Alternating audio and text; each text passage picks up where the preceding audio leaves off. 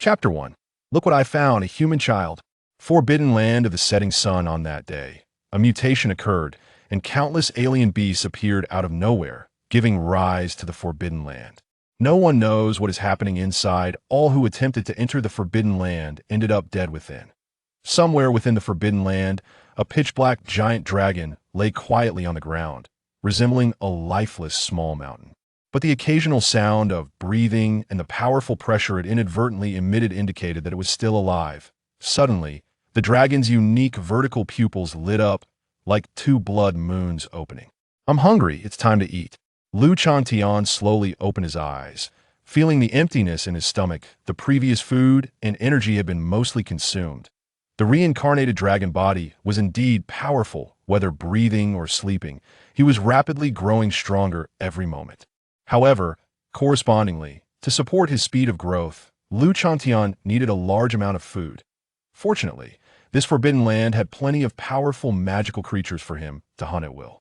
His robust limbs supported his massive body, and the two enormous wings on his back spread open, resembling two black iron curtains. With a flap of his wings, a storm-like wind swept through, and his mountain-like body took to the sky. "Over there, it seems there's a big guy." After hovering in the air for a moment, Changtian flew towards a certain direction.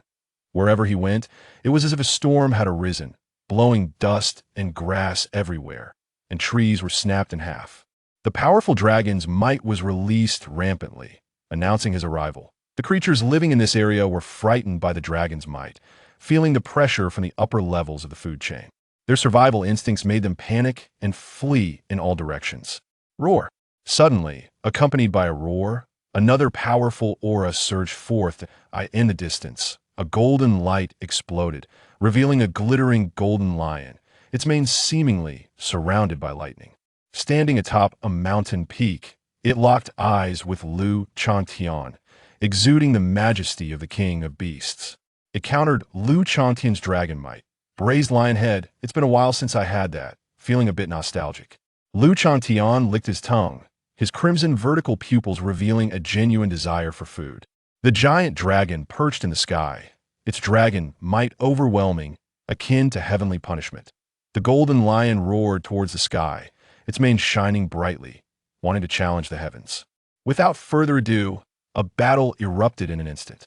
Not only did Changtian want to eat braised lion head, but this golden lion also wanted to slay the giant dragon invading its territory.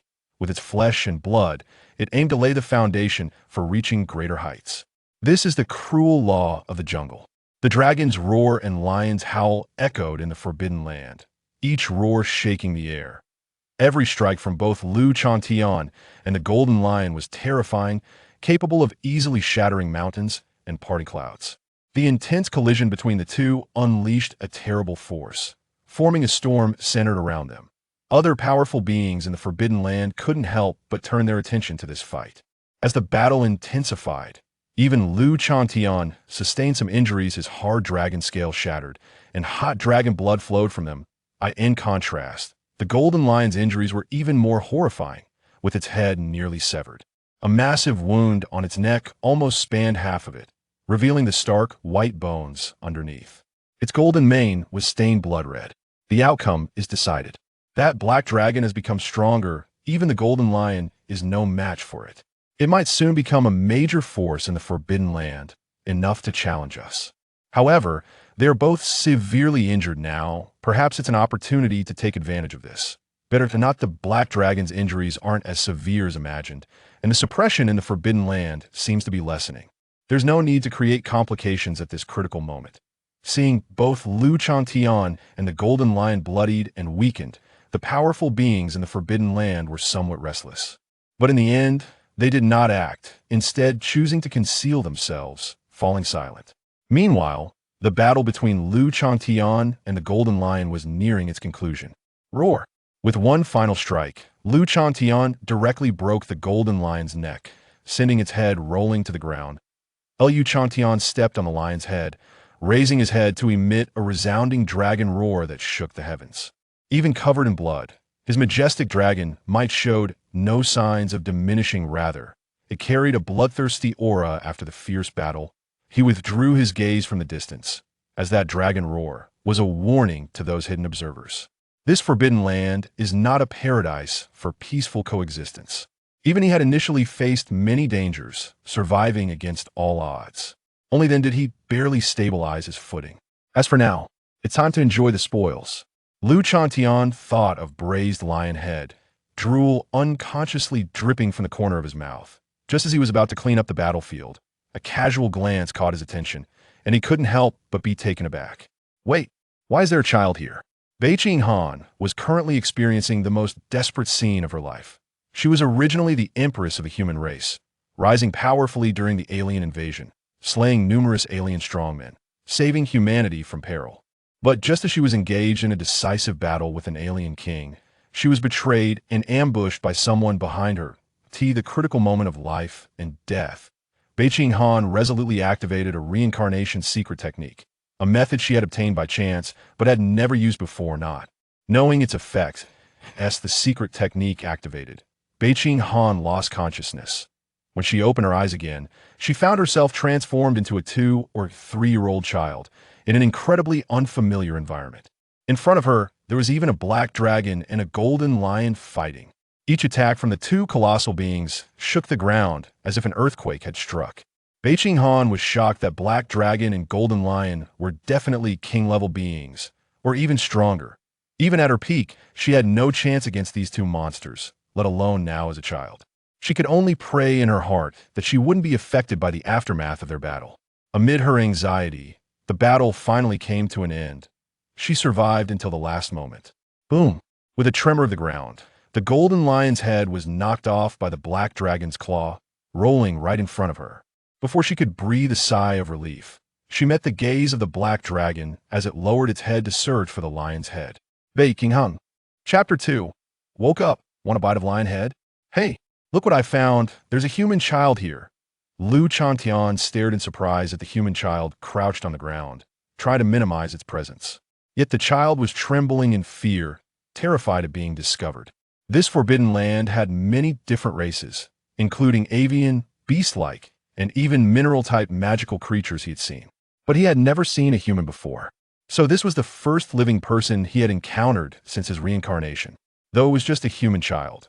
Seeing a fellow kin after so long made Changtian feel a sense of warmth. Although strictly speaking, he was no longer human. Wait, Changtian suddenly realized. If there was a human child here, could there be others? He suddenly flapped his wings, and his massive body soared into the air, the swirling gale nearly blowing the child on the ground. Bei Qinghan. Away that Changtian flew in the sky, his scarlet dragon eyes scanning the surroundings, showing no concealment of his probing into the forbidden area. Such a brazen attitude drew a wave of dissatisfaction for the powerful beings hidden in the shadows, thinking that this black dragon was simply provoking them. But ultimately, no strong individual took action. Meanwhile, Changtian felt a bit disappointed as he retracted his gaze. Is there no one? Within his line of sight, he saw no other humans apart from the small child on the ground. This made him somewhat curious, since there were no other people. Where did this human cub come from? Could it be that they came from outside the forbidden area? Changtian had once learned from a powerful alien that he was currently in a forbidden area, where only various ferocious beasts and aliens resided. Outside the forbidden area, there were humans. Perhaps this human cub had come from outside. However, regardless of how this human cub came to be here, compared to himself, this little one seemed a bit pitiful. Although he too had transformed into a young dragon, one must know that the body of a young dragon was much stronger than that of a human cub, and it grew significantly faster. This was what allowed him to survive in this perilous, forbidden area. But this human cub was different, that if nothing unexpected happened in this forbidden area, it would hardly last a day. Yet she was also fortunate, because she encountered him. Recalling the difficult days of survival when he was a young dragon, struggling to find enough food, having to snatch it from the mouths of those magical creatures. Changtian had been through rain and did not want this poor little one to suffer the same hardships again. That's right. He planned to adopt this child. This wasn't particularly difficult for him. Now, he wouldn't say he aimed to dominate the forbidden area, but with his current strength, he could easily protect himself within it. Taking care of a human cub was a piece of cake. With that thought, Lu Changtian maneuvered his wings and slowly descended. As his huge body landed on the ground, the moment his four limbs touched the earth, the massive weight caused the ground to tremble slightly, and his four claws sank slightly into the soil. Little one. After landing, Lu Changtian intended to observe the human cub up close. However, he forgot that he was now a giant dragon, especially after just going through a battle, with blood and fierce energy still lingering on him. The human cub stared blankly at him as he approached, completely unresponsive, as if stunned with fear. Then, with a sudden close of her eyes, she fainted. Is she asleep? Or did I scare her faint? Lu Changtian scratched his cheek with one claw, feeling a bit perplexed. But to be honest, looking at her now, this human cub was quite adorable, her small body chubby and white, with the unique baby fat of infants. Her skin was as white and tender as egg whites, and pinching her would leave a red mark on her, of course. This was true for humans if Lu Changtian were to pinch her. This little one was still smaller than his fingernail. A pinch would make her disappear. Since it has come to this, let's eat first. Not quite sure how to deal with this little one. Lu Changtian shifted his gaze to the golden lion beside him.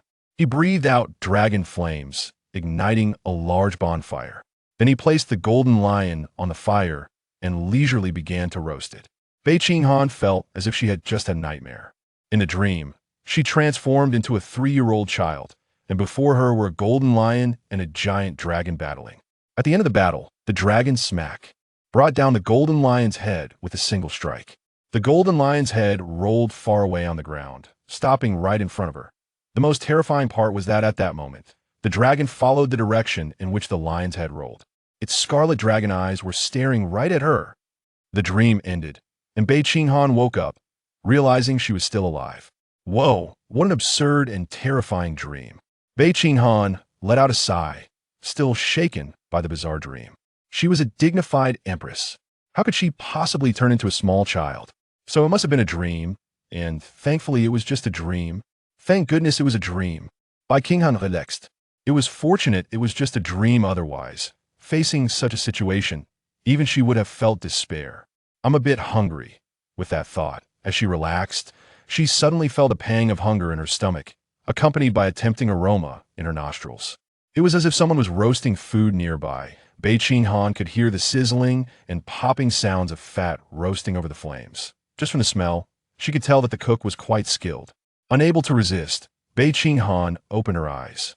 Before her was a blazing bonfire, and the enticing aroma was wafting from there. Looking up, she saw the dancing flames licking the meat above, coaxing out the fat and making the food even more fragrant and tender. Bei Qinghan was so captivated that she momentarily forgot to consider her situation. Meanwhile, Lu Changtian also noticed that the human cub had awakened, her eyes fixed intently on the lion's head in his claws. He couldn't help but chuckle. He hadn't expected this little one to be such a foodie. Seeing that the lion's head seemed to be roasted to perfection, Lu Changtian took it off the fire and offered it to the little foodie. Hey, you're awake. Want a bite? Bei Qinghan turned her gaze towards the direction of the voice and saw a giant dragon, as big as a small mountain, with a massive claw holding a thick tree branch. The branch had been cleared of its twigs and had a golden brown roasted lion's head sticking out, reaching towards her. The scene before her was so shocking that Bei Qinghan's gaze instantly froze. The dream was real. Chapter 3. Now that it has come to this, let's eat first. There's a good news and a bad news. The bad news is that the dream is real. She really has turned into a child, and that giant dragon and golden lion are also real. The golden lion has even been turned into a barbecued lion head by the giant dragon. The good news, however, is that this giant dragon seems to be a bit slow. Not only did it not kill her, but it even asked her if she wanted to eat the barbecued lion head. This is simply absurd. Bei Qinghan couldn't understand the situation for a moment and could only respond with silence. Don't you like to eat? That shouldn't be the case. He thought his barbecue skills were quite decent. He lowered his head and sniffed. It smelled quite good. Lu Changtian waved the barbecued lion head in front of the human cub. The motion of the lion head swaying in the air created a gentle breeze, carrying a rich aroma that reached Bei Qinghan's nostrils. She could smell the unique smoky flavor of barbecue. Galugulu. Bei Qinghan couldn't help but swallow, feeling her stomach growl again. Bei Qinghan. Of course she likes to eat, but look at how small she is now. One eye of that lion head was bigger than her entire body. How could she eat it? It was uncertain who would eat whom. Bei Qinghan was helpless. She could only open her small mouth and hands to show the giant dragon in front of her. She wasn't refusing to eat. It was just that her ability didn't allow it. Changtian extended a claw, cut off a small piece of meat from the lion head, and tossed it to the little creature in front of him. Here, eat it. Although Bei Qinghan still couldn't figure out what this dragon was thinking. She was indeed too hungry now and couldn't care about those trivial matters. In any case, no matter what this dragon wanted to do with her current child's body, she couldn't put up any resistance. So, now that it has come to this, let's eat first. Other matters can wait until she is full. She hugged the small piece of meat that Changtian had cut off. Indeed, although it had been cut into small pieces as much as possible, it was still a bit large for her tiny body. Bei Qinghan struggled to hold the meat and stuff it into her mouth, not caring that her small hands and face were getting greasy, and took a big bite. Then, Bei Qinghan raised her head with a speechless expression. She couldn't bite it. Bei Qinghan hugged the meat with a face full of despair. There was nothing more hopeless in the world than this. Clearly starving, with delicious barbecue right in front of her, but she couldn't bite it due to her physical condition. Just then, it seemed that the giant dragon noticed the predicament she was facing and kindly asked, "Do you want me to help you break it?" Changtian's intention was to use his claws to break the meat into smaller pieces for easier eating. But to Bei Qinghan's ears, it meant something else. Some human grandparents would chew food for their grandchildren when they encountered difficult-to-swallow food, then feed it to them. Bei Qinghan had always thought this behavior was a bit uncivilized. And if a giant dragon did this to feed her, Bei Qinghan suddenly felt a chill all over her body. Not knowing if this guy had brushed his teeth, she immediately got motivated, holding the meat tightly and biting into it, quickly gnawing off a piece and chewing hard. At the same time, she raised her head to signal Changtian, indicating that she could manage and didn't need his help. All right, this little creature is quite strong-willed. Changtian shrugged, noticing that the little one was having a bit of difficulty eating. However, since she insisted, he was happy to save some effort and started eating himself. Neither of them spoke, each focused on their meal. Changtian, after transforming into a dragon, had a large appetite. Wanting to grow stronger required more energy, and eating was an important channel to gain that energy. So almost the entire golden lion went into his stomach, leaving it clean. To his surprise, this little creature, looking so small, had quite a good appetite. After finishing the portion he initially gave her, she even ate a little more. Burp! After stuffing the last piece of meat in her mouth, Bei Qinghan held her round belly and let out a big burp without caring about her image. Although as a 3-year-old child, she didn't really have any image to begin with. Bei Qinghan never expected that a giant dragon's barbecue skills could be this amazing. It was simply on par with those human barbecue masters. Of course, if it was just delicious, it wouldn't have made her feel so full. The main reason was that the golden lion was strong. Its body could be considered a kind of precious medicine, rich in nutrients and powerful energy. This was very much needed for her, who had turned into a child and urgently needed to grow stronger. It's definitely not because she is greedy. Just as Bei Qinghan was digesting the energy in her body. Hey, little one. Changtian, who had finished eating, lowered his head, his crimson dragon eyes sizing up the human cub. Can you understand what I'm saying?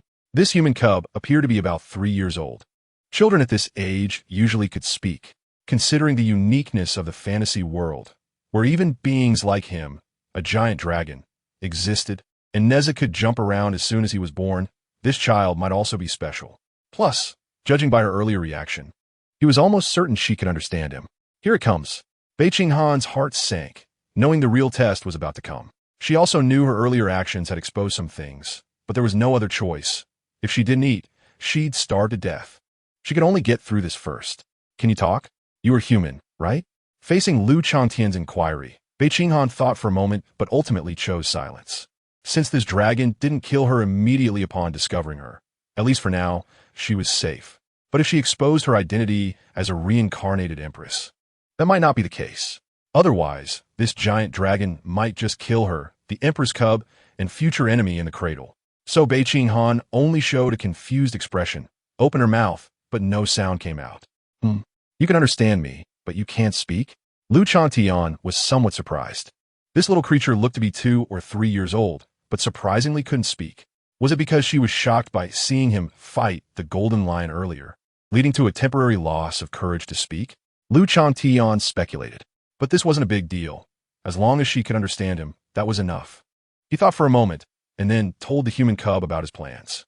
I estimate it's too troublesome to explain, and you might not understand, so just live with me from now on. If you agree, nod your head. If you don't, shake your head. Lu Changtian said, waiting for her response.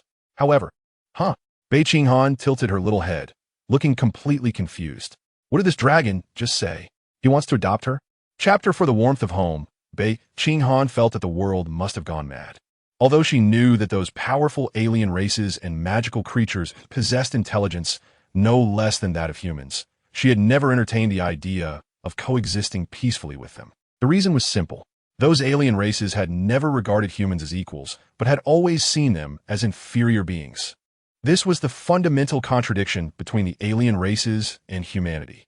And now, a giant dragon was saying it wanted to adopt her. Bei Qinghan was completely stunned. Even as an empress, unaffected by the collapse of mountains before her, she couldn't help but show a look of existential doubt now. She tilted her head and uttered a syllable. What kind of response is that?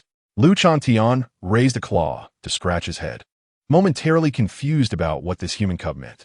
Was it a yes or a no? Forget it. If you don't speak, I'll take that as a yes, and you'll follow me from now on. After pondering for a moment, Lu Changtian decisively made a decision for her. Bei Qinghan was about to say no, but suddenly realized that her current persona was supposed to be silent. She could only swallow the rest of her words. Watching helplessly as Lu Changtian's dragon claw approached her, grabbing her in his palm. Then he soared into the sky. As she looked down at the ground, getting closer, Bei Qinghan felt like crying, but had no tears. Since he had decided to adopt this human cub, their future life could not be as carefree as before. At the very least, it couldn't be like before, where they just found a random spot to lie down and sleep. Otherwise, while she herself might be fine, this fragile human cub probably wouldn't survive a single night. So Lu Changtian abandoned the idea of flying back to his original sleeping place and began to survey the area in the air. The sunset forbidden land was vast, with large areas of forests and mountains. After thinking for a moment, Lu Changtian ultimately chose a mountain as their new home. This mountain was relatively remote within the forbidden land, surrounded only by some weak magical creatures, avoiding the territories of those powerful beings. Although Lu Changtian was not afraid of them, it would still be troublesome if they discovered the existence of the little one. After all, unlike himself, he could sense the great hostility that the alien races had towards humans within the Forbidden Land. Lu Changtian folded his wings and slowly landed on the mountain. Roar! Lu Changtian let out a resounding dragon roar, his overwhelming dragon might unabashedly pouring out, soaring into the sky. It almost formed a roaring giant dragon in the air, bearing its fangs and claws, showcasing itself. He was declaring to the powerful beings within this forbidden land, "This mountain would be my territory from now on." This time, the powerful beings within the forbidden land did not voice any objections. In fact, as long as one reached a certain level of strength, they were qualified to designate an area as their territory, just like the Golden Lion before. And as someone who had slain the Golden Lion, Lu Changtian naturally had that qualification. The powerful beings communicated secretly and reached a consensus. Allowing this dragon to find a place to settle down was not a bad idea. It would prevent him from wandering around the Forbidden Land all day, causing trouble and creating a mess. There were many magical creatures and alien races on Mountain. Upon sensing the arrival of this powerful being, they all rushed out of their nests, trembling and kneeling on the ground. They felt a powerful sense of oppression, an existence that was above them, with levels of life not on the same scale. Not a single thought of resisting this terrifying dragon crossed their minds. All of them trembled, expressing their submission to Lu Changtian. After intimidating the magical creatures and alien races in the Forbidden Land, Lu Changtian withdrew his dragon might. Sleeping outdoors wouldn't do. They still needed a place to shield from the wind and rain. "Let us dig a hole here," Lu Changtian thought as he chose a spot. Then, he decisively began to excavate. He placed the little one aside and, under the astonished gaze of the human cub, instantly transformed into a construction dragon.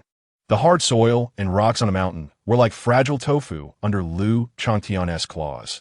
With each stretch and contraction of his claws, large chunks of soil and stone were moved away. In the blink of an eye, a cave was gradually taking shape. So this is how the caves where dragons live are dug out. Bei Qinghan felt that her useless knowledge had increased again. Just imagining those evil dragons transforming into construction dragons and grunting as they dug, her perception of them began to shatter. Finally, after Changtian's relentless efforts, a cave was completed. It faced south, had good lighting, and was well ventilated. It was simply perfect. Changtian suddenly felt that not studying civil engineering in his past life was a waste of talent. Then, to prevent the little one's delicate little feet from being hurt by the stones, Changtian took out a carpet and laid it on the ground. As for where he got the carpet, that would be thanks to the Golden Lion. One could only say that the Golden Lion was full of treasures. Not only did its flesh contain rich energy essence that could help Changtian evolve, but even its fur could be used as a high-end carpet. The fluffy fur felt like stepping on clouds. It was extremely comfortable. Changtian left a good review after using it. Once everything was tidied up, he finally set Bei Qinghan down. He gently nudged the little one standing at the cave entrance, who seemed a bit timid and shy, and said, "Little one, this is our new home." Bei Qinghan's little feet stepped on the lion fur carpet, and the fluffy feeling made her feel as if she were dreaming. A ray of light poured in from the cave entrance, casting warm yellow light on the carpet, seemingly like a veil in the air. For a moment, she was lost in thought. Home, such a strange word. Bei Qinghan was an orphan. Her parents had passed away before she could remember, and she had lived a difficult life alone, so she had never experienced the warmth of home. Later, after becoming an empress, although she gained immense power, the distance between her and others also grew greater. People were always filled with awe towards powerful beings. The same was true for Bei Qinghan. They respected her, but also feared this empress. They followed her, but dared not get too close. Therefore, all along, Bei Qinghan had been alone, with no one ever entering her heart. She had always believed that as an empress, she did not need such things. An empress was naturally aloof. But at this moment, looking at the rough cave before her, feeling the soft carpet beneath her feet, and seeing the giant dragon beside her, who was still a bit dusty and appeared somewhat disheveled, contrasting with the terrifying image of dragons, Bei Qinghan's heart was suddenly touched. For the first time, she felt the warmth of what was called home. Chapter 5. There's a kind of cold that makes Dad think you're cold. Perhaps it was due to experiencing a great upheaval, causing her mental and emotional distress. Or perhaps it was because she had turned into a small child and was a bit drowsy. Bei Qinghan soon fell asleep. She slept very deeply. When she was still very weak, she had to struggle every day for survival, worrying about the next meal after finishing the previous one. Even when sleeping, she could not find peace. Afraid of being attacked by alien beasts while asleep, she had to remain vigilant at all times, waking up at the slightest sound. Later, after becoming the empress, she was responsible not just for herself, but for the survival of the entire human race. A slight mistake could lead the entire human race into an irreversible situation. Therefore, Bei Qinghan could not afford to slack off, constantly squeezing her rest time. However, now that she had turned into a child, she no longer needed to worry about these things. Worrying wouldn't help. Plus, with a giant dragon by her side, she didn't have to worry about being attacked by other monsters. So, Bei Qinghan could be said to be completely relaxed, almost entirely letting her guard down against external dangers. This was a rare opportunity for her. Of course, if one were to say that there was something wrong with this sleep, there was indeed. Bei Qinghan slowly opened her eyes and looked at the giant dragon blocking her in front of her, her innocent face showing a hint of helplessness. The dragon had thoughtfully positioned itself between her and the cave entrance, using its enormous body to seal the entrance and block the cold wind that might blow in from outside at night, leaving only a small gap for ventilation. Thinking that this wasn't enough, Changtian even specially cut a small piece of fur from the golden lion to make a small blanket, just enough to cover the little one. Here, we have to give a shout out to the golden lion. The texture of its fur was so good that using it as a blanket was very comfortable. The insulation effect was also quite good. Logically speaking, such a detailed action should feel very heartwarming. Bei Qinghan was indeed quite touched at first. Despite its enormous size, the dragon didn't need a blanket. It still noticed such a tiny detail. The nighttime temperature wasn't too high, but with the dragon blocking the wind, Bei Qinghan felt not the slightest bit cold under the blanket, and in fact felt a bit hot. She wanted to lift the blanket to cool off. However, every time she slightly lifted the blanket and extended her small hands and feet to cool down, Lu Changtian noticed and firmly pulled the blanket back over her. Lift cover. This went on repeatedly. Seeing her lift the blanket several times, Lu Changtian thought it was because this little human cub had a naturally bad sleeping posture. To avoid her catching a cold, he even extended a claw to press down on the blanket. Now Bei Qinghan was completely helpless. Sealed in the blanket, she looked up at the cave ceiling, feeling a mix of amusement and exasperation. She knew this dragon was afraid she would catch a cold, but the problem was that she wasn't cold at all, and in fact felt a bit hot. There's a kind of cold that makes Dad think you are cold. And so the night passed. The next morning, when Bei Qinghan opened her eyes, the first thing that came into view was a gigantic claw gently pressing down on the small blanket covering her. The dragon's body rose and fell slightly with its breathing, but that claw didn't move an inch. Bei Qinghan knew it was to avoid hurting her. Seeing this scene, the resentment in her heart towards Lu Changtian for forcibly covering her with the blanket last night instantly dissipated. This dragon was a bit too concerned about her, wasn't it? Bei Qinghan couldn't help but murmur in her heart, as if complaining. But warmth surged in her heart. No matter what, it was worried about her catching a cold, right? At most. It was just because it was a dragon and didn't know about human cold resistance, overreacting a bit. Just as she was spacing out, the giant creature in front of her suddenly moved. Its enormous size made even a slight movement of the dragon's head feel like a mountain was shifting, creating an overwhelming sense of pressure. It was as if a mountain was moving in front of her, a strong visual impact. Especially now that Bei Qinghan had turned into a small child, she could deeply feel this. Lu Changtian lifted his head, habitually intending to stretch his body and let out a fierce dragon roar, but suddenly realized and abruptly stopped his movement. He lowered his head and found that the little one beside him was already awake. Despite his earlier large movements, the little one hadn't been scared at all. She neither cried nor fussed. Instead, she opened her big, round eyes wide and stared at him quietly, her little face adorably pink.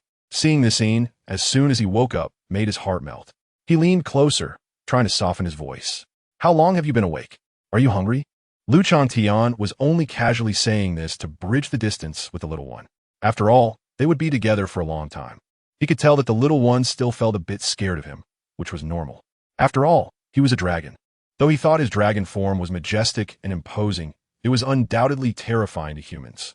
It was impressive that the little one hadn't cried out of fear. However, what surprised him was that this little human cub actually responded to him. He saw the little one open her big, round, black eyes, staring at him intently. And after a while, she nodded.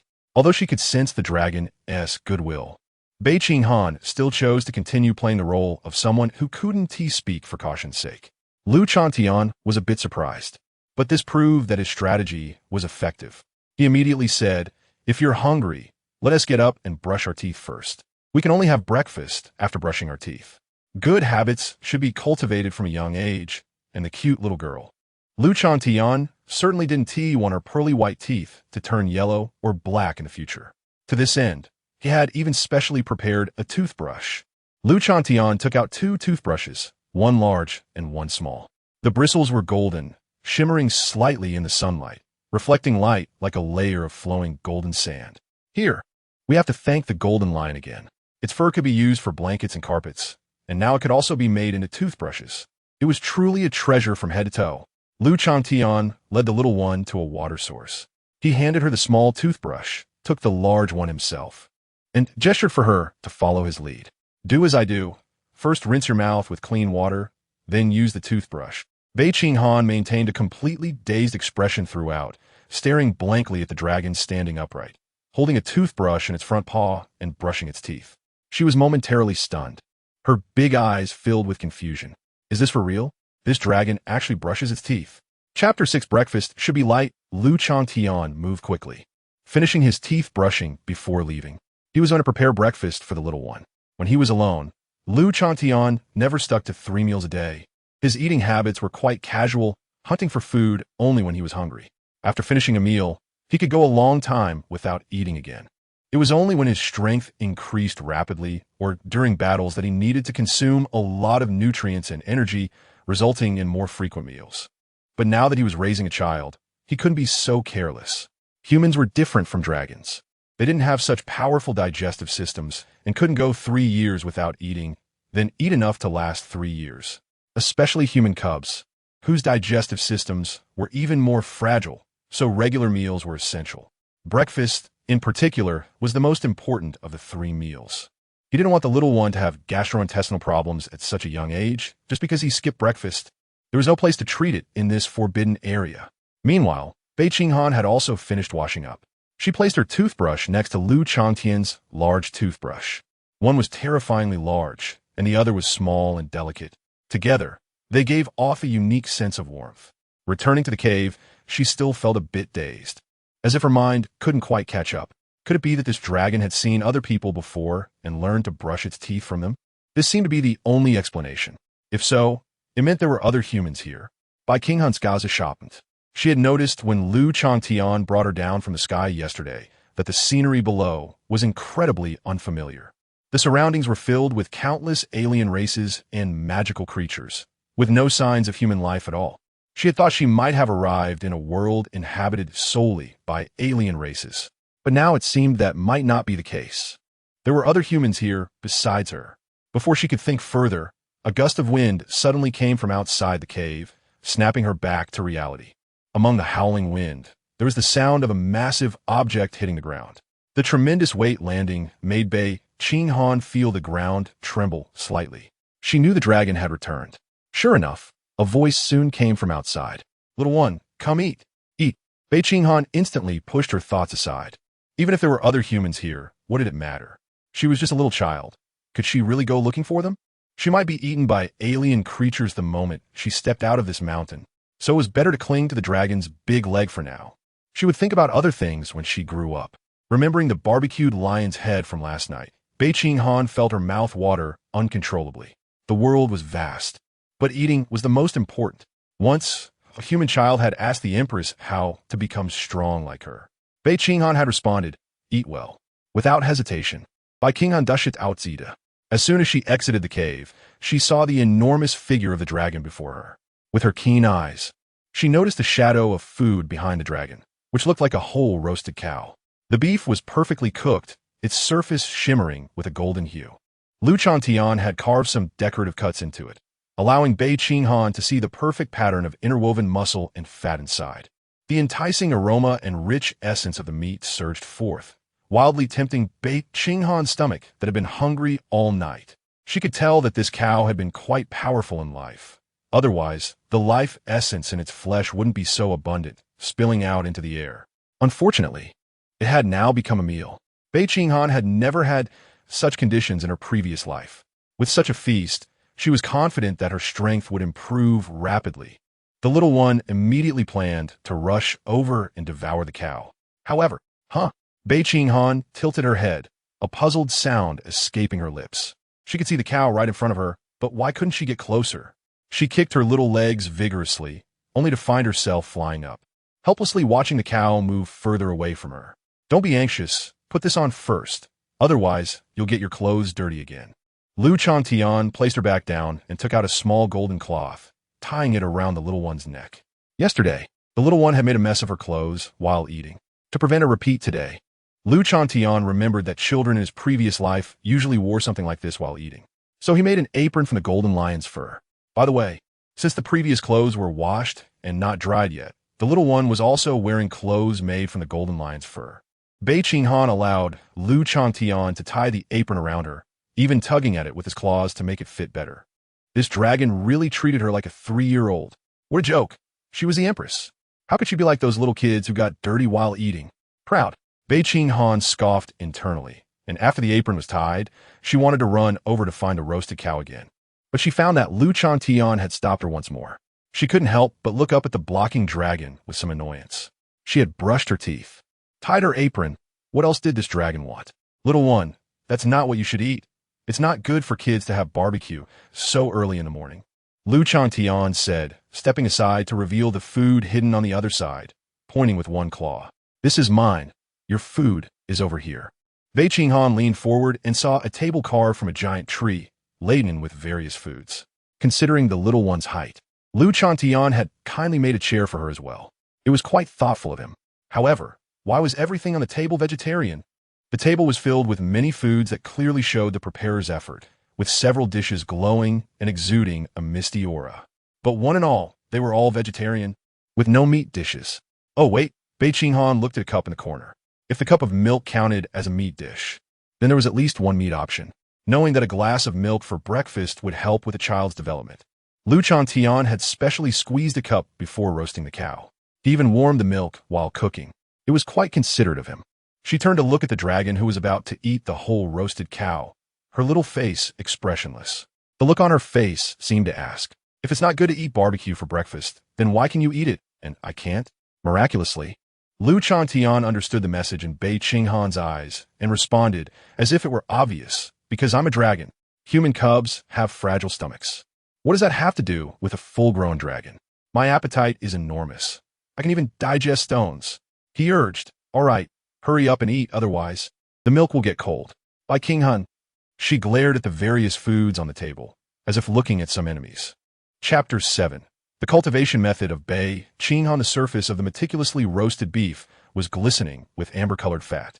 2 rows of dagger-like teeth tore through the outer layer, easily shredding the muscle tissue beneath, allowing the tender juices to flow out.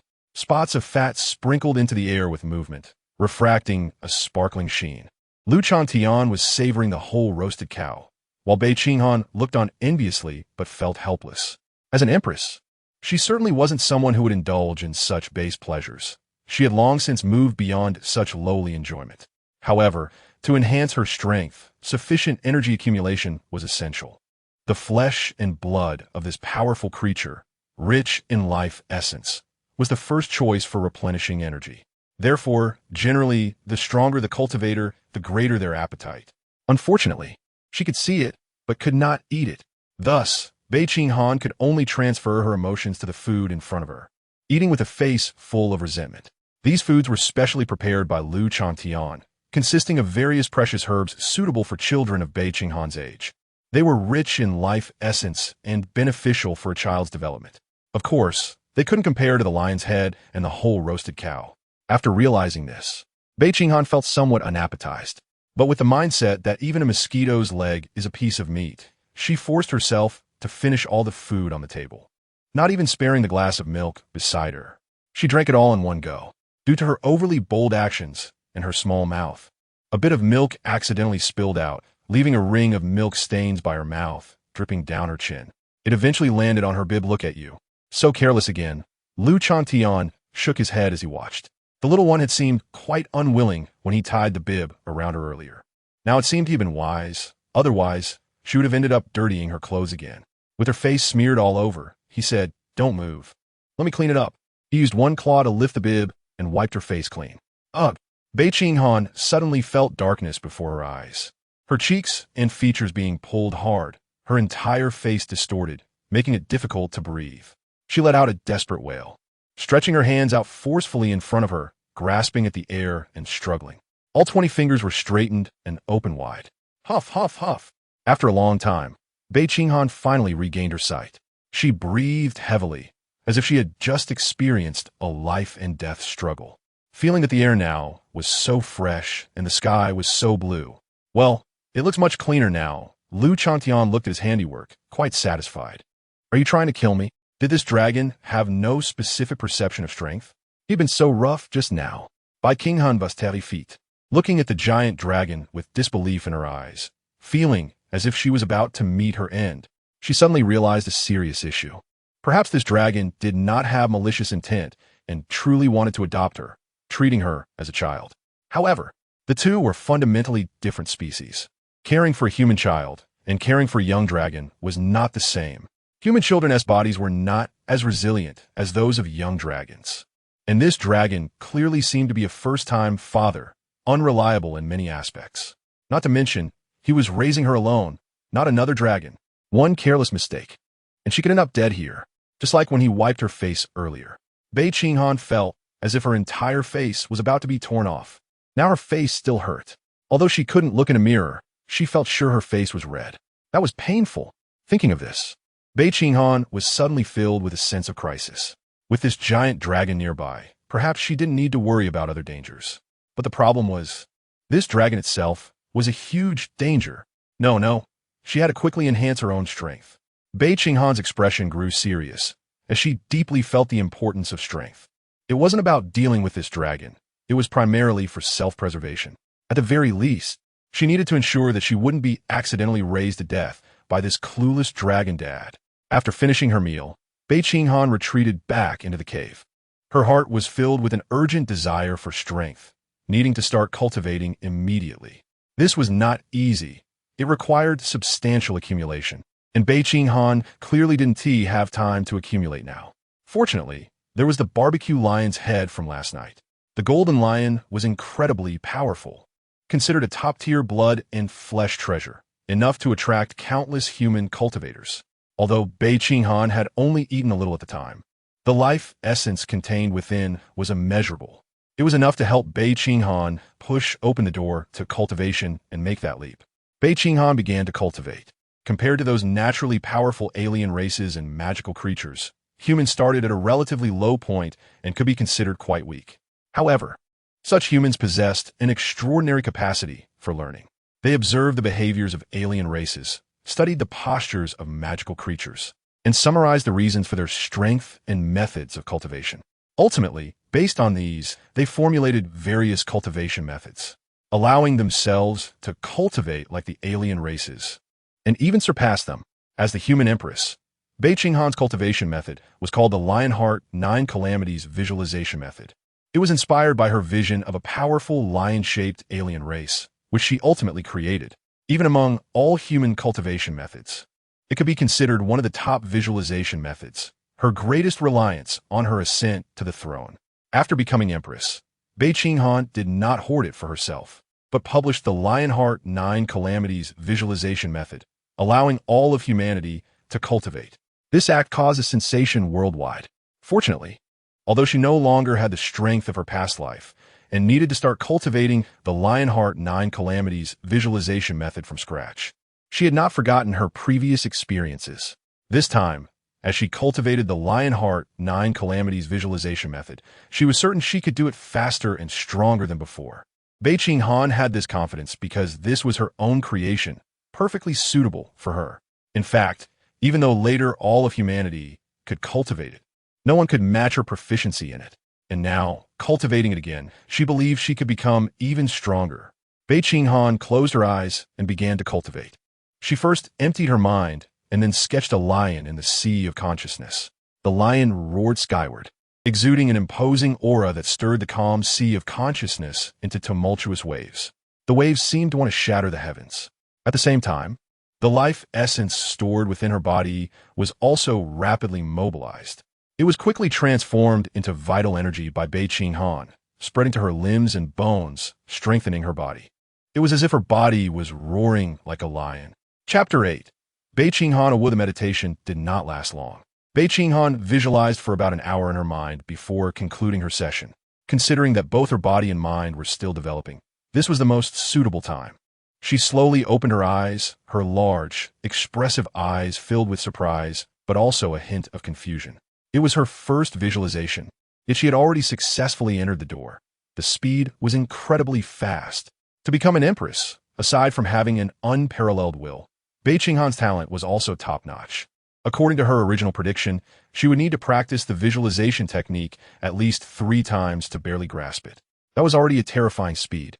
This was based on the fact that she had previous training experience and was the creator of this visualization technique, making her extremely familiar with it. It should be noted that even after humanity had created so many visualization techniques, the difficulty of this one was definitely among the top. Even if Bei Qinghan fully shared her insights on training, there were still very few who could achieve success. No one had reached her level.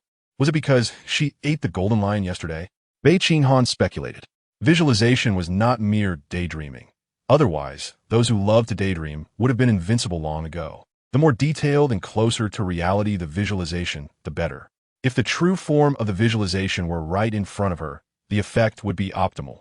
And she had eaten the golden lion yesterday. Even the blanket she slept under and the clothes she wore were made from the lion's skin. Could there be anything more detailed than this?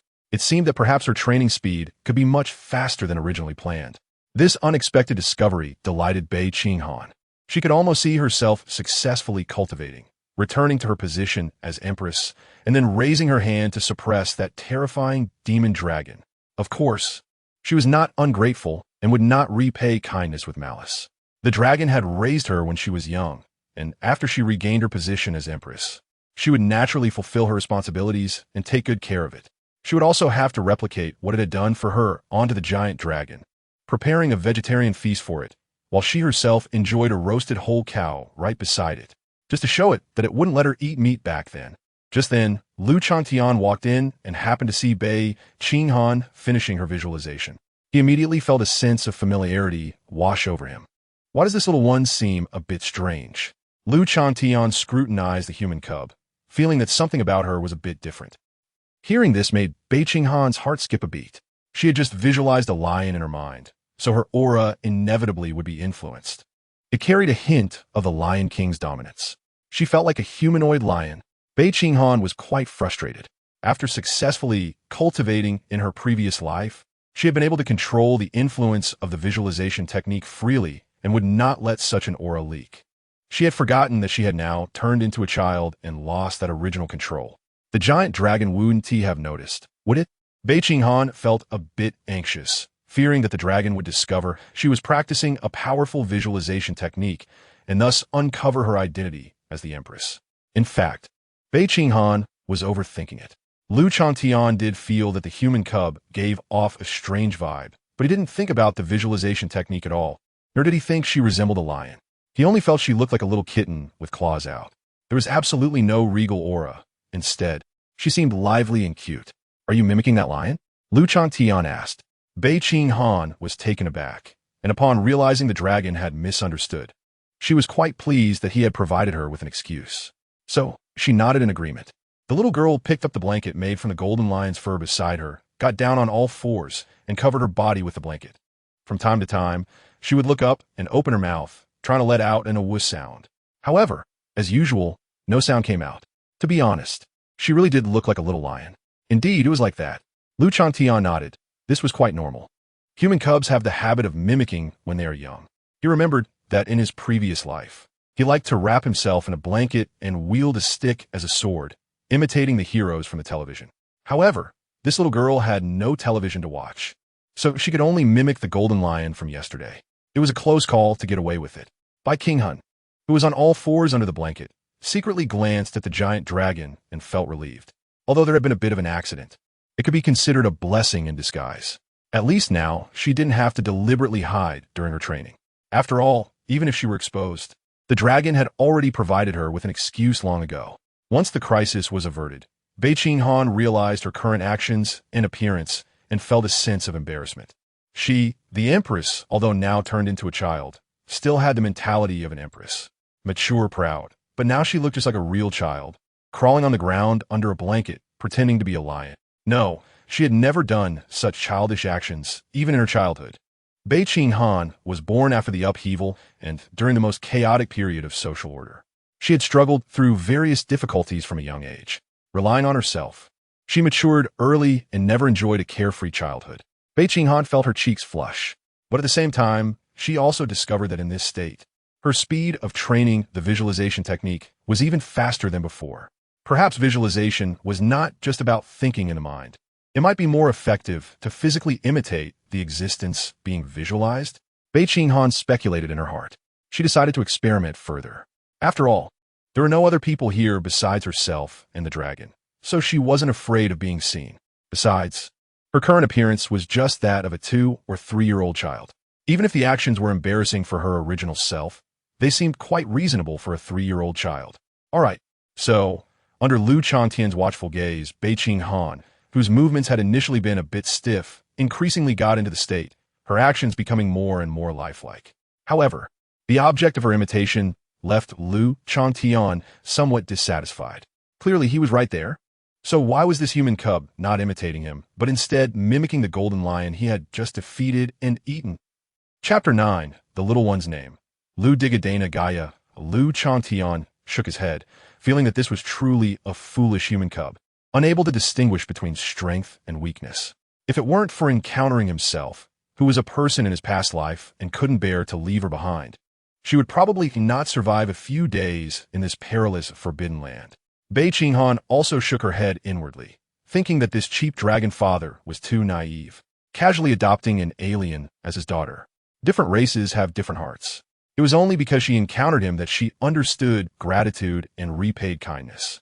If it were someone else, they might hug the dragon's thigh tightly when they were weak, and once they gained strength, they would turn around and kill the dragon. After all, this was a dragon, and the materials on it were incredibly precious, capable of swaying anyone's heart. The dragon's teeth and claws could be made into weapons. Its scales could be woven into armor, and its flesh could be used to create various precious medicines to enhance oneself. In the era of great upheaval, what was once the most basic humanity towards humans had now become something quite precious. Some people might seem honest on the surface, but behind the scenes, they could do anything for survival. It was not uncommon for a victim to be saved by a benefactor, only to turn around and stab the benefactor in the chest with a blade. Not to mention that humans and aliens were originally enemies. Who knows how many human lives had perished under your claws? Even if there aren't any now, that may not be the case in the future. So killing you now can be seen as a precaution, eliminating future harm to the people in advance. Those hypocrites are the best at using this method to whitewash their actions and find excuses for themselves.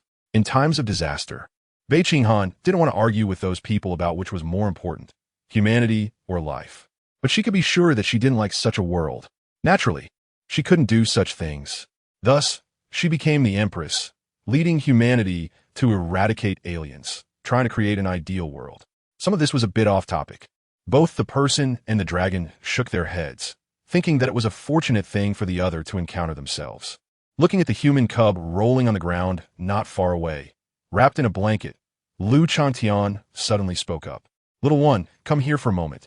Although she told herself that Changtian was just a dragon, Bei Qinghan still felt her cheeks flush slightly under his direct gaze, feeling a bit embarrassed. Hearing Changtian's voice, she immediately breathed a sigh of relief and got up from the ground.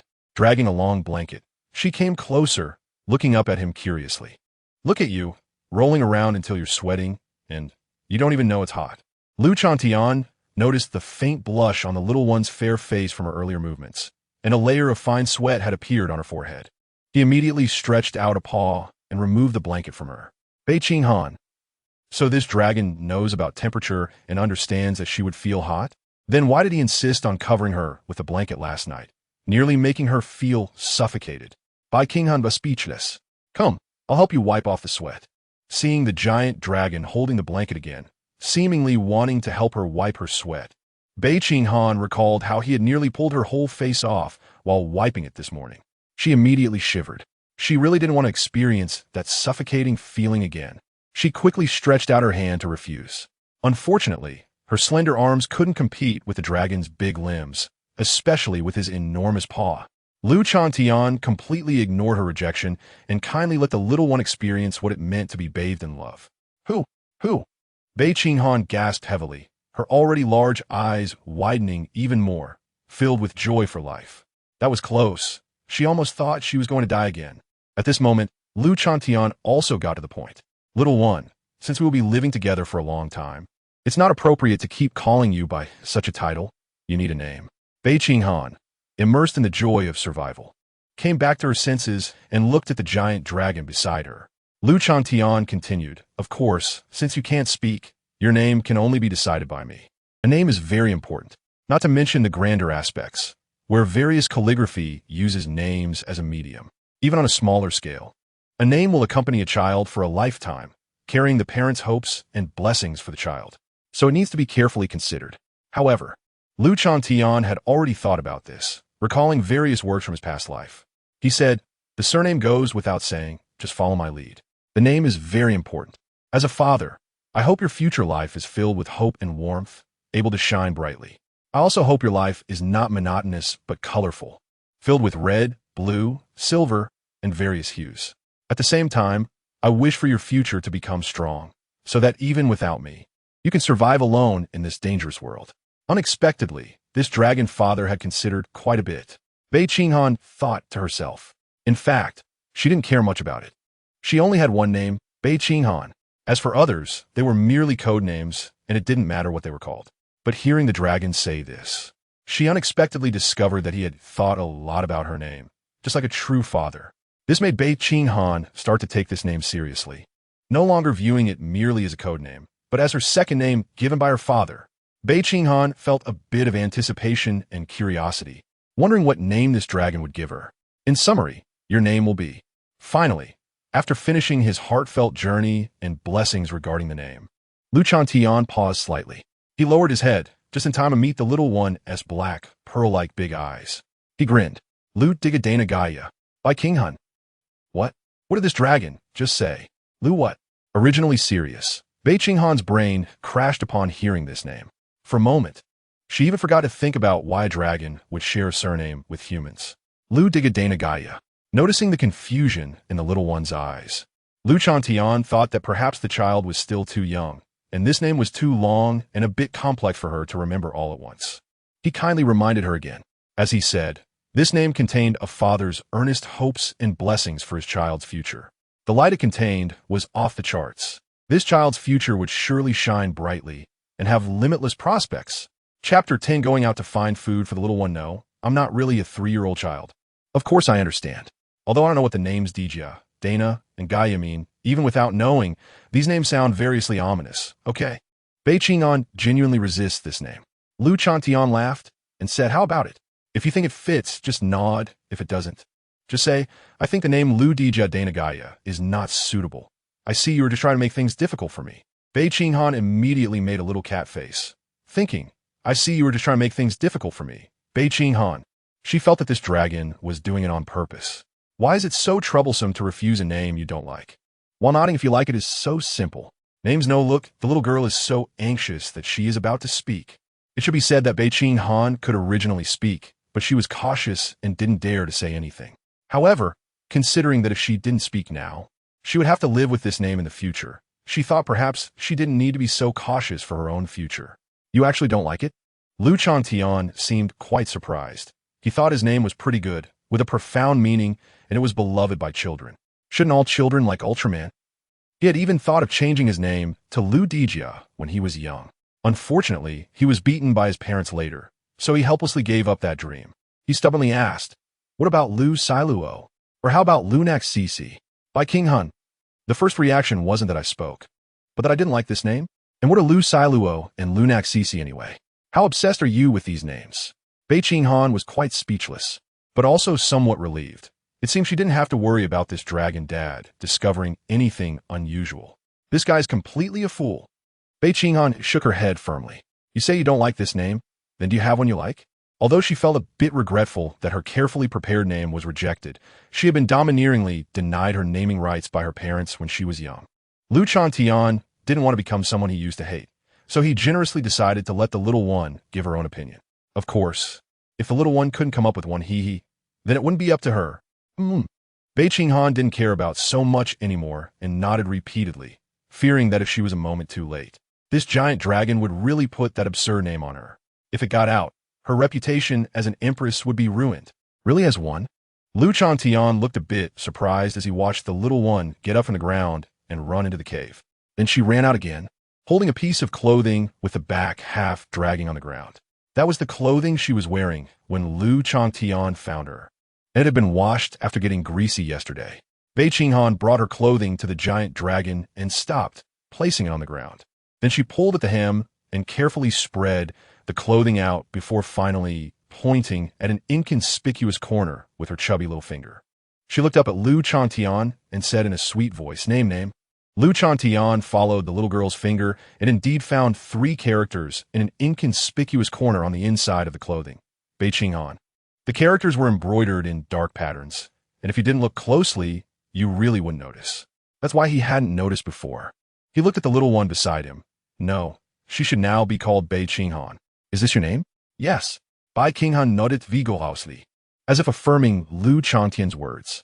She was glad she had the habit of having her name embroidered in her clothing. Otherwise, she wouldn't even have room to discuss with this dragon. TSK, fine. Lu Changtian clicked his tongue and could only helplessly accept the fact that the name he had given was once again abandoned. This name can be your formal name, but we need to come up with a nickname for everyday use. I see your skin is fair and delicate, so let's call you Xiao Bai. Lu Changtian had heard the saying that a bad name is easy to raise. But how could he give such a name to such a cute little girl? He really couldn't bear to name her something like Dogsheng or Taiju. What about when the little girl grows up? So he casually chose a catchy name for a nickname. After all, as long as he was around, he would definitely ensure the little one grows up healthy and happy. What danger? Let me ask him first. Bei Qinghan was Zulmavat Zulpeist. She had originally thought she would be given a strange name by this dragon dad again. But unexpectedly this time, it was surprisingly normal. Although the name Xiao Bai sounded a bit like calling a little cat or dog, it was still somewhat acceptable. Thus, the little one's name was settled.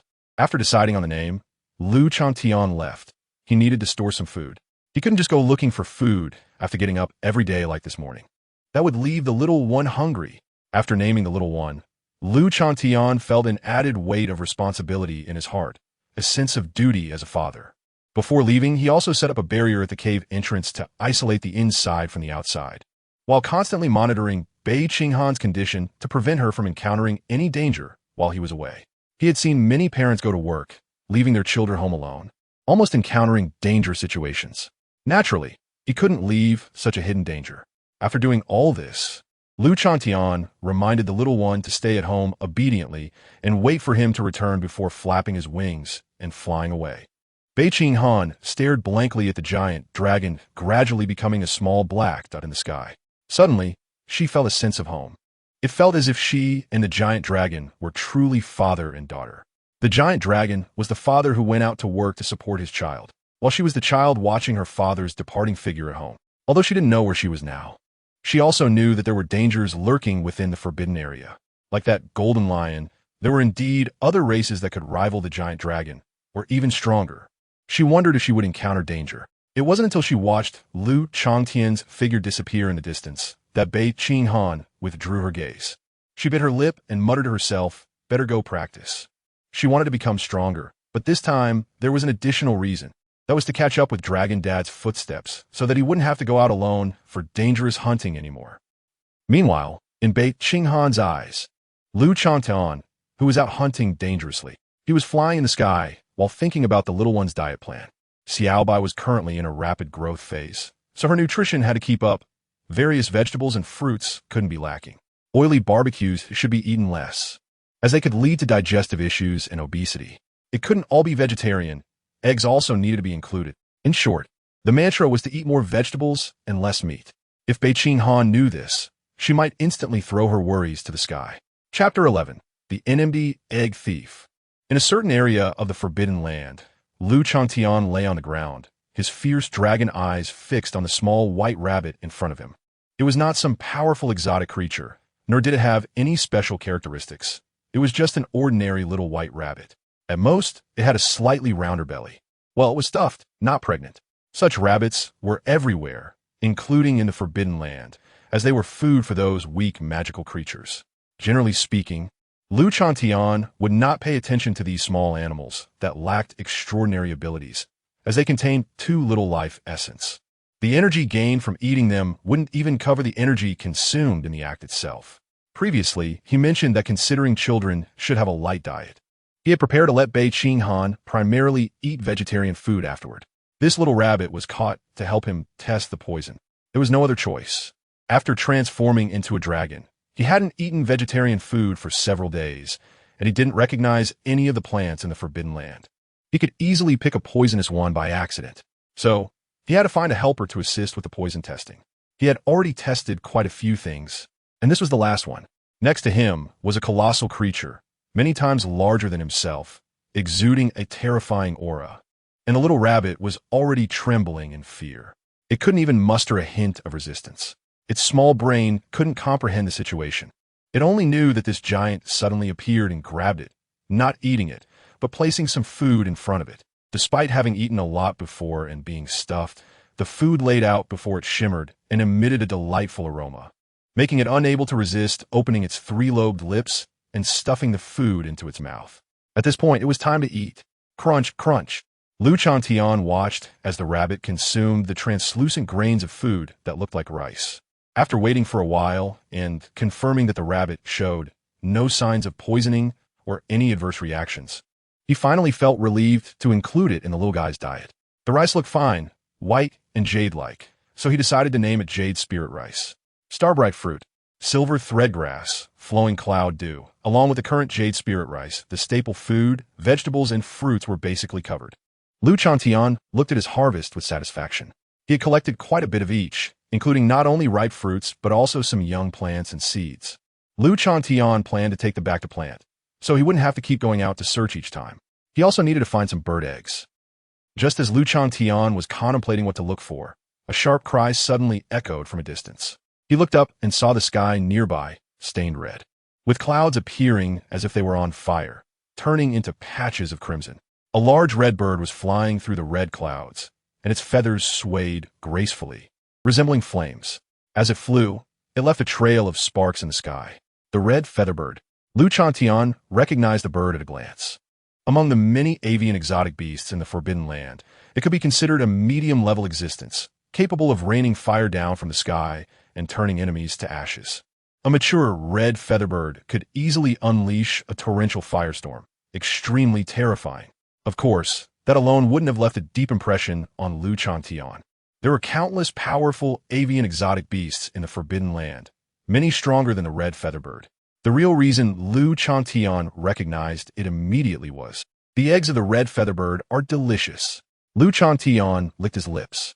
As mentioned earlier, he wasn't as powerful as he was now when he first crossed over. Initially, he was just a young dragon, unable to hunt magical creatures, and could only occasionally steal bird eggs to get by. The red featherbird had been one of those birds from which he had stolen eggs before. Even to this day, he still reminisced about it. Its strength might only rank as average among avian exotic beasts, but as an ingredient, its eggs were definitely top-notch. This evaluation came from a culinary dragon that had tasted many races' delicacies in the Forbidden Land. Quite authoritative. Speaking of which, he had never eaten roasted red featherbird. He wondered how it would taste. Lu Changtian bared his white teeth, already feeling a bit greedy. He thought his evaluation of the red featherbird was somewhat one-sided. Having only eaten the eggs and not the adult bird was unacceptable. As a gourmet dragon, this was very amateurish and not something he should do. So Lu Changtian decided to make up for his lack of evaluation on roasted red featherbird today. First, he needed to collect these things. Lu Changtian dug a pit and set up a barrier. He buried the food he had collected to avoid accidentally burning it while catching the bird later. This was the little guy's food for the near future. He also placed the little rabbit in the pit. After all, it had helped him test quite a bit of poison. Even without merit, it had put in some effort, so Lu Changtian decided to save its life. After doing all this, Lu Changtian stealthily approached the direction of the red featherbird. The red featherbird was known for its fiery temper, especially during the breeding season. During this period, its hostility peaked, and it would burn to ashes any living creature that dared to approach its nest to protect its eggs. This particular red featherbird was evidently different from ordinary ones. It didn't just burn creatures approaching its nest. It even unleashed its innate ability, showering the area with red flames and launching indiscriminate attacks. The burning sky twisted under the heat, and torrential fire rained down, with each spark carrying terrifying temperatures. It burned through solid rock, incinerated trees, and turned the surrounding area into a black wasteland, killing all nearby creatures. Initially, this red featherbird wasn't so extreme. Like most of its kind, it would only attack enemies near its nest. However, during its last egg-laying, it overlooked a hidden enemy that was very patient. While other egg thieves lured the red featherbird away, that enemy took advantage of the brief moment of absence to strike stealthily. Despite the red featherbird leaving flames to guard its nest, the thief endured the searing heat and stole the eggs. When the red featherbird returned to find its eggs stolen, it was furious and summoned flames to chase the thief to the ends of the earth. But the thief had already escaped. Having learned from its previous experience, this red featherbird now covered the entire area with flames as soon as it laid its eggs, completely eliminating any potential threats. It must be said that this time, it indeed burned to death quite a few magical creatures with intentions on its eggs. On the scorched ground lay several charred corpses of fierce beasts. Under the red featherbird's flames, they had no chance to escape. TSK. Is this red featherbird really this temperamental? As the root cause of all this chaos, Lu Changtian was completely unaware, watching from a distance in astonishment. If the previous red featherbird he encountered had acted this way, he really wouldn't have been able to handle it. Of course, He was no longer the same as before. Changtian boldly flew past the sky. The red feather bird, flying in the air, naturally noticed this uninvited guest. Caw! In an instant, the ferocity in the red feather bird's eyes surged like burning flames, and it let out a furious cry. Another egg thief. Along with its cry, flames surged violently, rushing toward Changtian like a tide. Chapter 12. Must come back safely. The blazing heavenly fire dyed a large part of the sky a flame-like red, and the clouds in the air seemed to have transformed into flowing flames. The red clouds were beautiful and magnificent, with flames cascading down like waterfalls from the red mist. It was as if a baptism was about to take place in this world, burning away the impurities. In the fire clouds, two figures darted through the flames. One was a red bird, draped in feathers that seemed to flow like flames, its wings resembling two red clouds, surrounded by countless fiery rings that formed fiery birds. The other figure was a giant dragon, completely black. The dragon flew in the air, facing the flames that had dyed half the sky alone. What Bei Qinghan saw was such a scene. She had been meditating alone at home, and she had unconsciously started to refer to this place as home. While she was lost in thought, remembering Changtian's solitary figure, she inexplicably felt restless. During her meditation, she often got distracted, her mind in a bit of a mess. Just then, she heard a sharp and furious cry that seemed to want to burn the world. What was that sound? Had a super fierce beast appeared? Bei Qinghan's heart tightened. Just from that clear call that echoed from afar, she could feel that it must be a powerful being. This was truly a mysterious place, not only with giant dragons and golden lions, but even one of them was such a strong, otherworldly creature. She couldn't help but recall the giant dragon that had gone out to hunt. Worry began to creep into her heart. Would her reckless dragon father be in danger? Thinking of her dragon father, who had gone out to find food for her, possibly being in danger, made Bei Qinghan unable to sit still any longer. She needed to go out and take a look. Otherwise, she wouldn't be able to relax. So, Bei Qinghan quickly got up from the ground, her small white feet bare. Her round and delicate toes stepped on the soft carpet as she scampered toward the cave entrance. Before she reached the entrance, she noticed the distant sky was slightly reddened. When she finally saw the outside scene, her eyes widened in shock. In the far distance, a small section of the sky was dyed red by flames, and a fiery divine bird bathed in flames like an emperor of fire. Opposite, it was a pitch-black giant dragon. Although the dragon was also large, it appeared somewhat small compared to the flames that burned half the sky. Seeing this scene nearly took Bei Qinghan's breath away. Wait, that bird bathing in flames. That is the scarlet feather bird. Bei Qinghan's heart raced anxiously. She had seen the scarlet feather bird before, or rather, she had seen records of it. During the mid-stage of the mutations, various powerful otherworldly beasts appeared, one of which was the scarlet feather bird. It manipulated flames and dealt devastating blows to humans from the sky. The moment the scarlet feather bird appeared, it burned down a survivor base of humanity, causing immense casualties. It later appeared multiple times, posing a significant threat to humans. Humanity paid a heavy price to eliminate it. And the scarlet feather bird before her now looked even larger than the one that had killed a large number of human powerhouses in the records. Its strength was beyond doubt. It was definitely another king level, or even a super king level fierce bird. Could he defeat this scarlet feather bird? Bei Qinghan's heart was in chaos. Although she had confidence in Changtian's strength, and the golden lion he had slain in front of her did not seem weak. The infamous reputation of the scarlet feather bird and the shocking scene of the heavenly fire and dragon made it impossible for her to judge.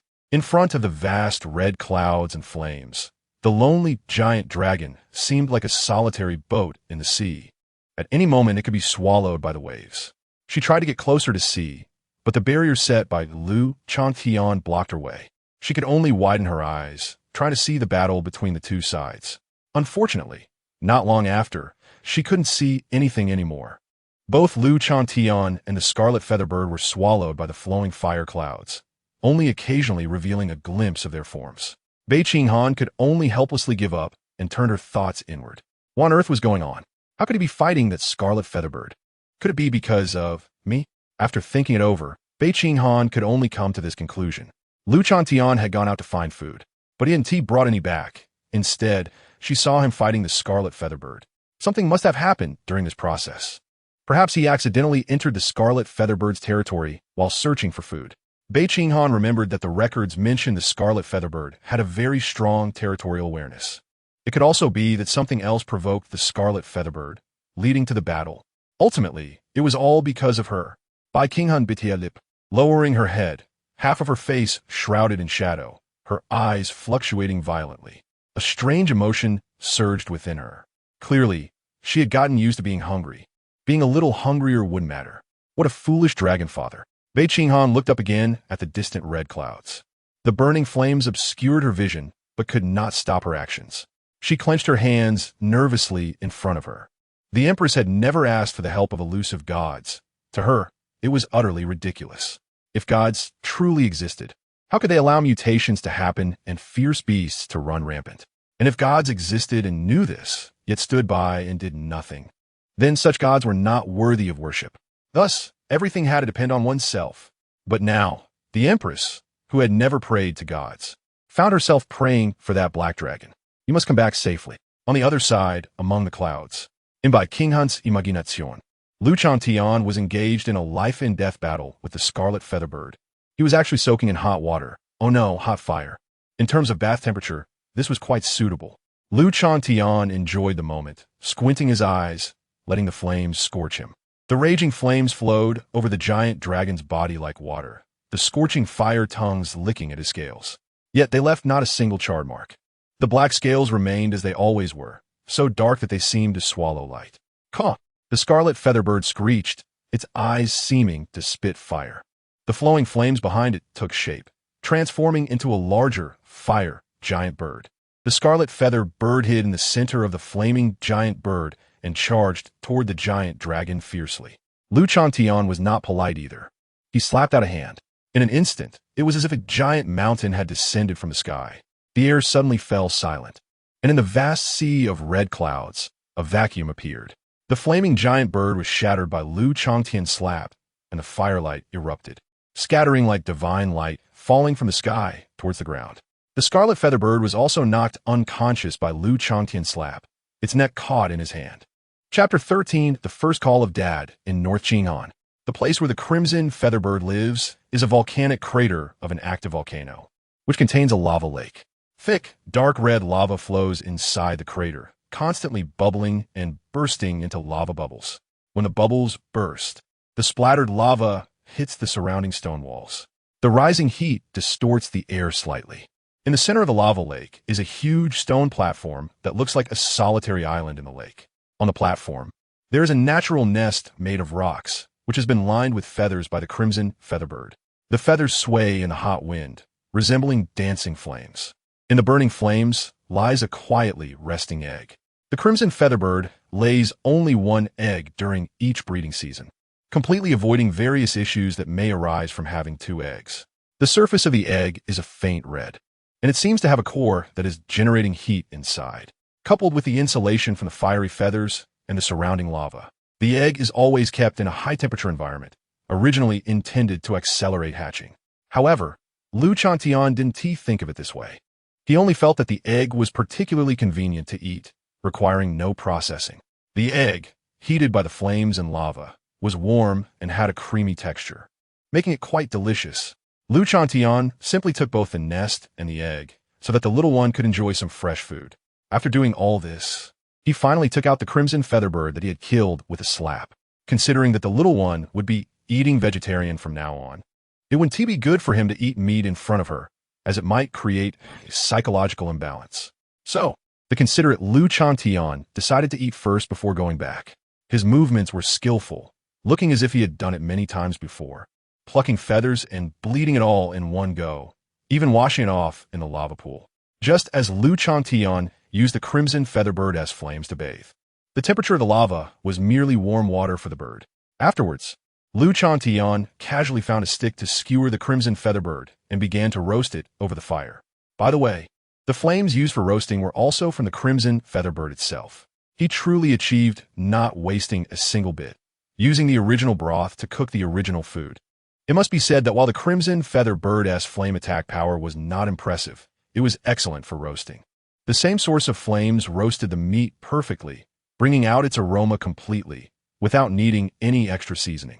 Changtian ate with great satisfaction. He added a note to the tasting record of the crimson featherbird. Roasting with the bird's own flames made it taste even better. After eating the bird clean, Changtian discarded the leftover bones into the lava pool to be destroyed and took off into the sky. He returned to the place where he had rested and found the food he had left there. When he dug out the little rabbit, it thought it was going to die, lying on its back with its 4 legs in the air, twitching. Changtian flew back. Bei Qinghan was nervously waiting in the cave.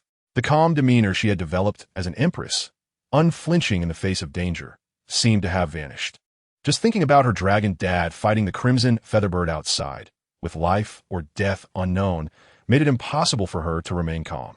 She walked anxiously back and forth in the cave, her gaze constantly watching the distance, hoping to see that longed-for figure.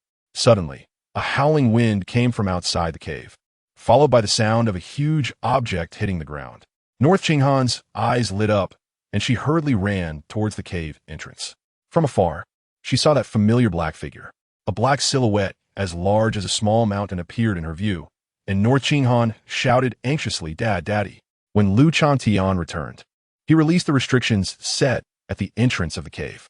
Before he could greet the little one, he saw a small figure running out from inside. He smiled and was about to say something when he heard the little one call out, "Daddy." Instantly, Changtian's dragon body trembled, and surprise filled his dragon eyes. The little one actually spoke, and she called me Daddy. At that moment, an overwhelming sense of satisfaction surged from Changtian's heart, filling him with joy. As a caregiver, being able to see his child stumble towards him and hear her call him Daddy was a satisfaction that could not be described in words. It surpassed all achievements. Changtian didn't care why the little one looked so anxious. She was still young. What was wrong with feeling scared alone at home while being separated from her dad? His lips couldn't help but curl into a crazy smile, revealing a hint of a fatherly grin. He replied, "Hey, Daddy is back." He then stretched out his hands to catch Bei Qinghan. His huge palm cradled the little one, who was not even the size of his fingernail, as if holding a rare treasure, afraid it might melt in his hands. He brought Bei Qinghan close to his face, trying to soften his voice. "Did you miss Daddy? Daddy, big bird." Bei Qinghan waved her short little arms, using her clumsy words and gestures to barely express her thoughts. Changtian was taken aback and asked, "Did you see me fighting that crimson featherbird?" Bei Qinghan nodded, her worried gaze scanning Changtian, trying to see if he had any injuries. Changtian felt a warm feeling in his heart. It seemed that the little one was concerned about him. He didn't know when this started. Perhaps it was from the moment he left. The little one had been worried about his safety. This proved his importance in her heart. This little one was worth raising. Facing Bei Qinghan's worried gaze, Changtian smiled and reassured her, "It's fine. That big bird is very weak. Not at all a match for Daddy. I didn't even get hurt." He was speaking the truth. That crimson featherbird was indeed no match for him.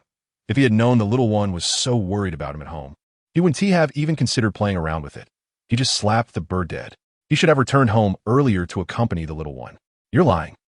Bei Qinghan pouted, believing that Changtian was lying to comfort her, although the dragon seemed unharmed on the surface, and it even looked like not a single scale was scratched.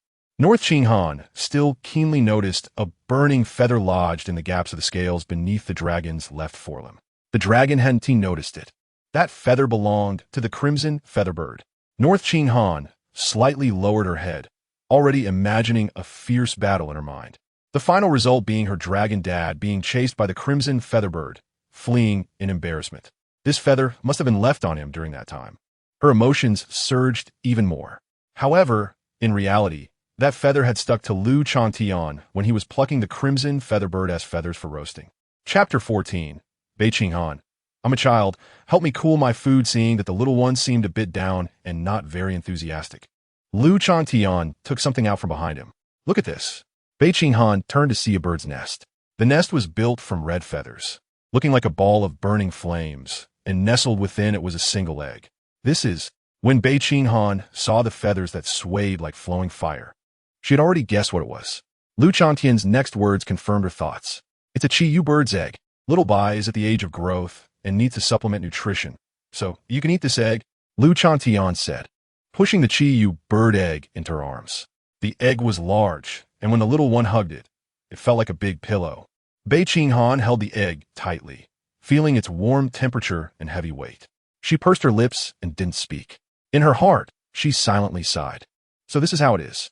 At this moment, she had constructed the entire story in her mind. In order to ensure that she had enough nutrition during her developmental stage, this foolish dragon dad had his sights set on the Qiyu bird's egg. However, he was accidentally discovered by the bird during the egg theft and was instantly attacked by the enraged Qiyu bird. Yet, in order to eat the egg, this foolish dragon dad didn't give up even when he was discovered and attacked by the Qiyu bird. He stubbornly endured the attacks while running away. She had already envisioned a scene in her mind. The dragon dad, holding the stolen egg, was frantically fleeing ahead, while behind him, the furious Qiyu bird unleashed a torrent of flames, madly pursuing him. The feather on him must have been left behind during that time. She couldn't help but feel that the egg in her arms was getting heavier.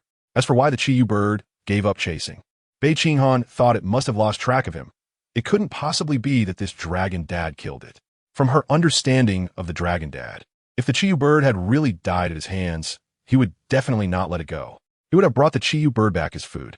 Since they didn't see it now, it probably wasn't dead. What's wrong? Don't you like to eat? Lu Changtian noticed that the little one still didn't react and couldn't help but feel a bit strange. It shouldn't be like this.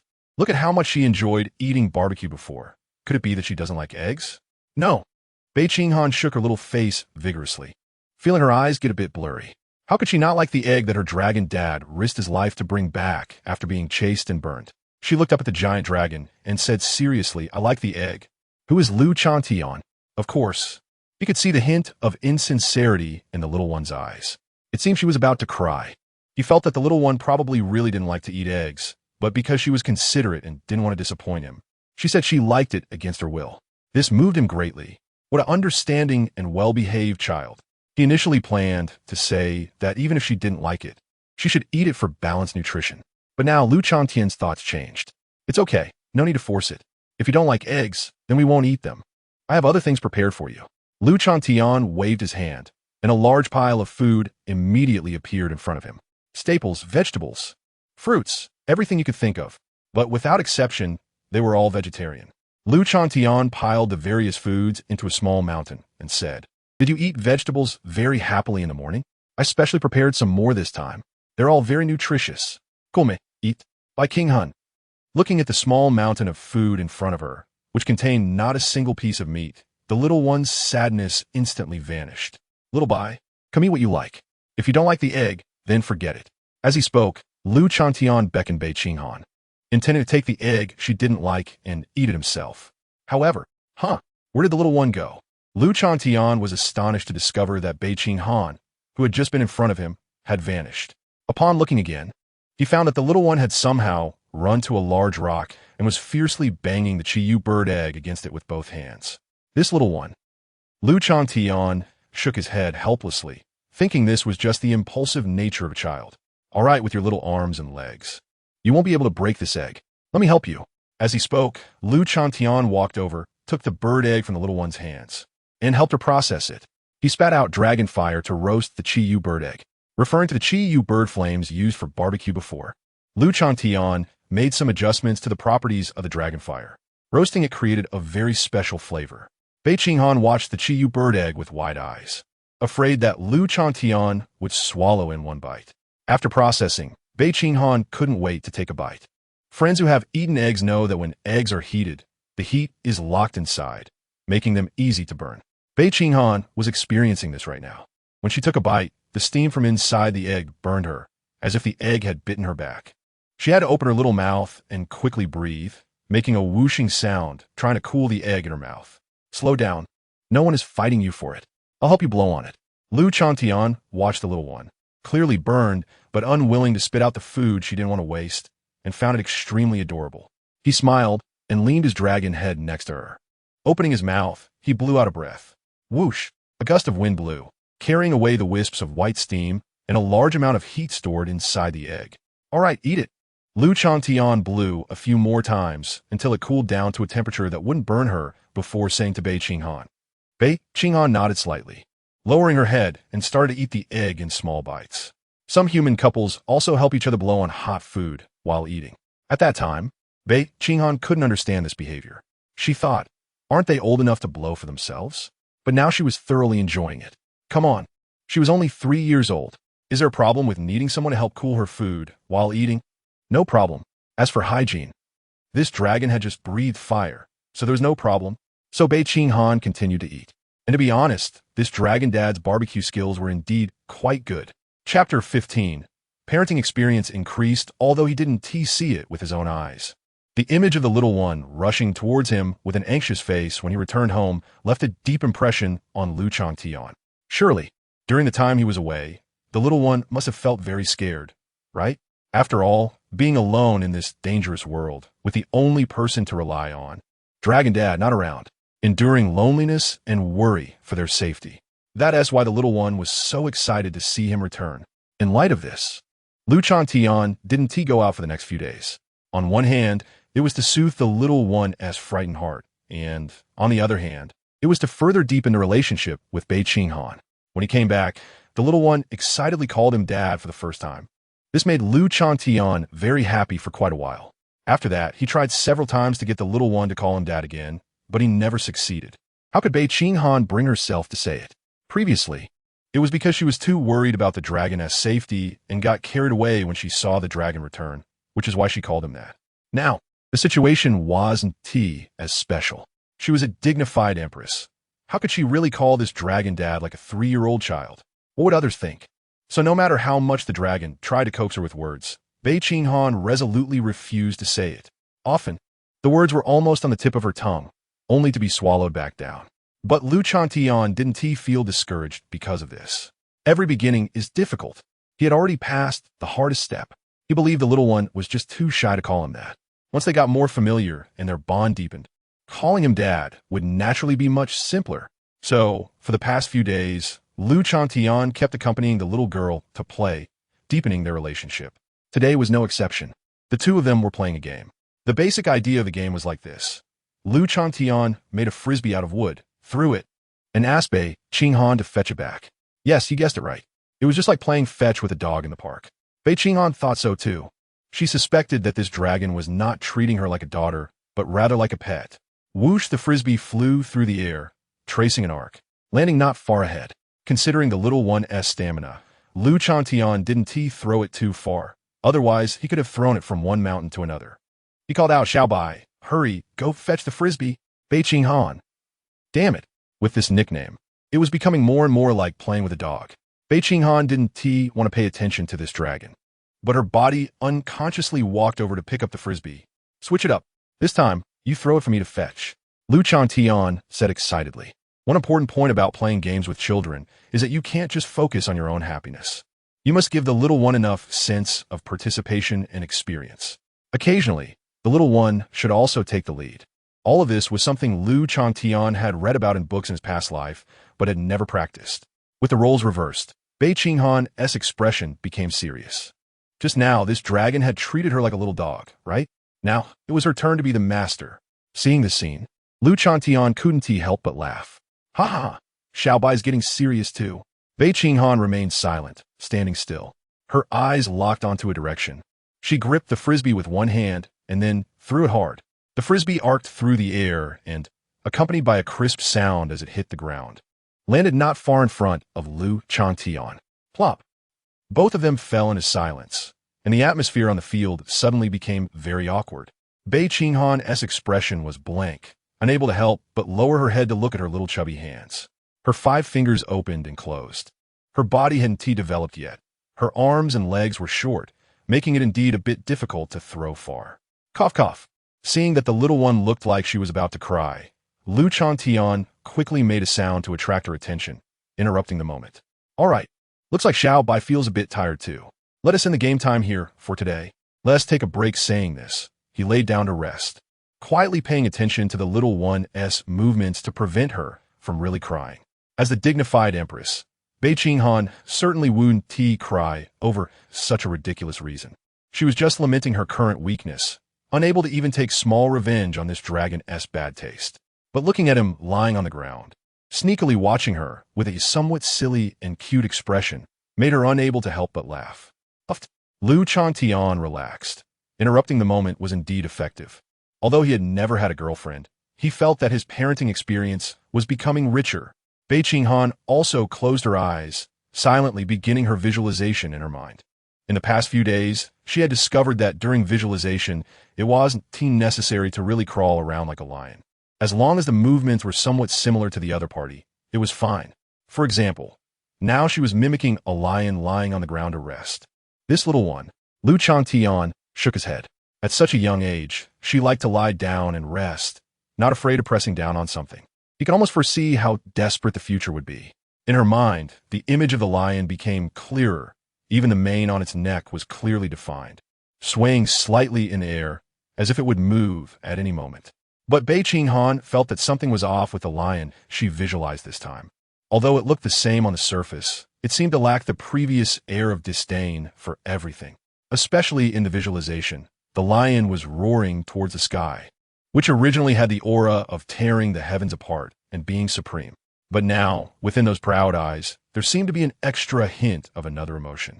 It was as if there was something in the sky that made the lion feel vigilant and tense. Along with this complete visualization, it now seemed to lack a part, becoming imperfect. In the world of consciousness, Bei Qinghan also looked up at the lion, gazing at the sky covered by dark clouds, feeling a sense of pressure as if a storm was about to come. It seemed to hide some terrifying monster about to descend from the sky. This familiar scene suddenly made Bei Qinghan realize something. Yes, this is the scene I saw when I opened my eyes that day. Because the visualization image this time came from that golden lion from that day, it would be influenced.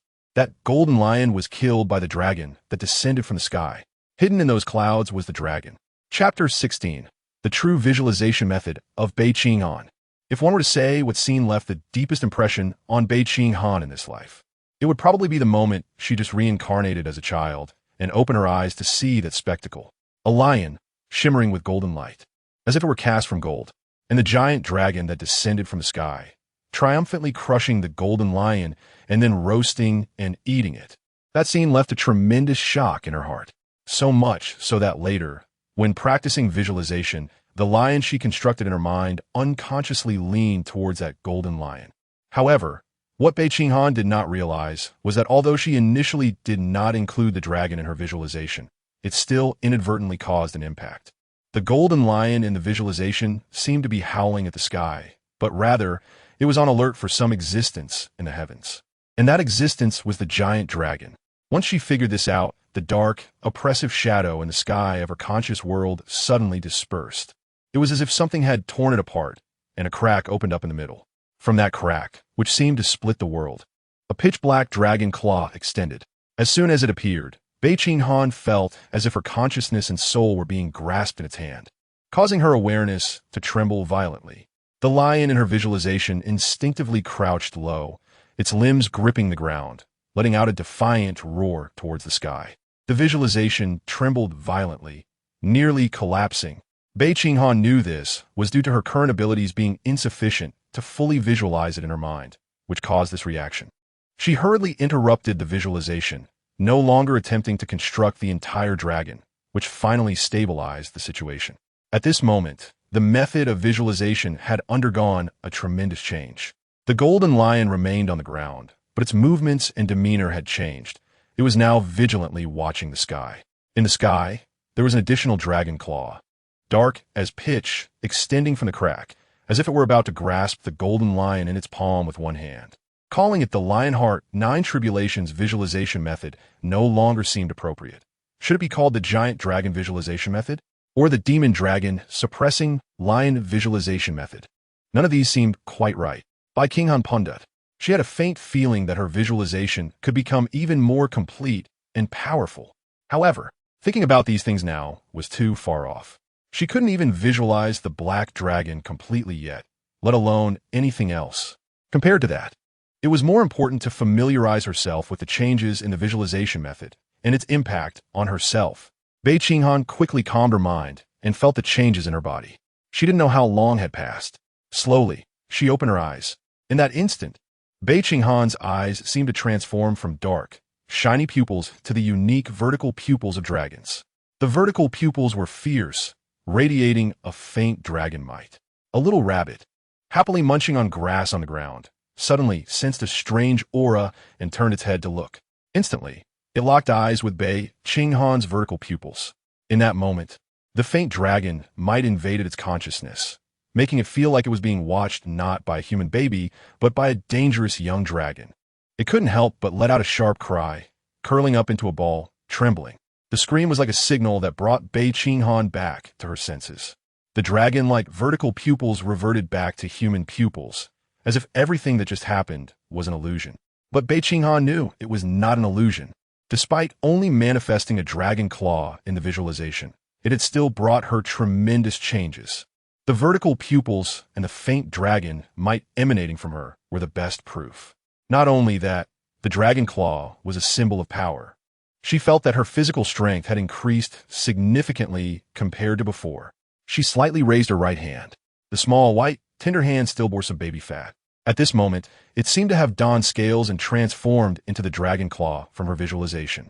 If she had visualized the dragon claw earlier, she should have been able to throw that flying disc far away just now, right? She was still thinking about that flying disc, feeling regret for not being able to tease Lu Changtian and making him retrieve it. At this moment, Lu Changtian also opened his eyes. He sensed the fleeting faint dragon might from earlier and thought that some careless young dragon had intruded into his lair. But when he opened his eyes, he saw no young dragon. Instead, he saw a human child mimicking his actions. Bei Qinghan was alternately imitating his gestures of skewering food and brushing her teeth. All it was so bizarre. Lu Changtian felt a headache coming on. It was good that this little one was learning from him. But why were all the imitated actions so strange? He couldn't help but start to doubt his own image in front of the little one. Unbeknownst to him, this was because Bei Qinghan had just manifested a dragon claw in her visualization, so the imitated actions were naturally related to her hands. Previously, Lu Changtian had already learned how to slap the golden lion with a claw, and now she was just picking up on skewering food and brushing her teeth. Regardless, it was a good thing that the little one was learning from him. Lu Changtian felt quite pleased and gently asked Bei Qinghan, "Little White, were you just learning from Daddy?" Bei Qinghan directly ignored the title in Lu Changtian's words. This dragon was always thinking about having her call him Daddy. She nodded, tilting her little face up, and said in a childish voice, "I want to become strong and be able to help." She had had enough of her powerless self. She no longer wanted to watch her dragon father leave, while she could only pray and worry at home. She wanted to help her dragon father. Little White is really sensible. Lu Changtian's mouth curled into a smile. He didn't take the little one's desire to help to heart. This little thing was still so small, not even as big as his finger. As a father, wasn't it his duty to shield the other from the wind and rain? But still, he was quite touched that she had such a heart. However, wanting to become strong like me is not enough just by learning like this. You also need to eat enough. Lu Changtian said, taking this opportunity to educate the little one about the importance of eating well. Bei Qinghan also felt the hunger coming from her abdomen. The process of visualization and strengthening her body consumed too much energy, and she needed to replenish it now. She looked around and quickly noticed the little rabbit, which was trembling on the ground. This little guy had been eating well these past few days and had gotten a bit plump. Bei Qinghan licked her lips, and saliva began to flow uncontrollably. Various delicacies, like spicy rabbit heads, fresh pepper rabbit, cold-eaten rabbit, flashed uncontrollably in her mind. Lu Changtian also noticed Bei Qinghan's Gaza. However, he thought she was looking at the pile of food behind the little rabbit. That's right, if you want to become strong like me. The most important thing is to eat more. All of this is yours. He chased the little rabbit away and placed the vegetables in front of Bei Qinghan. Bei Qinghan. Chapter 17. Be good. This is the last by dragons, legendary creatures. Before the mutation occurred, legends about dragons circulated in both the East and the West. Their appearances, abilities, and preferences varied, but the one thing they had in common was their power that stood at the pinnacle of their respective legends. However, before the mutation, everyone thought these were merely mythical creatures. After the mutation occurred, many previously unimaginable beings with mysterious powers appeared in this world, including some that coincided with those recorded in ancient texts. As a result, people began to ponder, does the dragon truly exist? After the development of the visualization technique as a cultivation system, some people thought, since visualization is possible, why not visualize mythical creatures? They prepared to visualize the legendary dragon for their training. Unfortunately, they had never even seen these mythical beings, and what they visualized in their minds was all mere imagination. So it was natural they had no reason to succeed. Bei Qinghan was fortunate enough to visualize a giant dragon up close in this life, creating a brand new visualization technique.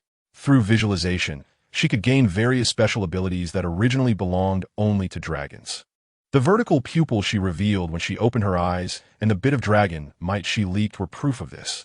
If she were to cultivate to a profound level, it was not impossible for her to truly transform into this legendary creature.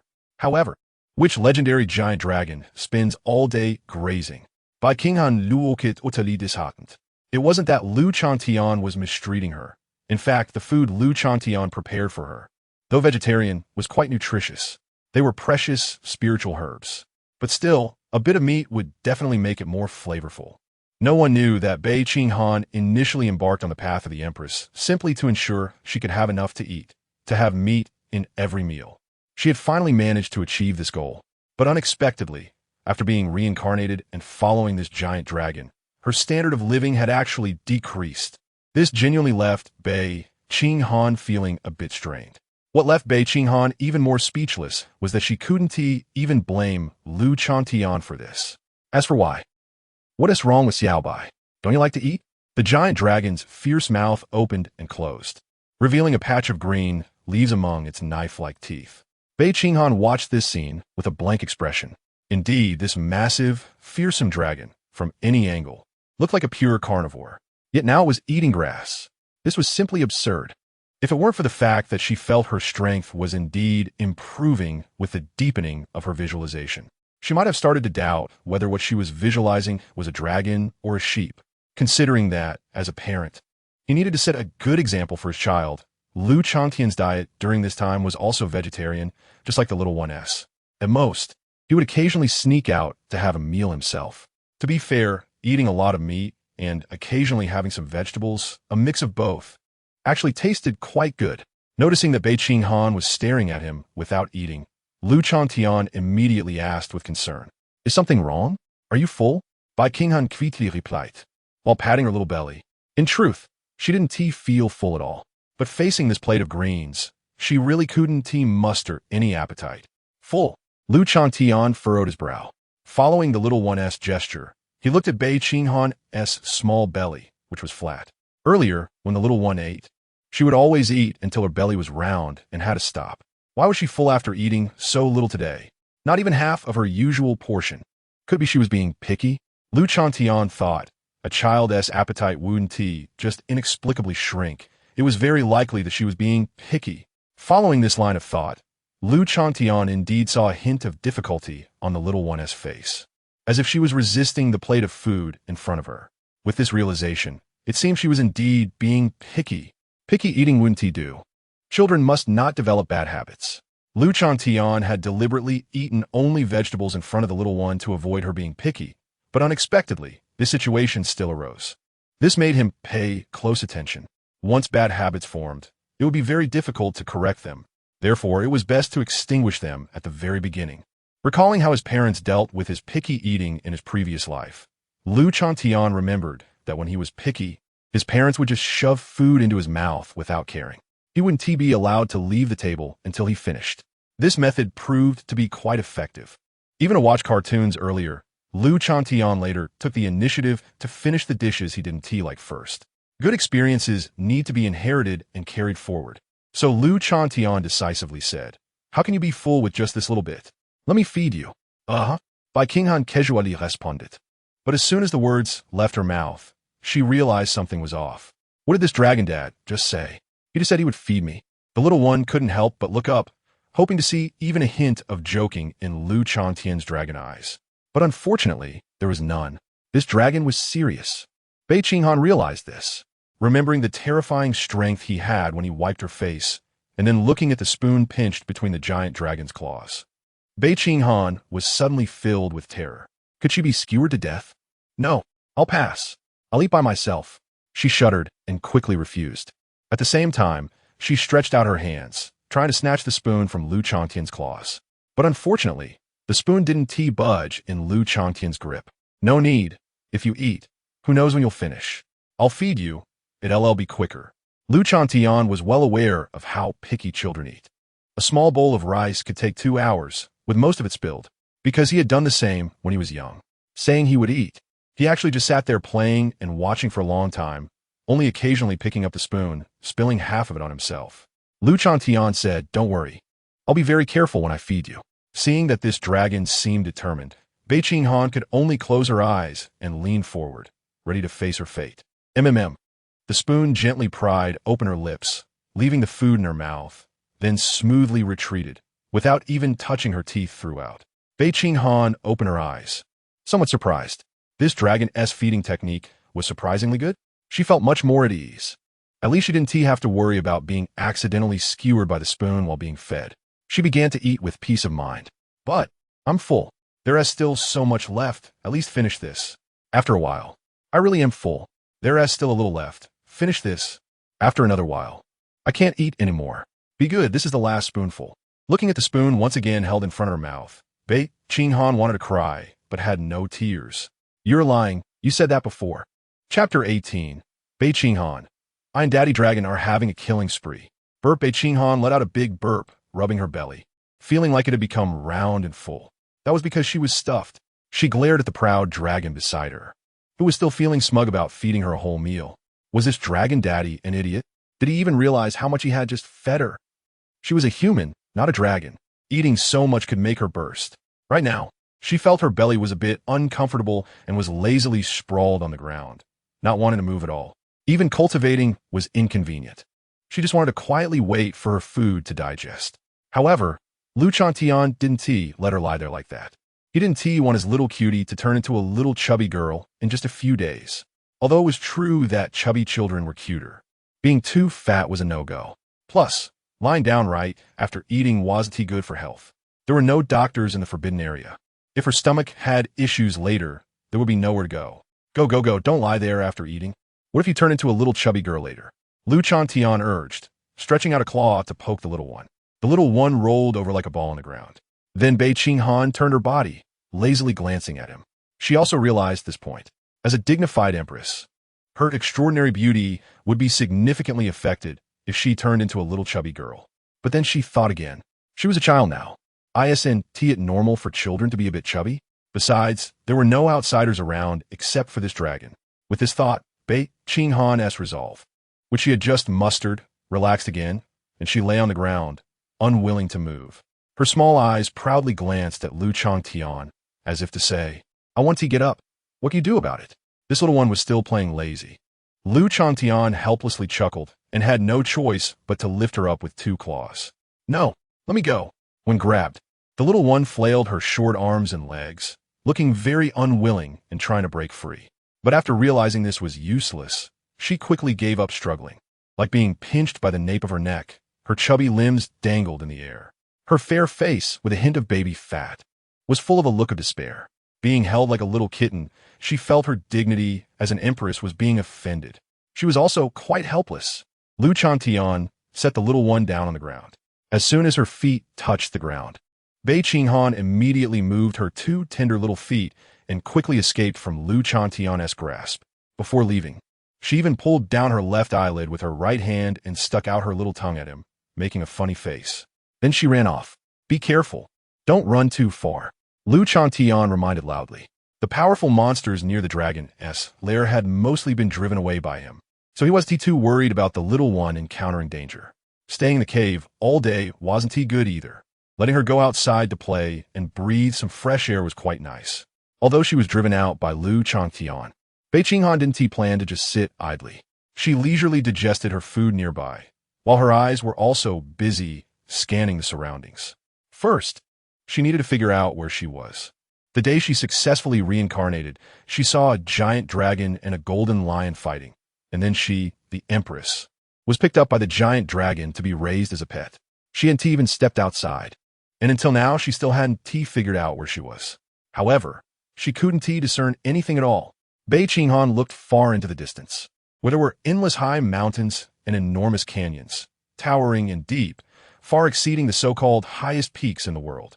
The canyon seemed to reach the depths of the underworld, unfathomable, as if it could swallow souls.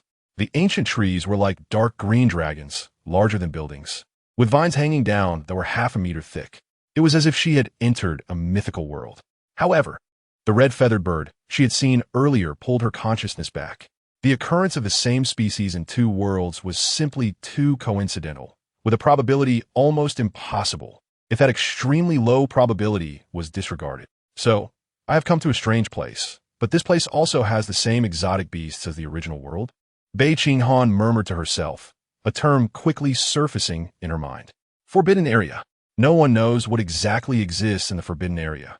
They only know that it appeared when the anomalies began, and even those exotic races dare not approach it. Once, there were attempts by the human race to uncover the mystery of the forbidden area, hoping to use it to deal with the exotic races. However, those who ventured into the forbidden area never returned, and since then, the name of the forbidden area has become a shadow in the hearts of countless people. Bei Qinghan was also very cautious about this. She planned to eliminate most of the exotic races outside and ensure that the human race could protect itself before exploring the mystery of the forbidden area. Yet she didn't expect to enter first and then reincarnate as child. She suddenly felt a surge of excitement in her heart. If that's the case, maybe I can live to get out of the forbidden area? Those who had previously entered the forbidden area were all-powerful human experts, and there were even some who were close to her strength as the Empress. Not to mention now, as a 3-year-old child, even they would face a dead end when encountering those powerful exotic races inside the forbidden area. But Bei Qinghan was different. Although she had become a child now, compared to those humans, she had a significant advantage. She had encountered a daddy dragon. With this daddy dragon as protection, the perilous forbidden area would pose no threat to her.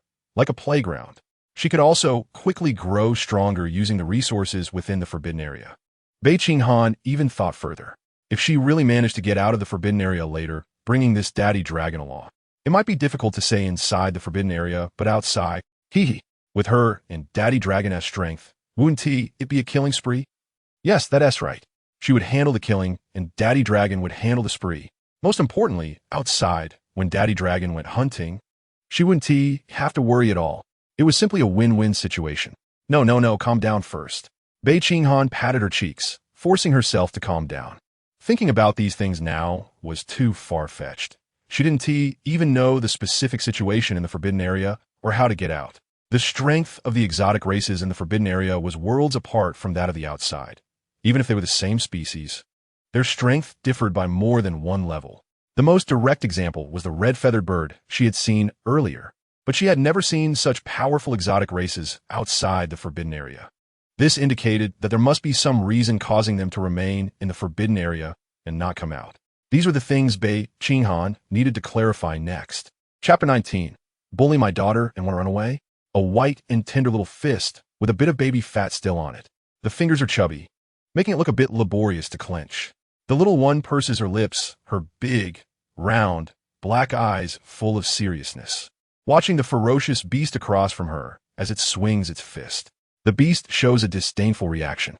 Although it doesn't know what kind of creature this bipedal beast is, it has no scales or claws, looking completely harmless. A punch like that? It couldn't even be bothered to dodge. In fact, the beast did just that. Completely ignoring the little one's swinging fist, it lunged forward, extending its sharp claws and drooling from its jagged teeth. This tender little biped looked delicious. However, when the tender fist made contact with the beast's body, what seemed like a harmless, light punch produced a dull thud. Bang! A shadow flew backward, crashing into a nearby tree and snapping the thick trunk in half. Crack! The tree slowly fell, kicking up a cloud of dust that engulfed the beast's figure. The beast struggled to shake off the fallen trunk, shaking its head, and in its eyes, a look of utter confusion appeared. Who am I? Where am I? What am I doing? Low-level beasts possess limited intelligence, so it couldn't comprehend why the seemingly light and harmless attack from this bipedal creature could almost break its waist with a single punch. Even Changtian, who was secretly observing from the shadows, was wide-eyed and astonished at the sight. TSK. That punch was incredible. This little one has quite the strength. Just a moment ago, he was on the verge of intervening when he saw the beast appear, worried about the child's safety. Unexpectedly, this little one sent the beast flying with one punch. How come he wasn't that impressive when he was a child? Goodness, has this human cub secretly evolved? However, Changtian didn't think too much about it, like whether the child was actually a reincarnated individual. He simply felt, no wonder this is my child. This child is like me.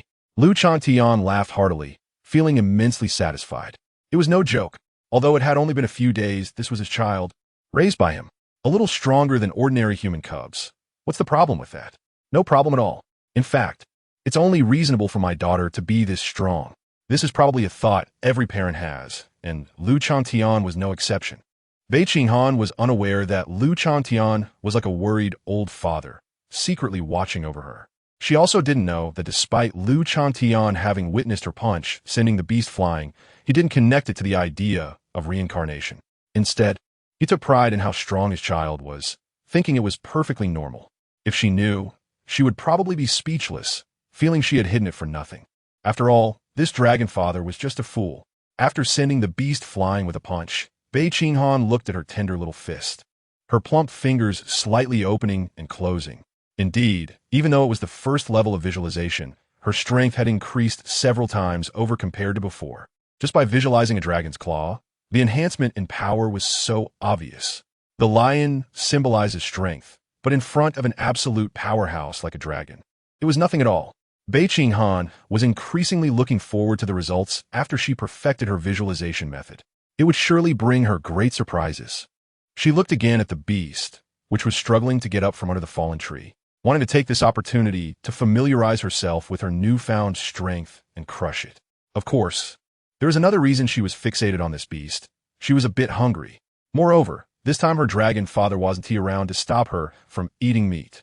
So now, Bei Qinghan looked at the beast as if it were a pile of grilled meat, tempting her. Low-level beasts don't possess much intelligence, so they are more obedient to their instincts of sensing danger. At this moment, the beast felt that the bipedal creature in front of it was very strange. The way it looked at was like it was looking at food. The instinct to seek benefits and avoid harm was screaming in its mind. So the beast decisively turned its head and ran into the forest. Bei Qinghan. No, why is it running away?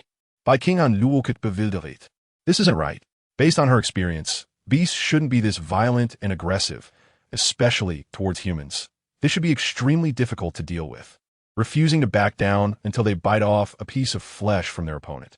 Why did this one run away so quickly? In reality, this was due to Bei Qinghan's limited understanding of the area inside and outside the Forbidden Ground. Outside the Forbidden Ground, there are only humans, and those beasts conclude that most humans are weak creatures. That's why they hunt humans without restraint. But inside the Forbidden Ground, it's different. There are all kinds of monsters, and even among beasts, many are stronger than them, and one careless move could lead to their own demise. So they are obviously more cautious. When they encounter something they can't handle, they run away quickly. However, Bei Qinghan didn't know this. Seeing the beast escape, she became anxious and quickly chased after it. When the beast saw this little bipedal child chasing after it, it was even more frightened and ran away faster. Bei Qinghan could only watch helplessly as the beast disappeared from her sight, lowering her head, feeling very dejected. The meat that was almost in her grasp had flown away. No, there's so many beasts on this mountain. I can catch others. I refuse to believe I can't eat meat today. Bei Qinghan rolled up her sleeves. Feeling invigorated, she had finally escaped from her dragon father's watchful eye, and after several days of eating vegetarian, she was about to forget what meat tasted like. Today, she was determined to treat herself to a better meal. Let us head in this direction. She quickly assessed her surroundings, chose a direction, and pressed on. Meanwhile, the beast had run far away before it turned back to look, and in its line of sight, it didn't see the ferocious bipedal child anymore. But before it could breathe a sigh of relief, it suddenly felt a shadow looming above it. A massive dragon claw blocked out the sky, and a dark shadow descended. Then it lost consciousness completely. Changtian slapped the beast to death. Bullying my daughter and thinking you can run away? Do you think I don't exist? He was still quite petty. He spat fire to roast the beast and tossed it into his mouth. This tastes pretty good. Chapter 20. Bei Qinghan. Someone is stealing my food. Bei Qinghan was hiding behind a tree, quietly observing the prey ahead. The prey looked like a giant rooster, even larger than her, about 1.5 meters tall, and its wings would appear even larger when spread out. Unlike an ordinary rooster, this fierce beast had no feathers at the tail end, but instead had a long snake head protruding. When the rooster lowered its head, the snake head behind it was lifted high, its slender, cold eyes constantly scanning the surroundings. This was a snake-tailed chicken. A snake-tailed chicken. It looks delicious. Bei Qinghan Likatia lips. There are many types of fierce beasts in the forbidden area, flying in the sky, running on the ground, swimming in the water. Everything is available. However, she wasn't a beast researcher, so she didn't categorize them in detail. She just broadly divided these fierce beasts into two categories, those that look delicious and those that don't. It can only be said that these two could become father and daughter, which is quite fateful. And the snake-tailed chicken in front of her obviously belonged to the former. The body of the chicken could be roasted, and the snake tail could be made into snake soup. It was simply perfect with both the main dish and the soup. Bei Qinghan observed in secret. The snake-tailed chicken was very alert, and at least one of its heads was in a state of vigilance at all times. The only time to find the other side's guard down would be now. Bei Qinghan's gaze sharpened as she noticed the snake head at the tail of the snake-tailed chicken slowly descending, while the chicken head in front hadn't lifted yet. The moment the two heads exchanged, it was the snake-tailed chicken's lowest alert moment, and the perfect time to launch a surprise attack. Whoosh! A sound of breaking air rang out. Bei Qinghan leaned forward, her small hands thrusting forward with force, mimicking the stance of throwing a javelin.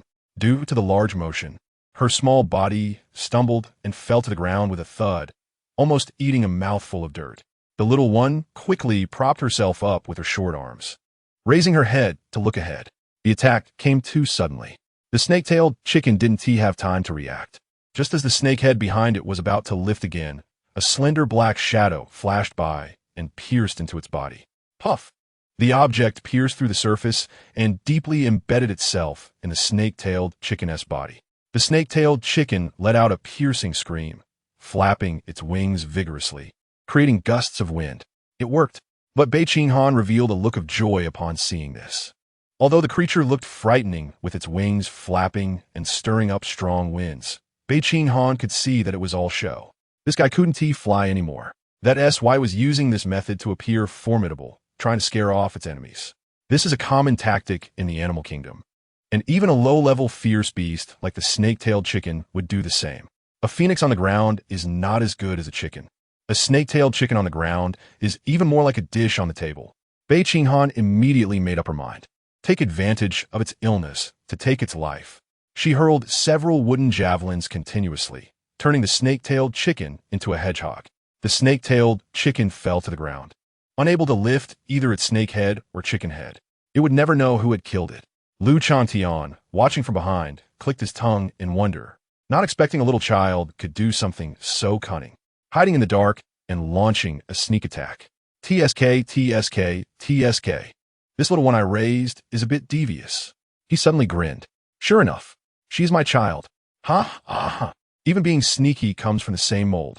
When he was weak back then, he did the same to those fierce beasts. This is the inheritance between them as father and daughter. Bei Qinghan had no idea that her actions were being secretly observed and deemed cunning by Changtian. Clearly, it was he who was hiding in the shadows that was more devious. Now she was busy collecting her spoils. Bei Qinghan stepped out from her hiding place. She looked at the snake-tailed chicken, now a bloody mess, and frowned. This is completely inedible. I can't eat this. I need to wash this guy first, let it bleed out, and pluck its feathers. It looked like there was a water source ahead. Bei Qinghan quickly identified the location of the water source. She grabbed the snake tail of the snake-tailed chicken and began to walk, her small body looking particularly strained, almost using all her strength. Changtian wanted to step in, but ultimately held back, silently cheering for the little one. Hey. Perhaps because her body was smaller, Bei Qinghan made little noises as she dragged the snake-tailed chicken forward, sounding like a child cheering herself on, which was particularly cute. Changtian watched, nearly spitting blood from how adorable his daughter was. After dragging the snake-tailed chicken a bit further, she indeed saw a river ahead. The water was exceptionally clear, allowing her to see the small pebbles at the bottom. Not a single fish was in sight, disappointing Bei Qinghan, who had hoped to catch one for a meal. However, this chicken was enough to eat. She placed most of the snake-tailed chicken's body in the river and pulled out the wooden javelin embedded in it. Instantly, blood gushed from the wound, mixing into the river. The originally clear river water was immediately stained red with blood. The blood flowed downstream, diluted by more river water, gradually turning a light red, until eventually Only thin strands of blood could be seen mixed in with the clear water. In the end, even those strands of blood became invisible. However, although it looked indistinguishable from ordinary river water to the naked eye, the smell of blood still lingered. Downstream, a fierce beast detected the bloody scent mixed in the river water and opened its cold eyes. Its massive body swayed as it moved swiftly through the water, disappearing in the blink of an eye. On the other side, Bei Qinghan was working hard. Before becoming an empress, she needed to be self-sufficient. So tasks like preparing ingredients and plucking feathers came naturally to her. She plucked the feathers from the snake-tailed chicken cleanly, revealing the firm and elastic chicken meat underneath. Just thinking about how this juicy chicken would soon be in her belly made Bei Qinghan unable to contain her happiness. Her movements quickened. Meanwhile, she didn't notice the shadow rushing upstream toward her. Boom! What? The sudden change jolted Bei Qinghan back to reality. She looked up and saw the previously calm river suddenly erupting with huge splashes of water. A massive shadow broke through the surface, opening its gaping maw and swallowing the freshly plucked snake-tailed chicken whole. Bei Qinghan, what is this? She reached out with her empty hands, as if she hadn't yet realized what had happened. A beat too late, she looked at the culprit that had just devoured her food. Finally, her gaze fixed on its now bulging belly. What the hell? Someone is stealing the food of this empress. Chapter 21. The beast of the Forbidden Land is so rude. Bei Qinghan's small hands maintained a posture of holding something, with her chubby little hands clutching 2 chicken feathers that she had just plucked. However, the chicken, which was the main subject, had already disappeared without a trace. The little girl was momentarily stunned before she realized what was happening. She looked up, her face filled with confusion as she stared at the enormous creature that had suddenly emerged from the water. The long body, just a part above the water, was at least 7 to 8 meters long, and its robust form had a noticeable bulge on its head. It was a giant snake, terrifyingly large. Its body, as thick as a water bucket, was now swollen because it had swallowed its prey. Even the smooth scales on its surface were stretched and raised, revealing the flesh underneath. The little girl clenched her empty hands and suddenly glared at the giant snake in front of her. This snake actually stole her food. The suddenly appearing giant snake had swallowed the tail of the chicken and now loomed over her, its slender eyes looking down at her little figure. A flash of disdain crossed its elongated pupils. A mere 2-legged beast cub, eating it wouldn't provide much nutrition, especially since it had just consumed an entire chicken tail and now had a slightly swollen belly. After weighing the situation, the giant snake twisted its body and dove back into the water with a splash. The water surface splashed, and the giant snake's figure quickly disappeared. The beasts of the Forbidden Land are so rude. Bei Qinghan was about to explode with anger. She breathed heavily, her small chest rising and falling quickly. Her little face flushed red, with steam seemingly rising from the top of her head.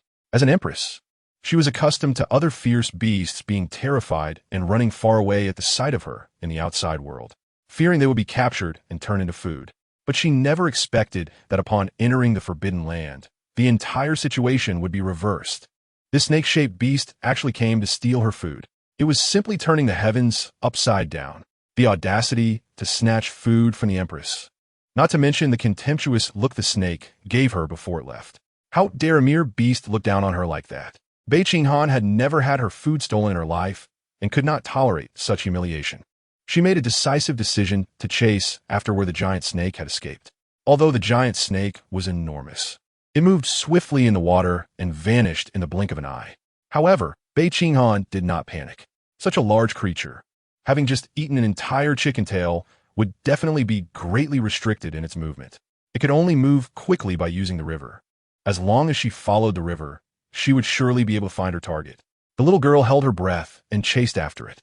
She followed the river downstream and soon discovered a massive cave where the river flowed in but was not visible flowing out. Bei Qinghan cautiously stopped a distance away from the cave entrance. To avoid being detected by the giant snake, she lightened her steps and carefully approached the entrance. Peeking her little head around the edge of the cave, she saw that it was not dark inside. Rather, it was unexpectedly bright, allowing her to clearly see the scene within. The river flowed into the cave, filling it up and creating a vast amber-like area. Only in the center of the cave was there a raised patch of ground, resembling an island in a lake. Above the island, there was an opening in the cave, through which light shone in like a beam of illumination. What was this effect called again? Oh, it seems to be called the Dolly Garden effect. Remembering this term, Bei Qinghan suddenly felt her stomach grumble. She had come across this name in a book by chance, and it stuck with her because it was similar to a type of food. She figured that the scientist who coined this term must also be a foodie. Otherwise, how could they create a name that immediately made one feel hungry? And the culprit who had just stolen her food, that big snake, was resting on the island in the lake. Bei Qinghan scanned her surroundings and quickly found the snake's figure in this not-so-small cave, which was free of clutter that would obstruct her view. Golden sunlight poured in through the opening, landing on the giant snake, making it look particularly comfortable. So you know how to enjoy life. The little girl gritted her teeth. After getting full, it just lies in the sun to sleep. This snake really knows how to live. Wait a minute. Bei Qinghan's Gauze Zudden schoppend. She had just been cursing that fat snake, but inadvertently, she caught sight of something beside it. The giant snake was coiled around the center of the island in the lake, seemingly guarding something. In the center of this coil, an unusual plant was radiating points of light under the sun. It was not sunlight reflecting off it. The plant was emitting its own light. It was the dragon transformation grass. Bei Qinghan focused her gaze and could see that the grass had a very special appearance, winding and twisting, resembling a dragon. The posture was lifelike, and as a gentle breeze blew, the dragon transformation grass swayed slightly, as if it would transform into a real dragon and soar away at any moment. It is said that the dragon transformation grass is a precious spiritual herb that, after being infused with the bodily fluids of a true dragon, is influenced by the powerful dragon energy contained within the fluid, eventually taking on this form. As for its effects, just like its name suggests, it can help fierce beasts transform into dragons. Bei Qinghan had read a record about this. Some humans had seen a plant shaped like a young dragon and immediately recognized that it must be extraordinary.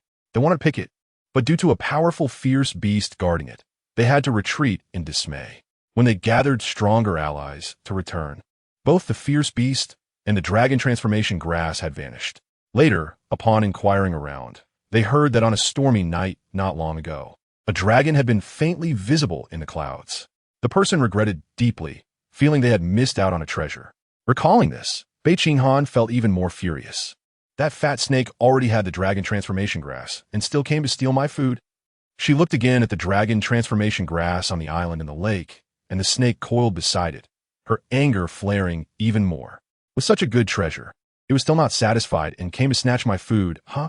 This is no different from a billionaire snatching my $5 roadside flatbread. Since you stole my food, then as compensation, that dragon transformation grass will be mine. Although Bei Qinghan had heard of the dragon transformation grass in her past life, she did not pay much attention to it and had never specifically sought it out.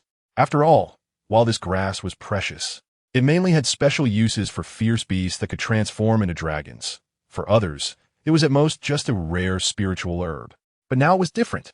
The visualization method she was currently practicing happened to require treasures related to dragons. This grass could help her improve her progress in practicing visualization. She was determined to have that dragon transformation grass. Chapter 22. The grudge-holding Bei Qinghan from the momentum displayed by the giant snake. It seems to be between a low-level ferocious beast and a mid-level ferocious beast. The strength of ferocious beasts is generally classified by the human race into low-level, mid-level, high-level, commander, lord, overlord, and king. This giant snake is just an ordinary mid-level ferocious beast, but due to the presence of the transformation dragon grass, although it hasn't consumed it yet, it has still been somewhat affected. Its body is gradually evolving towards that of a dragon, and the bump on its head is the unformed horn. Fortunately, this evolution is not yet complete. If it really swallowed the transformation dragon grass and evolved into a subdragon species, it would probably leap to become a high-level or even commander-level ferocious beast. By then, it would be impossible to fight against it, and she would have to call for help from Daddy Dragon. If that were the case, wouldn't she, the dignified empress, be reduced to calling her parents when she couldn't defeat a creature? How embarrassing. Bei Qinghan still cares about her image, but for now, she can fight. Bei Qinghan's gaze sharpened as she assessed the power gap between them. Although the snake was powerful, her first layer of visualization was also nearing completion, and this visualization was stronger than the ordinary ones. She even felt that although she was currently only at the first layer, it was already comparable to the original second layer of visualization.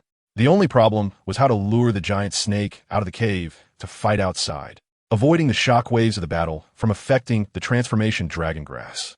It was also to prevent the snake from becoming desperate and swallowing the grass before realizing it was no match for her. That would be a huge loss for her. Whether it was the snake-shaped ferocious beast or the transformation dragon grass, she had already regarded them as her own possessions. How could she watch her belongings harm something else? Bei Qinghan's gaze shifted, mainly revolving around the cave entrance and a nearby open space, and soon she came up with a plan. Got it. She went into the forest, selected a batch of trees about the thickness of a bowl, broke them, and sharpened the ends. Then she found a vine, tested its toughness and elasticity, and nodded in satisfaction. Not bad. Bei Qinghan tied the pile of wood together with the vine and brought it back near the cave entrance. Then, she decisively began digging. The little one held a sharpened wooden spear and started digging a pit vigorously. While practicing visualization and imagining Changtian, Bei Qinghan often couldn't help but think of some strange images.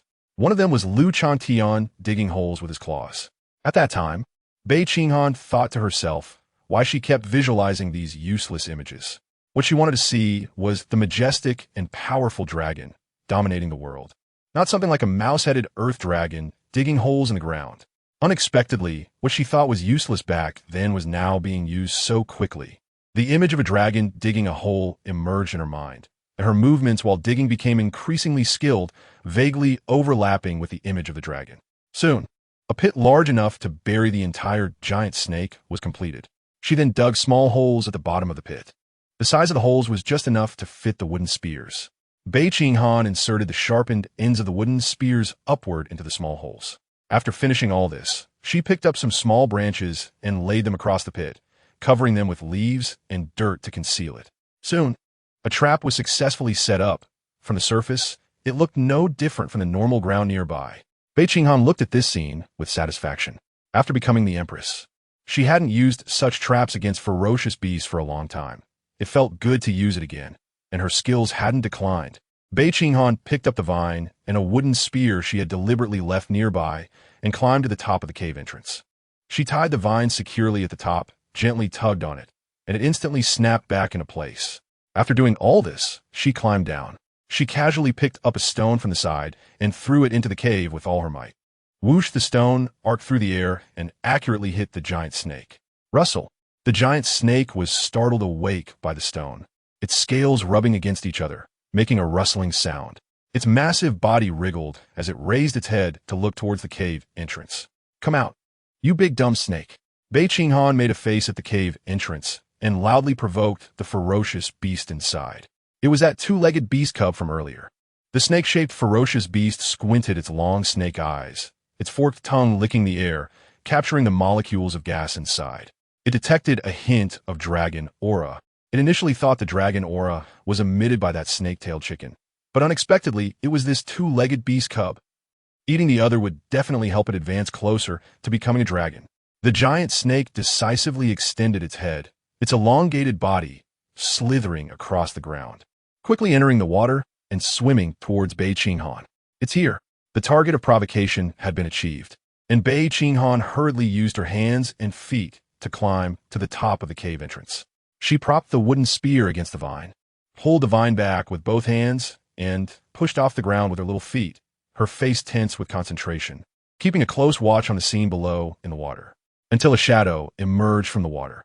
Now, Bei Qinghan's eyes narrowed, and she suddenly released her grip. The vine instantly snapped out, and the wooden spear shot out like an arrow released from a bow. Whoosh! The wooden spear sliced through the air, vanishing into the water and striking the giant snake fiercely. The once calm surface of the water erupted, and the giant snake struggled violently, splashing water everywhere. It hurt, so painful. In reality, with the giant snake's original body, even if the arrow hit, it would likely bounce off its smooth scales. But who would have thought that this creature greedily ate that chicken earlier? This caused it to gain weight, and the once impenetrable scales now had vulnerabilities. As the giant snake thrashed below, churning the previously tranquil river into raging waves, Bei Qinghan's first strike was successful. But she did not pursue it. Instead, she jumped down and quickly ran to the side. The struggling giant snake also noticed the little one, and the pain made it lose its rationality as it chased after Bei Qinghan, just as it was about to catch up and swallow her whole. Boom! The ground beneath suddenly collapsed, and the giant snake fell into the trap, its body being pierced by countless sharp wooden spears below. This damage was far greater than before. The giant snake struggled at the bottom of the pit, its barrel-thick body crashing against the walls of the pit, causing the earth on both sides to tumble down as if an earthquake had occurred. Taking advantage of its weakness, Bei Qinghan stood at the edge of the pit, picked up a wooden spear, and began to strike it. Each time the giant snake tried to crawl out of the pit, she would poke it back down with a spear. Letting you eat my chicken, letting you eat my chicken. Gradually, the struggles became weaker until they completely ceased. The snake-shaped ferocious beast lay at the bottom of the pit, lifeless. Chapter 23. Is the transforming dragon grass watered with urine? The battle outside had no effect on the interior of the cave. Inside the cave, it was still a scene of tranquility and peace. The calm lake resembled a bright mirror, with a solitary island dotted on it. A ray of light fell from above, the hazy light like a dreamy veil, and the spirit root, resembling a giant dragon, danced within this misty veil. The patterns on the leaves were somewhat special, looking like pieces of dragon scales, while the roots that dug into the ground resembled the claws of a giant dragon. The dragon whiskers swayed, as if they were about to soar into the sky at any moment. Bei Qinghan, from the northern Qing dynasty, reached out towards the small dragon-like, transforming dragon grass. Just as she was about to grasp it, she suddenly felt the world darken, with light flickering in and out like a blinking light bulb. Then the ground began to tremble, the calm water surface first rippling, and then the ripples intensified, forming waves. A fierce wind howled around, and stones fell from the walls of the cave, splashing into the water and creating even bigger waves. Outside the cave, the roars of ferocious beasts mixed with fear and excitement echoed continuously. For a moment, it felt as if the entire forbidden area was caught up in this chaos. What was happening? Bei Qinghan was suddenly alarmed. She had heard a saying before: divine medicines have spirits, and those who recklessly harvest them may face the resistance of the divine medicine. Could it be that the transforming dragon grass before her was such a high-grade spiritual medicine? Thinking of this, her gaze towards the transforming dragon grass changed immediately, and even the swaying figure in the wind seemed much more mysterious. It was as if it was not a spiritual medicine, but a real dragon. At that moment, Bei Qinghan felt something appear above her head. At the same time, a familiar voice came from above. I thought this place looked familiar. She looked up, and through the skylight above the cave, she saw a familiar large head appear behind her. Instantly, she froze. Dad? Lu Changtian had been concealing his presence, following Bei Qinghan from a distance, ensuring she wouldn't notice him, allowing her to feel as if she was adventuring alone. He was very attentive to her gaming experience. At the same time, he made sure she wouldn't encounter danger and could intervene in time. He watched as the little girl struggled to catch a chicken that had just lost its feathers, only to be swallowed whole by a giant snake, then chased after it, digging a pit and managing to trap and kill the snake-like beast. Suddenly, Lu Changtian scratched his head with his paw, a bit surprised. This place, why does it look so familiar? He surveyed the surroundings, feeling that the scenery was somewhat reminiscent, as if he had been here before. Suddenly, his dragon eyes flickered, as if he sensed something. He saw Lu Changtian take off into the air, following the little girl into the cave, and at the same time, he noticed a strangely shaped grass on the island inside the cave. In an instant, it felt like a lightning bolt struck his mind, and Lu Changtian recalled. I thought this place looked familiar. Isn't this where I went to the bathroom before? Just as Bei Qinghan had just harvested the transforming dragon grass, she suddenly saw Lu Changtian appear. At that moment, she thought of many things. Her chief dragon dad was a dragon, and this transforming dragon grass just happened to be a spiritual medicine with special effects on dragons, and it was a spiritual grass born from the dragon's bodily fluids. And he just happened to appear here. She quickly connected the dots. This transforming dragon grass was likely planted here by her dragon dad. And as for the snake from earlier, it had simply intruded while Lu Changtian was away. And she had just harvested the transforming dragon grass, which had attracted her dragon dad. She wasn't worried about any danger to herself. After spending time together, she was sure that this dragon had truly considered her as his daughter. She just felt that since this was her dragon dad's item and he had taken care of her during this time, it would be better for her to return it to its rightful owner.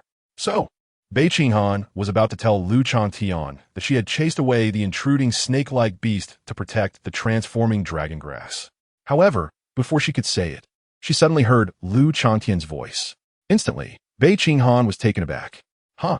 She tilted her head, her rosy lips slightly parted, and her dark, round eyes were filled with bewilderment. The bathroom? Of course, I need to find a place to go to the bathroom, right? Lu Changtian nodded, as if it were the most natural thing. Seeing the little girl, still looking confused, as if she had heard something unbelievable, he countered. What is so strange about that? Little White, don't you often run to that spot outside our home to go to the bathroom? Speaking of this, Lu Changtian felt a wave of relief. The most troublesome part of raising a child is dealing with hygiene issues. If they get on their clothes, you have to wash the soiled clothes. However, Lu Changtian had prepared for this when he adopted the little girl, always ready to help her with her needs. Fortunately, the little girl was quite sensible. She had never caused any hygiene problems and would always run to a hidden corner outside the cave to solve her needs. After finishing, she would carefully bury it with dirt to prevent any odor. Although the little girl might think she was hiding it well, how could she escape Lu Changtian's eyes? While Lu Changtian was still feeling pleased, Bei Qinghan suddenly realized something and quickly interrupted his fatherly sentiments. Wait, you saw everything? Of course. How could I trust you to sneak out in the middle of the night every day? I've been watching. Lu Changtian nodded. He felt that, as a father, he was incredibly responsible. What father could stay awake at night, like himself, concerned about his child's bathroom habits? Bei Qinghan's face turned crimson. Her temperament was mature after all. She couldn't possibly act like a little child in front of Lu Changtian. That's why she often took the opportunity to sneak out while he was asleep to find a place to quietly take care of her business. And after that, she would clean up properly. She had always thought Lu Changtian hadn't noticed. But now that it was mentioned, did that mean her cheap dragon dad had seen her every time she needed to go? Bei Qinghan felt a wave of darkness before her eyes, almost fainting. Then what about this transforming dragon grass? Bei Qinghan braced herself, trembling as she raised the transforming dragon grass in her hand and asked Lu Changtian. Although she already had some guesses in her heart, she still longed to hear a negative answer from Lu Changtian. Oh, this? Lu Changtian noticed the strangely shaped grass in the little girl's hand and said with some confusion, I always find this kind of grass growing where I go to the bathroom, and it looks quite nice. Where I go to the bathroom, there's always this grass growing. Transforming dragon grass, dragon-s bodily fluids, bathroom, urine. A series of information swirled in Bei Qinghan's mind, eventually piecing together an answer that made her vision go black. This transforming dragon grass was watered with the dragon's urine. Chapter 24. The Change in the Forbidden Land. Bei Qinghan's entire little head was buzzing. She couldn't wait to return to the outside world and beat up the person who wrote the information about the dragon transforming grass. What kind of ridiculous information is this? If you don't understand, don't make things up. It's simply misleading. She felt that her whole hand was contaminated, and it was uncomfortable no matter where she placed it. She threw the dragon transforming grass away, wanting to wash it off quickly. But just as she squatted down, she suddenly remembered. Since the dragon transforming grass was produced using dragon urine, wasn't the entire pool of water here? Upon thinking of this, Bei Qinghan's expression changed, becoming extremely terrified. At this moment, she felt incredibly grateful. Fortunately, because her strength was insufficient, she hadn't chosen to jump into the water to fight the snake-like beast earlier, but instead lured it out to kill it. Otherwise, she shivered violently. The image was too beautiful to imagine. In fact, Bei Qinghan was overthinking. The water in this pool was just plain water, a small lake formed by the convergence of external rivers, pure and natural, with no pollution, having nothing to do with Lu Changtian. Seeing the little one's reluctant expression, he thought she must really like this grass. So he made a suggestion. What's wrong? Little Bai, do you like this kind of grass? I know a place where there's quite a bit of it. Do you want me to take you to gather some? Lu Changtian said. He could understand. Children, especially girls, tend to like flowers and plants. It'd be nice to add some greenery to the home, helping to cultivate their character. Hearing this, Bei Qinghan decisively shook her head in refusal, her black hair swaying back and forth like a rattle drum. No need. I never want to see this grass again for the rest of my life. Really no need? It's actually quite clean. We could find a place to plant it. Lu Changtian thought the little one was frightened by what he said earlier. So he comforted her. After thinking it over, considering the growing environment of the grass, he added, "But we should plant it a bit farther away. It can't be too close to home." Bei Qinghan. If you hadn't said that last sentence, the first part might have been a bit credible. But now that you've said it, it feels off no matter how I hear it. No, let us hurry back. Bei Qinghan shook her head, wanting to leave this sad place as soon as possible. She felt that from now on, this would be a part of her dark history, buried deep in her memories. As she walked out of the cave, she saw the snake lying in the pit nearby again. Thinking that this was the prey her little one had worked hard to hunt, she felt that catching it by herself would make it taste even better. Changtian then asked if they should take the snake back to eat. But as soon as Bei Qinghan thought of the snake swimming in that pool and staying there for so long with the dragon transforming grass, she couldn't muster any appetite. She refused once more. "No, I don't have any appetite right now." Just as she was about to ask Changtian to take her home, she suddenly noticed that something seemed off in the Forbidden Land. The sky above her head looked like a canvas splashed with dye, the clear sky filled with various colors, all mixed together in a twisted and chaotic manner. At the horizon within her line of sight, beams of light appeared like curtains, flickering. The energy within the Forbidden Land was extremely active, and even with Bei Qinghan's current strength, she could clearly feel the surges of energy tides. Not to mention the powerful alien races and fierce beasts. The powerful alien races hidden in the Forbidden Land began to emerge one by one, their strong auras soaring into the sky, making Bei Qinghan feel an overwhelming fear. What is happening? Although with her current strength, she couldn't gauge how powerful those auras were. She was still shocked by the powerful alien races in the Forbidden Land. This further raised her suspicions about the strange occurrence sweeping through the entire Forbidden Land, stirring so many alien powerhouses. "I'm not sure. It happened when you went into that cave." Changtian shook his head. It was because he sensed the anomaly that he interrupted his plan to let the little one play a bit longer and went in to bring her out. Glancing at Bei Qinghan, who looked thoughtful, he added, "To be precise, it happened when you pulled out that grass that looks like a dragon." Bei Qinghan. "And you still say it's not a divine medicine?" Bei Qinghan suddenly had the impulse to run back in and pick up the dragon transforming grass she had discarded. Of course, she knew this was impossible. No matter how extraordinary that dragon transforming grass was, even if it were truly a legendary divine medicine, it couldn't possibly cause such a commotion. This was enough to agitate countless alien races in the entire Forbidden Land, among which were beings as powerful as the dragon beside her. A grass grown from urine couldn't be that impressive. Let's head back first. Changtian's expression was serious as he looked at the chaotic sky. Bei Qinghan obediently nodded. It was still unclear what this anomaly was about and what caused it.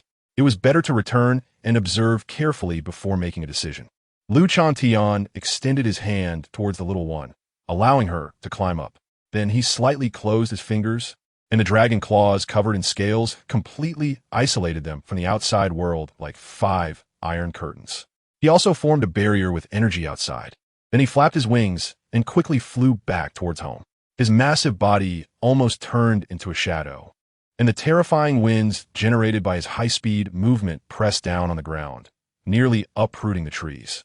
Bei Qinghan had run all day, but for Changtian, it took just a few blinks to finish the journey.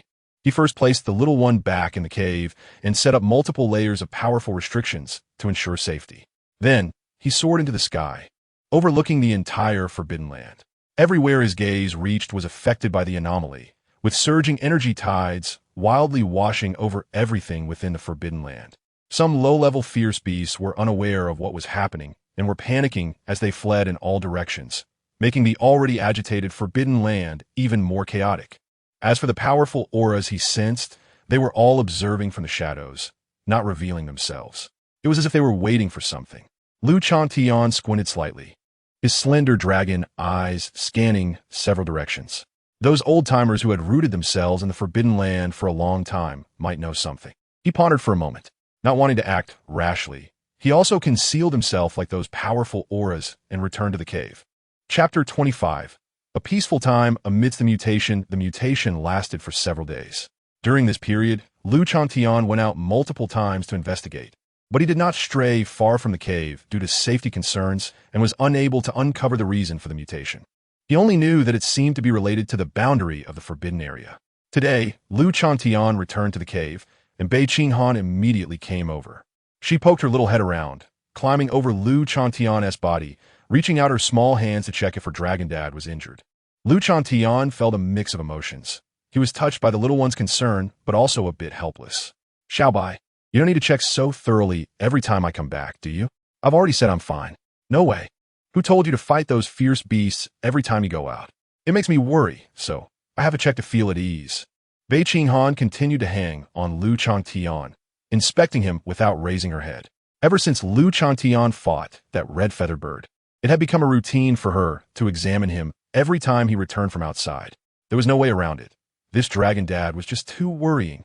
While he was indeed powerful, he always caused a stir every time he went out, leaving her anxious at home. It made her, despite being his daughter, feel like a mother constantly concerned about his safety, always worrying if Lu Changtian would lose or get hurt. Lu Changtian also felt a strange sensation. Wasn't he raising a daughter? How had their roles reversed?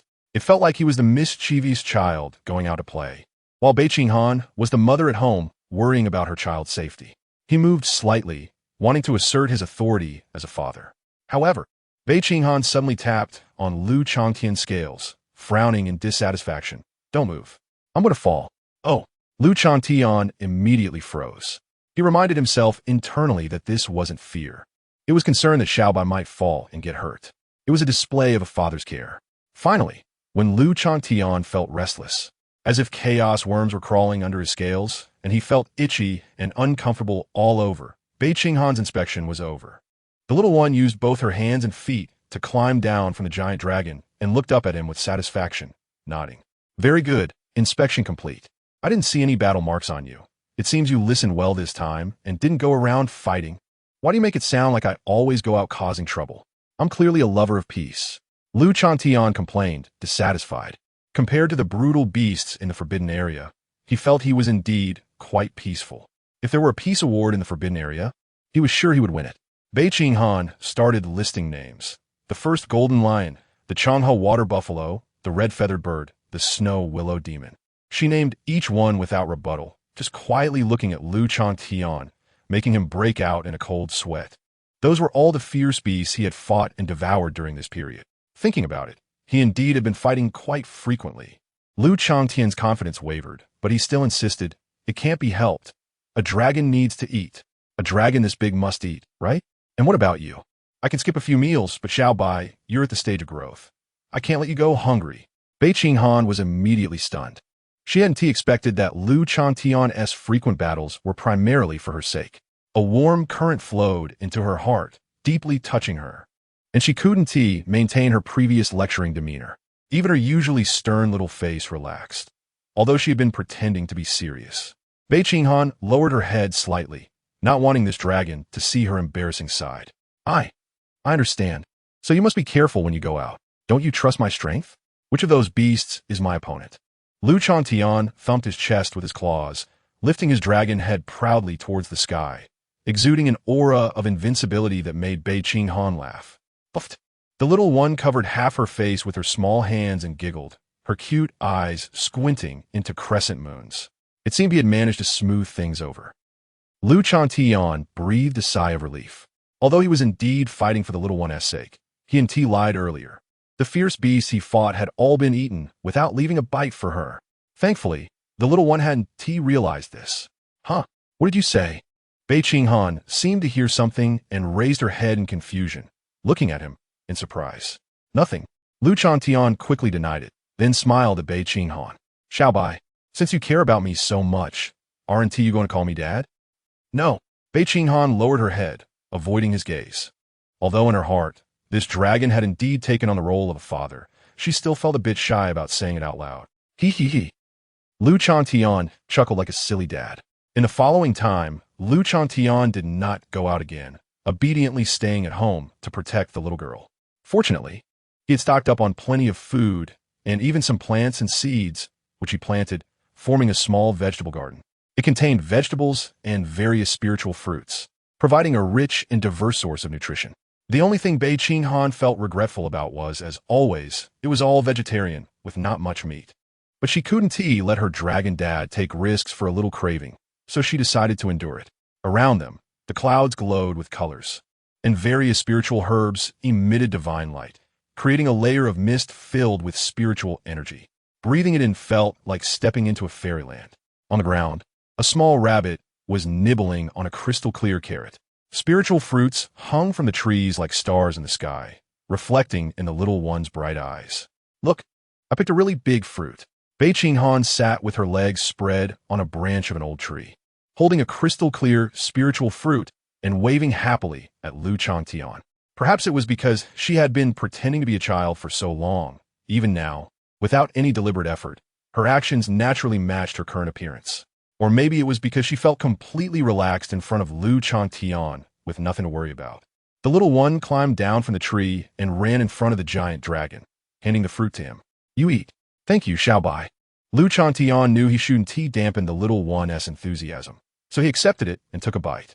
Bei Qinghan also climbed onto Changtian's back and pulled out another fruit from behind. The dragon and the little one sat together, munching on the spiritual fruits. And for a moment, it felt as if the Forbidden Area's mutation had nothing to do with them, living a life of peace. Chapter 26. The Seven-Armed Demon God. A single fruit was not enough for Changtian to fill the gaps in his teeth, and it was quickly devoured. In a garden filled with misty spiritual energy like white fog, a massive black dragon lay on the ground, with a small human child on its back.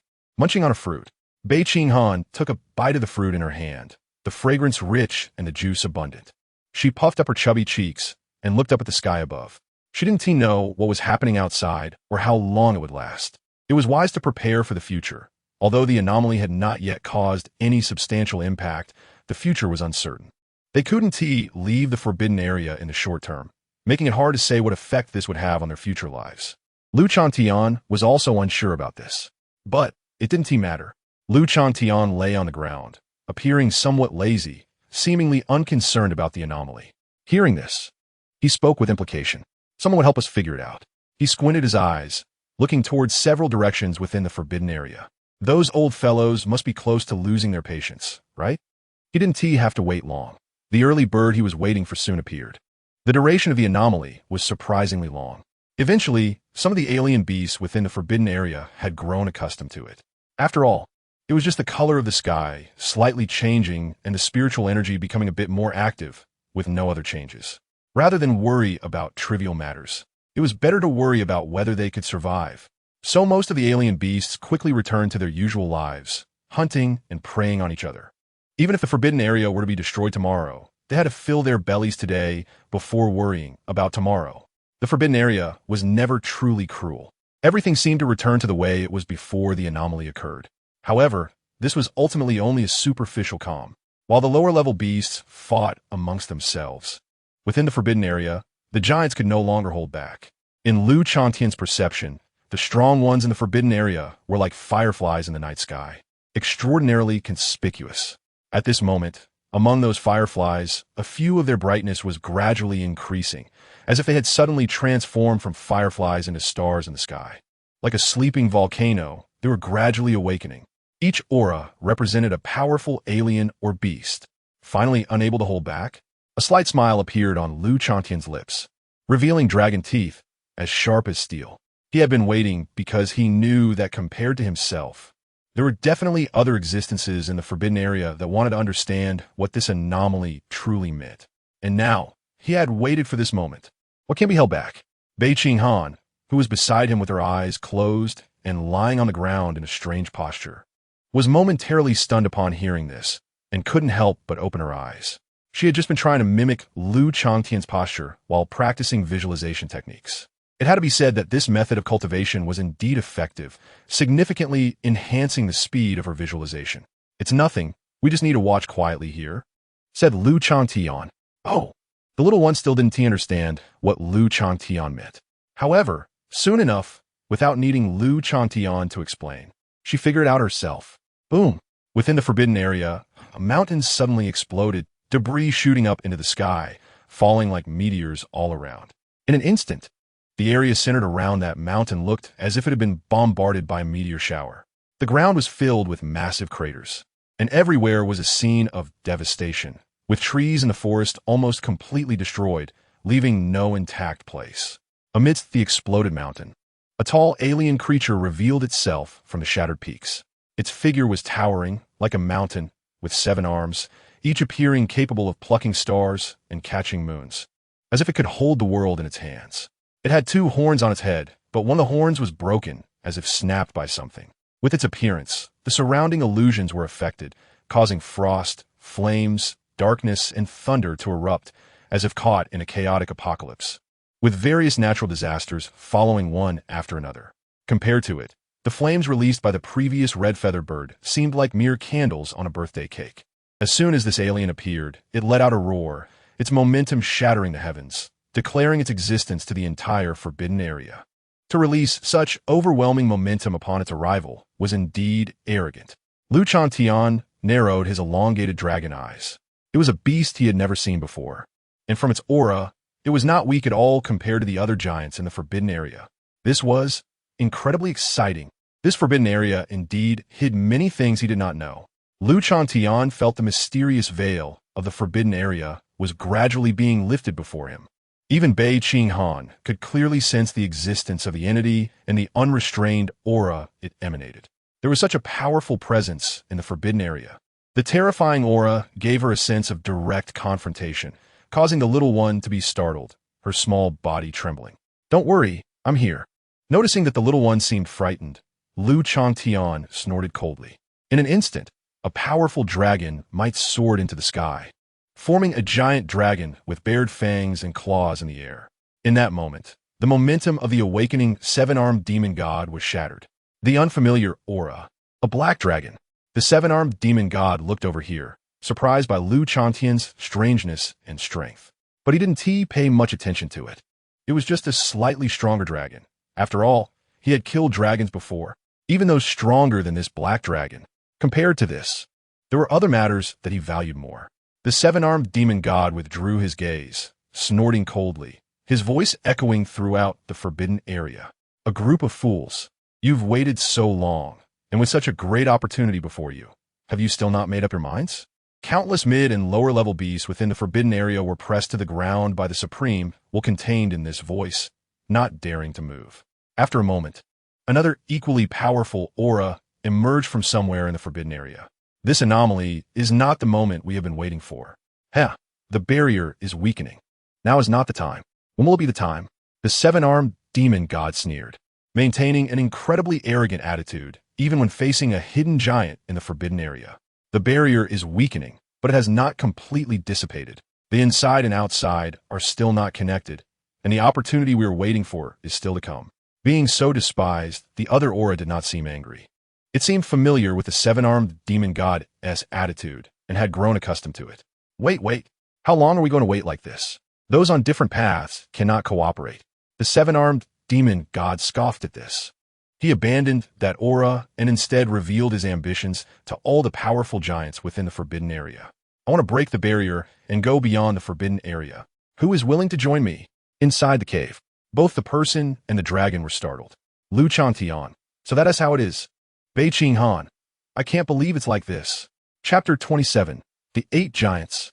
Changtian had previously speculated that there was another world surrounding the forbidden area, but some kind of restriction prevented them from going outside, confining them within the forbidden zone. However, he did not know how to escape. Now it seemed that those old monsters had long been aware of this. The reason they had remained dormant was simply to wait for the moment when that restriction would disappear. Bei Qinghan also suddenly unterstützt. No wonder there were so many powerful king-level alien races within the forbidden area, and many ferocious beasts surpassing the king level. Yet they remained confined within this forbidden zone without heading to the outside world. It turned out to be due to some kind of restriction preventing them. And now, this restriction seemed to be on the verge of disappearing. If the king-level beings and even stronger ferocious beasts in the forbidden area all appeared in the outside world at once, it would surely have a tremendous impact on the situation outside. It was possible that humanity's situation would instantly revert to what it was like at the beginning of the mutation. No, it might even be worse than that. One must know that when the mutation first began, there weren't so many king-level or even stronger ferocious beasts. She couldn't help but feel nervous. Did humanity have the capability to contend against so many alien races? However, she was not the human empress now. but merely a 3-year-old child who had just begun her cultivation. Even during her time as the Empress, she could not have stopped so many powerful alien beasts, let alone now. She could only watch helplessly as the seven-armed demon god took action. The announcement of the seven-armed demon god spread throughout the forbidden area. And for a moment, the powerful beings within the forbidden area fell into silence, seemingly weighing their options. But this silence did not last long. Ha ha ha! Since you are willing to take the lead, I will join you in breaking through. A loud laugh echoed. Immediately, a divine light shot up from a corner of the forbidden area, transforming into a sky-swallowing hound. As soon as it appeared, it exuded an extremely powerful aura, and the wind howled, with clouds forming a massive vortex around it, as if it wanted to swallow the heavens and the earth. The appearance of the sky-swallowing hound was like a signal.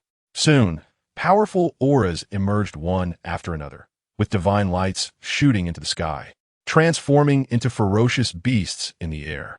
Sky-swallowing hound, phoenix, thousand-legged centipede, and various uniquely shaped alien races. 7 gigantic ferocious beasts almost occupied half of the sky. Their forms and races were different, but the auras they displayed were all incredibly strong. With so many powerful alien races converging together, emanating a combined aura, the surrounding void seemed to crack faintly, unable to bear the pressure. Bei Qinghan looked on from below, feeling a chill run down her spine. She could not gauge the specific strength of these alien races, but each one's aura was not much weaker than the alien king she had fought before. In other words, all of them were beyond the king level. Interesting, so many powerful alien races were drawn out at once. Changtian squinted his eyes. He had always been interested in these old monsters in the forbidden area. However, he had caused quite a stir in the forbidden area and had provoked those old monsters multiple times, yet he had never seen them appear. He never expected that today. The seven-armed demon god, wanting to break through, would actually draw out 7 of them. He felt a desire to join in the excitement. But thinking that he was no longer alone, he glanced at the small creature beside him, who looked anxious and frightened, and Changtian decided to stop. He comforted her. "Don't be afraid. I'm here." Bei Qinghan replied, but her expression did not show much relief. It wasn't that she was worried about her safety. She believed Changtian would protect her well. She was just concerned about whether those 7 alien races would break out of the forbidden area and whether humanity could withstand them. Meanwhile, the gathering initiated by the seven-armed demon god was nearing its end.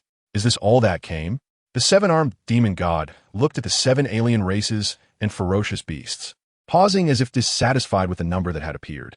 After waiting a moment longer and confirming that no other alien races would show up, the seven-armed demon god finally spoke. "Very well, let it be. Although the numbers are a bit small, with me here, the power is already sufficient. As for the others, let them watch from the shadows." The seven-armed demon god's gaze flicked toward the hiding places of several giants, his tone laced with provocation and sarcasm. The thousand-legged centipede moved its 1,000 legs rhythmically, each sharp leg capable of shredding a mountain peak. Mountains turned to dust beneath its feet. At this moment, it emitted a chilling sound from its mouth.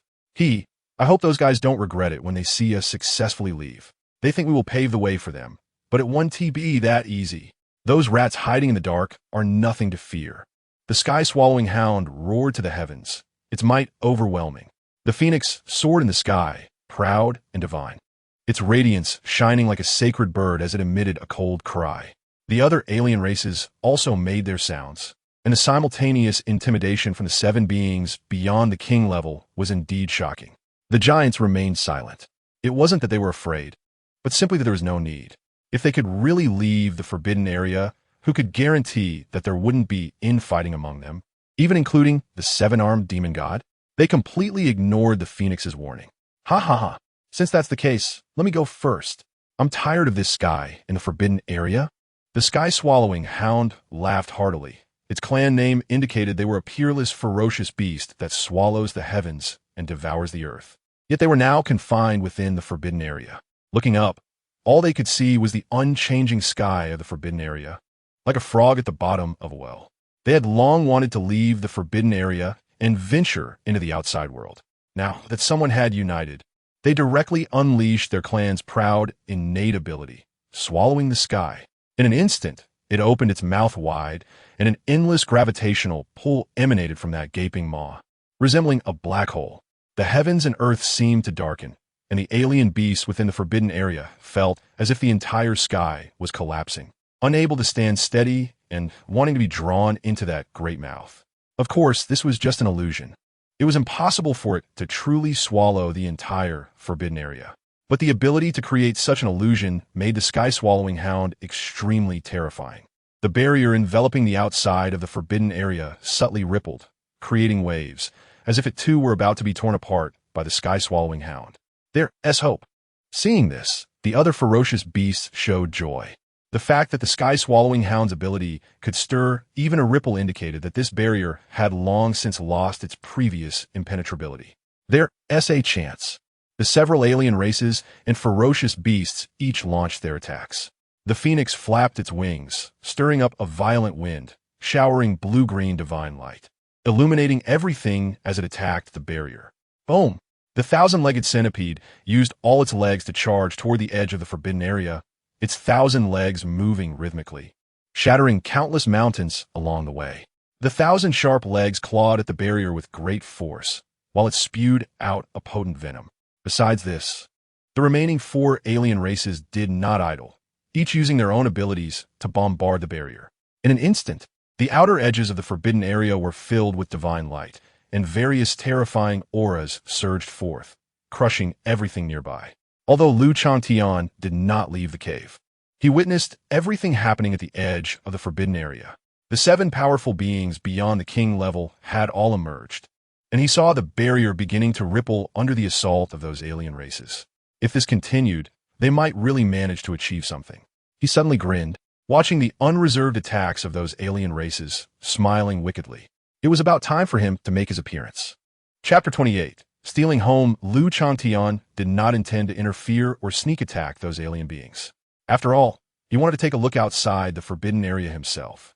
If they managed to stir up some trouble and break the barrier, it would save him some effort. However, such a good opportunity, just hiding at home and watching, seemed a bit too wasteful. Since you all plan to leave the forbidden area, keeping resources that would be a waste, so let me help you accept them. Changtian smiled wickedly. As someone who had been educated in frugality since childhood, he could not bear to see large amounts of resources wasted and could only reluctantly take care of them. Of course, since it was a matter of safekeeping, an extra fee for storage would be necessary. Don't worry, it won't be too much. Changtian calculated in his mind and decided to take advantage of the current heated battle at the edge of the forbidden area to make a round in the strongholds of those powerful alien beings. However, as soon as he stepped outside, he was stopped by the little one. Bei Qinghan was unaware of Changtian's plans. She only considered that this foolish father always caused some trouble whenever he went out. Now that it was so dangerous outside, she was just worried about him going out alone. She pursed her lips and looked at the giant dragon before her. What are you going out for? I want to go too. This put Changtian in a bit of a dilemma. Taking a child to sneak into someone else's home and steal things. Wouldn't that lead her astray? Of course, this was purely his overthinking. Bei Qinghan was, after all, an adult in her heart, and it wouldn't be that easy to lead her astray. Changtian said, "Little Bai, I have something to do outside. Stay at home and wait for me. Don't worry, it won't be dangerous. If it's not dangerous, then why can't I go with you? I'm very powerful now. I can help you." Bei Qinghan was not so easily fooled and quickly caught Changtian's logical flaw. During this period of change, the fluctuations of spiritual energy in the forbidden area had been particularly intense. To avoid causing any trouble for Changtian, she had been diligently practicing and had successfully cultivated her visualization technique to the 2nd level, able to visualize 2 dragon claws. Her strength had greatly improved. Of course, to Changtian, she still seemed like the same little one, a small creature that could be pushed over with a finger. He was about to say that her strength was still too weak to be of any help, or that it was too dangerous outside, and for safety's sake, she should stay at home, to refuse the little one's request. However, Changtian had just opened his mouth, and before he could finish speaking, Bei Qinghan jumped in and cut him off. "But didn't you just say there wouldn't be any danger? Why can I follow you? Are you saying?" At this point, Bei Qinghan paused, a cunning smile spreading across her face as if she had succeeded in a scheme. She looked up at Changtian and asked with a rhetorical tone, "Are you saying that when you said there wouldn't be any danger, you were actually lying to me?" A fatal blow. This rhetorical question choked Lu Changtian's latter half of the sentence in his throat. He really had no way to respond. To affirm it would be to admit he was indeed lying and that it was actually dangerous outside. To deny it would lead back to the little one's previous statement. If there was no danger, why couldn't he take her along? This little one was so cunning. Who did she learn this from? He couldn't help but scrutinize Bei Qinghan, whose big, dark, shiny eyes were staring at him without blinking, filled with innocence and purity like the night. It seemed that her previous question was really just a casual inquiry. Without any hidden motives, Lu Changtian and the little one stared at each other for a while, and ultimately, under her pure gaze, he conceded with a sigh. All right, you win. I agree. Yay! Bei Qinghan exclaimed, jumping up happily as if she had achieved a great victory. Easy win over Dragon Dad. But Lu Changtian's voice suddenly rose a few notches, capturing the little one's attention. His expression turned serious as he looked at Bei Qinghan, earnestly reminding her, "You must stay close to me when we're outside. Don't wander off, understood?" MHM. The little one nodded her head vigorously like a chick pecking at grains, looking extremely adorable. She wasn't like those foolish female characters in movies who didn't know their limits, disobeyed orders, and liked to run around recklessly. Bei Qinghan was well aware of her own capabilities and knew that running around in the forbidden area, especially in the current situation, would be courting death. Sticking close to Dragon Dad and hugging his leg was the way to go. That's good. Seeing how cooperative the little one was, Lu Changtian had no reason to refuse anymore, and he could only agree reluctantly. The commotion at the edge of the forbidden area attracted the attention of most of the powerful beings within. Therefore, no one noticed that at this moment, a black dragon concealed its aura and left its lair. On the way, Bei Qinghan finally understood what Lu Changtian planned to do. It turned out he intended to steal from the homes of those alien leaders while they were away. This was simply fantastic. She thought this Dragon Dad was just too cunning. If those alien beings knew that someone was stealing from their homes, they would probably explode with rage on the spot. Thus, both the man and the dragon laughed sinisterly as they advanced toward the strongholds of those alien beasts. For the first target, Lu Changtian chose the lair of the sky-eating hound. As for the reason, the sky-eating hound was said to prey on dragons. Although Lu Changtian hadn't seen any dragon clan other than himself in this forbidden area, before he grew stronger, he indeed had some conflicts with the species and had been chased for a while. However, after he became stronger, he realized he couldn't afford to provoke them. Those sky-eating hounds either shrank back or kept their distance, leaving him with no chance to regain his face. So this time, he chose the sky-eating hound as his first target.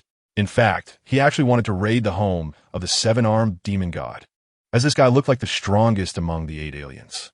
But unfortunately, the seven-armed demon god had just awakened and blew up the mountain that served as his home, scattering pieces everywhere with the explosion, sending debris all over the forbidden area. He estimated that that place was left with nothing but a pit. With no other options, Lu Changtian had to settle for second best. As he approached the territory of the sky-eating hound, Lu Changtian's figure suddenly flickered slightly, and his body gradually became hazy. The entire dragon transformed into something akin to mist, like an ethereal illusion, dreamlike and surreal. Silently, he entered the territory of the sky-eating hound. Chapter 29. I am proud to be beaten. Bei Qinghan opened her big eyes and curiously watched a sky-devouring hound pass by her side. They had now deeply entered the territory of the sky-devouring hounds. Earlier, when she heard that Lu Changtian planned to take advantage of the chaos to raid the homes of those alien creatures, Bei Qinghan thought Lu Changtian intended to fight his way in. After all, that aligned with the impression she had of herself as a dragon. As for Lu Changtian's idea of sneaking in, Bei Qinghan understood it this way. As long as he killed all the aliens he saw, wouldn't that be the perfect infiltration? Unexpectedly, the other party had completely concealed their aura and presence. They just walked in openly like this. Along the way, Bei Qinghan had already encountered no fewer than 2 hands worth of sky-devouring hounds, with the most recent one nearly brushing past Lu Changtian. Yet even so, the other party still hadn't noticed the existence of such a giant dragon just a hair's breadth away. Bei Qinghan was greatly shocked. Was there really such a method of infiltration? Perhaps this was her dragon father's innate ability? Bei Qinghan pondered, while looking down at her own hands. At this moment, she seemed to be shrouded in an illusion, her little hands appearing semi-transparent, with faint glimmers of light flickering on them, resembling a layer of luck. Ethereal and elusive, beautiful and dreamlike. It was this special state that masked her aura, preventing the sky-devouring hounds passing by from sensing her presence. Bei Qinghan felt that her dragon father was becoming increasingly mysterious. Not only was he powerful, but he also had an attitude completely different from other alien creatures. Even adopting her, a human cub, and now possessing this bizarre dreamlike ability. If this ability were in the hands of other alien creatures, Bei Qinghan would surely see them as a formidable enemy. But with Changtian, this was her dragon father. The stronger, the better. Just like Changtian would find it normal for his child to be so capable. Changtian's mysteriousness and strength also filled Bei Qinghan's heart with an inexplicable sense of pride and honor. The little one couldn't help but raise her little face and puff out her chest, looking a bit proud. Her gaze towards those sky-devouring hounds had changed significantly, as if she were looking at a group of weaklings. This little one, Changtian, had no idea what Bei Qinghan was up to again, but seeing his child's confident and adorable demeanor, he couldn't help but chuckle. The pair, one human and one dragon, wandered freely in the territory of the sky-devouring hounds, looking here and there, their casual and leisurely posture resembling a father-daughter duo out on a spring outing with their child. Unknowingly, they had arrived at the core of the territory. Ahead was a magnificent gate, engraved with mysterious patterns forming a restriction, with two sky-devouring hounds guarding each side of the door. The door was huge, and Bei Qinghan felt like a tiny ant in front of it, perfectly matching the size of the sky-devouring hounds. Two king-level alien creatures again. Bei Qinghan was becoming numb to it. In the outside world, wasn't the appearance of any king-level beast enough to cause a great upheaval, almost altering the world's landscape? Just like their title, each one was undoubtedly a king, feared by countless people and worshipped by numerous ferocious beasts. They were the kings among beasts. Yet here, these dignified king-level beasts could only be reduced to gatekeepers. She once again felt the enormous gap between the forbidden area and the outside world. However, having two king-level beings guarding and such a strong restriction, this must be the core, right? Bei Qinghan thought, while looking at the heavily restricted gate, as other places lacked such stern protection. Behind that gate must be the treasure vault of the sky-devouring hounds. She looked down at Changtian, curious about how her dragon father planned to continue the infiltration now that they had come this far. But she found Changtian's expression somewhat strange. This really was, as the saying goes, not gathering without a grudge. Changtian's expression was subtle as he looked at one of the sky-devouring hounds. It had been mentioned before that when Changtian was still a young dragon, he had been targeted by the sky-devouring hound clan, who were known to prey on dragons. He had come this time with a hint of revenge in mind, and the sky-devouring hound in front of him was the very one that had hunted him down back then. Following Changtian's gaze, Bei Qinghan quickly noticed what he was looking at and whispered, "Do you know that sky-devouring hound?" Changtian nodded.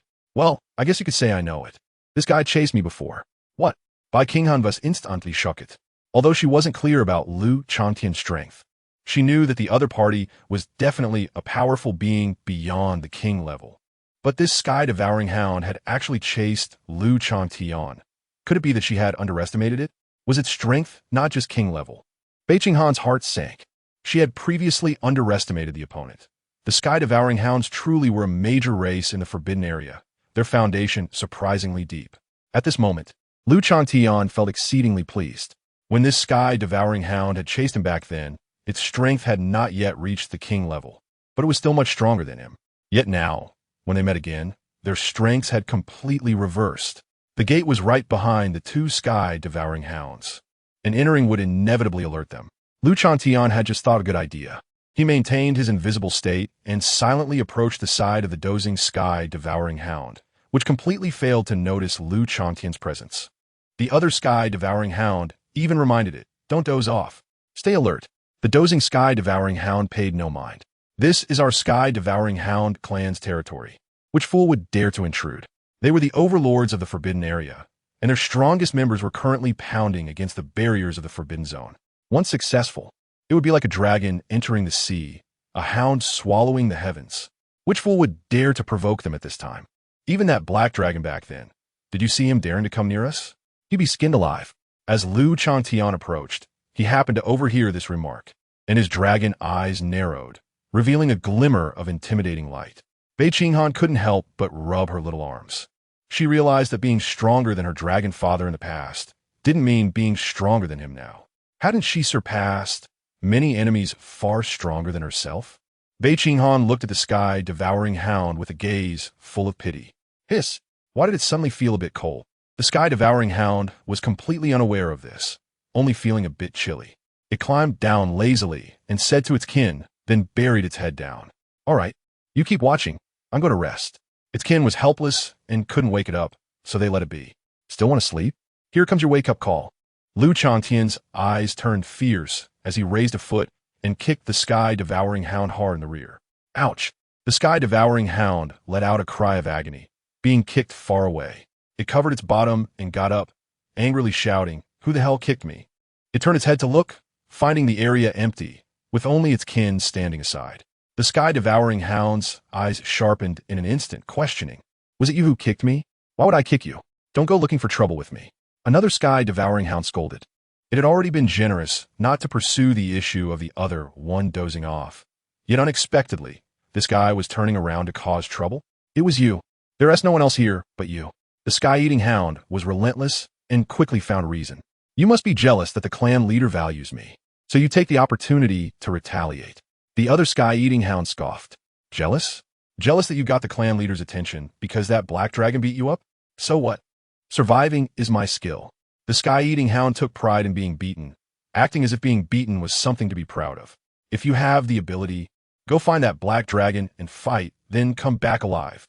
You want to fight, huh? The other sky-eating hound was furious, eyes wide with anger. Fine, let us fight. Both sky-eating hounds were dissatisfied with each other, and without any further words, they started to fight. Chapter 30.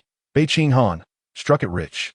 Outside the door, two sky-eating hounds suddenly started fighting without any warning, and the scene was extraordinarily intense.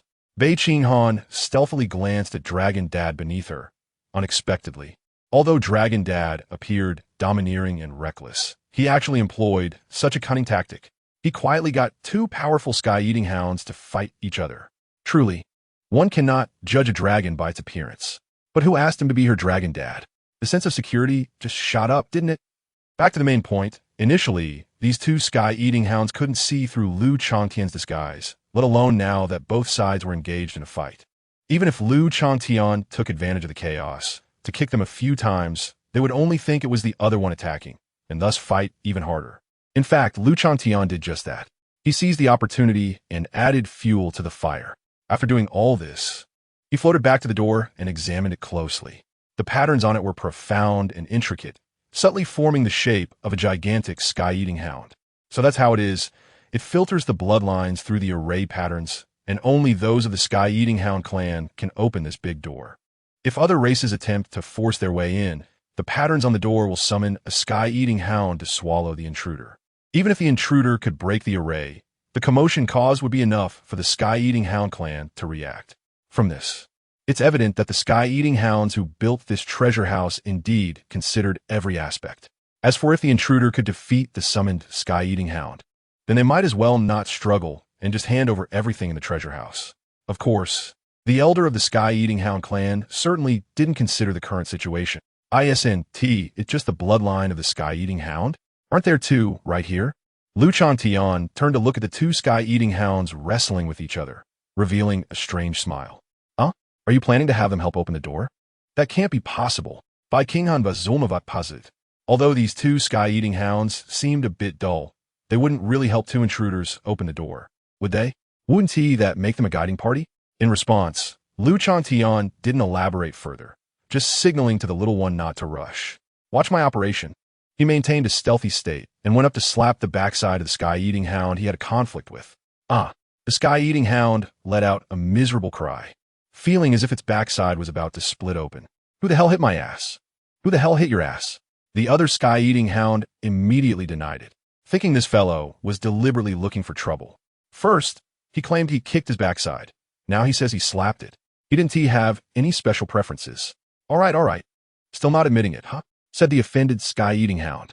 They were fighting and messing around, but they still left each other with some face and didn't go all out. But since the other side struck first, then it was fair game. The offended sky-eating hound's gaze turned fierce, and it bit into the other's backside, blood splattering everywhere. Let go. Let go of my mouth. No way. In response to the reprimand from its kin, the sky-eating hound bit down harder, showing no signs of letting go. Its teeth sank deeply into the flesh. Seeing this, the other sky-eating hound also got angry and similarly bit into the other's backside. Oh, in pain, both bit down harder.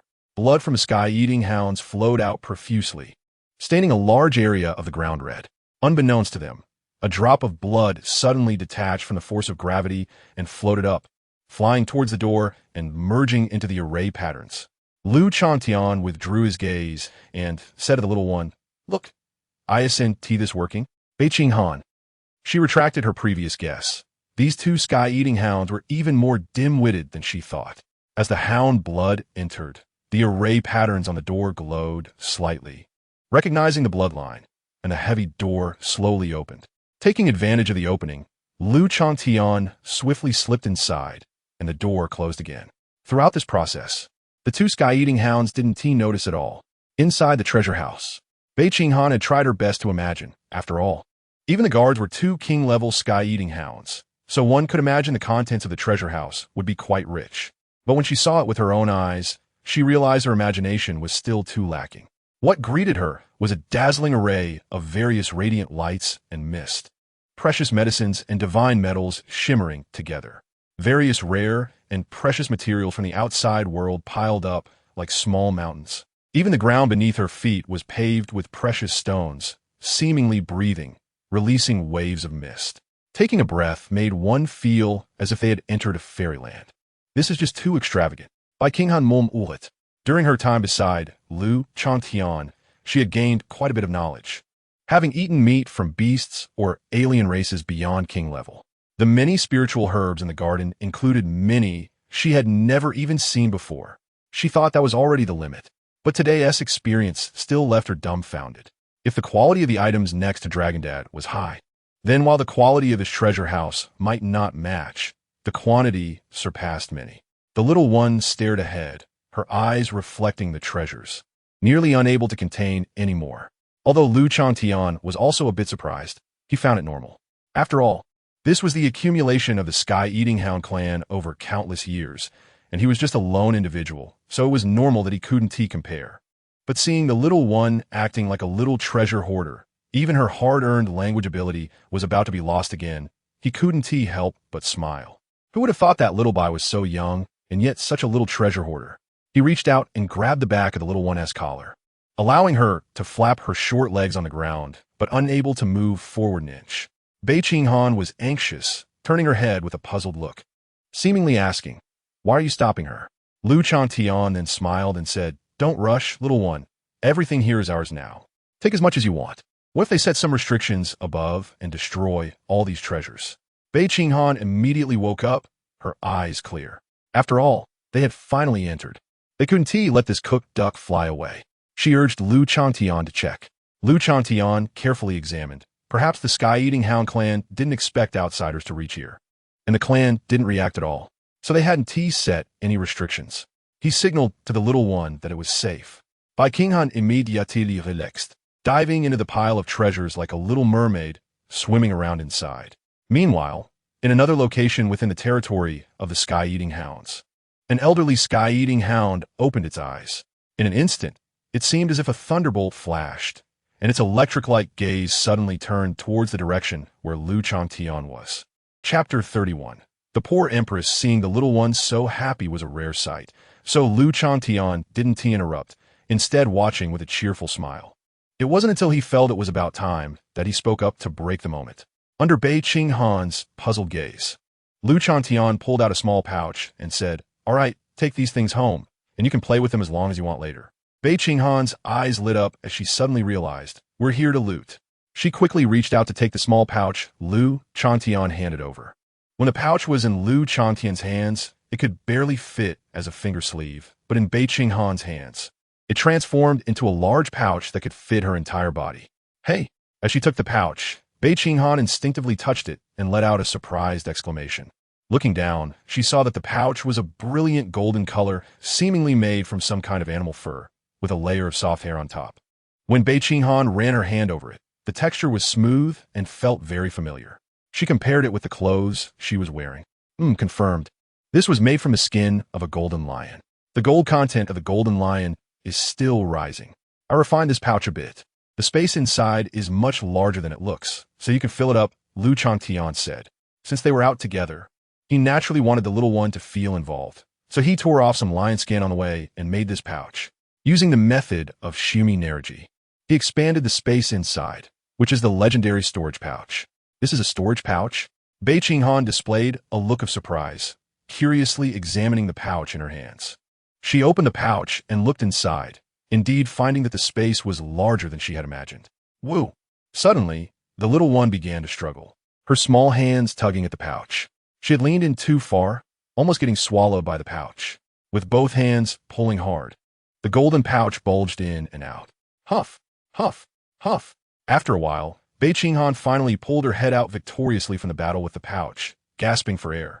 Once she caught her breath and realized the space in the storage pouch, she excitedly ran towards the various treasures. Whatever ores, divine gold, precious medicines. As long as it could fit in the pouch, she stuffed them in. After all, anything that could enter the treasure trove of the sky-eating hound race was bound to be good. Bei Qinghan was used to being poor, even though she was an empress. The human race had only just stabilized during the upheaval and couldn't accumulate any resources. She had to prepare her own cultivation resources, and sometimes even had to pay out of pocket. Compared to the ancient race of the sky-eating hounds, she was completely at a disadvantage. With Bei Qinghan's almost relentless little hands, the storage pouch quickly bulged. Lu Changtian didn't interrupt. He just watched like a doting father from the side, occasionally reminding her, "Don't stuff too much, just pick some favorites and leave it at that. We still have to go to other places later." Looking at the small mountain in front of her that had hardly shrunk, filled with various rare materials, then at her already bulging storage pouch, Bei Qinghan frowned, her tender little face showing a very obvious conflicted expression. She wanted to stuff in more, but there was no more room, and Dragon Dad said they had to go to other places. So unwilling, Bei Qinghan posed her lips, but she could only selectively take a few items out of the storage pouch, and then immediately withdrew her hands. Lu Changtian looked at the still bulging storage pouch and asked, "Is this all? Aren't you going to take out some more?" Bei Qinghan shook her head vigorously. Although it was just a little bit, it already made him feel like his heart was bleeding. These were all her and Dragon Dad's assets. All right then, Lu Changtian said non-committally, not pushing her. After all, when they saw something good later, he believed the little one would automatically make space in the pouch. Letting Bei Qinghan hold the storage pouch while standing behind, Lu Changtian opened his mouth wide. In an instant, a powerful suction force emanated, and the treasures from the treasure trove were drawn into Lu Changtian's mouth like they were attracted by a black hole. Bei Qinghan, watching from the side, was almost drooling. If she could learn this trick, she wouldn't have to worry about not being able to store treasures. I must learn it. I'll visualize this tonight. In the blink of an eye, the large treasure trove had lost more than half of its resources. Only then did Lu Changtian close his mouth, lick his lips, and glance at the remaining items in the corners of the treasure trove, saying somewhat disinterestedly, "Well, let the rest be for them." Suddenly, he sensed a powerful aura approaching the treasure trove. It seemed that the commotion here had finally been noticed by the strong members of the sky-eating hound race. "We should go," he told the little one, beckoning Bei Qinghan to climb onto him. His form once again became ethereal, slipping through the gaps in the restraints. And when they emerged, the two sky-eating hounds outside were still fighting. Lu Changtian ignored them and quickly left the area. Not long after he left, an elderly sky-eating hound arrived, watching the two hounds tangled in a fight in front of the treasure trove. There was not a trace of the demeanor of a king-level fierce beast. Instead, it looked more like two wild dogs fighting on the roadside, biting each other's tails and some indescribable parts. The elderly sky-eating hound felt as if his eyes had been struck. "You two fools, what are you doing?" The two hounds jolted in surprise, immediately letting go of their mouths and getting up from the ground. Hearing the elderly sky-eating hound's question, they both spoke at once. Wanted to clear their names. "He bit my tail first. He kicked my tail first." The elderly sky-eating hound felt a sharp pain in his head. What kind of twisted obsession did these two have? Couldn't they let go of their tails? "What did you say? What did you say?" Noticing that both wanted to shift the blame onto the other and that their statements were nearly identical, The two sky-eating hounds instantly became furious. They bared their teeth at each other, looking like they were about to bite again over a disagreement. "Shut up," the elderly sky-eating hound roared, causing the two hounds to stop immediately. He looked at one of them and asked, "You, speak first." Through the back-and-forth explanations of the two sky-eating hounds, the elderly one finally understood what had happened. So these two idiots didn't even know what was going on. They both thought the other had a peculiar fondness for their tails, and that is how the fight started. The elderly sky-eating hound felt his lifespan rapidly depleting. He and the other sky-eating hound outside were the strongest in the clan, but he was old and the other was in their prime. So they had divided their roles, with him staying behind to preserve their strength while the younger one went out. But now it seemed it would have been better to switch roles. Wait. The elderly sky-eating hound suddenly realized something and quickly looked up at the big door. Sure enough, he saw a streak of blood on the door. He hurriedly approached the treasure trove, only to find it completely empty. The countless resources and treasures accumulated over many years vanished without a trace. Chapter 32. Exposed in the treasury. The elderly sky-eating hound had a gloomy expression, and an invisible pressure enveloped the surroundings centered around him, making the space in the treasury seem frozen. The terrifying sense of oppression caused the two sky-eating hounds at the entrance to instinctively curl up their bodies. They hugged their front paws over their heads, with their heads resting on the ground, trembling all over. They showed no signs of the majesty expected from king-level beasts, instead resembling two frightened puppies. Although they were already powerful king-level beasts, the strength of the elderly sky-eating hound surpassed that of a king. Moreover, even without considering strength, the other party held a high status within the clan, having watched these two grow up. The sense of oppression was almost etched in their bones. "Who dares to intrude and steal from our clan's treasury? If I find out who it is, I will definitely swallow him whole." The two sky-eating hounds cursed inwardly. The elderly sky-eating hound had watched these two useless creatures grow up. To put it bluntly, he could tell what they were up to just by seeing them lift their butts. Naturally, he could guess their thoughts. He asked, "What's wrong, not convinced?" The two sky-eating hounds nodded in unison. Although they behaved like panicked puppies in front of the elderly sky-eating hound, they were still king-level beings and had their own pride, fully confident in their strength. They believed that the unknown intruder was not their match, merely using some strange methods to evade their watch and sneak into the treasury. Don't even think about it. Even if you both obediently guard, you wouldn't be able to detect that intruder, let alone be his opponent. The elderly sky-eating hound ruthlessly shattered their fantasies. At the same time, he was speculating about the identity of the intruder. The intruder's stealth ability was definitely extraordinary, able to penetrate deep into our clan's forbidden area without being noticed by a single clan member. At the same time, their strength must also be formidable, at least king level. No, to be able to secretly provoke these two fools without being discovered, they must be at least beyond king level. Are there such races in the forbidden area? He frowned in thought. There were indeed races adept at stealth in the forbidden area, but those with such stealth abilities and matching strength did not exist in his memory. Forget it. Let this be a lesson. In the end, the elderly sky-eating hound had to swallow this bitter pill. Resources could be accumulated again. As long as there were no other losses, it would be fine. He looked at the two clan members in front of him, hoping this would help them learn a lesson. His lifespan was running low, and if he could successfully leave the forbidden area, these two would be the pillars of the clan moving forward. "You too," he sighed, about to give some advice, urging the two clan members to be cautious. But he felt the restrictions he had set up being triggered. The elderly sky-eating hound instantly exploded with rage, his overwhelming aura erupting like the collapse of heaven and earth, his fur standing on end. "You dare!" His voice boomed like thunder, filled with endless anger. Before he finished speaking, the elderly sky-eating hound's figure had already vanished. The two sky-eating hounds, unable to understand what had provoked his fury, were already guilty and were planning to redeem themselves and vent their frustrations, so they hurriedly followed suit. Meanwhile, on the other side, this is troublesome. I accidentally got discovered. Changtian retracted his claws, a hint of helplessness on his face. Just as he was leaving the territory of the sky-eating hound clan, he caught a glimpse of a well-hidden spot out of the corner of his eye. There! A special restriction covered it, completely blocking Changtian's perception, only visible to the naked eye. If it weren't for Bei Qinghan catching sight of it, even Changtian would have overlooked it.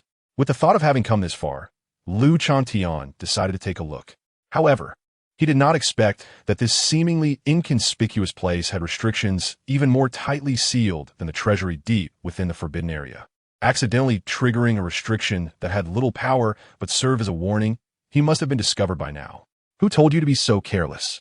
Bei Qinghan perched on Lu Changtian's head, somewhat at a loss for words. This dragon could sometimes be very careful, like just now in the treasury, when it was able to devise a method to enter silently. Yet at other times it seemed reckless, like now. It was simply a contradiction. Bei Qinghan, not knowing much about males, would have realized that this was quite normal for them. It's no big deal. Lu Changtian chuckled, appearing unconcerned. This confidence was based on his strength. Even if discovered, he believed he could retreat unscathed. Sigh. Bei Qinghan sighed helplessly. This dragon father really was a source of worry. But who chose this dragon father? She could only put in more effort to keep an eye out. All right. What if there's something good hidden here? It might be even harder to find than the treasury. Lu Changtian felt his image in the little one's mind had taken a serious hit. So he quickly changed the topic to something that might interest her. Sure enough, Bei Qinghan's eyes lit up, her attention immediately captured. She instantly set aside her worries about Lu Changtian, having already gotten used to it. Her big eyes twinkled like searchlights, eagerly scanning for hidden treasures. Let's go treasure hunting. Seeing this, Lu Changtian led the little girl forward, starting their search. There were quite a few restrictions along the way, but now that they had been discovered, Lu Changtian couldn't be bothered to pretend. He smashed through every restriction with a single slap, leaving nothing behind. Finally, they broke through the last restriction. What appeared before them, however, was not the various precious treasures they had anticipated, but instead a group of young sky-eating hounds. The juvenile sky-eating hounds had not fully matured, lacking the domineering and majestic presence of adults, instead being quite adorable. Each fluffy little ball rolled carefree on the ground. Noticing the commotion from Lu Changtian's side, the little balls stopped rolling, and due to inertia, many of the young sky-eating hounds bumped into each other, toppling over in various directions. One of the pups even accidentally rolled too far and directly bumped into Lu Changtian's foot. What Lu Changtian and Bei Qinghan saw was such a scene. A pile of fluffy little balls gathered together, their pairs of curious eyes observing the giant in front of them. Chapter 33. All fathers are like this. The scene before Lu Changtian greatly exceeded his expectations. Both he and the dragon were stunned, staring at the groups of young sky-eating hounds in front of them. Especially Bei Qinghan, who looked at the fluffy little balls and felt saliva almost dripping down. Slurp. Bei Qinghan swallowed. These fluffy ones looked like little dumplings. Lu Changtian was momentarily speechless, glancing at the little one beside him. This reaction seemed a bit off. Did the little one associate this with something strange? He had initially thought the little sky-eating hounds looked quite cute and considered whether to take one back as a companion for the little one. Don't little girls like these fluffy things? But now it seemed, better not. However, he really didn't expect that hidden here were actually the young of the sky-eating hound clan. Lu Changtian murmured to himself. They were hidden so well, with so many restrictions outside, even more than in the depths of the treasury. He had thought it was some treasure, but it turned out to be a bunch of younglings. Outsiders. How did you get in here? A voice of reprimand came from ahead, mixed with the low growls of the sky-eating hounds in protest. Lu Changtian looked up to see a sky-eating hound with only one leg left, not a natural disability, but as if 3 of its legs had been torn off by some powerful enemy. Its aura was weak, even considered feeble. He could tell at a glance that its lifespan was already short. Okay, not just younglings, but also some old, weak, sick, and disabled ones. Seeing that Lu Changtian did not respond, the one-legged sky-eating hound felt an ominous premonition and thought of a bad scenario. How did you get in? What happened to the clan outside? It questioned while jumping forward to pull the youngling that bumped into Lu Changtian behind it. It commanded its clan members to gather and protect the younglings, while cautiously watching Lu Changtian. One fluffy little ball after another was surrounded by the old, weak, sick, and disabled sky-eating hounds, curiously peeking out to see what was happening. Bei Qinghan came back to her senses and grabbed Lu Changtian's dragon horn, quietly reminding him, "They think we are enemies." Obviously, Lu Changtian replied, his tone still casual. In fact, from a certain perspective, the sky-eating hounds weren't wrong in their guess. He had just emptied their treasury. Wasn't he that their enemy? Don't get me wrong, we are just passing through and will leave soon. He continued, indicating that he meant no harm. Bei Qinghan, even a 3-year-old like her wouldn't believe that. This situation was equivalent to having a war outside, and the pillar of your family went out to fight, only for a seemingly formidable figure to silently break into your home. After being discovered, that figure insisted it was just passing through and meant no harm. If such words could be believed, then the Sky-Eating Hound clan might really be doomed. It was clear that this one-legged Sky-Eating Hound was much smarter than the two guarding the treasury door, not falling for such an obviously false excuse. The Sky-Eating Hound recognized Lu Changtian's race, but unfortunately, it did not know about the black dragon that had recently stirred up trouble in the forbidden area. Black dragon. Do you think I would believe such words just by looking at you? It moved its one remaining leg, signaling to Lu Changtian. Its meaning was clear. I'm down to one leg. I've been through a lot, so don't try to use such childish lies on me. I doubt it. Lu Changtian shrugged. He thought that perhaps this guy only had one leg left because it had believed similar words before. The one-legged Sky-Eating Hound did not know Lu Changtian's thoughts, but felt inexplicably offended. However, without any strong clan members present, it did not dare to easily provoke the other party and could only warn. The restrictions have been broken. Our clan's strong ones must have received the warning and will come soon. I advise you to leave quickly. It forced itself to put on a confident demeanor. In reality, it was not optimistic about the situation outside. The clan elder had been frightened away, which was likely the work of the other party. Rest assured, we will leave soon. Lu Changtian could tell the other party was putting on a show, but did not expose it, instead taking that reason and continuing. However, before we leave, there is something I need to give you. Lu Changtian slowly opened his mouth, revealing his large blood-red maw and a ring of sharp teeth. Our clan is finished. Seeing this scene, the one-legged Sky-Eating Hound felt despair and was already prepared for death. Black Dragon, do you dare to do this? Suddenly, a furious growl came from behind, and the elderly Sky-Eating Hound that had left earlier, along with two guards, rushed over at high speed. But they were ultimately a step too late. The elderly Sky-Eating Hound's eyes turned bloodshot. It knew the conflict between this black dragon and their clan. But didn't he expect the other party to be so cunning? Taking advantage of the clan leader attacking the forbidden area, they snuck in, not only emptying the treasury, but also targeting the clan's young. This was to cut off the roots of the Sky-Eating Hound clan. Indeed, the moment it saw the black dragon, it had already guessed who had stolen from the treasury. The elderly Sky-Eating Hound's gaze turned cold, determined to imprint the black dragon's form into its soul. Even if it had to risk its life, it would make the dragon pay. Just as the elderly Sky-Eating Hound was preparing for death, Lu Changtian also opened his mouth. But unexpectedly, what burst forth was not the annihilating dragon breath, but various divine materials and treasures radiating brilliance. Various precious items fell to the ground.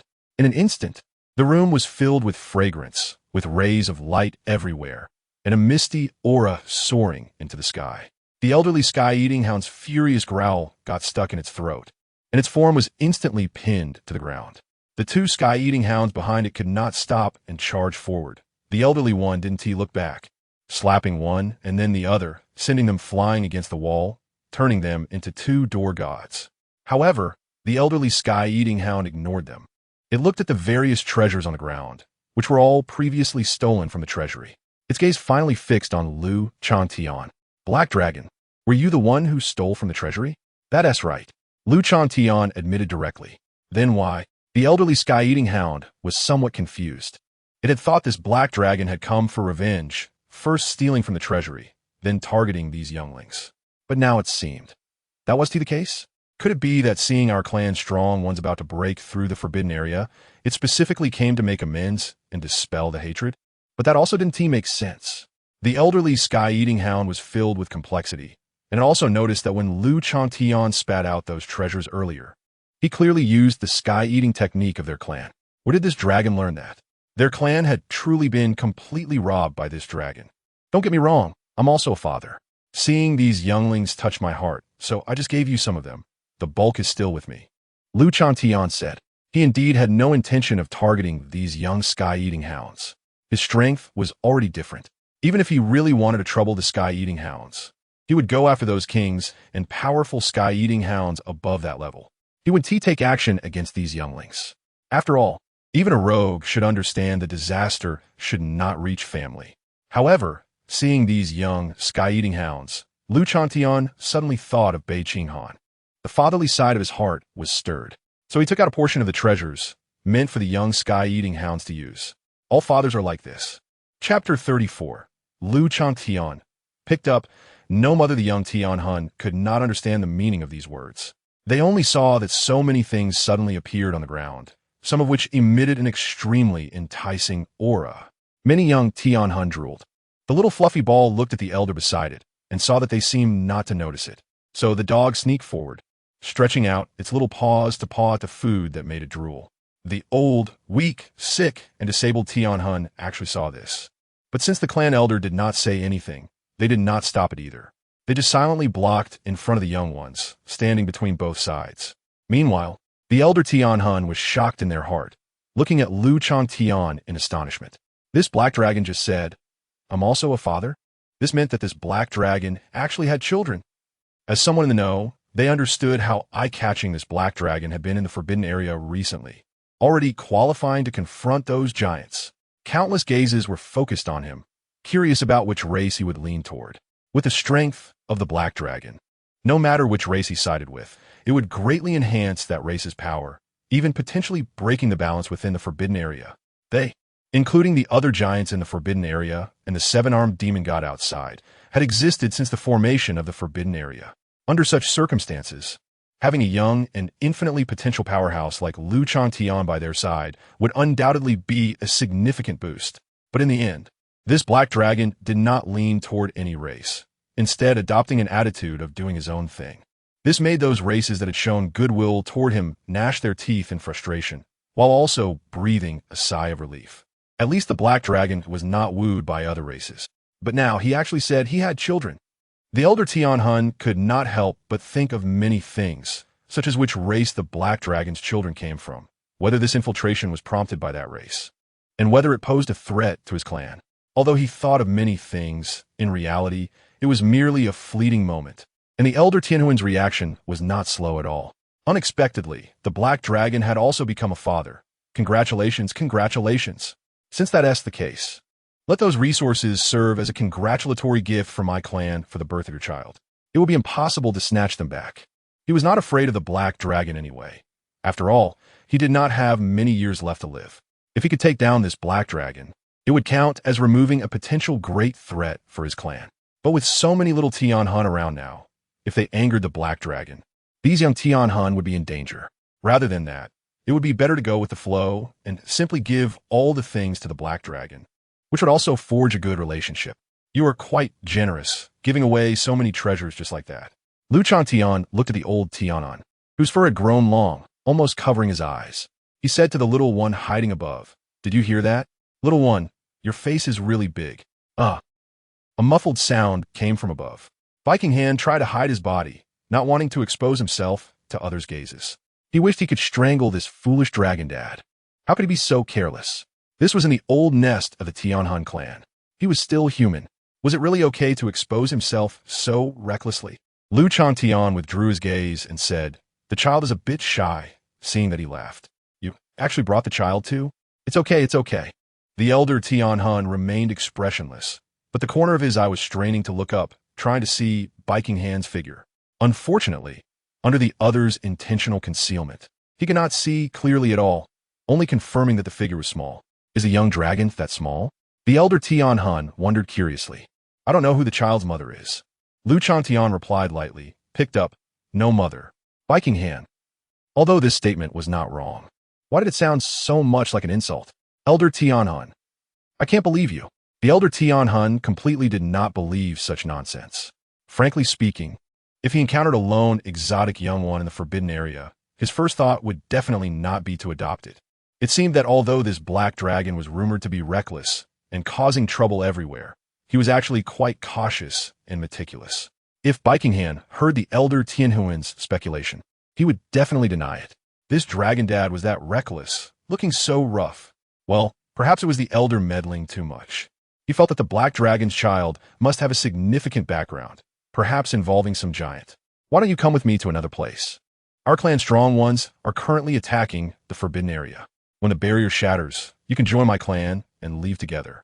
At that time, you and I will be allies, and the world outside the forbidden area will be within reach." The elder Tianhun invited. He thought this was a good opportunity to bind Lu Changtian to the Tianhun war chariot. However, Lu Changtian was not so naive as to easily accept this offer. Not to mention whether this old fellow was genuinely kind or secretly plotting against him. Everything the other party said was based on a major premise. He narrowed his eyes slightly, his dragon eyes seeming to cross time and space, seeing the scene at the edge of the forbidden area. Lu Changtian revealed a strange smile. Leaving the forbidden area? I don't think so. Huh? The elder Tianhun was taken aback and could not understand Lu Changtian's smile for a moment. But soon after, a particularly intense wave of energy fluctuations came from the edge of the forbidden area, accompanied by the collision of various powerful auras, as well as the angry howls of the Tianhun and the sound of hoofs. Among them, there was even the aura of a strong one falling. Exuding terrifying murdruora. The elder Tianhuan's expression changed instantly, and he looked sharply toward the edge of the forbidden area. A little earlier at the edge of the forbidden area, various divine lights intertwined, energy clashing, producing terrifying waves, as if the void was being erased and shattered. The seven giants were unleashing their respective abilities, attacking the barrier of the forbidden area. In an instant, the world lost its color, leaving only these few figures. The lawn bird's attack fell on the barrier, causing a strong backlash. She used the momentum to fly back, flapping her wings and stopping in the void, saying to the other exotic races, "We can't continue like this. We don't know how much longer it will take to break this barrier." The thousand-legged centipede also spoke in a thin voice. "If we haven't broken through yet, we might not be able to hold on much longer." The thousand-legged centipede was also blasted away by the rebound from the forbidden area. A third of its 1,000 legs shattered, and cracks were faintly visible on its carapace. It had already sustained quite a bit of injury. The Tianhun continued to exert their devouring abilities, consuming the heavens and earth to prevent the barrier from self-repairing. But they were also feeling a bit overwhelmed. At the same time, they could not help but glance back toward the direction of their clan. Just now, he felt the clan elder left behind in the clan erupting with an angry aura, but it disappeared in an instant, causing him to feel a vague worry about whether the clan was facing some crisis. He even considered whether to retreat and defend the clan. Other exotic races were also voicing their concerns. The prolonged attack on the forbidden area clearly affected their morale. Frustrated, they weighed whether it was worth continuing to fight. Chapter 35, The Conspiracy of the Seven-Armed Demon God. At the edge of the Forbidden Land, the 8 great leaders hovered in the sky. "Seven-Armed Demon God, we are the ones you summoned here. How come you ended up putting in the least effort?" The thousand-legged centipede scolded. Among the alien races present, he was the most heavily injured, with a third of his 1,000 legs broken and his shell nearly shattered. In contrast, the seven-armed demon god, although also attacking, clearly did not exert his full strength, and he didn't even have any injuries on him. With this said, the other alien races also had somewhat unfriendly expressions. This seven-armed demon god might have deceived them into coming here, while he stood by watching and reaping the benefits. "Don't be anxious. I'm just observing if the Forbidden Land shows any flaws while you attack," the seven-armed demon god reassured. "So did you find anything?" an alien asked, his tone much calmer. Upon reflection, although the seven-armed demon god had not attacked much, each of his strikes had indeed had a significant effect, causing the barrier's fluctuations to become more intense, as if using 4 ounces to move 1,000 pounds. Of course, the seven-armed demon god nodded confidently, his powerful aura fully evident. He said to the 7 alien races, "I have found the flaw. As long as you all attack with full force, I can shatter it in one blow. Then we'll trust you one last time. If it doesn't work this time, we will immediately leave." One alien said, his tone stiff. After a prolonged stalemate, they had already developed thoughts of retreat. Although the sky-swallowing hound did not speak, he had the same plan in mind. The movements from his clan made him unable to relax. So he would take this last gamble. Regardless of whether it succeeded or not, he would immediately return to his clan afterward. The 7 great leaders occupied different parts of the sky, gathering all their power, their spirits raised to the highest level, and for a moment, it seemed as if 7 suns appeared in the sky. Then they launched their attacks. 7 immensely powerful attacks struck the barrier simultaneously, causing it to tremble violently. And the entire Forbidden Land seemed to shake. "Seven-armed demon god, make your move." Supporting the powerful energy output, one of the aliens shouted at the seven-armed demon god. I have seen the flaw. I will make my move now." The seven-armed demon god responded. His 7 arms spread wide like the hands of a demon, each surrounded by 7 different powers. There were thunderclaps, blazing suns, extreme cold, and dark voids. Distinct powers appeared on his 7 arms, as if 7 different small worlds were held in his grasp. Terrifying, as if he were truly a world-destroying demon god. For a moment, the aura emanating from the 7-armed demon god alone actually overshadowed the remaining 7 alien races. Many hidden giants could not help but focus, shocked by the overwhelming power of the 7-armed demon god. Perhaps he could indeed lead them to success.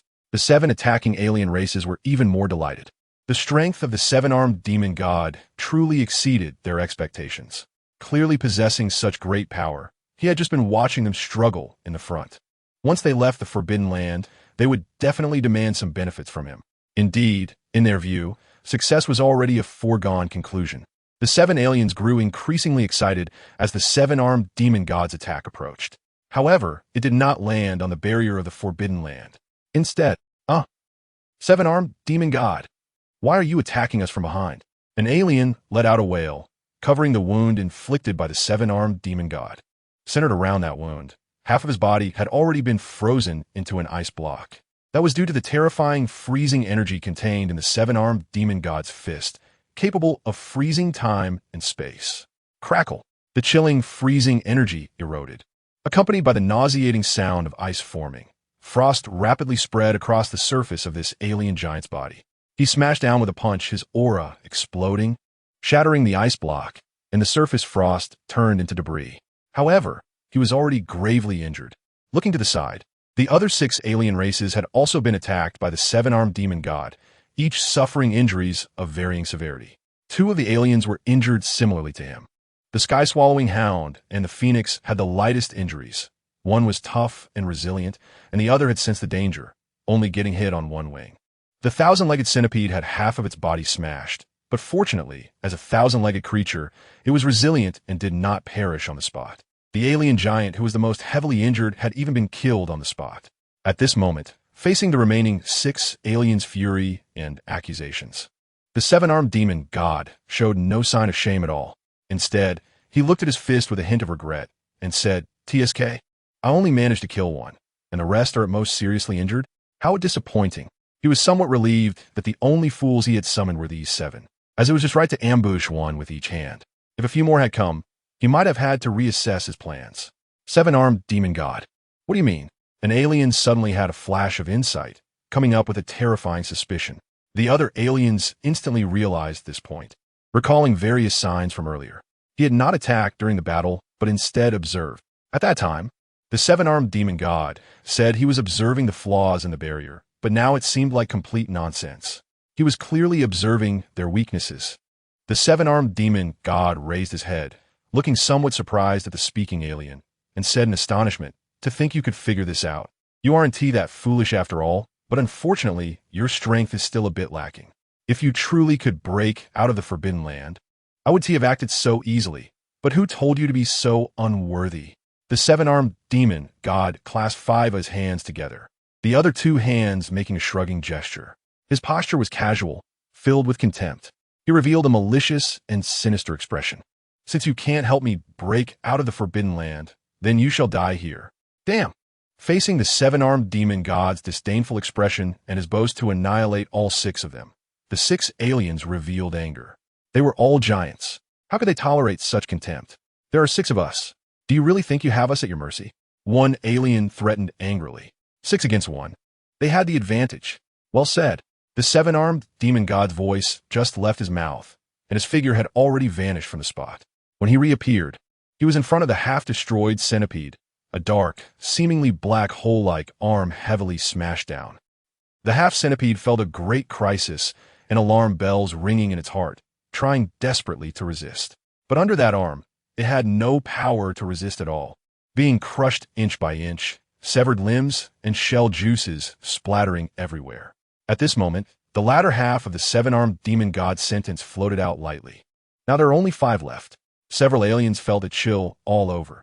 Meanwhile, in the territory of the sky-swallowing hound clan, just like this, Lu Changtian withdrew his gaze, looking at the elderly sky-swallowing hound, spreading his hands. It seems that the cooperation you mentioned has to be put on hold for now. Chapter 36. Lu Changtian. Da, you yellow-haired ones. Lu Changtian left the territory of the Swallowing Skyhound tribe.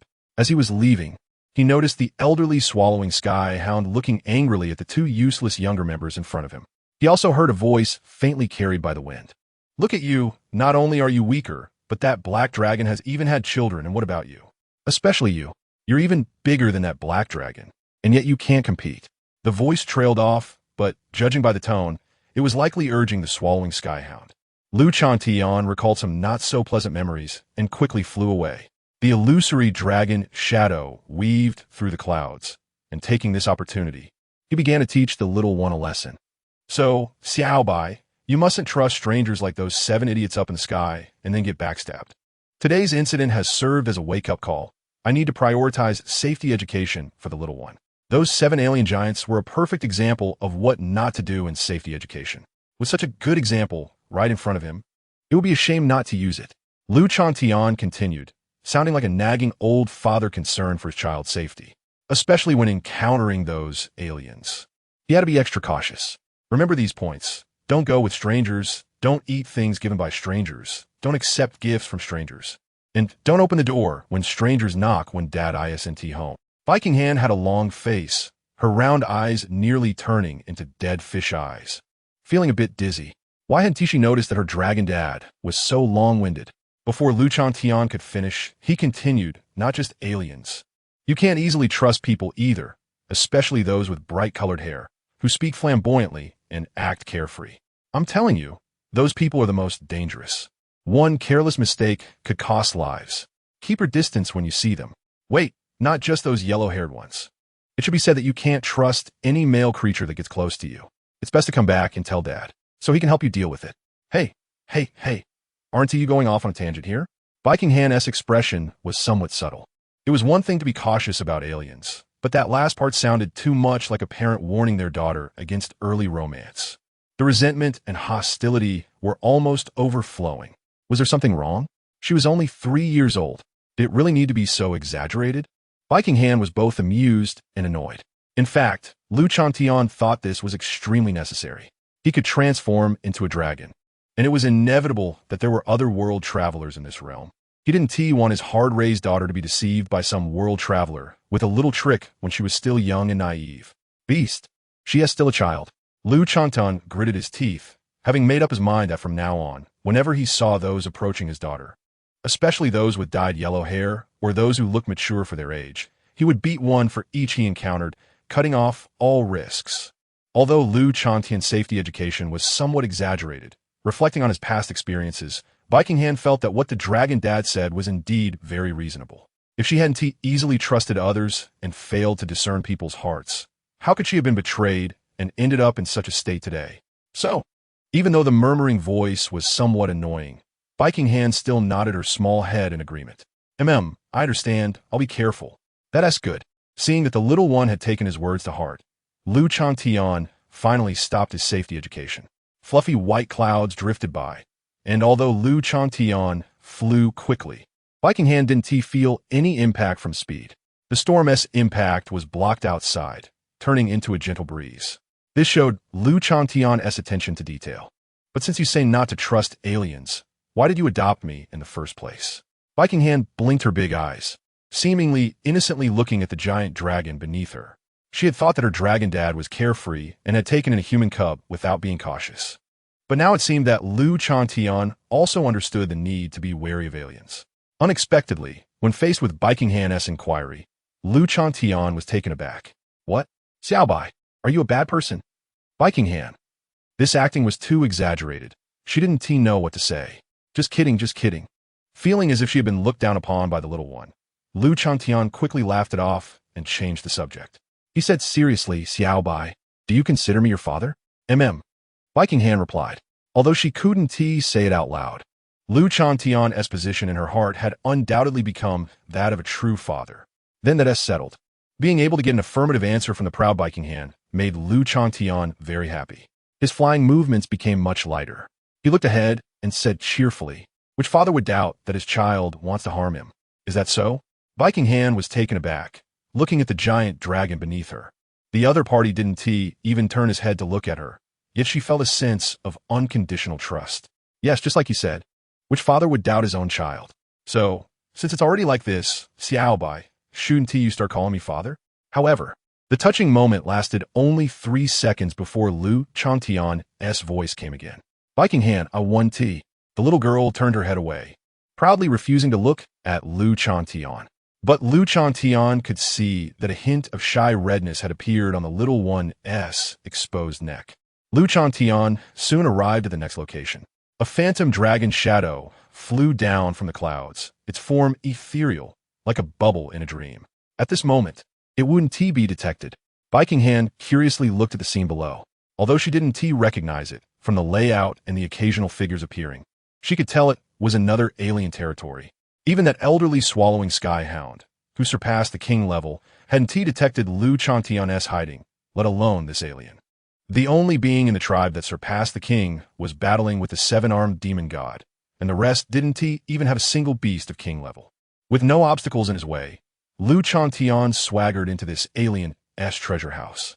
Just like before, he first had Bei Qinghan fill her storage bag, then opened his mouth wide and swallowed everything in the treasure house clean.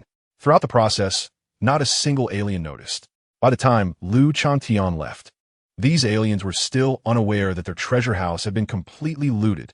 After that, Lu Changtian also visited several other alien treasure houses. Throughout this process, Bei Qinghan felt both happy and melancholic. Happy because she had seen many treasures. As for melancholic, it was because she couldn't fit them all in. There simply wasn't enough space.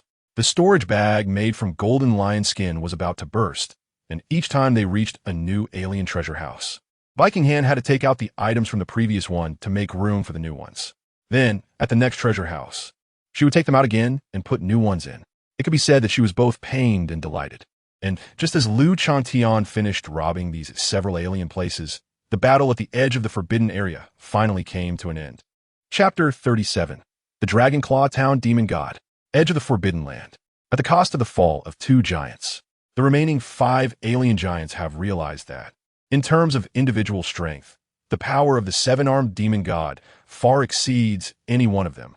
Not to mention that at the start of the battle, the backstab from the 7-armed demon god had already left them with varying degrees of injuries. Fighting alone is utterly hopeless. Escaping is also unlikely. Since the 7-armed demon god has come this far, he will not allow any alien to escape. Any alien that tries to flee will be ruthlessly slaughtered by the 7-armed demon god. At this point, there is only one last option left: to unite. However, boom! The void trembled from this strike, as the 7 arms of the 7-armed demon god slammed heavily onto the body of the sky-devouring hound. Each of the 7 arms was enveloped with different powers. If they hit the ground, they would cause a mass extinction of life in a large surrounding area. It was only because of the strong physique of the sky-devouring hound that he could barely withstand this blow. But he still suffered immense damage.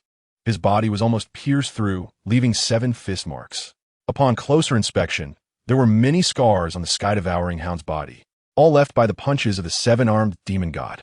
The fist marks were imbued with frost, scorching flames, and darkness, like maggots, continuously inflicting damage. Wow! The sky-devouring hound trembled, powerful blood energy gushing out like a surging ocean, crashing against the void. As the blood energy surged, it forcefully washed away the frost and darkness left on him by the 7-armed demon god. Well done! The alien giants behind were overjoyed. With this powerful sky-devouring hound in the front line, they could assist in the attack from the side. Even if this 7-armed demon god is strong, they might still be able to take him down. Some of the alien giants even contemplated whether to simply abandon the sky-devouring hound and let him fight the 7-armed demon god alone while they sneak away. The alien giants all had their own thoughts, their minds not in sync, even unconsciously reducing the strength of their attacks. The change in their mindset reflected in their assaults. And the 7-armed demon god clearly felt that the attacks landing on him were not as heavy as before. Oomph! The 7-armed demon god snorted coldly. What a bunch of fools! Even in a battle of this level, they still think about escaping. It seems they have been sleeping in the Forbidden Land for too long. Too comfortable for too long. Since that is the case, then let them sleep forever. Poof! Another punch came down. The power of the 7-armed demon god was terrifying. causing the sky-devouring hound's body to cave in. He directly punched the sky-devouring hound away, making him spit out a mouthful of blood. Boom, boom, boom. He landed far away, carving a deep chasm in the ground, smashing into the peaks along the way. The sudden change instantly startled the remaining aliens. Just a moment ago, everything was fine. How did the sky-devouring hound become incapacitated in the blink of an eye? Some aliens hurriedly shouted towards the end of the chasm. Sky-devouring hound, you need to get up. However, the sky-devouring hound, who was the main defender, was in a terrible state. Although he had endured for so long, he was merely hanging on. His physical condition had deteriorated to the extreme. The fist of the seven-armed demon god not only left marks on the surface of his body, but the energy carried by the punch had also seeped into him. If it were just that, he could barely suppress it with his powerful blood energy. But unfortunately, he had already absorbed too much energy during the sky-devouring technique earlier, and now the energies from the seven-armed demon god were colliding within him. This caused multiple energies to react inside his body, making him feel like a balloon that was about to burst. The seven-armed demon god also noticed this. Rather, it was exactly what he intended, step by step forcing his own energy into the sky-devouring hound's body. Then, with the previous final blow, he would trigger an explosion. Now, this sky-devouring hound could almost be considered finished. In contrast, the seven-armed demon god, despite being covered in wounds, still exuded a powerful aura. Don't even think about it. He has done for. The seven-armed demon god withdrew his attention from the wobbling, sky-devouring hound, at least before this battle ended. The sky-devouring hound would not be able to recover. He turned his gaze to the remaining 4 aliens, his eyes filled with ferocity and bloodlust. Next, it's time to finish this. A vast life force surged forth. The 7 arms of the seven-armed demon god combined all the power into one. He aimed to annihilate the remaining aliens with his final blow. Without the main tank, the remaining aliens were somewhat panicked.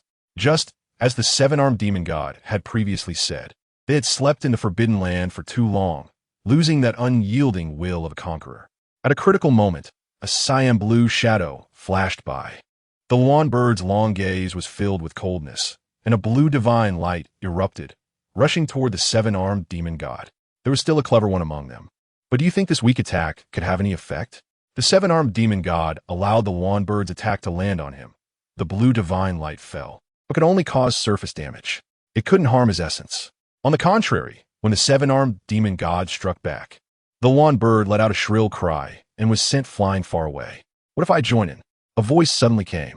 Immediately after, an aura that even the seven-armed demon god found terrifying, one that threatened his life, appeared behind him. The seven-armed demon god's expression changed instantly. Ignoring the lawn bird in front of him, he abruptly withdrew his arm to block. But unfortunately, it was already too late. A pitch-black dragon claw, unknown from where it came, was descending with unimaginable destructive power, heavily slamming toward the back of the seven-armed demon god. Block it for me. The seven-armed demon god was furious, one arm finally catching up. But how could a hurried block compare to the sneak attack that Changtian had been charging up for a long time? The claw of the demon god was shaken away by the dragon claw. It still left a deep imprint on his back. In an instant, the seven-armed demon god suffered a heavy blow, his breath scattering, and a deep dragon claw mark was left behind. The body of the demon god was almost shattered. But in the end, he still withstood this blow. The seven-armed demon god was covered in cracks, sent flying forward by a single claw, and he turned to look back, his eyes dark and filled with killing intent. Black Dragon. He had calculated everything, accounting for the 7 alien giants he had summoned, and was wary of other giants in the Forbidden Land that might come to disturb him. But he had never accounted for this unknown Black Dragon. How dare he? Nice to meet you. Let me greet you. Changtian grinned, his smile and gaze filled with malice. He was very vengeful. Earlier, this 7-armed demon god had unleashed his aura in the Forbidden Land, scaring his little Bei, and now it was his turn to return the favor. Damn it! Damn it! The 7-armed demon god's heart was already filled with the desire to retreat. The previous sneak attack had made him realize Changtian's strength, undoubtedly a giant-level existence, and he had already accumulated quite a few injuries, and with the previous sneak attack triggering an explosion, while the other side was at their peak, the balance had shifted. The 7-armed demon god made a decisive decision, turning to run. But it wasn't that easy. A divine bird tore through the air, The lawn bird's wings spread wide in front of him like a large shield, blocking the way of the seven-armed demon god. At this moment, the tables had turned. Chapter 38. The Victor. The Black Dragon. Damn the Black Dragon. Do you really want to go against me? The seven-armed demon god, in a fit of rage, struggled to block the incoming dragon claw with one of his arms. Although he succeeded in blocking it, the claw left several deep scars on that arm. A red liquid, resembling molten lava, flowed out in torrents. I have no grievances with you. If you retreat now, I can pretend this never happened. After failing to strike, Changtian quickly retreated, giving the seven-armed demon god no chance to counterattack. Three arms swept in front of him. The waves of energy they generated almost tearing apart the void, but it was still a moment too late, missing Changtian. It only left Changtian feeling a chill in his heart. Even in a desperate situation, the seven-armed demon god remained an incredibly formidable opponent. If both sides were at their peak, he truly wouldn't stand a chance against him. No grievances, no enmity. Is that really the case? Upon hearing the seven-armed demon god's question, Changtian smiled slightly. The aura you emitted when you first awakened was too powerful. It scared me. So now I come to take revenge on you. You were just fooling around. The seven-armed demon god almost cursed. This dragon is a giant. How can it be so shameless? If giants were truly that easy to scare, he would have long since given up everything and squatted in the forbidden area where those giants sleep. If he could erupt with such an aura every few days, he wouldn't ask for anything else but to scare them into a state of mental breakdown. Moreover, after that, didn't this black dragon quickly unleash its dragon might to push back? He considered the opponent's strength and chose not to continue. If this could be said to be scared, then can I also say I was scared by you and seek revenge? He suspected that this black dragon was deliberately trying to provoke him into revealing a flaw by coming up with such a ridiculous reason. But is that really the case? Coincidentally, it is. Changtian indeed had his reasons for wanting to anger the other party. But the main reason was that Bei Qinghan was frightened by the aura when the other party appeared. The little girl was trembling in fear and trying to burrow into his arms. That scene was still vivid in his mind. It broke his heart. So now the old father came to help her take revenge. Bei Qinghan. The little girl's face flushed red, feeling the temperature on her face rising sharply. Not all. She wasn't that embarrassed, although she was indeed frightened, trembling and burrowing into his arms. That was clearly something you imagined. But it must be said that Changtian's words were still quite useful. The seven-armed demon god was almost enraged to the point of exploding, revealing a slight flaw, and Changtian seized the opportunity to soar upwards. His figure appeared before the seven-armed demon god in a distorted manner. Before the opponent had time to react, he was struck in the face by Changtian's tail and sent flying. Changtian was relentless, pressing forward with a flurry of attacks. Although he had no weapons, the dragon's incredibly strong body was the best weapon. Dragon claws, dragon horns, dragon tails. Occasionally, he would add a breath of destructive dragon fire, smearing it across the opponent's face. For a moment, he had the seven-armed demon god retreating steadily. Bei Qinghan, hiding in the shadows, watched with wide eyes, completely focused. It was the first time she saw Changtian fighting with such determination, and the reason was to take revenge for her. This dad is simply amazing, isn't. The nearby lawn birds and other alien races were unwilling to be outdone, seizing the opportunity to unleash their skills. In an instant, the same divine light erupted in this space. But this time, it wasn't aimed at the forbidden area, but rather at the siege of the seven-armed demon god. The divine light gradually calmed, and energy settled down. The seven-armed demon god was gasping heavily. Nearly every part of his body was damaged. 5 of his 7 arms were broken, and 7 types of energy were diffusing around him. He was no longer able to control it. The fact that he was still alive was truly remarkable. Changtian hovered in the air, looking down at the seven-armed demon god, who was in a dire state. However, the fact that he could hold on was itself quite astonishing. He glanced at the nearby Tianhun hound, who was lying there, and thought it was even tougher than this guy. Ha ha ha. Although he was on the brink of desperation, the seven-armed demon god instead burst into laughter, his voice shaking the heavens. Black Dragon, and you few scraps, come with me to accompany the burial together with the entire forbidden area. Not good. Changtian suddenly realized something was wrong. He saw the seven-armed demon god laughing uproariously, his entire aura erupting explosively, with 7 types of energy transforming into 7-colored divine light, merging into the barrier at the edge of the forbidden area, faintly establishing some kind of connection. In an instant, the entire barrier rippled violently like a lake. The 7-armed demon god was not lying about one thing. He was indeed observing the forbidden area. Damn it, Lu Changtian panicked. Although he didn't know what this guy was planning, it was evident that if he succeeded, he would probably end up like the demon said, accompanying him to the grave. He was still young, and Xiao Bai hadn't grown up yet. He didn't want Xiao Bai to lose her father like this. With no time for further thought, Lu Changtian moved rapidly, instantly arriving in front of the 7-armed demon god. The dragon breath in the air was charged and ready to go. The dragon breath erupted with a thunderous roar. The divine light exploded, illuminating the entire forbidden area. The barrier close to this area was affected, pulled, twisted, and finally shattered with a loud bang, turning into countless tiny fragments. However, what appeared behind it was not the outside world as the alien races had imagined, but a scene of chaotic void. The fragments of the barrier fell like rain, refracting divine light, creating a breathtaking scene.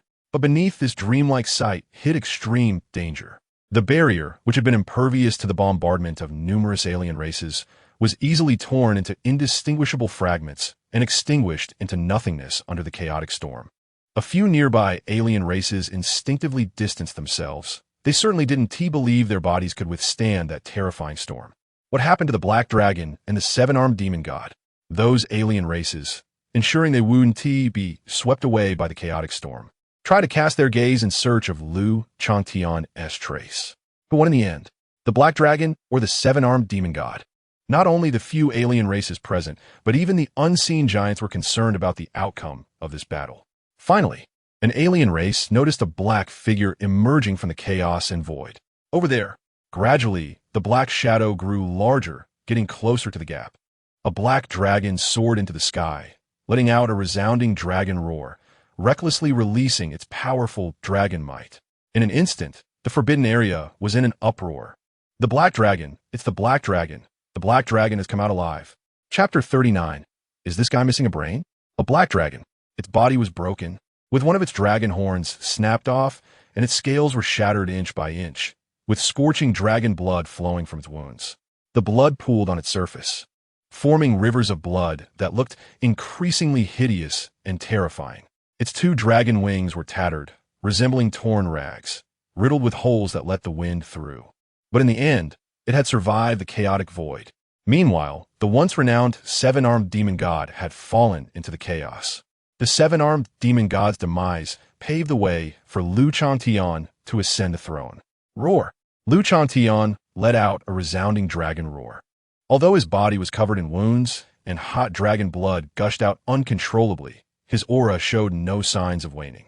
Instead, it grew even more vigorous due to this deadly battle, completely dispelling the thoughts of certain giants who were considering taking advantage of the situation. The giants in the forbidden area retreated, showing their respect for this newly risen star. Meanwhile, some giants noticed something peculiar. It seemed that the dragon was biting on to something. Following the sound, they indeed saw that Lu Changtian had a severed hand in his mouth. Judging by its appearance, it was unmistakably the severed hand of the 7-armed demon god. Lu Changtian tossed the severed hand up and spat out a breath of obliteration, incinerating and devouring the broken horn. How brutal! Many giants felt their hearts race. Lu Changtian's actions were indeed quite shocking to them. After all, it was the severed hand of the 7-armed demon god, and he just roasted and ate it. This guy's dietary habits are a bit too wild. No wonder he was the 7-armed demon god. Even just one arm contained so much energy essence. Lu Changtian smacked his lips, feeling the rich essence contained within, and was quite regretful. If he had known, he would have braved the chaotic storm to gather a few more arms. What a loss! After a moment of regret, Lu Changtian snapped back to reality and looked at the 4 surviving alien giants in front of him. Step! The scene was too terrifying. When the giants caught Lu Changtian's gaze, they couldn't help but take 2 steps back. There was no way around it. A black dragon that had killed its formidable opponent and even consumed a piece of its arm was suddenly looking at them. Anyone would be cautious in such a situation. The alien giants began to worry that they might end up on the dragon's menu as well, especially the phoenix. She felt that the black dragon's gaze was somewhat off, scanning her up and down as if trying to see through her completely. It made her feel incredibly uneasy. At a critical moment, it was still the swallowing heavenly hound who stepped forward. Ha ha ha. Thank you, Black Dragon, for your assistance in eliminating the seven-armed demon god. It truly brings great joy. The swallowing heavenly hound laughed heartily. It's a pity the seven-armed demon god's corpse is gone. Otherwise, I would have loved to taste it. I wonder what this guy would be like. The two alien giants beside him glanced at him. Is this swallowing heavenly hound an idiot, only thinking about food? And now he's talking about the taste of the seven-armed demon god with the black dragon? However, with this foolish dog taking the lead, they quickly came forward to express their gratitude. They've heard that there was a black dragon in the forbidden area, and seeing it today, it truly lives up to its reputation. Meeting in person is even better than hearing about it. Meeting is indeed better than hearing about it. Hidden in the shadows, Bei Qinghan thought. Is this really an alien giant that surpasses the king level? How can they lack any kingly majesty? This atmosphere is all wrong. This was the reason for the different treatment. When facing humans, even Bei Qinghan's strength was enough to rival the alien kings. Although the aliens respected her as a strong opponent, they still pridefully believed themselves to be more noble. But when facing Changtian, if she maintained that superior arrogance, she would be courting death. The alien giants first expressed their gratitude, then began to curse the cunningness of the seven-armed demon god for deceiving them into attacking the forbidden area, only to secretly harm them. They looked as if they wished to grind the seven-armed demon god to ashes. Although our clan still has a giant-level existence, they are elderly and with a younger generation. If I truly fall here, our clan will be in danger. The swallowing heavenly hound sighed. This guy clearly had no guard up, as he directly revealed his clan situation. The two other aliens shot him sideways glances. They couldn't understand how such a foolish clan managed to survive in the brutal forbidden area until now. Is it just because of their racial talents? Damn it, is talent really that impressive? The two aliens gnawed their teeth in frustration. Their own clan was not strong, and the only one who could be considered a giant among them was himself, essentially carrying the entire clan. That's why they were particularly eager to leave the forbidden area. It's too dangerous here. This time, the Black Dragon not only saved me, but also saved my swallowing heavenly hound clan. I will definitely repay this in kind. The swallowing heavenly hound said, indicating that he would open his treasure vault and give a portion of the treasures as gratitude to Changtian. Huh? The two aliens beside him were stunned. They had initially thought the swallowing heavenly hound was an idiot, but they didn't expect him to be so calculating. The first to curry favor with the Black Dragon could not only strengthen their relationship, but also conveyed a message. Look, I'm not like those guys over there who only talk. I will actually give something. Cunning, how cunning. The two aliens quickly pledged their loyalty, stating that although their clan didn't have the same resources as the swallowing heavenly hound, they would definitely present a gift that was no less than his upon returning. However, Changtian rejected their offers. Changtian's expression was quite subtle. Treasure vaults. You no longer have one. Glancing at the alien's treasure vault that he had already swallowed, Changtian firmly declined the goodwill. I appreciate your kindness, but there's no need for thanks. I have already received my share in advance. Is that so? The swallowing heavenly hound was quite surprised. He didn't expect the Black Dragon to be so noble. Truly a great model in the forbidden area. Since that's the case, he wouldn't need material goods to insult the Black Dragon. The great favor would be remembered. Anyway, if the Black Dragon ever needed help, he would definitely be the first to charge in. On the other hand, the two aliens saw that the swallowing heavenly hound genuinely gave up on his thanks due to a single statement and, while looking down on him, felt this was their chance to shine. This won't do. One alien giant quickly took out something from his chest. It looked like a small stone pool. He introduced, "Our Hollow Clan's talent is not as strong as the mighty races in the forbidden area, and a large part of the reason we have cultivated to our current level is thanks to this Nirvana pool. The Hollow Clan, as the name suggests, does not have hearts. Although this eliminates one weakness, it also limits their potential, making it difficult to reach the peak. However, Changtian felt that the Hollow Clan might not refer to lacking a heart, but rather that the people of this clan are simply missing a brain." Chapter 40. Changtian. That bird, be conscious and pluck your feathers. I stumbled upon this in an ancient ruin. It can absorb the blood of different races to make up for the innate deficiencies of my kind. It works best on young cubs whose bodies are still developing. The leader of the Hollow clan was promoting the stone pool he held in his hands. He felt a bit apprehensive, although this nirvana pool was indeed a rare treasure. As he said, it works best for young cubs, and the more mature the different races are, the less effective the nirvana pool becomes. In fact, if the nirvana pool still had any effect on him, he wouldn't have so decisively given it to the black dragon, worried that the black dragon might not like it. The leader of the Hollow clan instinctively grasped the art of persuasion, saying, although with your current strength, you might not need this nirvana pool.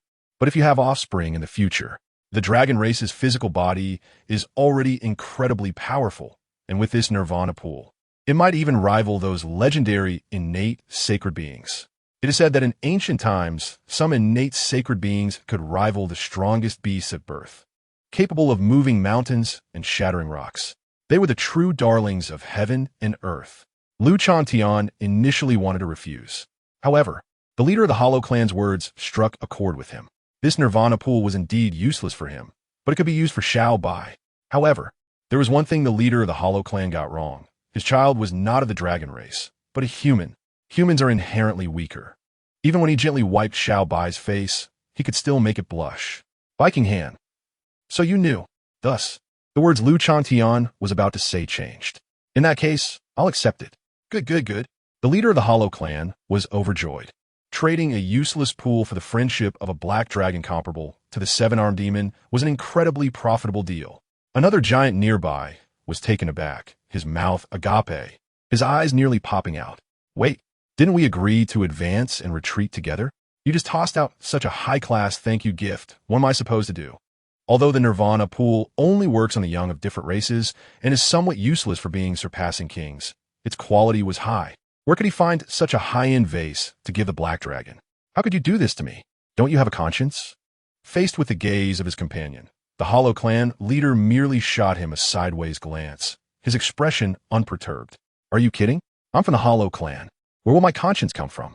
Besides, without comparison, how can my gift stand out?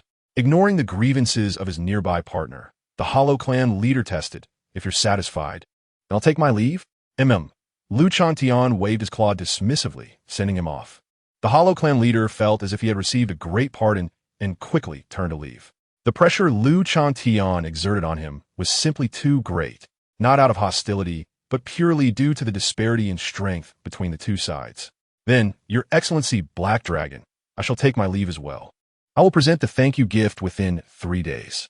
Another alien, seeing this, also excused himself and left in a hurry, needing to return and search the treasure vault for suitable treasures. It didn't matter if it was useful. It just had to look high-end and classy. It would be best to outshine the Hollow clan leader's nirvana pool. I'll return to my clan first. The Black Dragon should come visit my clan sometime. The Tianhun hound laughed heartily. This guy was completely oblivious to the underlying tension in the previous two aliens' words, still maintaining his carefree demeanor. As he watched several aliens take their leave, only he and the Black Dragon remained.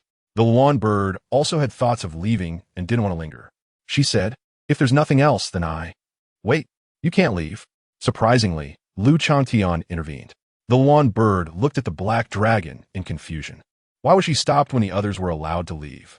As Changtian spoke to stop the Luan bird, he extended a claw to touch his chin, curiously observing the Luan bird across from him. The Luan bird suddenly felt a bit nervous.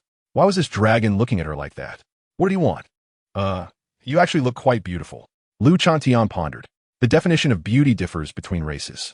However, Changtian possessed an aesthetic sense from both humans and dragons. And in his eyes, this azure Luan bird was indeed quite stunning. Her call was crisp, her feathers resplendent, her posture elegant and divine, like a celestial bird. Other races, however, might not share the same sentiment. For instance, the Tianhun hound. He hadn't walked far and just happened to hear Changtian's words, so he stayed. Beautiful? I don't think so. She looks scrawny and her feathers are so flashy. The Luan bird shot him a glare. If you can't speak nicely, then shut up. However, the Black Dragon's words still made her very happy. The Luan bird was a proud divine bird, and she always believed her posture was very elegant and beautiful. The problem was, what exactly was this Black Dragon trying to achieve by praising her so much? Could it be that the Black Dragon had taken a liking to her? That was why he wanted the Nirvana pool from the Hollow clan? Well, Although not the most attractive, he seems to have decent strength. If you two were to unite, you might have a good offspring. The Tian Hound chimed in. He maintained his viewpoint, but since it was the Black Dragon's affair, as long as he liked it, it was fine. The Luan bird glared at him fiercely, wishing she could grab him and feed him to the fish. But what if it really turned out to be, as the Tian Hound said?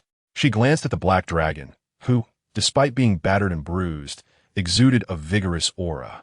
If it were this Black Dragon, it might not be impossible. If they could have an offspring together, combined with the Nirvana pool, their offspring would surely become a top existence in the Forbidden Lands, right? Even Bei Qinghan couldn't help but feel a bit anxious. No way.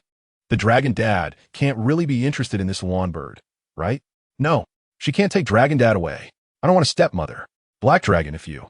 The Luan bird finally made up her mind, her voice clear. The Luan bird was a steadfast race, only choosing one partner in a lifetime. Upon careful consideration, this Black Dragon indeed seemed like a good partner. But just as her words left her mouth, the Black Dragon spoke, and it's decided. Pluck your feathers. Luan bird. Bei Qinghan. Chapter 41. Bei Qinghan. Am I going to have a mom? The Luan bird finally left in a huff. When she heard Changtian asking for her feathers, both the Luan bird herself and the still-present Changtian hound, as well as Bei Qinghan hiding in the shadows, changed their expressions as they looked at Changtian. Changtian hound thought to himself that the Black Dragon was indeed impressive, acting swiftly and decisively. Just after expressing interest in this Luan bird, he was already planning to get things done. However, doing it in broad daylight seemed a bit inappropriate, didn't he? Considering that the Black Dragon had saved his life, he felt he could help keep watch nearby to avoid being spied on. Bei Qinghan tooked. Could it be that this Dragon Dad was just hungry after a fight and wanted to roast the Luan bird? But which good person lets the ingredients pluck their own feathers? This Dragon Dad is too wild. The Luan bird's thoughts were quite different from those of the two curious beings. She felt a bit shy. Among the Luan bird clan, or rather among many avian alien races, there was a saying about exchanging true feathers of life. After the exchange, it was regarded as the two parties having formed a pair and would be together forever. She thought Changtian knew this, which is why he was pursuing her. Although a bit shy, she accepted after a moment of modesty due to his overt advances. She let out a shy chirp, burying her long beak in her feathers and pulling out a single feather. Holding the feather in her beak, she leaned her elegant, slender head towards Changtian and offered it to him. When Changtian received it and looked, he was pleasantly surprised. He expected it to be so beautiful. He thought the long feathers at the end of the Luan bird's tail were the most stunning, with their length, luster, and intricate patterns. But the feather the Luan bird handed him was even more exquisite, which delighted him. However, why just one? Couldn't there be a few more? Changtian urged. The Luan bird was momentarily stunned. Did the true feather of life need several? She was uncertain, thinking it might be due to the differences between their races. Perhaps the dragon race exchanged in multiples? Changtian had no idea what the Luan bird was thinking. He didn't even know the customs of exchanging true feathers of life among avian alien races or what it symbolized. Seeing the Luan bird hesitate, he assumed she was unwilling to give it to him. So he urged, one feather is nowhere near enough to make a piece of clothing. At least 7 or 8 would do. In his mind, he figured that the little one was small, and since the Luan bird was larger, that many feathers would definitely be enough, with some left over. The thought of the little one wearing a garment made from the Luan bird's feathers made him quite pleased. He shook the feather in his hand. I'm not greedy. As long as each one is as beautiful as this one, that's fine. Suddenly, Bei Qinghan, who had been shocked by the absurd scene of the Dragon Dad making the ingredients pluck their own feathers, realized that Changtian didn't seem to want to roast the Luan bird after all. It seemed he intended to ask the Luan bird for feathers to make himself some clothes. To be honest, although she had no particular requirements for clothing, with her imperial identity and aura, any clothing would only serve as a compliment to her. But looking at that beautiful feather, Bei Qinghan couldn't help but feel a bit excited. If she really wore clothes made from it, how lovely would she look? However, looking at the Luan bird across from her, Bei Qinghan felt anxious. Dragon Dad, aren't you being a bit too direct? Can't you see the change in her expression? At that moment, the Luan bird's shyness had completely vanished, and she glared at the Black Dragon with a sullen face. Not only did he steal her true feather of life, but he also planned to take 7 or 8 more to make a piece of clothing. This black dragon was simply humiliating her. No more. Not even one. The lawn bird suddenly shot forward like lightning, attempting to snatch the true feather from Lu Changtian's hand. Fortunately, Lu Changtian's reflexes were quick enough to retract his hand before it could be taken. What is going on? Why are you suddenly trying to snatch it? Give me that feather back. I'll exchange a few for you, the lawn bird said darkly. Taking advantage of the fact that this dragon was still unaware of the significance of the true feather of life, she wanted to get it back first. Lu Changtian firmly refused. No way. What is in my hands is mine. Besides, since I've received it, how can I ask for it back? No way, no way. The lawn bird was furious enough to want to bite the black dragon, her eyes blazing with anger. This was clearly not a gift. It was evident that this black dragon had tricked her. And who was he planning to give the clothing made from her true feathers to? To other female aliens? The lawn bird felt her feathers on her head change color, turning green. However, no matter how the lawn bird pleaded, even offering to exchange several other feathers if he returned that one, Lu Changtian remained steadfast and showed no intention of giving it back. He had perhaps realized that this feather was special, maybe a true feather of life or something. But, so what? It was given to him voluntarily. He hadn't forced her, so it was his now.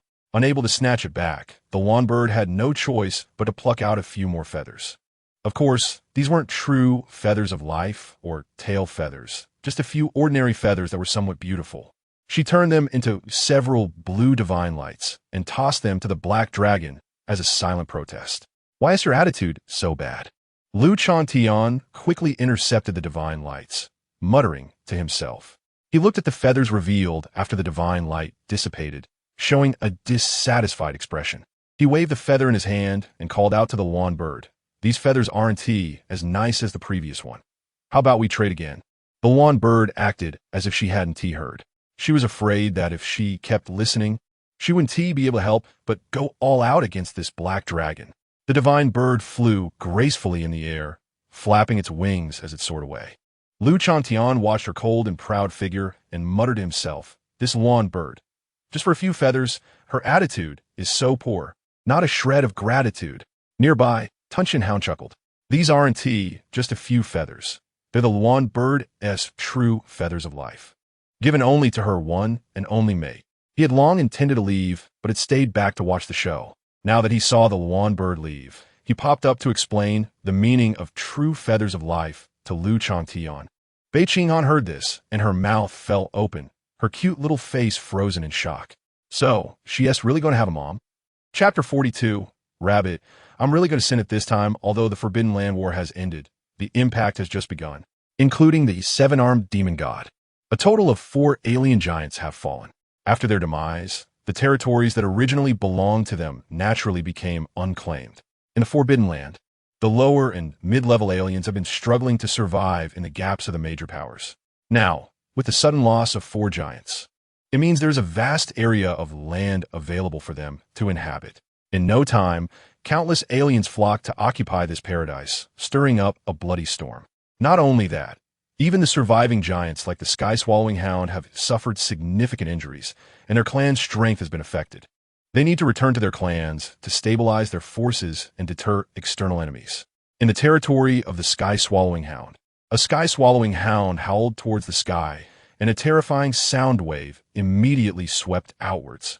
The intangible sound seemed to take on substance at that moment, creating ripples of sound waves on the ground.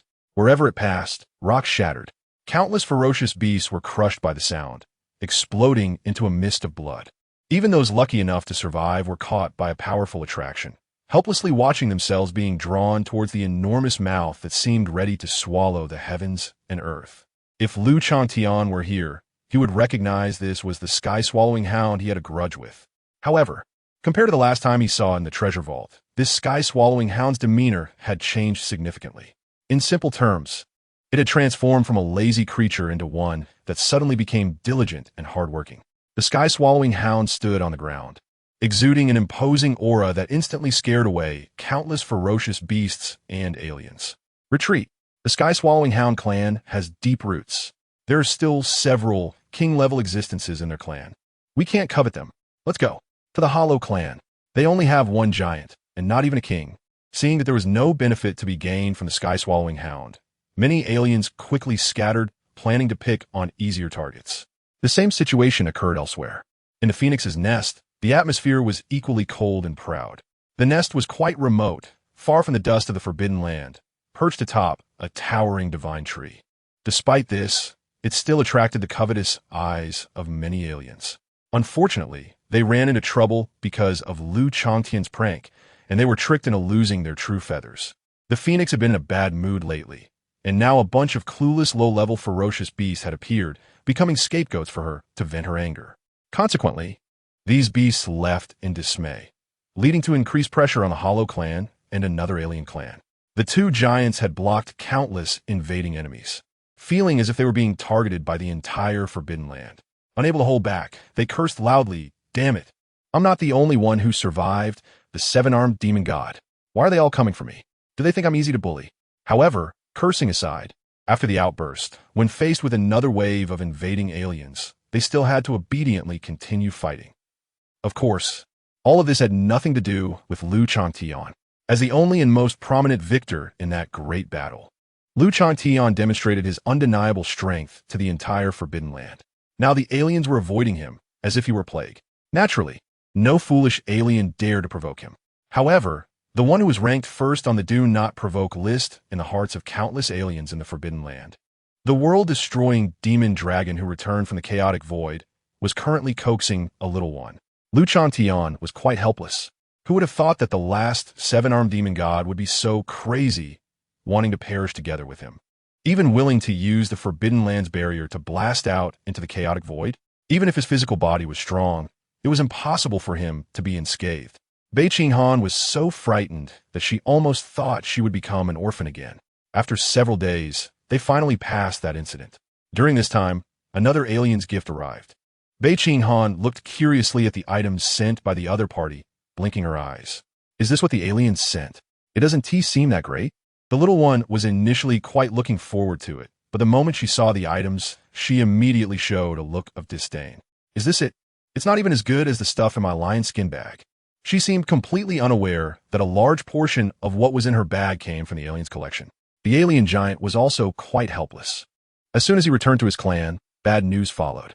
First, their clan's treasure vault was stolen by someone, and then they learned that outsiders had invaded, injuring and killing many in the clan.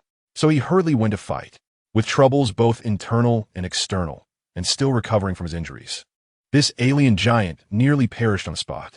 Although he was extremely busy, fearing that the black dragon would misunderstand, he still took the time to prepare a small gift and sent a clan member to deliver it to Changtian. He even specifically conveyed a message that there had been some accidents in his clan and he could not come in person. This small gift was sent first, and after things settled down, he would prepare a grand gift, and so on. This made Changtian feel a bit embarrassed. After all, part of the reason the other party was in such deep trouble was due to him. Changtian immediately indicated that there was no need to rush for the grand gift. It was more important to ensure their safety. This directly moved that alien. This black dragon is truly an extraordinary dragon. After briefly wishing the alien giant good luck in his heart, Changtian quickly put this matter behind him. However, although he basically had no use for these items anymore, some could still be used on the little one. Combined with the previous Nirvana water pool from the Hollow clan, he could give the little one a medicinal bath. In the dragon's den, a water pool about 10 meters in diameter appeared. Red phosphorus grass, ice spirit heart, heavenly mysterious dew, spirit source crystals. One by one, spiritual herbs were thrown into the Nirvana pool by Changtian. Upon closer inspection, one could see that a considerable number of spiritual herbs were already floating on the surface of the Nirvana pool, each of which, if placed in the outside world, would be a rare treasure that countless people would compete for. But here, they could only be used as secondary auxiliary materials. More important items were still to come. One by one, either crystal clear or shimmering with flowing light, the spiritual herbs were tossed into the Nirvana pool. Finally, a drop of blood was added, exuding a faint dragon might. Upon closer inspection, it seemed as if a small dragon was moving within the blood. This was Changtian's dragon blood. As the dragon blood dripped into the Nirvana pool, it instantly overwhelmed the other auxiliary materials, turning the entire water of the Nirvana pool red. In the Nirvana pool, the blood pool boiled, creating waves. There seemed to be a faint sound of dragon chanting, as if a giant dragon was stirring up a storm beneath. Gulp. Bei Qinghan swallowed hard. Is this thing really okay? Lu Changtian was also a bit unsure. In fact, all the herbs thrown in earlier were merely to harmonize with this drop of dragon blood, to temper its ferocity. Nonetheless, Lu Changtian was still worried whether Bei Qinghan's small body could withstand it. He pondered for a moment, looking around. Just in time, he spotted a little white rabbit nearby, and an idea struck him. I used it to apply medicine before, and I think its physical strength is about the same. Let's have it help test the waters. Lu Changtian grabbed the rabbit and tossed it into the nirvana pool. Squeak! The little rabbit was so engrossed in eating that it didn't see it coming when Lu Changtian caught it. And then it was met with a scene that looked like a hellish blood pool. The little rabbit had a face of despair. Oh dear, it seems like this time I might really be done for. Chapter 43. Dragon Blood Bath in the Pool. The little rabbit lay on its back on the water surface, its legs paddling as it floated and swam. Occasionally, it would grab a nearby spiritual herb and take a bite. Its movements were carefree and relaxed. Lu Changtian observed carefully, confirming that there were no adverse reactions and that energy was transforming the rabbit's body. Only then did he feel relieved and said to Bei Qinghan beside him, "It's fine now, little white, you can go in too." Bei Qinghan nodded, not worried about Dragon Dad harming her. She was just concerned that this dragon, as usual, might be too rough and use too much medicine. However, since even this rabbit was fine, she shouldn't have any issues either. Bei Qinghan reached for her clothes, intending to change and enter the pool. But suddenly remembering something, her hand froze in midair as she turned to look at the black dragon, staring at her intently. "What's wrong?" Lu Changtian asked, puzzled by the little one's sudden stillness. Was the water temperature not suitable? He tested it and found it was just right, neither cold nor hot. And no. Bei Qinghan shook her head, biting her lip, looking conflicted. After hesitating for a while, she finally asked with a troubled expression, "I'm going to take off my clothes. Are you planning to just watch from the side?" "Of course. I need to keep an eye on the effects." Lu Changtian replied nonchalantly. Seeing the conflicted look on her face, he understood what she was thinking. He couldn't help but chuckle. "Little white, are you shy?" "No need to be shy. I'm your dad. I've seen you in all states." "Enough. Don't say anymore." Bei Qinghan quickly interrupted Lu Changtian, raising her small hands high, bouncing on the ground, trying to cover his unfiltered mouth. "This dragon, really, why does it say everything?" All right, I won't say it," Lu Changtian said, recognizing her discomfort and closing his mouth, no longer teasing the easily shy little girl. He found it somewhat amusing. The little one, so young, actually understood shyness. He couldn't help but reminisce about the days when he ran around in open-crotch pants. However, wearing clothes would affect the absorption effect. It was better to take them off. Lu Changtian reminded her. Bei Qinghan was well aware of this. A medicinal bath is always better with skin-to-skin contact. After a moment of conflict, she finally gritted her teeth and made up her mind. "You turn around." All right. Lu Changtian found it funny, but didn't want to tease the shy little girl further. Bei Qinghan then awkwardly took off her clothes and climbed into the water. Splash. The sound of water came from behind as Bei Qinghan entered. "Okay, you can turn around now." Lu Changtian turned back and found that she had placed her discarded clothes on the water's surface, wrapping her body tightly. Bei Qinghan bit her lip, feeling a bit nervous.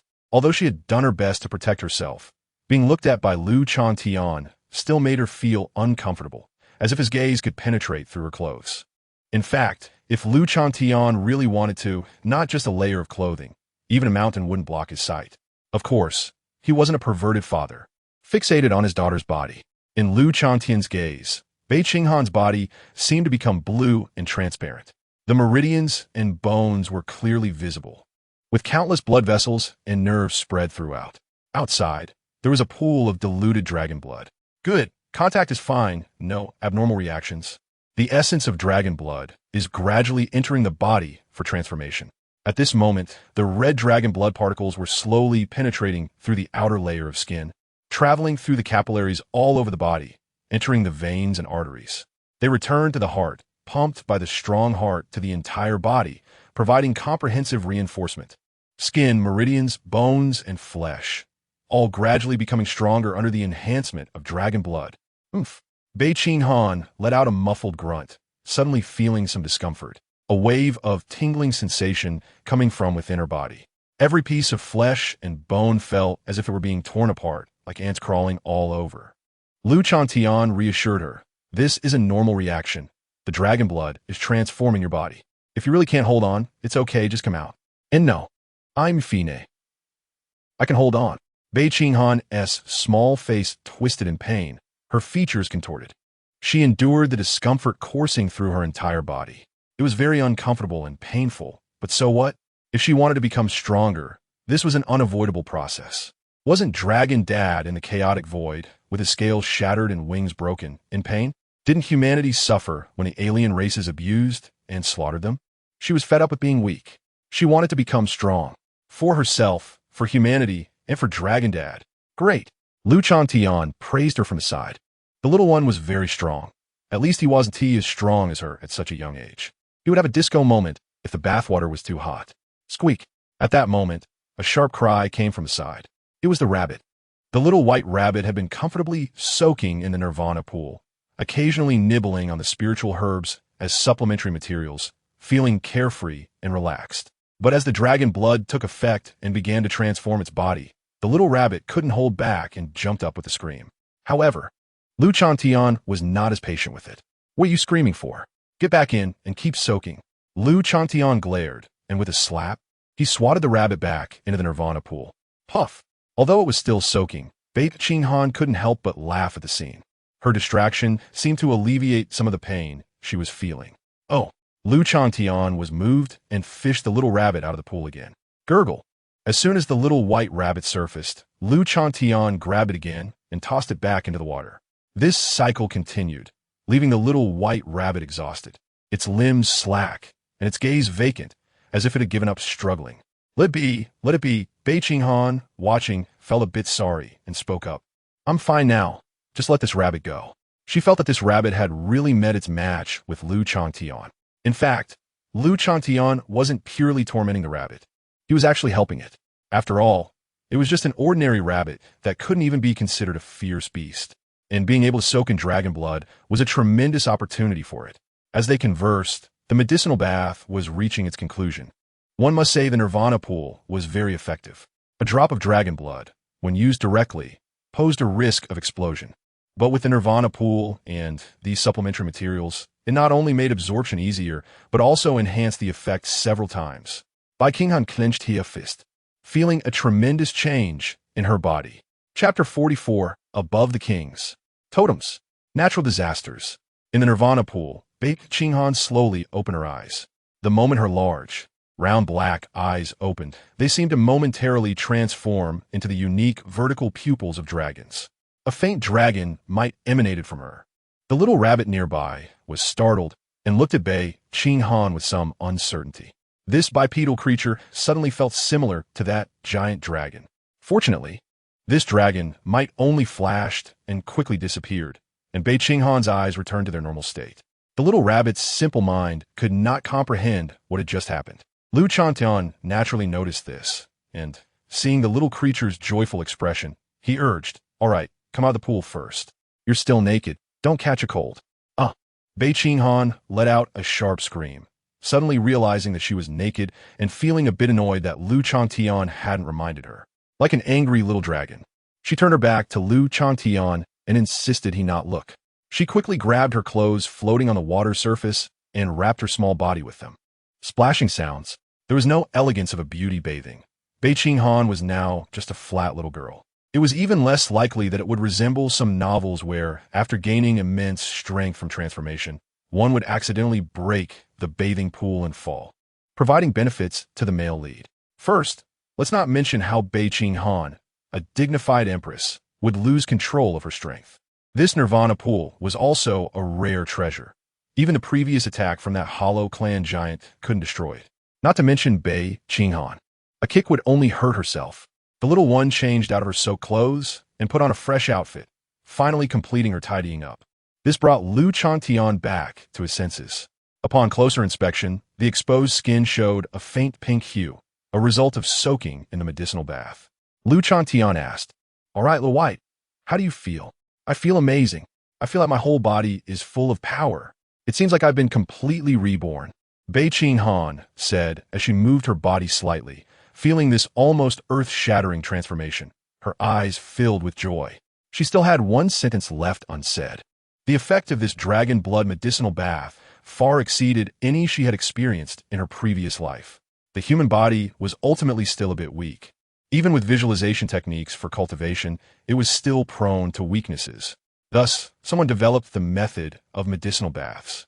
By soaking in the blood of fierce beasts, one could refine their body, making it as robust as the beasts themselves. In the later stages of transformation, some even developed strengthening serums that could enhance the body through injection or direct consumption, with effects even better than medicinal baths. It garnered immense popularity, and that person gained vast wealth, reaching the pinnacle of humanity. As an empress, Bei Qinghan had naturally used various medicinal baths and strengthening serums, many of which were extracted from king-level materials. But even those high-tech extracted serums, reputed to have numerous effects, were not as good as this plain medicinal bath. This was obvious. After all, the blood used here was mine. Changtian felt quite proud. Although this medicinal bath seemed ordinary, it concealed great wonders. Not to mention the auxiliary materials, each of which was a precious treasure, and the nirvana pool, which could grant an originally low-boned alien talent comparable to a giant. Most importantly, the last drop of dragon blood, placed in a forbidden area. Even king-level fierce beasts and aliens would go mad for it. This drop of blood could help them break their shackles. But now it was actually used for a human cub's medicinal bath. It could be said that if other giants saw this, they would definitely scold Changtian for wasting such resources. But who made the little one his daughter? Of course, he would use the best for his daughter. Moreover, there was another reason. Too much blood was spilled when he fell into the chaotic void with the seven-armed demon god. So not using it would be wasteful. He still had plenty left. He could give the little one several more medicinal baths. Of course, the effects afterward wouldn't be as good as the first time. Seeing Changtian like this, Bei Qinghan couldn't help but feel curious. Although she had long known that Changtian's strength was certainly above the king level, she had no clear idea of his specific power. Before entering the forbidden area, she had always thought that the king level was the pinnacle for alien fierce beasts. It was the perfect opportunity to ask. The little one blinked her eyes, showing a naive expression. How powerful are you now? Are you stronger than a king? Of course. A mere king is not worthy to compare with your father. Changtian replied confidently. Wow, that's amazing. Bei Qinghan clapped enthusiastically, her little face revealing an expression of admiration. This made Changtian, as a father, feel immensely proud, his face full of smugness. Seeing Bei Qinghan seemed quite curious, Changtian asked, "What, do you want to know?"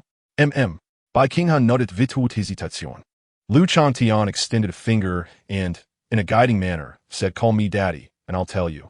Bei Qinghan. Damn it, how much do you care about this title?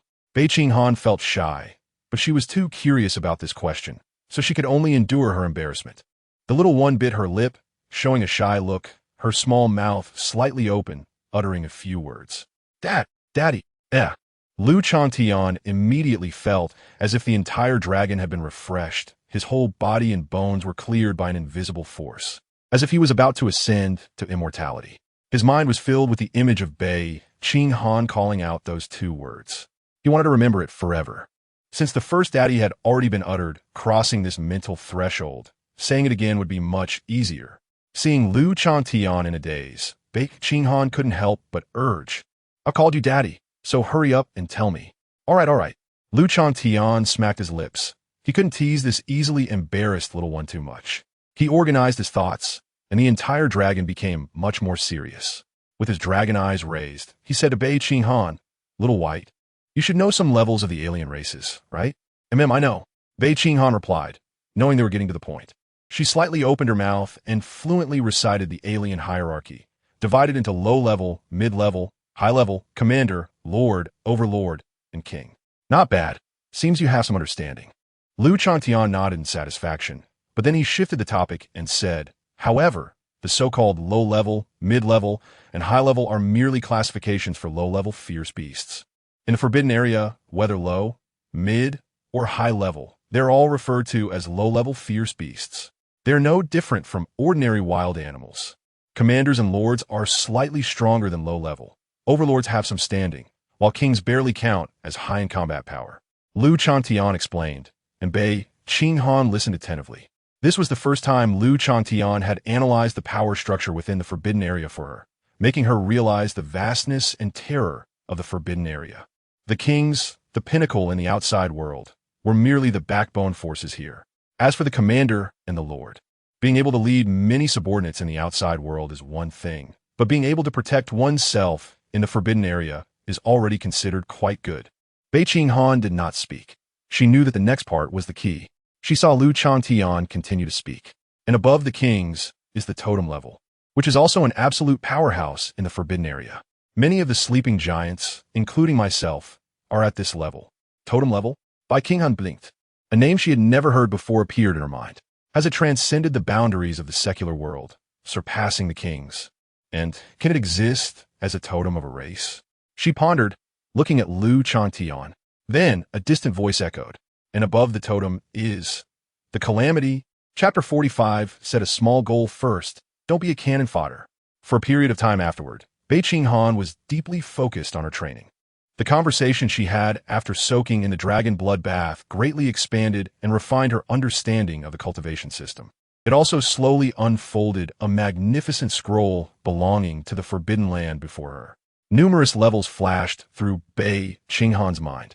Commanders and lords could only survive in the cracks, while sovereigns had a place to stand. Even though she had once been a sovereign in the forbidden land, she was just ordinary. The same sovereign was not worth much in the forbidden land. Almost every major clan had one or even multiple sovereigns. To become a giant, one needed an incredibly unfamiliar realm. Totem. As for the natural disasters above the totem, there was no need to mention that. It was still too far from her, not even worth thinking about. But just looking at that name, one could tell it must be an extremely terrifying realm. As the name suggested, like a walking natural disaster. Bei Qinghan finally understood why the black dragon was so disdainful when it heard her compare herself to a sovereign. Because the two sides were not even on the same level. Perhaps the drop of dragon blood that the black dragon used for her bath was enough for them to break through their realm, making them flock to it. But this did not crush Bei Qinghan's spirit. Instead, she became even more proactive and full of fighting spirit. The Forbidden Land was indeed filled with powerful figures. But so what? She was the Empress. How could she be afraid? If sovereigns were just ordinary in the Forbidden Land, then transcending sovereigns and achieving totems was the way to go. Bei Qinghan's sovereign was like a piece of gold, forged into a blazing fire by Changtian's words, becoming even more radiant and dazzling. To become a sovereign, besides accumulating strength, the most important thing was to have a sovereign strong enough to dominate. And in the Forbidden Land, to be honest, even surviving was extremely difficult with so many sovereigns and ancient monsters surpassing sovereigns around. How could one easily cultivate a sovereign will of being the only one? Encountering an ancient monster would make one honest. The swallowing skyhound, which had previously had a grudge with Changtian, was just like that. He was also lucky, as he was stronger than Changtian when they first met. Later, as Changtian's reputation soared, he saw his former underling become a giant in the Forbidden Land, leaving him behind. His sovereign will was impacted, and he had fallen into decadence over the years. Fortunately, for various reasons, he had recently shown signs of revival. From this perspective, Bei Qinghan was still ahead of many alien races in the Forbidden Land. Through 2 lifetimes, countless trials, and numerous dangers, her sovereign will had matured. As long as she accumulated enough, breaking through to sovereign would come naturally. Of course, all of this was talk for later. What lay before Bei Qinghan now was to quickly break through to the commander level. Bei Qinghan held a strong determination. In the scroll of the Forbidden Land described by Changtian, whether the so-called low-level, mid-level, or high-level ferocious beasts, they were merely the lowest level of cannon fodder in the Forbidden Land. How could she tolerate this? As an empress, she was a figure of importance in the outside world. How could she instantly be downgraded to cannon fodder in the Forbidden Land? Where could she put her face? If those alien sovereigns who died at her hands found out, they would probably laugh on the spot. Returning to the position of sovereign was still too far away. So Bei Qinghan set a small goal for herself first. Get rid of the cannon fodder identity first. Boom! A huge rock was instantly shattered, turning into countless tiny fragments that exploded, raising a cloud of dust. Countless fragments pierced through the dust, shooting out in all directions. Her strength had increased significantly. If she had this power before, she could have directly torn that snake apart without needing traps. Bei Qinghan slowly retracted her arm. She could see her fair and delicate arm faintly shrouded in a layer of shadow, the shape of the shadow being fierce and terrifying. Her 5 fingers formed a strange and twisted posture, resembling a pitch-black dragon claw. After the dragon blood bath, although her visualization realm did not break through, it had improved considerably. The image of the giant dragon in her mind had become increasingly solid, especially its arms, with each scale appearing almost real. Just now, she had visualized Lu Changtian's claw attack in her mind, and the effect was remarkable. She slightly closed her fingers, and the air seemed to explode in her palm, emitting a faint sound of bursting. Although her realm had not yet reached the commander level, in terms of physical strength alone, it was already sufficient to confront commander-level ferocious beasts. Moreover, this was not a one-time thing. By the time she truly broke through to the commander level in the future, her physical body might already be comparable to that of a lord level. This was the effect of the dragon bloodbath. Bei Qinghan's heart was quite stirred, but thinking about it, it also felt quite normal. After all, it was the blood of a totem-level ferocious beast, combined with countless rare ingredients to create the bath. Having such an effect was to be expected. In fact, if the violent properties of the blood were not diluted and weakened, just this drop of blood would be enough to burst a lord-level ferocious beast. You did well, but it's still a bit too deliberate, Lu Changtian complimented from the side. Seeing Bei Qinghan's familiar appearance, he asked, "You were just imitating the claw strike I used against the 7-armed demon god, right?" Bei Qinghan nodded. "Yes, that claw strike was the strongest I've ever seen, capable of severely injuring the totem-level 7-armed demon god, so I wanted to visualize and learn it. You've learned it to a certain extent, but still a bit lacking. Look." As he spoke, Lu Changtian suddenly and without warning shot out a claw. In an instant, Bei Qinghan felt the world before her begin to overturn, as if the heavens and earth were collapsing towards her. She did not dodge or avoid it. Her gaze fixed. She believed that Lu Changtian would not harm her, and also because she couldn't escape. In the distance behind Bei Qinghan, a mountain peak suddenly exploded without warning. Lu Changtian retracted his claw and looked at Bei Qinghan. Just like that. Squeak, squeak, squeak. A panicked squeaking sound came from the side. The little rabbit had just been nibbling on a spirit herb and completely did not expect that in front of it. One person and one dragon were smashing rocks, and the other was even more outrageous, directly blowing up a mountain peak. It was buried alive by the falling rocks. Fortunately, although it was in a sorry state, covered in dust, it did not suffer any obvious injuries. After being bathed in the dragon blood, this rabbit could no longer be considered an ordinary rabbit. Perhaps it should be called a dragon blood rabbit. The rabbit shook off the dust and stones from its body and immediately dug out its food from the rubble, holding it precious in its arms. Lu Changtian looked at this rabbit, which only had food on its mind, and couldn't help but laugh. "You're really lucky, little rabbit. Clearly just an ordinary rabbit. Yet you have the fortune to be bathed in totem-level blood, but you still don't understand how to cherish it." Squeak. The rabbit tilted its head, looking quite confused. "What are you saying? It's too complicated. Rabbit can't understand." The rabbit lowered its head and took another bite. Rabbit just wants to eat. Chapter 46. The Alien Race. What is the black dragon up to? What is that black dragon doing again? Why does it keep causing such a commotion every few days? 3 days ago, it severed a major river. 7 days ago, it flattened a valley. 10 days ago, it shattered a mountain. And just now, it drank dry another river. What does this black dragon want to achieve? Doesn't it need a rest? Is it trying to demonstrate its power to us? To provoke us? It shouldn't be. Ever since it defeated the 7-armed demon god, we have recognized its strength and actively avoided it. Unless it wants to go against the entire forbidden area, but I think that while this black dragon may be reckless, it shouldn't be that foolish. So why is this happening? Many alien leaders were cursing in their hearts. They are not like Lu Changtian. They have existed since long ago. Some even since the early days of the forbidden area, and have lived to this day. They do not have the same vigorous vitality as Lu Changtian. In fact, a large portion of them had been in slumber, only waking up when the 7-armed demon god appeared recently, trying to break into the forbidden area, hoping to find some opportunity. After the 7-armed demon god failed, these leaders planned to fall back into slumber, waiting for the right moment. However, that black dragon seems to have gone off on a tangent, erupting mountains every few days and each time making a huge noise. Whenever these leaders were about to fall asleep, suddenly there would be this strange commotion, waking them up. They thought something major had happened, only to realize it was this black dragon acting crazy. They were almost scared into a state of nervous exhaustion. Perhaps it was simply bored and looking for something to do? One leader proposed a guess. Great beings can also get bored. With such a long lifespan, they can't possibly be cultivating all the time.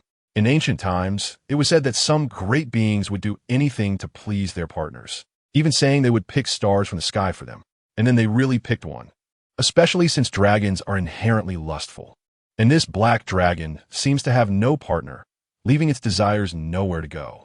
Blowing up a mountain for fun doesn't seem unreasonable. Regardless, next time, if this black dragon causes trouble again, we will definitely step in to warn it. The leaders fell into silence, and after a while, one alien leader stepped forward, gritting his teeth and saying, "This garnered the approval of many leaders." So they forced themselves to stay awake, planning to catch Changtian in the act. However, right after they made this decision, they found no signs of Changtian's movements. This made the leaders somewhat impatient. Why has this black dragon suddenly gone quiet? Should we just fall asleep? No, what if it's like before? And just as we're about to sleep, the black dragon comes out again? That makes sense. I can't take much more of this. Then let's continue waiting. Until it comes out, the leaders gritted their teeth and persisted. Yet they could not wait for Changtian to act again. A few days earlier, on Changtian's side, he looked eagerly at Bei Qinghan, his eyes full of expectation. "Have you learned it?" Bei Qinghan. "What the heck have I learned?" Seeing the little one somewhat disappointed, he couldn't bear to shatter Bei Qinghan's desire to learn. Changtian waved his hand generously and said, "It's okay if you haven't learned it. I'll come back a few more times until you do." Time has now returned to the present. After Changtian transformed into a civil engineering dragon, in just a few days he destroyed countless mountains, rivers, and valleys, completely replanning the map of the forbidden area. Bei Qinghan finally gave up on this unrealistic request. She felt that there was indeed an insurmountable chasm between humans and dragons. Perhaps it was her own ambition that was too high, with too great a disparity in strength. It might also be that the dragon's teaching method just didn't suit her. In any case, she abandoned the idea of directly learning killing moves from Changtian and instead began to focus on visualization. However, there was still some effect. At least after watching for these few days, Bei Qinghan felt that her attacks and claw movements had become much smoother than a few days ago. It could be considered a meager gain. Compared to this, I want to learn that trick you used to steal from other people's treasure houses, Dad. Bei Qinghan blinked her eyes. With Dad the dragon around, it doesn't matter if she can't learn big moves. Dad will protect her. But she really liked the trick of swallowing treasures. If she could learn that trick, she wouldn't have to take out a bit of what she had taken from the last treasure house every time she went to a new place. That one, with your current strength, is barely enough. Changtian looked at Bei Qinghan, perhaps to regain his pride as a teacher. This time, he was particularly serious. That trick actually comes from the Swallowing Heaven of the Swallowing Heaven Hound clan. When I was weak and encountered that Swallowing Heaven Hound, I saw it use Swallowing Heaven. I thought this move was simply a house-breaking robbery. Cough, cough. It's a must-have skill for home travel, so I tried to learn it. He almost let it slip, so Changtian hurriedly corrected himself. He explained to Bei Qinghan the origin and principle of the Swallowing Heaven. In simple terms, it's like treating your body as a small universe, sucking in all kinds of tangible and intangible things from the outside world, such as spiritual energy and treasures. After explaining the principle, it finally came to the practical part. Changtian opened his mouth, and his dragon mouth transformed into a black hole. A powerful suction came forth, instantly drawing a large river from afar into it. The river flowed mightily, disappearing into Changtian's mouth. He licked his lips, looking expectantly at Bei Qinghan. "Have you learned it? Should I demonstrate again?" "Bei Qinghan. Thanks, I've learned it." "No need, I've memorized it." With a helpless sigh, Bei Qinghan etched the scene she had just witnessed into her visualization and silently began to visualize. "If you didn't memorize it, come find me," Changtian called out. Bei Qinghan was not the kind of student who couldn't learn despite being taught, so for now, he was still very interested in being a teacher. After sending Bei Qinghan off, Changtian began his own cultivation. The arms of the seven-armed demon god were still in his belly. Oomph. No wonder it was the seven-armed demon god. The life energy contained in its arms was quite rich. He chuckled, recalling the battle from a few days ago.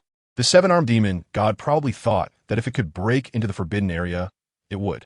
If it failed, it would ambush a few of these alien leaders, using them as its nourishment. It had a solid plan.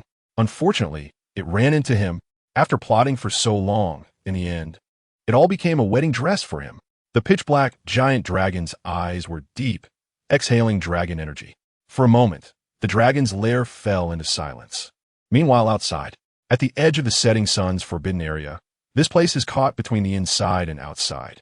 The abundant spiritual energy from within the forbidden area spills out, nurturing many spiritual herbs that can only grow here. Some speculate that the forbidden area is a gift from the gods. With so many spiritual herbs, even on the outskirts, there must be treasures everywhere within the forbidden area, with rare medicines growing by the roadside and honey and sweet springs flowing in rivers. Others say that the forbidden area is a prison for demons, and those spiritual herbs are merely bait set by the alien races and ferocious beasts, luring people in, only to be met with cruel death once they enter. But no one knows for sure. Every person who attempts to uncover the truth ultimately disappears inside. The forbidden area is like a Pandora's box, emitting endless secrets that entice people to enter. Near the Sunset Forbidden Zone, there is a base city built by human survivors. While monitoring the Forbidden Zone, they also send people to gather rare spiritual herbs for the practitioners. However, recently, the herb gathering work has been interrupted. The reason is that half a month ago, a mutation occurred in the Forbidden Zone. The sky turned into a dying workshop with strong energy shocks both inside and outside, and, occasionally, meteors emitting terrifying auras streak across the sky, flying into the distance. Some herb gatherers claim to have seen a seven-armed demon god, a pitch-black demon dragon, a sky-devouring divine hound, and an elegant divine bird. Some people declared that the Forbidden Zone is about to open, and the alien beings and ferocious beasts inside will pour out. Chapter 47. Send someone into the Forbidden Area. Bei City is the name of the city where humans survive after the mutation. Faced with unknown and powerful enemies, such as alien beasts, the human social system was instantly shattered. The original political system collapsed, and communication between cities was almost severed. After a period of chaos, some survivors finally united, abandoning the bulky organizations of the past and formed survivor bases by city, known as Bei City. Things began to change when Bei Qinghan became the Empress. She waged wars everywhere, intending to expel all aliens and unite the survivor bases in an attempt to create a better world. Unfortunately, her dream was not realized, and she met with an accidental death in Rebirth. The partially united Bei cities once again split and governed themselves. But that's a story for later. Let us return to Sunset Bei City. This city is about 100 miles from the Forbidden Area. As the saying goes, one lives off the mountains if they're near mountains, and off the water if they're near water. The main income of Sunset Bei City comes from hunting alien beasts and gathering rare spiritual herbs from the outskirts of the Forbidden Area. However, recently, due to changes in the Forbidden Area, the income of Sunset Bei City has been greatly affected. Gathering work has almost come to a halt, and the danger level of hunting has risen sharply. A group of people is discussing the rumors circulating within the city. Hey, have you heard about the situation in the Forbidden Area a while back? Now the whole city is talking about it. There shouldn't be anyone who doesn't know, right? I even saw the shadow of a peerless beast above the Forbidden Area. There's a black dragon, a seven-armed demon, and a beautiful divine bird. Do you think the monsters from the Forbidden Area are going to come out? I don't know. No one knows what the situation is like inside the Forbidden Area. Otherwise, it wouldn't be called a Forbidden Area, right? However, it seems that the beasts outside the city have been stimulated somehow and have become much more violent than before. I saw that many people died when the last hunting team returned. Really, my uncle's mother's nephew was in that hunting team, and I heard he was the only one left alive in his team. Hiss. The experiences of those around always feel closer to reality, making it terrifying. The Forbidden Area is still dozens of kilometers away, but the dead are just beside them. A gasp echoed through the crowd, and many were horrified by this statement, causing a wave of panic. Indeed, it's better to stay in the city, someone said, looking relieved, which instantly garnered agreement from many nearby. Yeah, anyway, they're all staying in the city. No matter how dangerous it is outside the city, can they really cross that solid city wall and harm them? No way. We need to hurry up and stockpile some food, We absolutely cannot leave the city until things stabilize. Someone made up their mind and quickly turned to leave. The same situation had repeated itself countless times in this base city over this period. The prices of food within the city have skyrocketed. In the Lord's Mansion, the situation is roughly as follows. Now there are rumors circulating that the Forbidden Area has undergone changes and it is dangerous outside the city. The public is stockpiling goods and staying indoors. Even the herb-gathering teams and hunting teams have had to suspend their outings due to the excessive danger. The Lord's Aide is reporting the current situation in the city. Clearly, the outlook is not optimistic. Due to residents stockpiling, the consumption rate of supplies in the city has accelerated. Moreover, because the herb-gathering teams and hunting teams have stopped working, the income of Bei City has decreased by over 90%, and the entire Bei City is nearly at a standstill. The man, dressed in a fine suit and holding a stack of documents, shows various data. At this moment, without exception, all data is showing a cliff-like decline, with the red numbers strikingly alarming. In summary, finally, the aide put away the documents and gave a judgment. If this continues within a month, even if the situation in the Forbidden Area turns out to be a false alarm, the Bei City will collapse. Changtian, the Lord of Sunset Bei City, is a somewhat plump man. Listening to the aide's report, he is now sweating profusely, not expecting the situation to be this severe. He thought it was just a minor accident, but now the aide is telling him that his Bei City is going to be finished? Changtian fell to darkness before his eyes. Others say the Forbidden Area is dangerous, but he didn't take it seriously. Over the years, except for those who saw death by entering the Forbidden Area, has anyone ever heard of anything coming out of the Forbidden Area to wreak havoc outside? No. That's why, while others feared the Forbidden Area, he took the initiative to become the Lord of Sunset Bei City, and the facts proved that his guess was correct. Moreover, perhaps due to the existence of the Forbidden Area, the alien beasts near Sunset Bei City were not particularly powerful. Rarely were there overlord-level beasts, and there were none at the king level. On ordinary days, the most one could see were lord-level beasts. With the city walls in place, Sunset Bei City could be said to be safe and sound. Coupled with the unique precious herbs outside the Forbidden Area, over the past few years, you could say he had made a fortune. But who would have thought such a sudden change would occur? Have we figured out what exactly happened in the Forbidden Area? Changtian asked his aide, Wang Rua. Wang Rua shook his head. Unfortunately, we still know nothing about the Forbidden Area. We only know that a shadow of a beast appeared that day. If you want to know what happened, we might have to go inside. Enter the Forbidden Area. Changtian shook his head and then asked, did you get a response from the contact I had you reach out to? What did they say? Regarding the Forbidden Area, it was clear that this was no longer something a small Bei City lord like him could handle. After the changes in the Forbidden Area, he immediately notified his channels and informed the higher-ups, explaining the situation and requesting support. Calculating the time, there should be a response by now. The aide replied. They said there was no substantial impact and asked you to handle it yourself. Handle it myself? Changtian couldn't help but curse, since it was just the two of them now. That's the Forbidden Area. If I could handle it myself, why the hell would I be here as a broken Bei City lord? I would have already declared myself an emperor. And what do you mean there's no substantial impact? Do they have to wait for the aliens to attack the city before it counts as a substantial impact? Those heartless bastards probably. Cough, cough. A sudden cough interrupted Changtian's rant. Changtian realized that some things couldn't be said and quickly shut his mouth. But since the other party responded this way, it was evident that expecting support was impossible. By the time the substantial impact they mentioned actually appeared, he would probably have been digested by the beasts. Changtian irritably scratched his head, pulling out a few hairs in frustration, worried to the point of losing hair. Finally, gritting his teeth, he made a decision. Damn it, if I have to handle it, then I'll handle it. Send someone into the Forbidden Area. Chapter 48. Bei Qinghan. Am I, the great Empress, really going to covet a single carrot from you? The next day, a message spread quickly from the City Lord's mansion throughout the entire Bei City.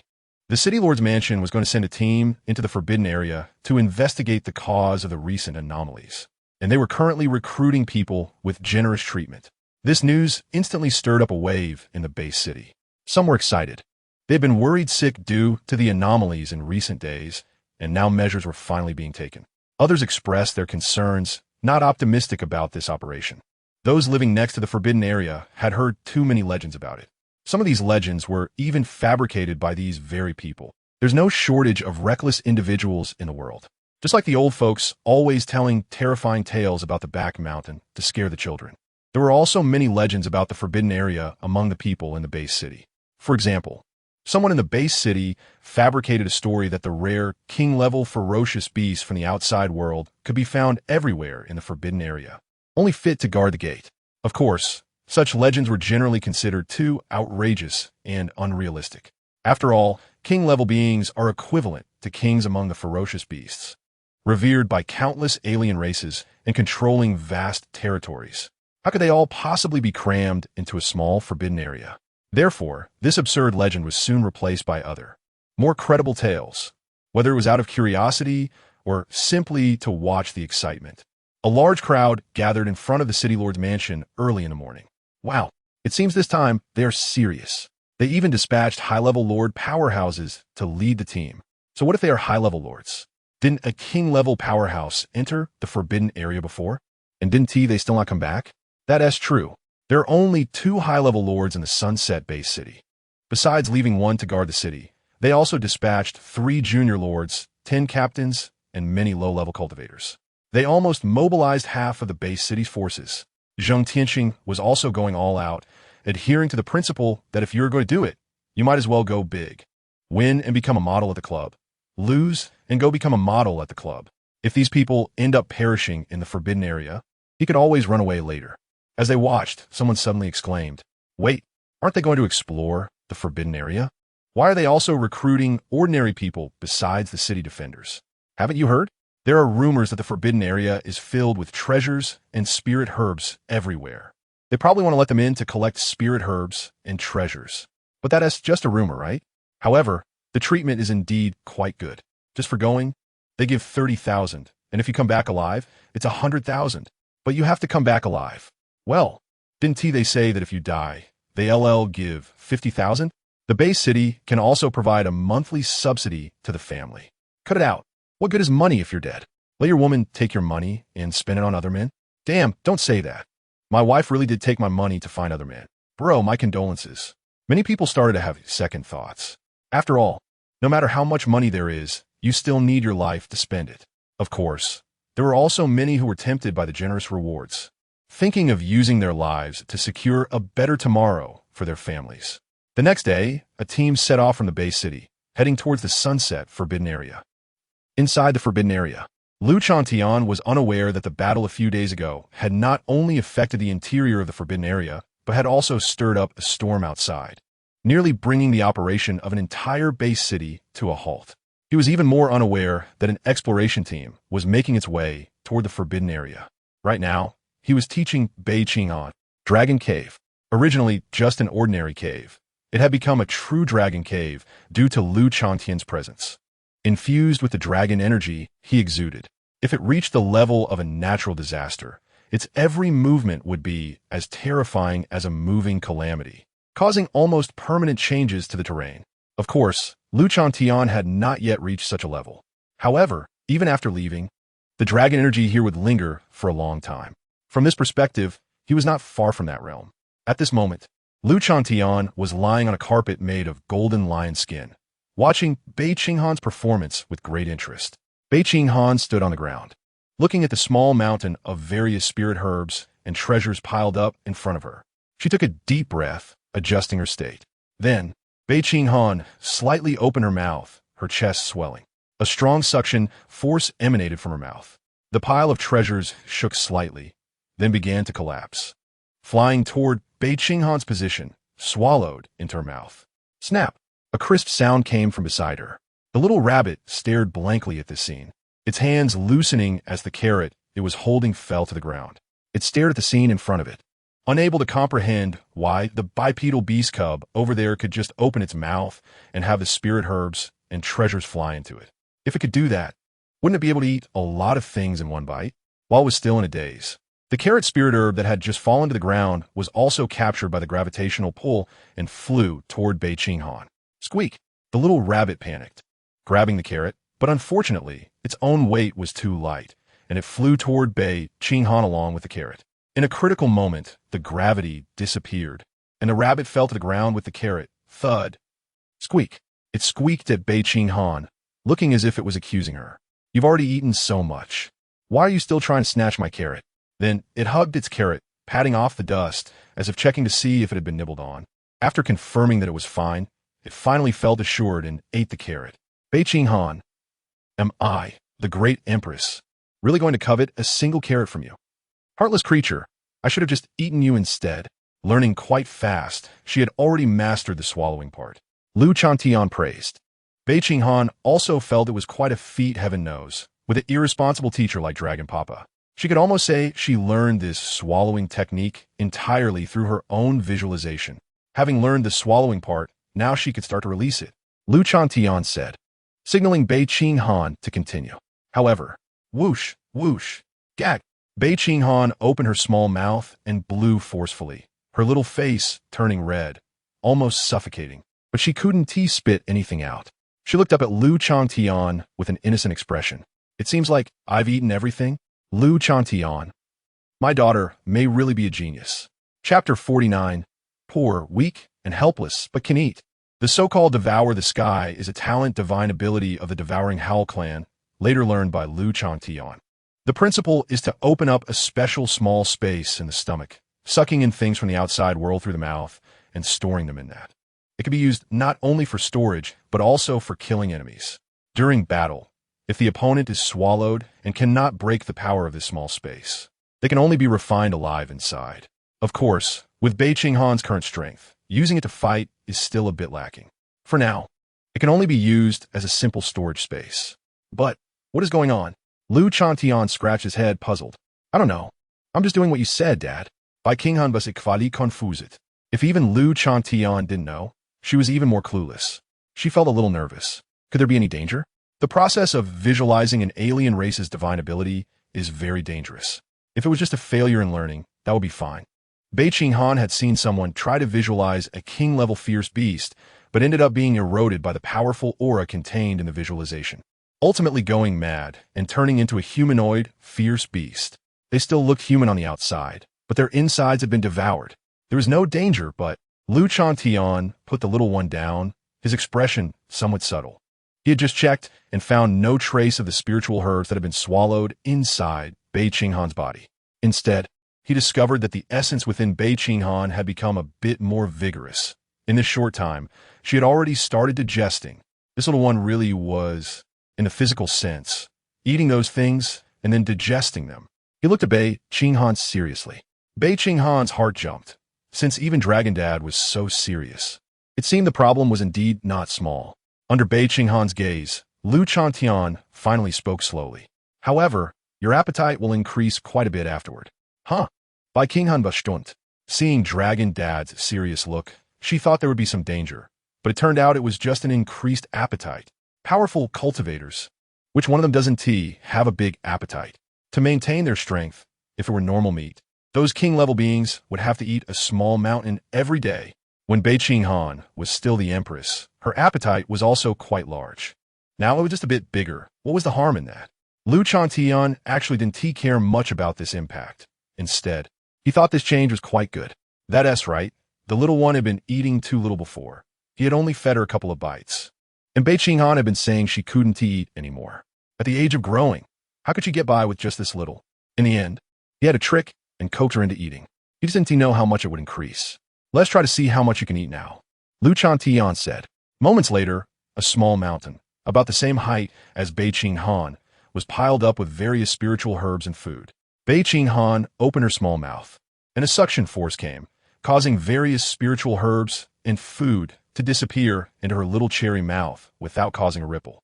Bei Qinghan let out a satisfied burp and stroked her belly, licking her lips.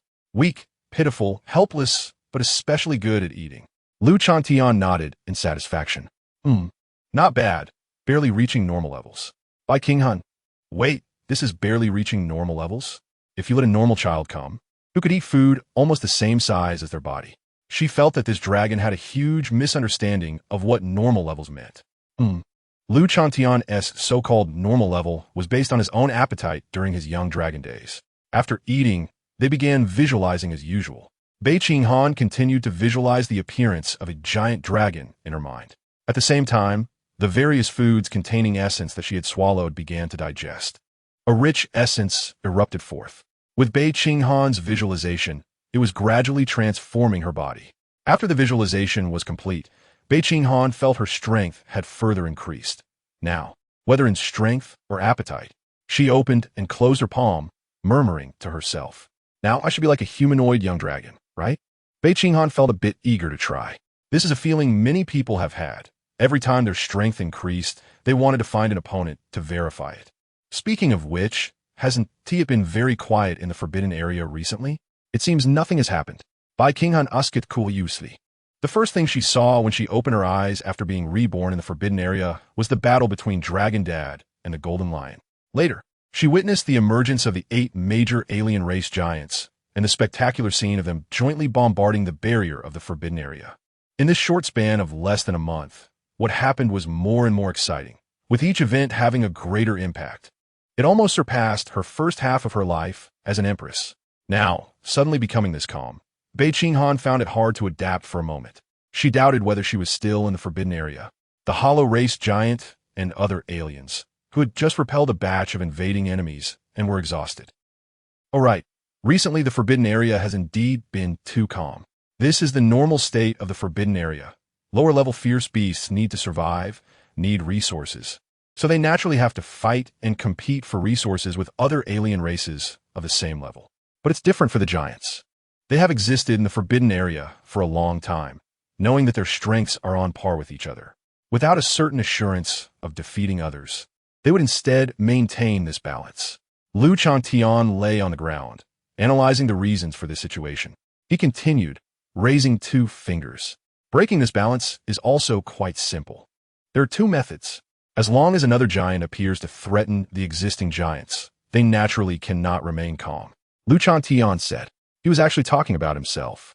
The resources and space in the forbidden area are limited and have already been divided up by the existing giants.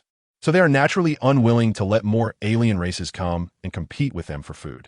Thus, once there is an alien race showing signs of rising, they will face joint resistance from other alien races.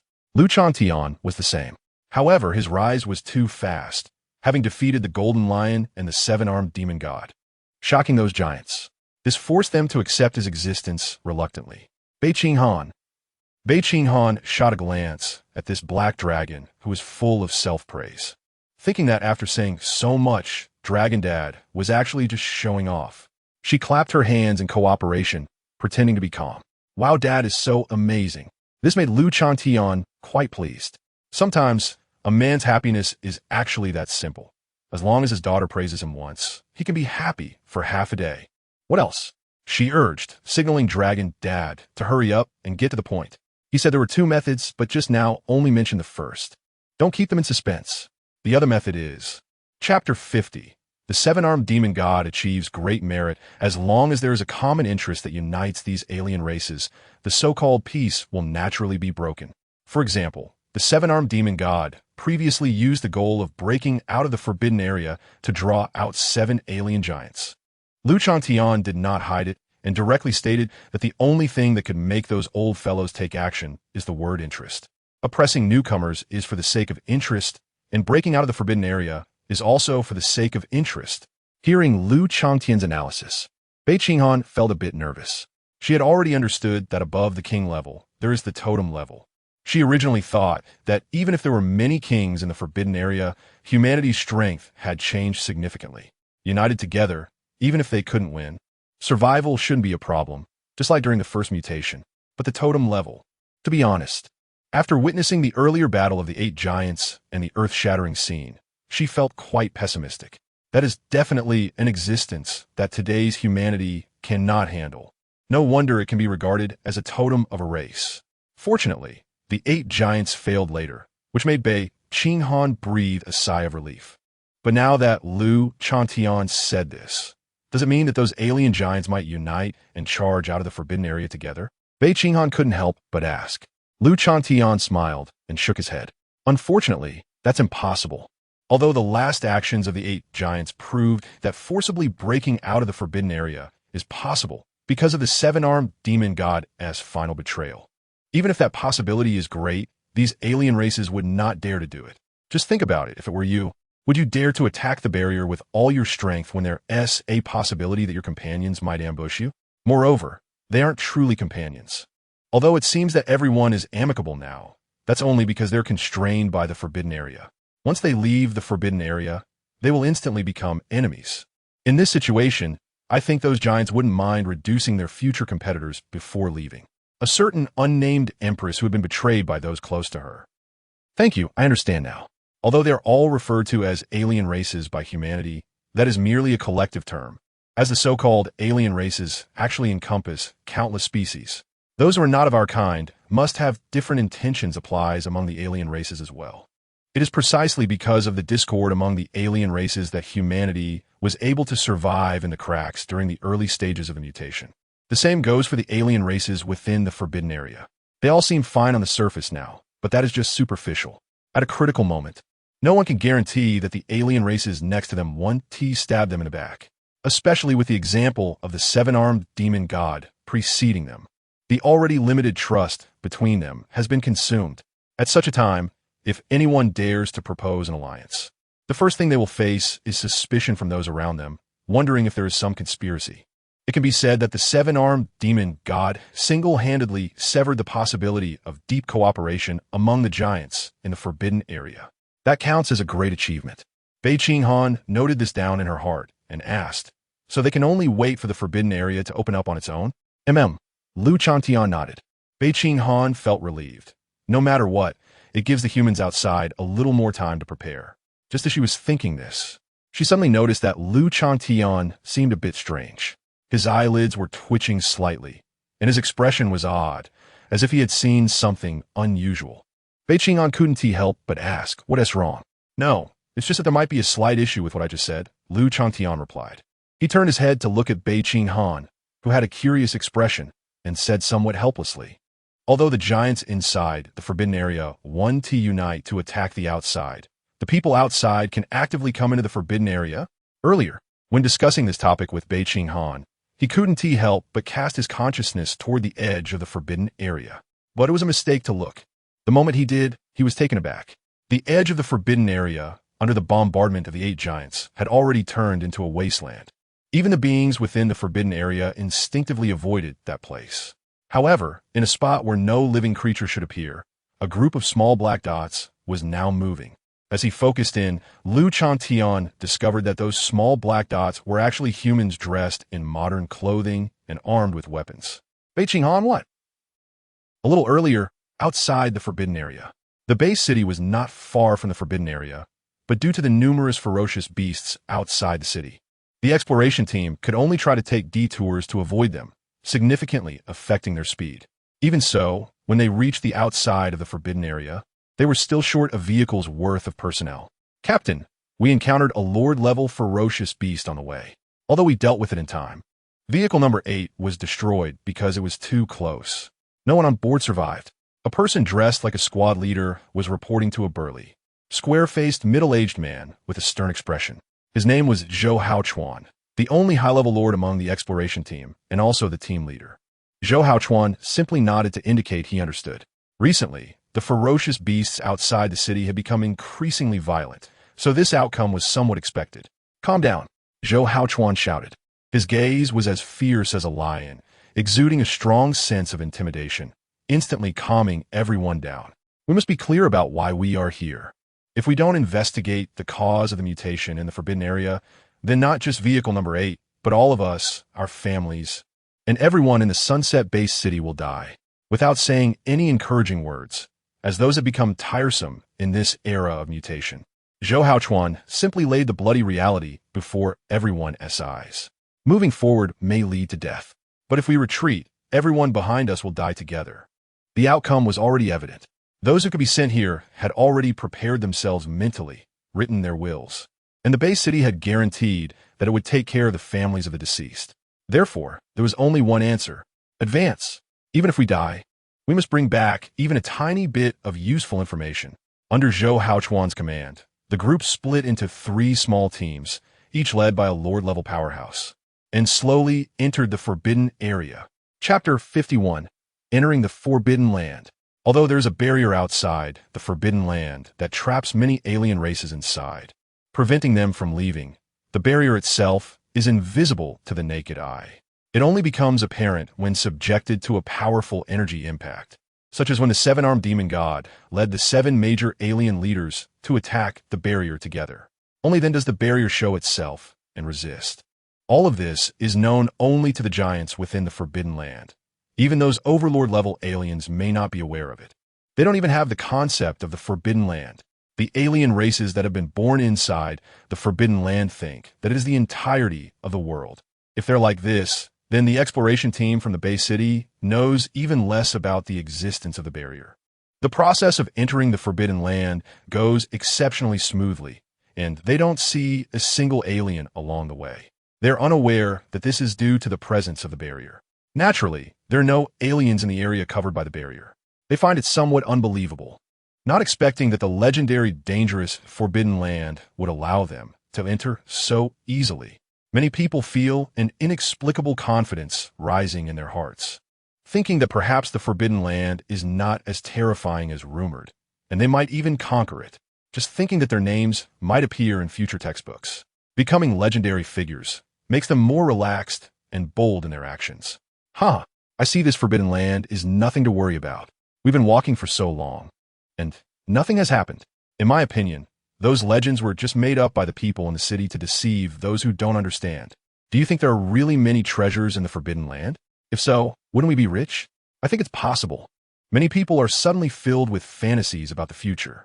It seems like the place they are about to go to is not a mysterious and dangerous Forbidden Land, but a wonderful paradise full of beauty and dreams. Zhou Haochuan, however, is not as naive as these people. His expression remains solemn, with a hint of confusion deep in his eyes. He does not believe that the Forbidden Land, which has been the subject of countless legends since its inception, swallowing countless human powers from the beginning of the mutation until now, could be so simple. The more quiet it becomes, the more uneasy he feels.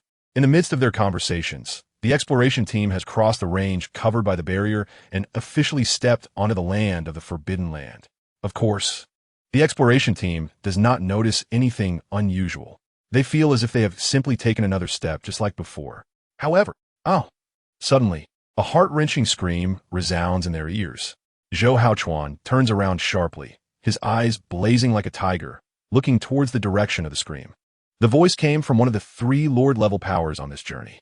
It seems that he stepped on something, and suddenly a cluster of purple smoke erupted from beneath his feet. The mist is ethereal, yet possesses strong corrosive properties. In an instant, it completely erodes the lower leg of this Lord-level power, melting even the hard bones, which then turn into black sludge and fall away. This Lord-level power quickly evades, using his other leg to push off the ground with force, rapidly leaving the area engulfed by the purple mist. But the exploration team, following him, is not so lucky. They do not have the quick reflexes of a Lord-level power, and their physical abilities are significantly inferior. They cannot react in time. Several team members are instantly engulfed by the purple mist, completely melted away in the fog. The entire process is completed in an extremely short time. They didn't even have the chance to let out a scream before turning into the soil on the ground. Hiss! In an instant, everyone in the exploration team gasps in cold air, feeling a chill run through their bodies. Many are so frightened that they lose their minds, frantically fleeing in all directions, trying to get away from the area of the purple mist. For a moment, the scene is chaotic. Calm down. Everyone stay in place and don't move. Zhou Haochuan suddenly roars, exuding a powerful aura that instantly calms everyone down. He scans the crowd, his tone grave and quick as he says, "Do not move, or you may trigger other traps. At least the ground you're standing on is safe." As soon as he says this, the exploration team members freeze in place, not daring to move at all. They're afraid that a misstep would lead them to meet the same fate as that person. The wailing sound comes again. The Lord-level power looks at his leg, his eyes filled with terror. The leg that was just corroded by the purple mist is now rapidly corroding upward. In a short time, it has already passed the knee, completely eroding half of his thigh. Whoosh! A bright flash of a blade cuts through the air. Along with the cold light, half of the corroded thigh falls down. Thud!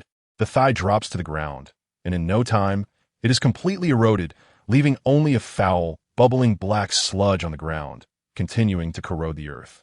The popping of the bubbles feels like an explosion in everyone's hearts, causing their hearts to race. Hiss! They suddenly feel a chill run down their spines. Drenched in cold sweat, how powerful is the body of a Lord-level power? It can be said to have completely surpassed the ordinary. With flesh that is incredibly tough and bones harder than steel. But in front of that strange purple mist, it shows no resistance at all, being completely corroded. What exactly is that thing? The sound of a sword being sheathed comes.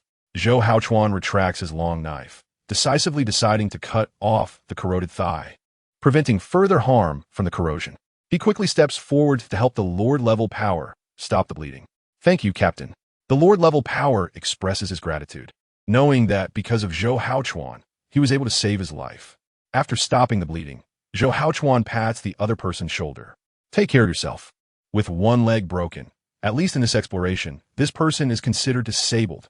Losing a powerful Lord-level fighter right after entering the Forbidden Land is a huge loss for their strength. Even if they can return to the base city, the broken leg will greatly affect his strength, and in the future, this person will almost be saying goodbye to the front line. He stands up, looking at the exploration team. Everyone has witnessed what just happened. A Lord-level power lost a leg without any resistance. He almost perished on the spot. If you don't want to become the next one, everyone must be extremely vigilant. This is the Forbidden Land. Even the strongest among humans entering here didn't even stir up a ripple. All we have is the unknown. Chapter 52. Bei Qinghan. Why are you still coming in to deliver? Under the command of Zhou Haochuan, the exploration team began their first exploration of the Forbidden Area. Everyone moved with great caution. With each step forward, they would extend their legs, tiptoe, and probe for a long time before daring to step down. It was as if there were landmines buried beneath the ground, and stepping on one would trigger an explosion. However, in reality, what they were worried about was far more terrifying than landmines. At the commander level, they could basically ignore conventional technological weapons like landmines. Even if they stepped on one, there would still be a chance to dodge the explosion. Even if they didn't it wouldn't necessarily mean death. At most, they would just be injured. But that strange purple mist was a different story. It could corrode even the flesh of Lord-level powerhouses. If it weren't for Zhou Haochuan's quick reaction, who severed a person's thigh with a kick, what disappeared wouldn't just be a thigh. It could very well be a life. In light of this, the members of the exploration team were particularly careful. Even so, there were still reports of injuries and even death from time to time. One group of 3 people fell into a poisonous swamp, instantly leaving no trace behind. It was speculated that the earlier purple mist might have been the vapor from the poisonous swamp. Another group discovered that one person had vanished, and when they turned back, they found only a strange crack left behind. As they tried to investigate, another person was pulled into the crack. In the area explored by the third group, a glacier appeared. They cautiously refrained from entering, yet were still frozen into blocks of ice by the cold air released from the glacier. As news of these incidents reached him, Zhou Haochuan's expression grew increasingly grim. He began to doubt whether entering the Forbidden Area was the right decision. By now, they hadn't seen a single living thing, yet they had already lost quite a number of personnel. The mysterious Forbidden Area had revealed its terrifying fangs for the first time in front of these outsiders. In fact, Zhou Haochuan was mistaken.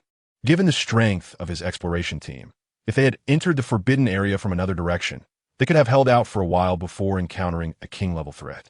Unfortunately, they had chosen this direction.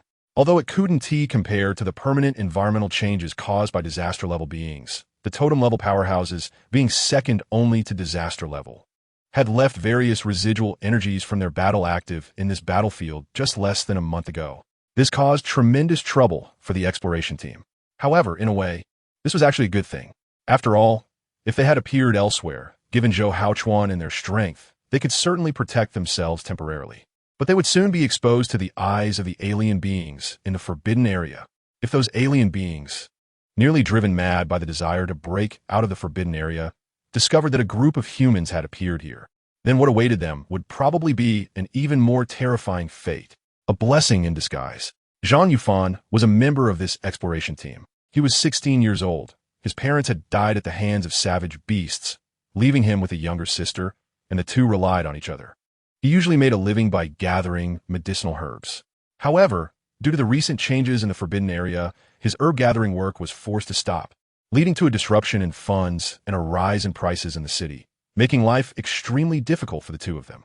Just as he noticed the Lord's mansion recruiting for an investigation team with generous compensation, Zhang Yufan successfully applied due to his skills in herb gathering.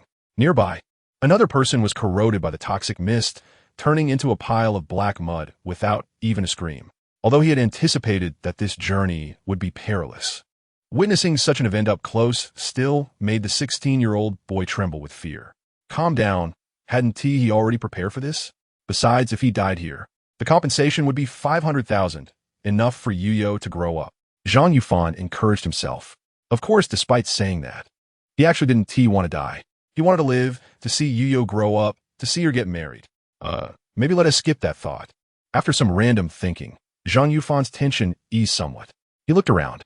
Before coming here, he had heard that the forbidden area was filled with treasures, with spirit herbs everywhere, and even the water flowing in the rivers was rich in spiritual energy. Yet, after being here for so long, he hadn't seen a single spirit herb. The ground was covered with poisonous swamps. Zhang Yufan decided to take a look nearby, but he hadn't walked far when he turned a corner and looked up to see a shocking sight. A giant half-corpse lay across a mountain. Bei Qinghan, what? Upon hearing Lu Changtian's words, Bei Qinghan couldn't help but exclaim, her bright eyes wide with shock. What is going on? Dad long said that humans have come into the forbidden area. Is there a mistake? Just a moment ago, she was still relieved that these terrifying alien beings couldn't leave the forbidden area, giving humans more time to develop. But why are you voluntarily coming in? She never expected to see humans in this way. Lu Changtian murmured. At the beginning of his transformation, although he had become a young dragon, Lu Changtian still considered himself a human and longed to find a kindred spirit. Unfortunately, he had not encountered anyone. Later, as time passed, his mindset gradually changed, and he even forgot about it. It was only when he found Bei Qinghan that he thought to look for others. Although he didn't find anyone, he didn't take it to heart. He never expected to see them today. Perhaps the commotion caused by the 8 great powers attacking the forbidden area S-barrier attracted them here. Lu Changtian speculated. In fact, there was not much to speculate. The only significant event in the forbidden area that could influence the outside world during this period was this one. Should one say they were unlucky? Or should one say they were lucky? He looked at those humans and happened to see one being consumed by the toxic mist, turning into black mud. Bei Qinghan anxiously asked, Dad, will those people be in danger?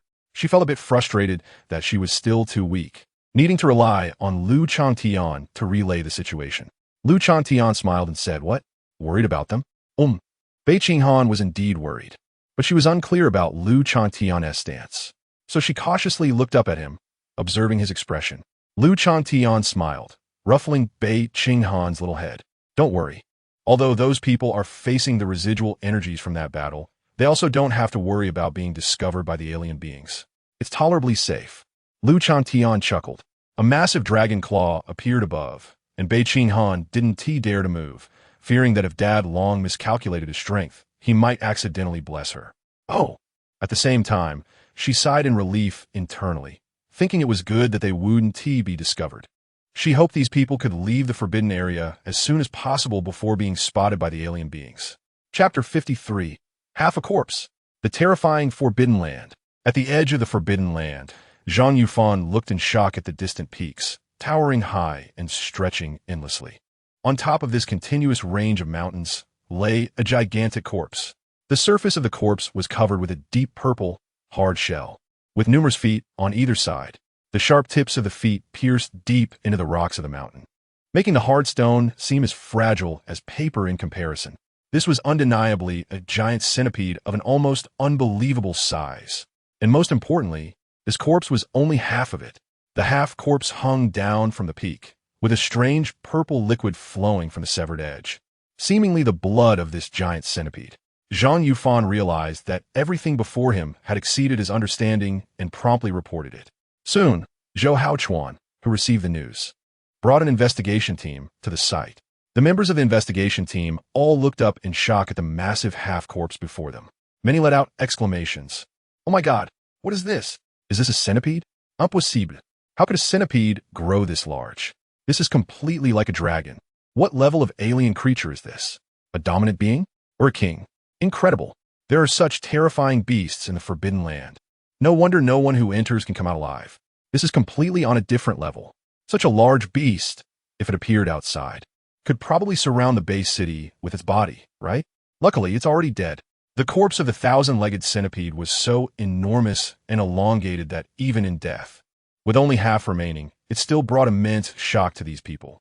It was hard to imagine what such a terrifying creature would have looked like when it was alive. Just a slight movement would probably crush mountains and fill ravines, right? They felt like ants in front of it, insignificant and easily crushed. Many felt relieved. Good thing it's already dead. Zhou Haochuan, on the other hand, had already dashed up, lightly tapping his toes on a mountain peak. As he leaped, he quickly ascended and soon reached the corpse of the thousand-legged centipede. The shock was magnified as he got closer. Stepping on the body made him feel as if he were on an endless expanse of purple earth rather than a fierce beast. For a moment, he didn't know where to go next, feeling like a lost ant. Let us check the back, Zhou Haochuan decided, and went to the place where the corpse of the thousand-legged centipede had been severed. Suddenly, it was as if a chasm appeared on the purple earth. A deep abyss lay before him, like a passage to hell. Looking down, he saw a purple, corrosive liquid flowing from the cross-section of the centipede's body, spreading out and covering the ground below.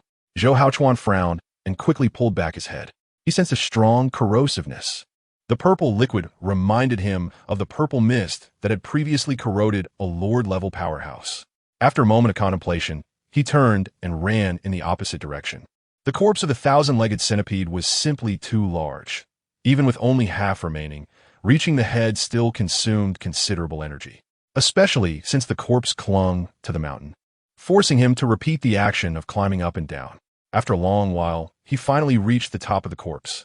Here, he witnessed an even more shocking scene. There was a huge indentation at the top of the centipede's head, with the shell around the indentation explosively shattered, and the fluid splattered below. In the center of the indentation was an enormous fist mark. Within the fist mark was a destructive energy. This fist mark was the fatal injury of this giant centipede. Zhou Haochuan instantly made a judgment. He pieced together the likely sequence of events in his mind, sketching a picture. This centipede had first been severed in half by an unknown powerful enemy, but relying on its strong vitality, it did not die immediately. Instead, it struggled on the ground, shattering many mountain peaks. The corrosive liquid that had spread all over the ground was likely the bodily fluid that the giant centipede expelled while it struggled. At that moment, the unknown enemy attacked again.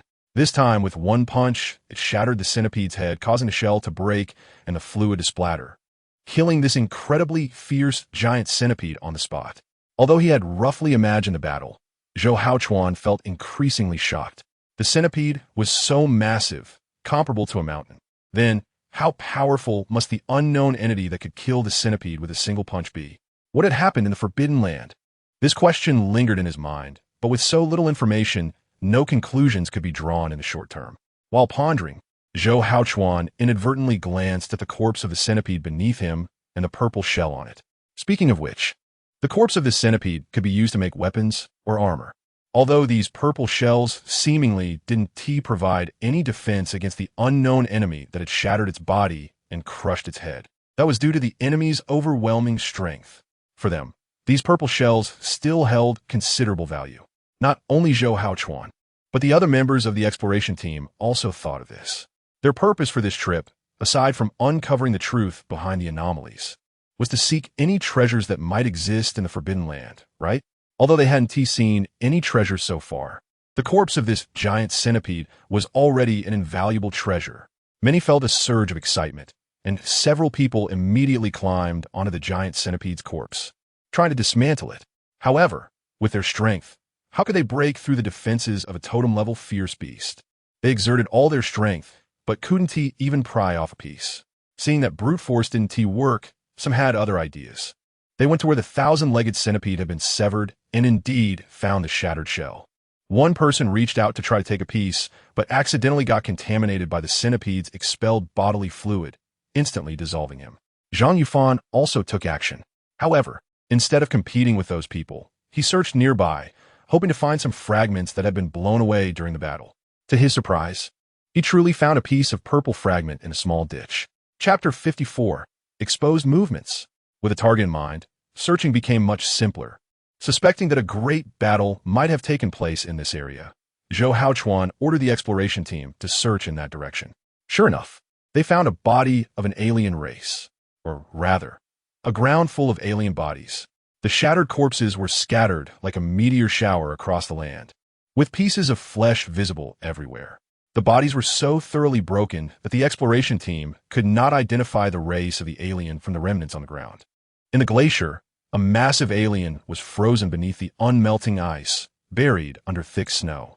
If the members of the exploration team hadn't happened to glance in that direction, it might have remained undiscovered forever. A crimson pool of blood, like a red gemstone embedded in the earth, exuded a dense aura of bloodlust. However, whenever someone approached, the still blood pool would boil instantly, and splashes would rise, transforming into a majestic divine beast. One could hear the beast's earth-shattering roar and the terrifying aura that could swallow the heavens. Zhou Haochuan listened to the messages collected by the exploration team and felt increasingly heavy-hearted. He held a piece of a purple shield, roughly half a meter square, with irregular edges. This was a fragment he had barely obtained from the edge of a fist imprint using all his means. He tried it out, and its defensive power was astonishing. Even his personal weapon could not leave a mark on it. He felt increasingly shocked. It was hard to imagine what kind of enemy could kill a 1,000-legged centipede, which had such an incredible shell defense. Initially, they were searching for traces of the unknown enemy nearby, but unexpectedly, they had not found the powerful enemy that killed the 1,000-legged centipede, but discovered other fallen aliens instead. And there were 3 of them. One was frozen by ice, one was shattered into pieces, and another one, although its body was not seen, a blood pool surrounded by terrifying malevolence was found. The 3 aliens were all no weaker than the 1,000-legged centipede. They were definitely terrifying entities of the king level. He was not clear about the existence of totem-level beings, but felt that the 4 aliens that fell here were likely all incredibly powerful king-level beings. Zhou Haochuan had roughly guessed the truth behind the Forbidden Lands mutation. There were 5 powerful king-level aliens, possibly more, but at least 5, for unknown reasons. Those few aliens had engaged in a great battle here. The scale of the battle was enormous, even visible to people in the base city hundreds of miles away. And the emitted fluctuations had stimulated nearby, ferocious beasts. As a result, the beasts became frenzied. Ultimately, this battle ended with the fall of the 1,000-legged centipede and several other aliens. However, even though he had inferred the general course of events, Zhou Haochuan did not feel relieved. Instead, he felt increasingly burdened. Because, where was the enemy that killed them? Zhou Haochuan's expression darkened. Since there were losers in the battle, there must also be winners. The 1,000-legged centipede and other aliens had clearly fallen, but he did not see any traces that could indicate the identity of a winner. It would have been better if he didn't know. But now that he knew there was still a powerful alien, one that even killed the 1,000-legged centipede and other 3 aliens right in the Forbidden Land, Zhou Haochuan's heart could not remain calm. Therefore, he looked towards the battlefield's outskirts, that even vaster Forbidden Land. After investigating the remnants of the battlefield and confirming that no more useful information could be obtained, the exploration team finally set their sights further. They looked towards the entire Forbidden Land. Under Zhou Haochuan's instructions, they left behind a legless Lord-level powerhouse and part of the team to guard the battlefield remnants. The remaining members were led by him and 2 other Lord-level leaders into the Forbidden Land. The 3 teams advanced cautiously. As soon as they left the battlefield remnants, the scene that appeared before them was indeed different. This was daling grass. It could sell for 50,000 per plant in the outside world. It was growing here. This was Spirit's source liquid, one of the important materials for making enhancement solutions. And this, the members of the exploration team frequently exclaimed. Although it wasn't as exaggerated as the rumors claimed, with even weeds by the roadside being rare medicinal herbs, the resources in the Forbidden Land were indeed quite abundant. Various spiritual herbs emerged one after another. Of course, besides the precious herbs, aliens began to appear as well. They encountered an alien. However, it was not strong, merely a commander-level being, and with a flash of cold light, Zhou Haochuan swiftly killed it. The situations of the other 2 teams were similar. The aliens they encountered were not very strong and could be easily dealt with. They didn't even suffer any casualties. However, as time progressed, the enemies they encountered grew stronger. Soon, they met a Lord-level alien. This alien had a strange appearance, close to humanoid, but possessed a pair of insect-like compound eyes, and its arms were two curved blades, with a pair of thin wings on its back. The alien's compound eyes rotated, observing the unknown beings suddenly appearing before it. The unfamiliar aura, an unseen race, seemed to possess decent strength. Without warning, the alien's wings vibrated rapidly, and its figure almost turned into an afterimage. The dual blades fell. Swish! Leading the exploration team was a Lord-level powerhouse named Xiang Huayan. With rich combat experience, he wielded a large gun that created a gust of wind, intimidatingly blocking the alien's dual blades. In an instant, sparks flew, and the clash of blades and gunfire intertwined. Both sides unleashed their full power, with blade energy and gun light splashing, creating holes in the surrounding trees and rocks. After a brief entanglement, it seemed that they couldn't take down this strange race in a short time. Moreover, there were many others behind it. Although their strength was slightly lower, they still posed a certain threat. In the Forbidden Land, being injured was almost equivalent to death.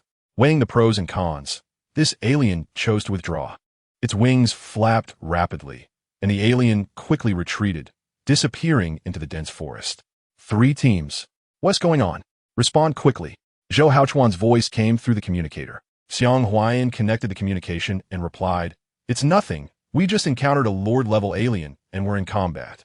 Zhou Haochuan immediately inquired, "Lord-level alien? What's the situation now?" "No casualties, but unfortunately we couldn't kill that alien. It escaped," Xiang Huayan replied. Zhou Haochuan breathed a sigh of relief and continued to command. "As long as there are no casualties, that's good. Do not chase recklessly. We are unfamiliar with the Forbidden Land. Everything should be based on caution." "Understood." The voices of Zhou Haochuan and another Lord-level powerhouse, Ding Kaifei, echoed in the communicator. Zhou Haochuan had this plan. Their purpose was to find the powerful alien that killed the 1,000-legged centipede and triggered the mutation. Just a Lord-level alien. If it ran away, so be it. There was no need to expose their movements for this. But he did not expect that because of this decision, their information would be completely exposed. With the departure of that Lord-level alien, news of humans appearing in the Forbidden Land began to spread within the Forbidden Land. Chapter 55. Can't beat the Black Dragon, can I not beat you? With the activities of this Lord-level alien, many alien races in the Forbidden Area became aware of the emergence of a strange race. The turmoil intensified, even reaching the ears of some giants who had not yet fallen asleep. Some alien giants contacted others to discuss this news. "I just received a piece of information." "What? Is it about that Black Dragon?" An alien giant immediately responded, and because it was a telepathic communication, he could clearly sense the emotions in the other's words. He even sketched a gritting teeth expression in his mind. One can imagine how angry he was inside. "What? There's news about the Black Dragon? Where? Where is that Black Dragon? I can't wait any longer. Black Dragon, after waiting for so long, I've finally caught your weakness. Ha ha ha. Finally, I can sleep." Other aliens were also extremely excited upon hearing this, all asking if there was news about the Black Dragon. They had been waiting for the Black Dragon to continue causing trouble, hoping to catch it in the act. But unexpectedly, after that day when it swallowed a great river, the Black Dragon had completely gone silent, leaving them waiting in vain. Many giants rubbed their fists in anticipation, their previously listless spirits now somewhat invigorated, just waiting to hear the news from this giant before going out to take action. Some aliens even cried tears of joy, feeling that they could finally sleep. However, the alien giant who initiated the communication fell silent, seemingly not expecting such a reaction from these people. How terribly tortured have these guys been by that Black Dragon? He tugged at the corner of his mouth, feeling that these giants, who were sources of fear in the Forbidden Area, looked somewhat pitiful at this moment. Although he felt a bit sorry for them, he could only shatter these giants' fantasies and utter 2 words. Not at all. The lively telepathic communication atmosphere instantly dissipated. Upon hearing these 2 words, the originally excited aliens suddenly became disinterested, their enthusiasm waning. It was like a withdrawal reaction. It's over, nothing happened. Some giants even directly reprimanded the giant who initiated the communication. "Why are you contacting us if it's not about the Black Dragon? You made me happy for nothing. I only want to hear news about that Black Dragon. Don't bother me with anything else. This is pointless. I'll continue to wait for the Black Dragon." "I say, are you this guy try to learn from that Black Dragon, deliberately waking us up to play?" An alien giant proposed a guess. He suspected that this giant was being intentional, knowing that they had been unsettled by the black dragon recently and was deliberately trying to provoke and stimulate them. Very likely. Speaking of which, the Illusion Spirit Clan S giants are best known for their influence in the spiritual aspect. The Illusion Spirit Clan, which is the race of the first giant to speak, is a unique race that exists between the material and spiritual realms. They can infiltrate into the minds of other races. By disturbing the spirit, they can obtain the special energy they need. With so many giants' mental worlds disturbed by the black dragon, for the Illusion Spirit Clan, it was simply a great source of food. Well, the matter of the black dragon isn't resolved yet, and now comes another one who isn't afraid of death. Illusion Spirit Clan Giant. If you don't give a reasonable explanation today, the present company won't be easily persuaded. Can't beat the black dragon. Can I not beat you? I'm going to your house to find you. Take me with you. Damn it. If you don't show me some color. Do you really think the giants are made of mud? Some aliens were itching to move. These past few days, they have been troubled by the black dragon, with nowhere to vent. Now that this Illusion Spirit Clan giant appeared, it was just the perfect excuse for them. Still, the same line, can't beat the black dragon. Can I not beat you? For a moment, the Illusion Spirit Clan giant looked like he had drawn the ire of the crowd. He and T even realized it himself. He clearly just came to ask the giants a question. But how did he become an accomplice of the black dragon? Seeing the alien auras rapidly approaching his position, the Illusion Spirit Clan giant suddenly panicked. Their unique form of existence was indeed tricky, allowing them to gain an inherent advantage against many enemies. But these giants were all old monsters, who didn't have a few special means in their hands. More importantly, they were numerous. That's right. It was that simple and crude, plain and unadorned. Faced with the wrath of the crowd, this Illusion Spirit Clan giant decisively chose to kneel and slide. Soda. I was wrong. I really didn't mean it. I do have something I need to ask you all. There was no other way. He definitely couldn't win a fight. He was neither the black dragon nor the seven-armed demon god, and among the giants, he could be considered relatively weak. At most, he had a somewhat special ability. As for running, what a joke. All the giants were here in the forbidden area. What could he run to? Unable to fight and unable to run, the Illusion Spirit Clan giant admitted his mistake quite decisively, and it was quite a heartfelt moment. The Illusion Spirit Clan giant didn't know if he hadn't heard clearly, but it seemed that at the same time he admitted his mistake. He heard a series of dissatisfied TSK sounds. The telepathic communication continued. He actually softened up so easily. Does this guy have any backbone as an alien? This is boring. I still want to find an opportunity to vent. As an Illusion Spirit Clan giant, you can't be so weak. At least wait until I punch you once, right? Illusion Spirit Clan giant. All right, confirmed. That was not an illusion just now. And what the hell is that behind?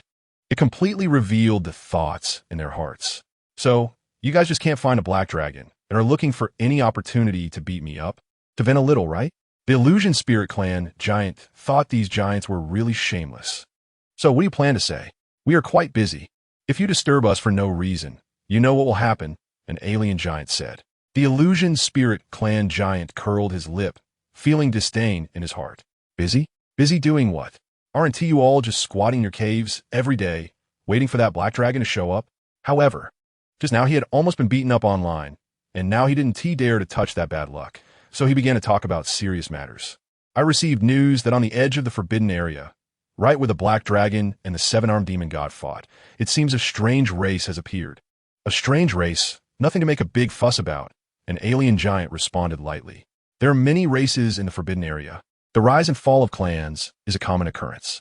The current forbidden area has already seen a significant change in its alien inhabitants compared to its early days. Even giants cannot know every race in detail, nor is there any need to, because you never know when a race might be wiped out. They just need to remember the races that have giants. Only the clans that have giants can thrive in the forbidden area for a long time.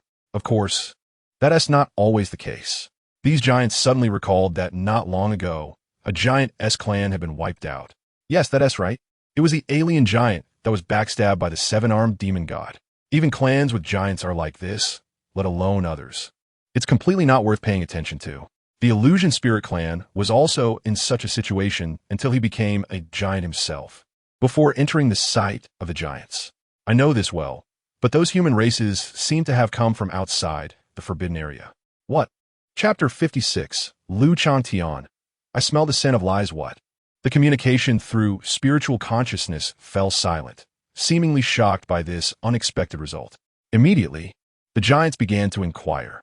Are you certain that this unfamiliar race is human, and that they came from outside the forbidden area? If it turns out that you are fooling us, do you know what the consequences will be? No one can mock the giants multiple times and still escape unscathed. One giant said coldly, filled with a sense of threat. As if recalling something, that giant paused and added, except for that black dragon. The giant of the illusion spirit race nearly lost composure, repeatedly reminding himself in his mind, laughing will get you beaten, laughing will get you beaten. Finally managing to hold it in.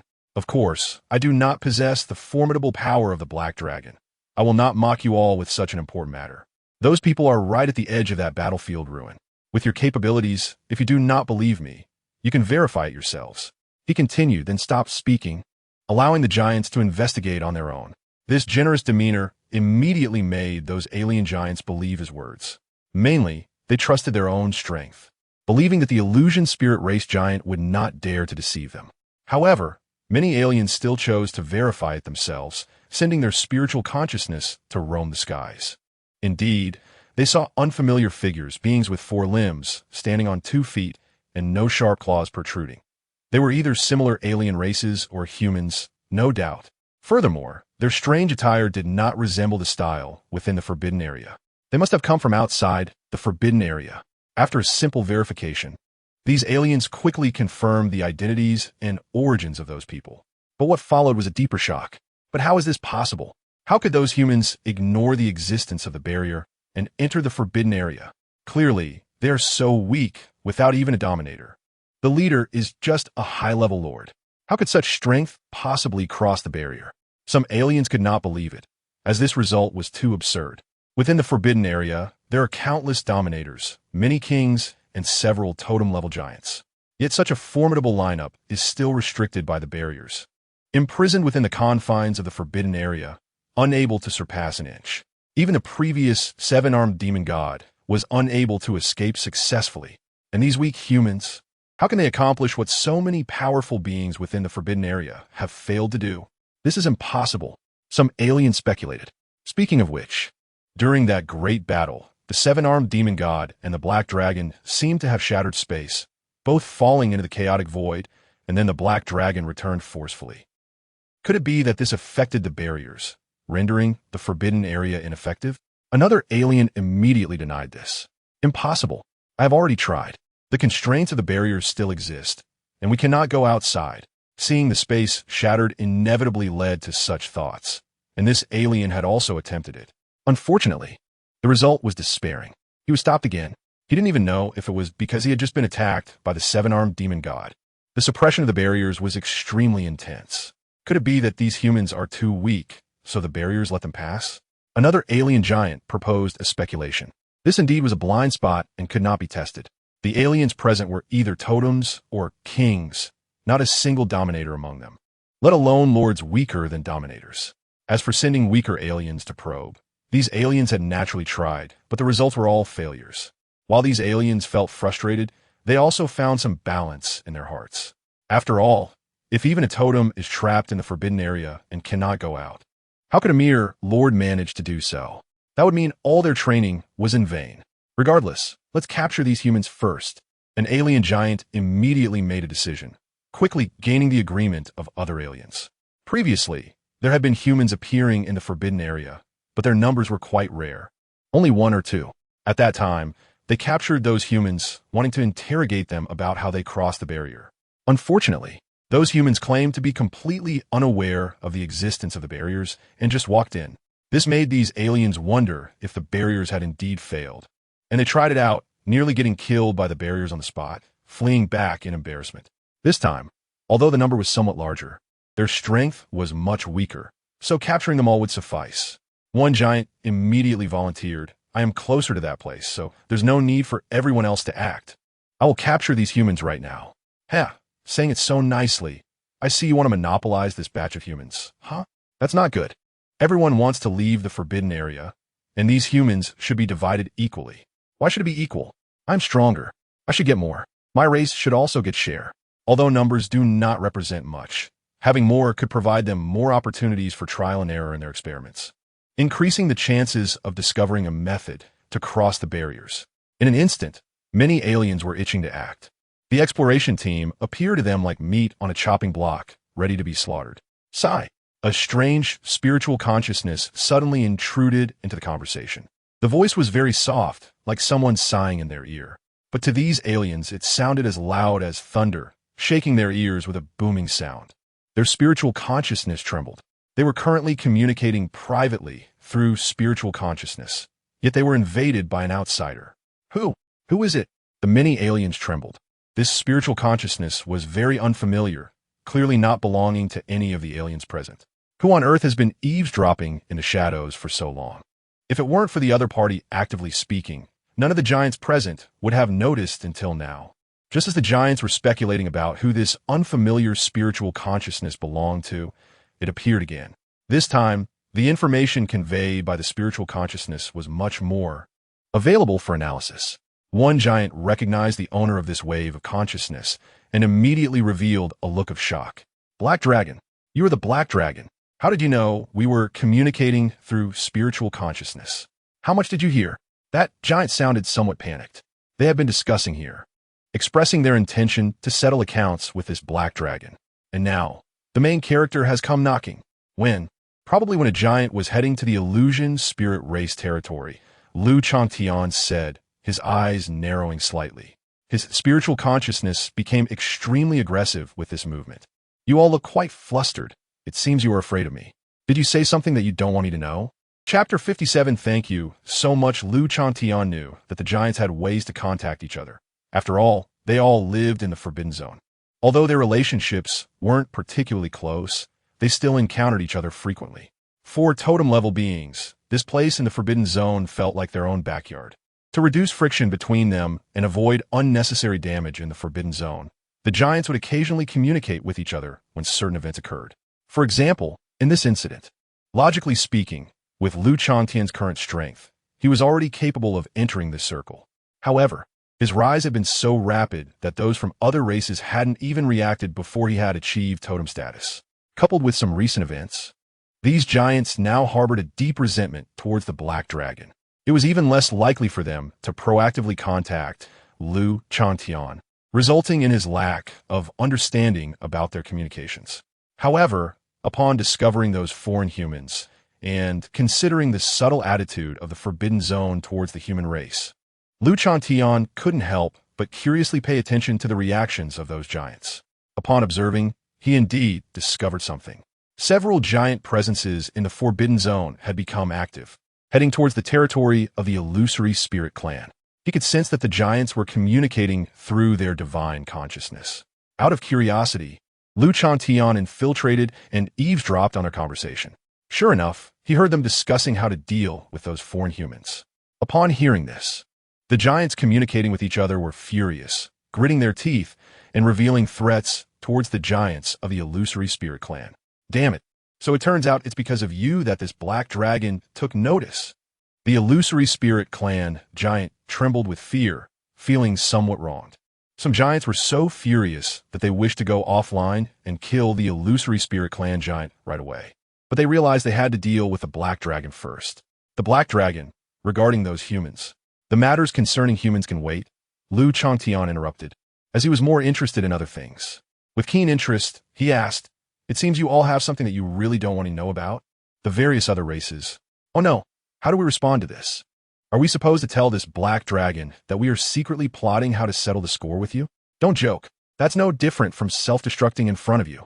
One of the other races hurriedly changed the topic. Cough, cough. It's nothing, just thought that you, Black Dragon, seemed to have been quiet for a while. I was wondering if you were still recuperating from your injuries after fighting the seven-armed demon god. One giant half-heartedly changed the subject while also testing the waters. The other giants were equally focusing their divine consciousness. Utterly exhausted by the strange tactics of the Black Dragon lately, they were itching with curiosity, unable to understand how this dragon could be so raucous at one moment and completely silent the next. Is it a mental split? They didn't know how the Black Dragon's mental state was, but they knew that if this continued, they themselves would be driven to a mental breakdown. Injured? That level of injury should be fine after just a good night's sleep, right? Changtian was unaware that these foreign races had been thoroughly tormented by him in recent days. He merely thought they were testing his strength. They probably intended to gauge his current power level based on his injuries, he casually remarked. Bragging, who can't do that? The various other races.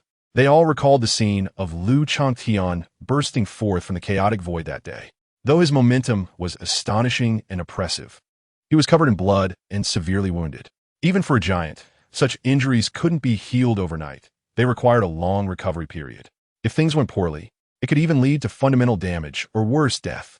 Yet this black dragon actually claimed that a good night's sleep would suffice. Damn it. The dragon race's physical strength is incredible. Some of the other races were so envious they nearly split apart. Even at the totem level, the talent gap between races still existed. As for the recent quiet, it was just that he had been experimenting with some techniques. Now that he had paused, naturally, there was nothing happening. Changtian continued, not wanting to expose the matter of Bei Qinghan to these giants. From their earlier conversation, it was evident that while they might not be openly hostile towards humans, they certainly did not view humans as living beings. The various giant races fell silent again. No wonder they had waited so long without seeing the black dragon causing trouble again. It turned out that this guy had finished his experiments and was resting. What were they waiting for then? The giants felt a sense of their eager anticipation ultimately going to waste. What on earth were these guys thinking?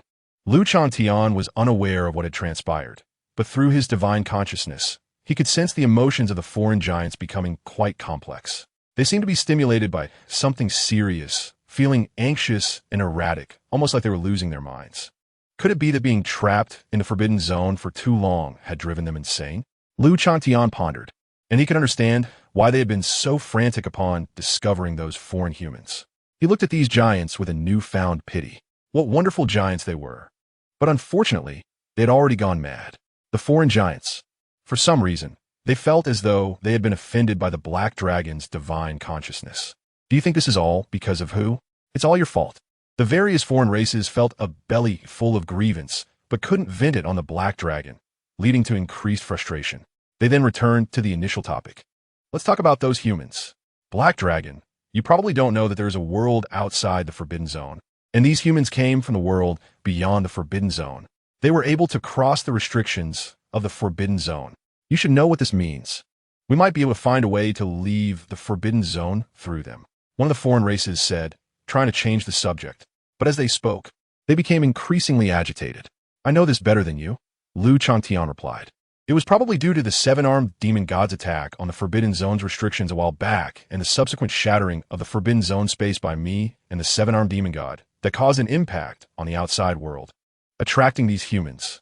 So, in a way, you should thank me for showing you a glimmer of hope to leave the forbidden zone. What? These humans were actually brought over by you? The increasingly agitated foreign race suddenly froze, staring blankly. Then I really thank you. Chapter 58. Changtian, you're doomed.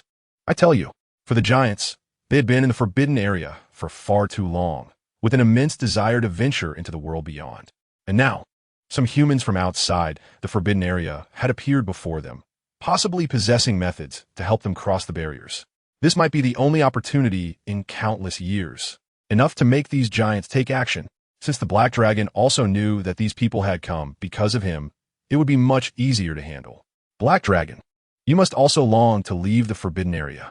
If we can research something from those humans, it would benefit both you and us. Why don't you join forces with us and go out of the forbidden area together? The world outside is within reach. Although this mental communication group was initially established to take revenge on the Black Dragon for disturbing their sleep, the members were all victims. But one thing is for sure. The giants are a bunch of shameless guys. Just as Changtian had analyzed earlier, sufficient benefits could instantly reverse these giant stances. Enemies could become friends. These giants now felt they had been sleeping too much. The Black Dragon waking them up was just right. Changtian did not take this seriously. They would unite with him now because they wanted to leave the forbidden area. Perhaps later, they would turn against him again because of his words. He said, if you truly want to leave the forbidden area, it's best to keep these humans. If these giants act recklessly, those humans might all end up dead, and they still wouldn't find a way to leave the forbidden area. Lu Changtian's words made many of the other races furrow their brows, pondering his meaning. What does the Black Dragon mean by keeping these humans? How can they leave the forbidden area? Some of the other races were delighted to hear this, and quickly said, "So you're here to stop us. Everyone, why waste words with this Black Dragon? Just take it down. With so many giants here, can a single Black Dragon still turn the tide? We can split the dragon once we take it down." The hidden identity of an alien race incited the emotions of the other giants, attempting to rally them to pressure Lu Changtian together. A few giants were swayed by this alien's words. In an instant, the atmosphere and the mental communication shifted, with several aliens showing hostility towards Lu Changtian. Multiple powerful auras surged towards him, making it feel as if the sky was about to collapse, forcing Lu Changtian, this rebellious dragon, to submit. Within the dragon's lair, it seemed as if electric lights flickered and mental pressure wildly intertwined. The Lan Jiao tribe, the Luo Tian tribe, and that Bloodshard tribe that had been deliberately hiding its aura. Although he thought he was hiding well, in front of Lu Changtian, that active mental presence was like a jumping clown, constantly bouncing around. Lu Changtian did not expect to gain unexpected insights. He seized this opportunity to remember each of these giants who showed hostility towards him, planning to settle accounts later. A bunch of decayed, fading old fools. If you don't even dare to appear before me, don't take yourselves too seriously. He snorted coldly, and the dragon's might soared into the sky. The astonishing momentum transformed into a giant dragon with bared fangs and claws, shattering the oppression of these giants into pieces.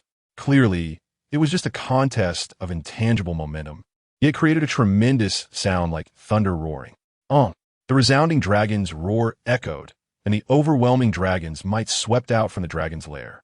Heaven and earth bowed down, and all spirits paid homage. Even the mental communication, those giants could not help but reassess Lu Changtian. They had never wanted to oppose the Black Dragon. After defeating the seven-armed demon god, this Black Dragon had become even stronger. It had forcibly torn apart the oppression of multiple giants. The current strength of the Black Dragon, even among the giants, could be considered among the top. Could it continue to break through in the Forbidden Area? Impossible. Some aliens asserted that he was one of the oldest giants, knowing some secrets. That's why they could be so certain. However, even so, in the future Great Era, he would definitely have his place. But he was also shocked by the strength and rapid improvement of Lu Changtian, acknowledging the other party's future. Too fast. The Black Dragon's speed of becoming stronger was too rapid. Seeing that other aliens were subtly contemplating retreat, the hidden Bloodshard tribe giant cursed in his heart. He had worked hard to find this opportunity to incite conflict between the Black Dragon and the giants of the Forbidden Area. Was it really going to be given up like this? What a bunch of useless fools. Yet no matter how angry he was inside, he could only continue to hide his identity and insight. What if he was strong? As long as he blocks our path, he is our enemy. Black Dragon, let me ask you one last time. Do you really want to go against the entire Forbidden Area? Trying to leverage the might of the entire Forbidden Area to force Lu Changtian to bow down. Facing this situation, Lu Changtian's attitude remained tough. Stop trying to pin a big hat on me. Bloodshard tribe members, don't think just because this is mental communication, I can't recognize you. Using the entire Forbidden Area to threaten me. Can you represent the entire Forbidden Area? Lu Changtian flew into the air, his dragon eyes like blood, looking in a certain direction. In an instant, the Bloodshard tribe giant felt as if a pair of scarlet dragon eyes had appeared behind him, extremely terrifying. His blood boiled violently, forming a blood curtain that obscured his vision. Under the boiling blood energy, the Bloodshard tribe regained some sense of security. Before he could say anything, he received Lu Changtian's dragon roar descending like heavenly music. Whether the other giants could leave the Forbidden Area was another matter, but you, I guarantee, you will not leave the Forbidden Area. Damn it. The Bloodshard tribe giant's gaze darkened. He had actually been recognized and was threatened by this Black Dragon. Why should he? He was about to become the public enemy of the Forbidden Area. Why should he come to threaten himself? Ignoring the angry Bloodshard tribe giant, after issuing a death declaration, Lu Changtian turned his attention to the other giants. He coldly said, "And you all, a bunch of fools. Do you really think you can leave the Forbidden Area with those humans? Black Dragon, don't be too arrogant." Some aliens felt embarrassed.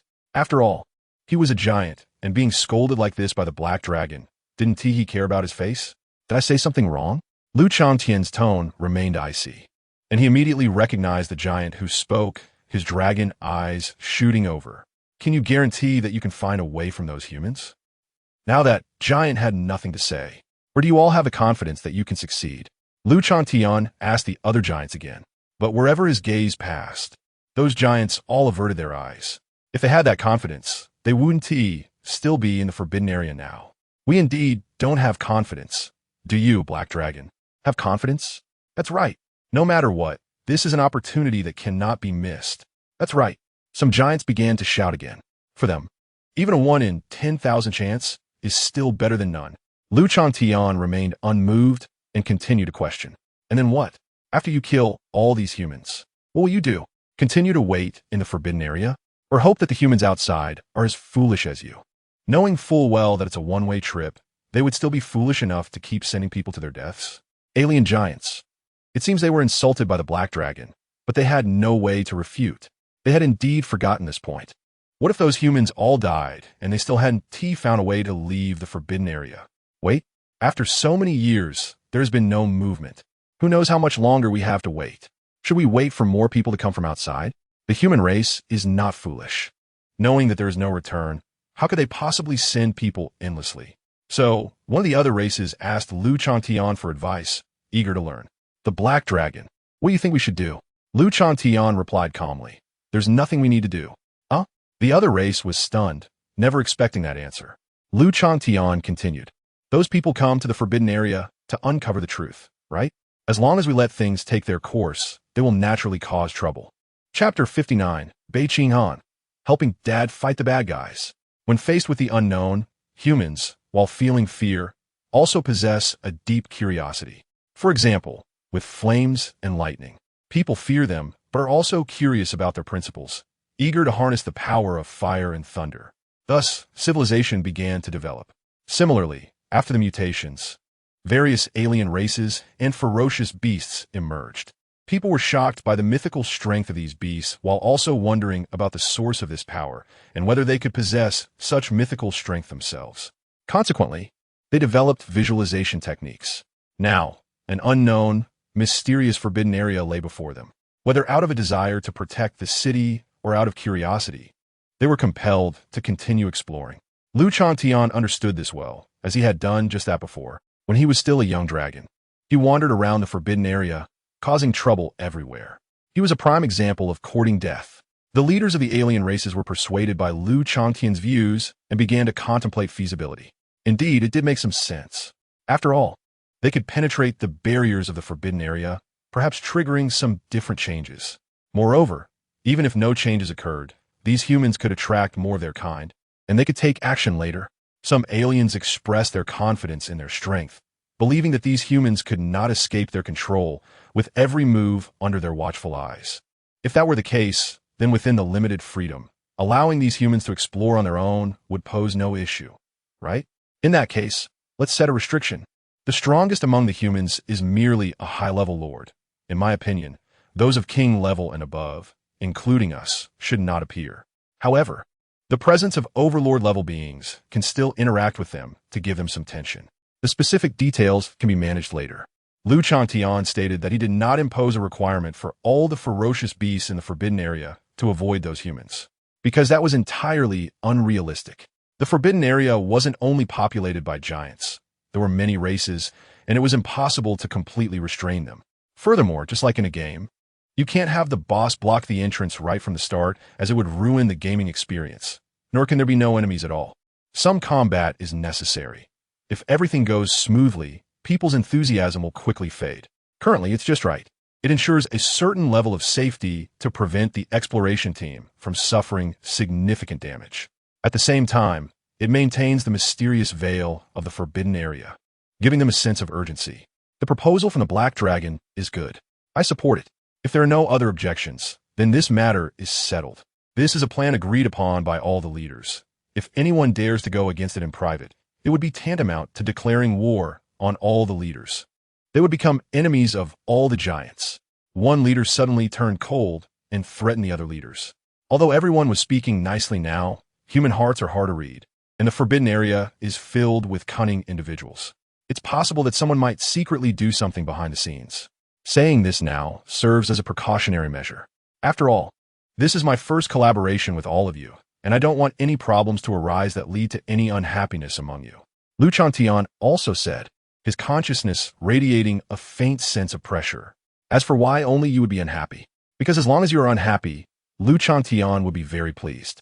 For a moment, some aliens with ulterior motives felt as if they were being watched by a squinting giant dragon. It was as if two blood moons were rising behind them, sending chills down their spines. They quickly expressed that they would strictly adhere to the organization's decisions and resolutely follow the path discussed by the leaders. With the mental communication dispersed, Lu Changtian faced Bei Qinghan, who looked somewhat worried. Seeing that Lu Changtian seemed to have finished, Bei Qinghan asked anxiously, "Dad, are you okay?" Just thinking about the powerful auras descending from the turbulent clouds above the dragon's lair made her feel suffocated, as if she had become the public enemy of the forbidden area. Lu Changtian gave her a reassuring look and smiled. "Don't worry, I'm fine. Those guys are really bad. They actually teamed up to bully Dad." Bei Qinghan said indignantly, clenching her little pink fist, feeling outraged for Lu Changtian. She thought those aliens were shameless. Clearly, they were all giants, yet when facing Dragon Dad, several of them still banded together to pressure him with their aura. They showed none of the dignity that giants should have. Lu Changtian smiled, not telling Bei Qinghan that he hadn't been bullied at all, and even had threatened that bloodthirsty giant in return. He pretended to look pitiful and said, "What can I do? After all, Dad is just one dragon, while they have so many. If you don't want to see Dad being bullied, you need to get stronger quickly and protect Dad in turn." Bei Qinghan nodded seriously. "I will get stronger quickly, powerful enough to defeat that group of bad guys and protect Dragon Dad. Bei Qinghan Basilius. He raised me when I was small, and I will support him when he is old."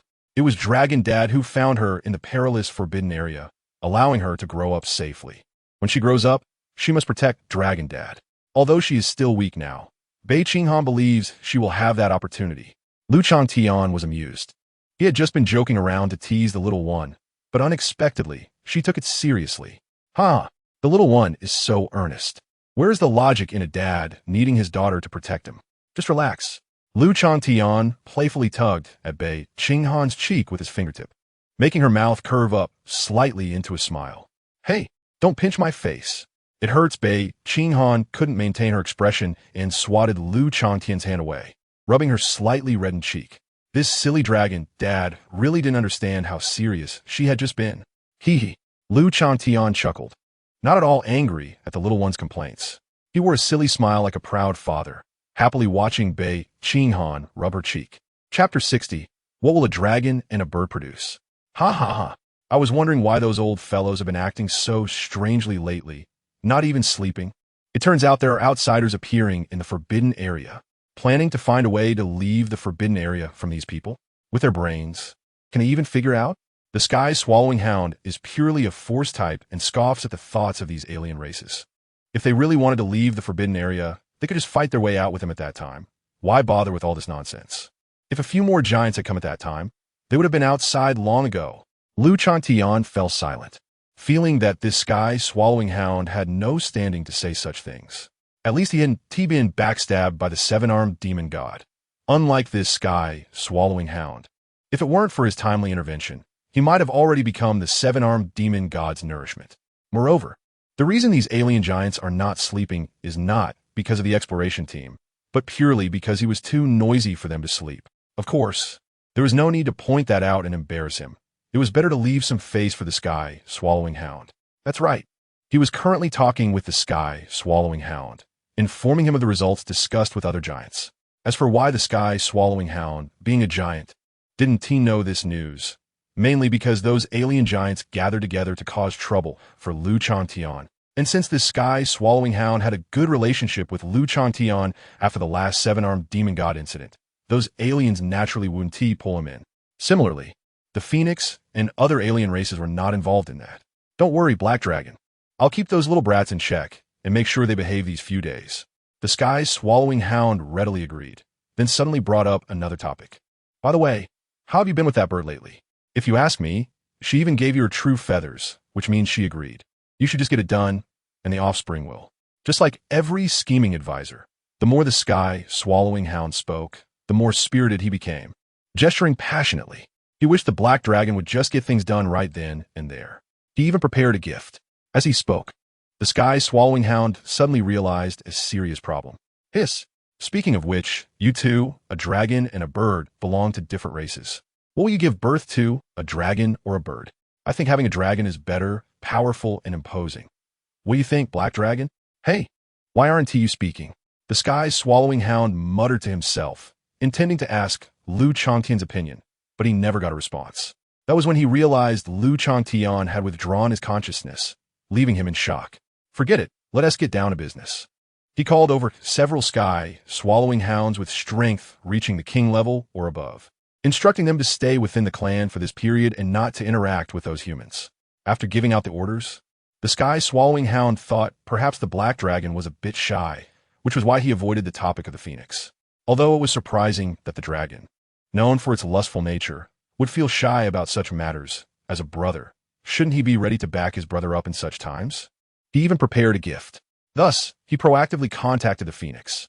Phoenix, when are you and the black dragon planning to have a child? Sky swallowing hound, if you don't want to be beaten to a pulp, shut your mouth. However, before he could finish his sentence, a cold voice came through the mental communication from the phoenix. The phoenix was furious. This dog just couldn't pick the right topic. The last thing she wanted to hear about was that black dragon. After a scolding, the communication was cut off. After being rejected twice in a row, the sky swallowing hound became increasingly angry, looking at a king-level clansman in front of him who was dawdling and feeling more and more displeased. He shouted, You, what are you dawdling for? Are you bored? Nothing to do.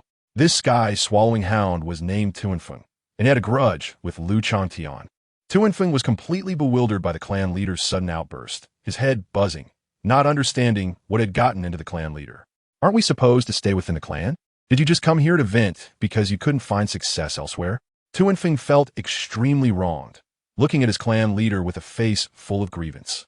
The sky swallowing hound giant suddenly became animated. Oh, this guy dares to look at me like that? How bold. What are you looking at? No strength, no partner. Get out of here.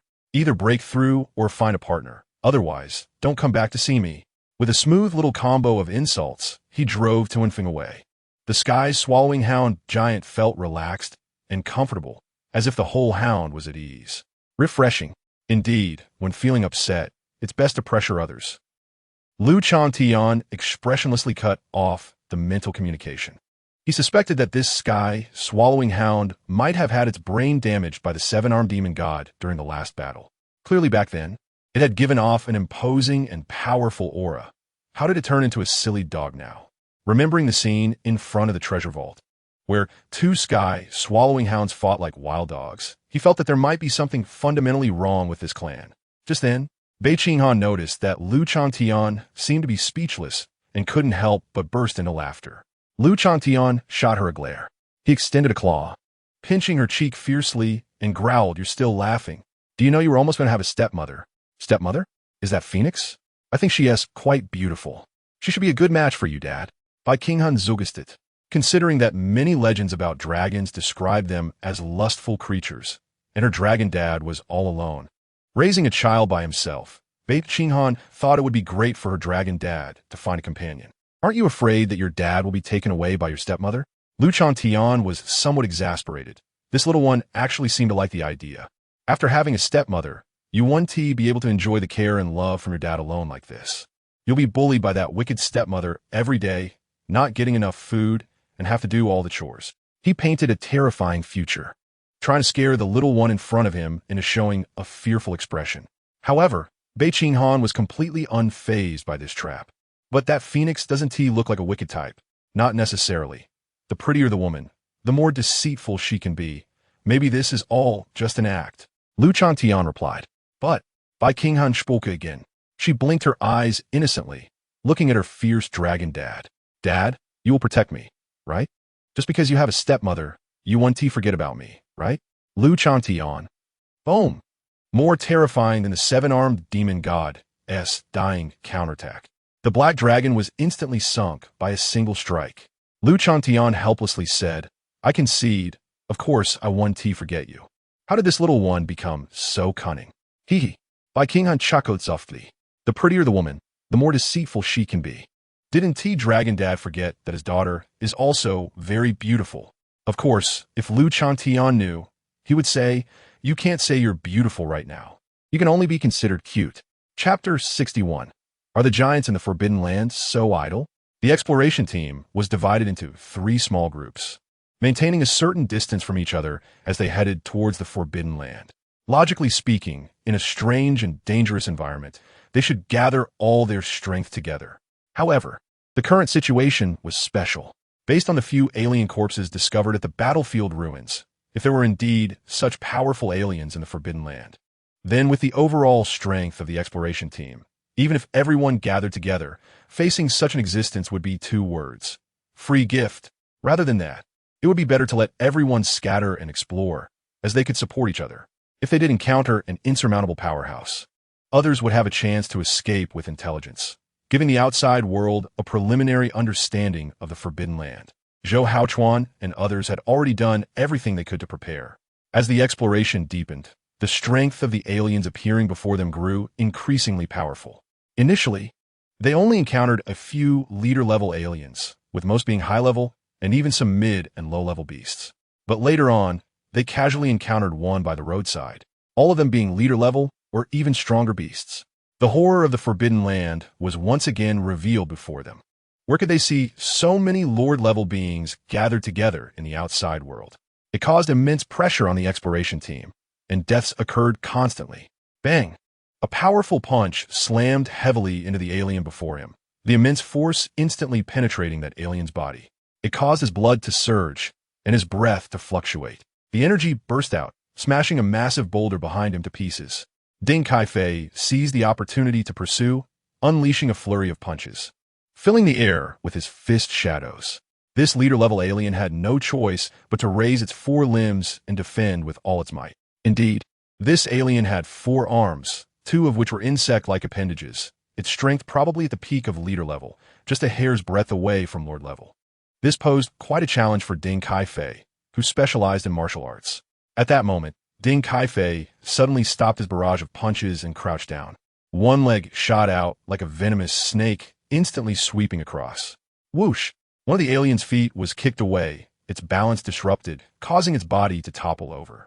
Its 4 arms slightly spread apart, revealing the head protected behind. A look of confusion instantly appeared on its face.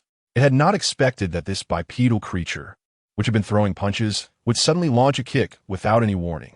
What happened to the promised blood-filled fistfight? The outsiders were too cunning. Ding Kaifei had no intention of discussing any chivalry with it. This was no boxing gym, and when fighting aliens, who cared about anything else? Surviving was everything.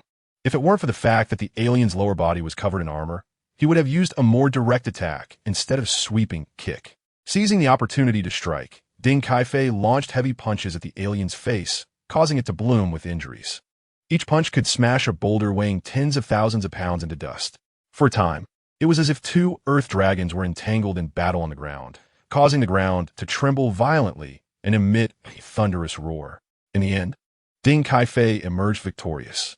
When he stood up again, the alien's head had been completely smashed to pieces. Red and white fluids flowed all over the ground. Whoosh! Ding Kaifei flicked his fist, shaking off the brain matter and blood sticking to it, leaving a small patch of red and white spots on the ground. He breathed heavily, having used all his strength in every punch to resolve the battle in the shortest time possible. However, even so, casualties were unavoidable. Someone came up to report, "Captain Ding, just now an alien suddenly appeared, and 3 people died on the spot because they were too close to avoid it." The exploration team fell silent. As more and more people around them were leaving, bringing immense pressure, Ding Kaifei had no way to handle this either. They couldn't even bring back the bodies of those who died. They could only instruct them to bury the deceased on the spot to prevent being eaten by the beasts in the Forbidden Land. After doing all this, Ding Kaifei picked up the communicator at his waist, held it to his ear, and connected. "Hello, it's me. It's been resolved." "That's good." The person on the other end of the communicator breathed a sigh of relief, as they were in a timed communication when suddenly a battle broke out on this side. They were anxious and worried about disturbing Ding Kaifei, affecting the situation. They had to wait until the battle ended for Ding Kaifei to contact them again. After the timed communication ended and safety was reported, Ding Kaifei said, the aliens and beasts encountered are increasing in both quality and quantity. We lost 3 more people on my side, and the total personnel loss is approaching 30%. The voice of Xiang Huayan came from the communicator. It's the same on my end. I'm starting to struggle to cope, and many people in the team have become separated during the battles. Like every young person, when entering the Forbidden Land, Xiang Huayan was still ambitious, thinking he could achieve something earth-shattering. But now, he was nearly numb from the sheer number of beasts. Furthermore, until now, there had been no real king-level existence. Even the unknown aliens killed on the edge of the battlefield had not appeared. Ding Kaifei frowned. He would not assume that the enemies they had encountered so far, all of which were below the Overlord level, meant there were no such levels of existence in the Forbidden Land. That was impossible. With so many Lord-level beings, even if piled up by numbers, they could produce a few Overlords or even kings, right? Not to mention the terrifying alien corpses seen earlier on the edge of the battlefield. What if there really were no victors, and that alien ended up perishing along with them? Xiang Huayan speculated. Human experts occasionally suffered severe injuries in battles against aliens, ultimately leading to their demise. Beasts tended to have stronger vitality, but such situations were not impossible. The likelihood was low. Ding Kaifei shook his head, feeling an ominous premonition in his heart. There must be Overlord-level or even King-level aliens in the Forbidden Land. Yet they had not made an appearance. What could be the reason? Surely they wouldn't deliberately hide, watching them struggle like in a movie, would they? Suddenly, Ding Kaifei thought of an idea that he himself deemed impossible. How could such terrifying beings have the leisure to be so idle? At that moment, Zhou Haochuan's voice suddenly came through. Look at the positioning displayed on the communicator, the locations of our 3 groups. The 2 quickly accessed the positioning panel on their communicators and saw 3 light spots representing their team as positions. Ding Kaifei's eyes narrowed, realizing, no, the distance between us is increasing. To facilitate mutual support, they had maintained a certain distance between the 3 teams. But now, on the communicator, the light spots representing their teams were getting farther apart.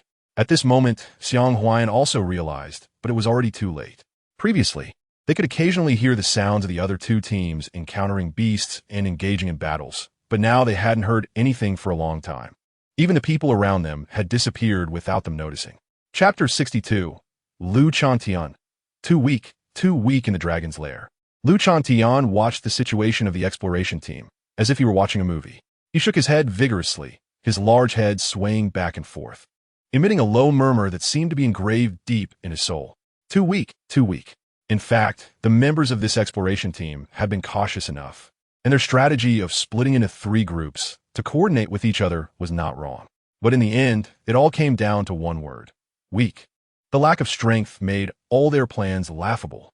It was just like in the movies where humans stepped onto the handsome guy's Skull Island, only to be humiliated and slaughtered by the giant beasts on the island. The current situation was similar to the performances in the movies. He shared the scenes he perceived with the little one beside him. Bei Qinghan watched with gritted teeth, wishing she could rush to the outside world right now and give the members of the exploration team a beating. Clearly, under the restraint of Dragon Daddy, the Overlord-level beings in the Forbidden Area had been living in seclusion, and at most, only the hegemon would appear. Although still powerful, they were not invincible. If even one of the hegemon-level generals under her command had appeared in the exploration team, they would have been able to cope. But what was the result? The highest level in the exploration team was actually just a high-level lord. Ridiculous. How could they not send even one hegemon-level being? What about the generals under her command? Are they all dead? If it were back when she was the Empress, such war criminals would have been dragged out for military justice long ago. Enough. She couldn't stand it anymore. Bei Qinghan couldn't bear to watch. She could take on 10 of these weaklings when she was a lord, with such little strength. How dare they come to the Forbidden Area? Even now, she still recognized her identity as the Empress. This was not stubbornness. Although she had been betrayed, that was a matter for those traitors. She would punish those who dared to betray her. But she would not vent her anger on all humanity. The lower class would always suffer. What's wrong? Unable to let go of these people. Seeing the little one with a conflicted expression, Lu Changtian knew exactly what she was thinking. In fact, if you were willing, I could drive away those fierce beasts with just one move. Lu Changtian said, gently raising his dragon claw. Although he felt he had done enough already. If these people could not survive, they could only blame themselves for being useless. People must be responsible for their choices. Since these individuals chose to enter the forbidden area, they had to be prepared to die here. But if his daughter wished for it, with just a wave of his claw, he wouldn't mind. However, Bei Qinghan stopped him. No, she knew that as soon as Lu Changtian's claw came down, even that claw which could severely injure a totem-level 7-armed demon would pose no problem for these low-level fierce beasts. But still, it was not acceptable. She couldn't take advantage of Dragon Daddy's love for her to coerce him into helping humanity. All right, Lu Changtian felt quite gratified. This little one was not raised in vain. She still cared about him. After a moment of sentiment, he lowered his head, his dragon eyes gazing at Bei Qinghan, and his tone became much more serious. A deep voice emerged from his massive dragon mouth. However, if you encounter danger, I won't care about those people. I will forcibly bring you back. Do you understand? Since the little one cared about her and did not intend to use his power to help those people, he accepted this concern. But the little one is his daughter. Once there is a need, he will not consider anything else and will act forcefully. Bei Qinghan nodded. Dragon Daddy's attitude made her feel warm, and she did not intend to refuse this goodwill. She would just try to protect herself and avoid making Dragon Daddy take action. Then let's go, Lu Changtian said. Bei Qinghan chose a location and asked Dragon Daddy to take her there. A shadow of a dragon, carrying a small figure, left the dragon's lair. Bang! Bang!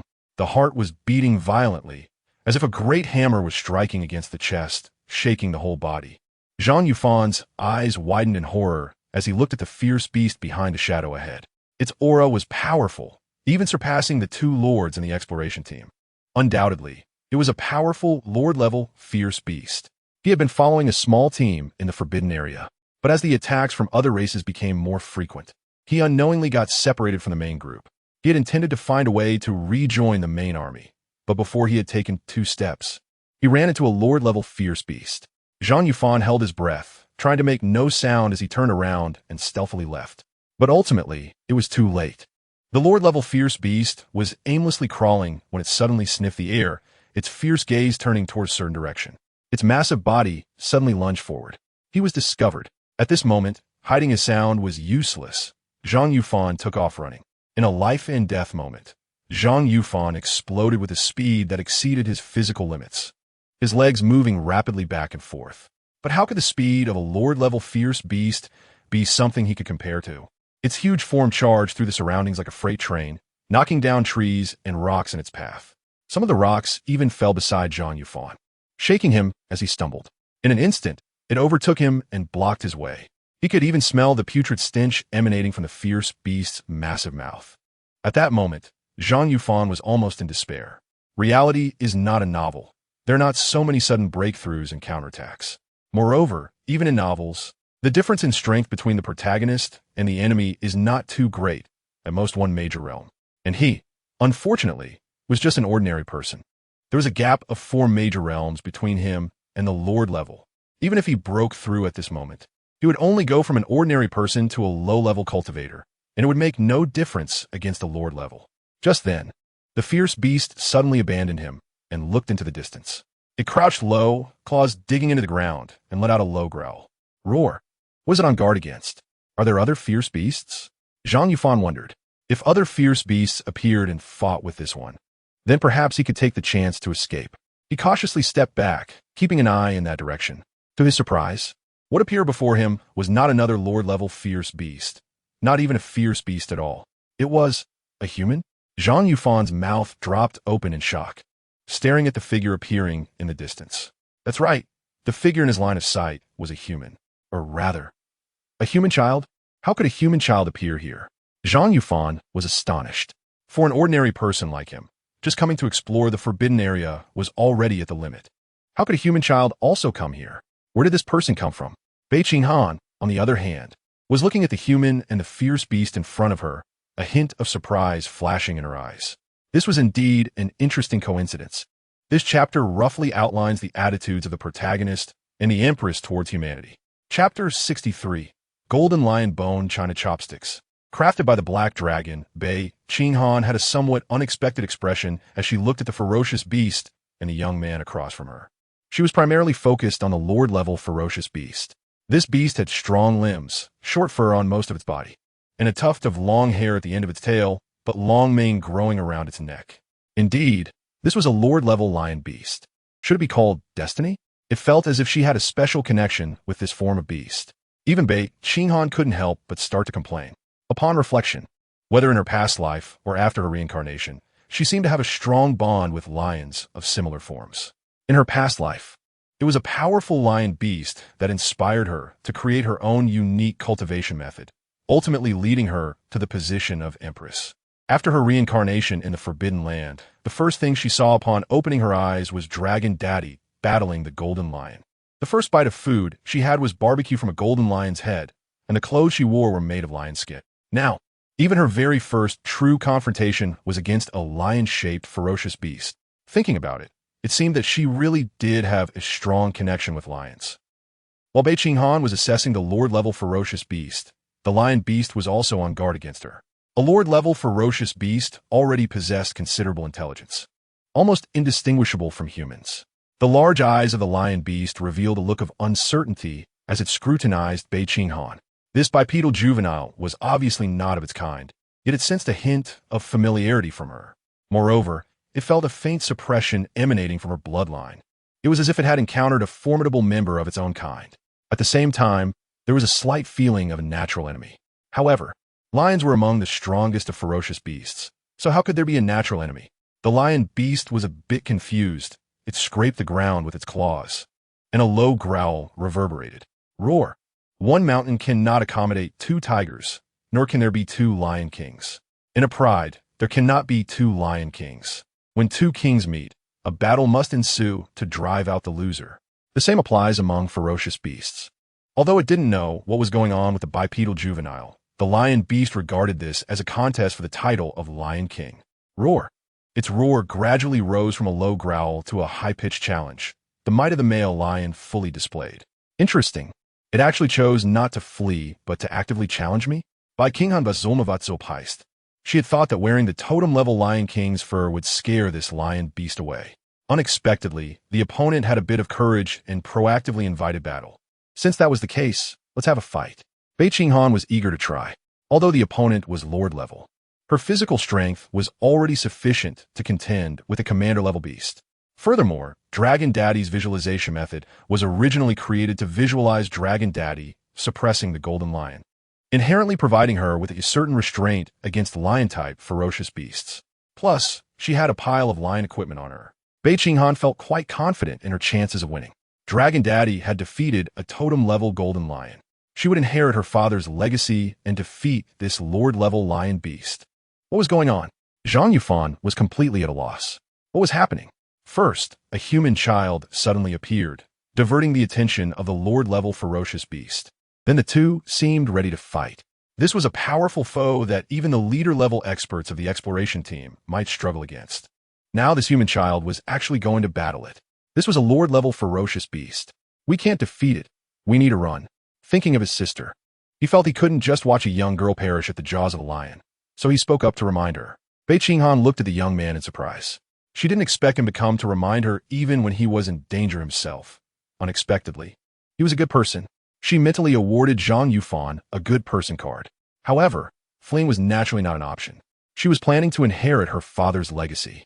She casually said, "That young man over there, you're right. You're not a match for this ferocious beast. Hurry and hide to the side." Zhang Yufan. "No, sister. I'm telling you to run. Besides, what's with that young man over there? Why does he sound so old-fashioned? You're clearly younger than me." Ignoring Zhang Yufan's reaction, Bei Qinghan regarded this teenager as just that, a young man. Thus, she spoke with a slight elder air. She looked at the lord-level lion beast across from her. Surprisingly, it did not take the opportunity to launch a sneak attack, indicating it had a bit of the pride of a lion, looking down upon using such tactics in a Lion King contest. Bei Qinghan then took this opponent seriously. She reached into her waist pouch, which had been shrunk, and pulled out a long stick. The stick was entirely white like jade, with a faint glow surrounding it, clearly made from extremely precious and special materials.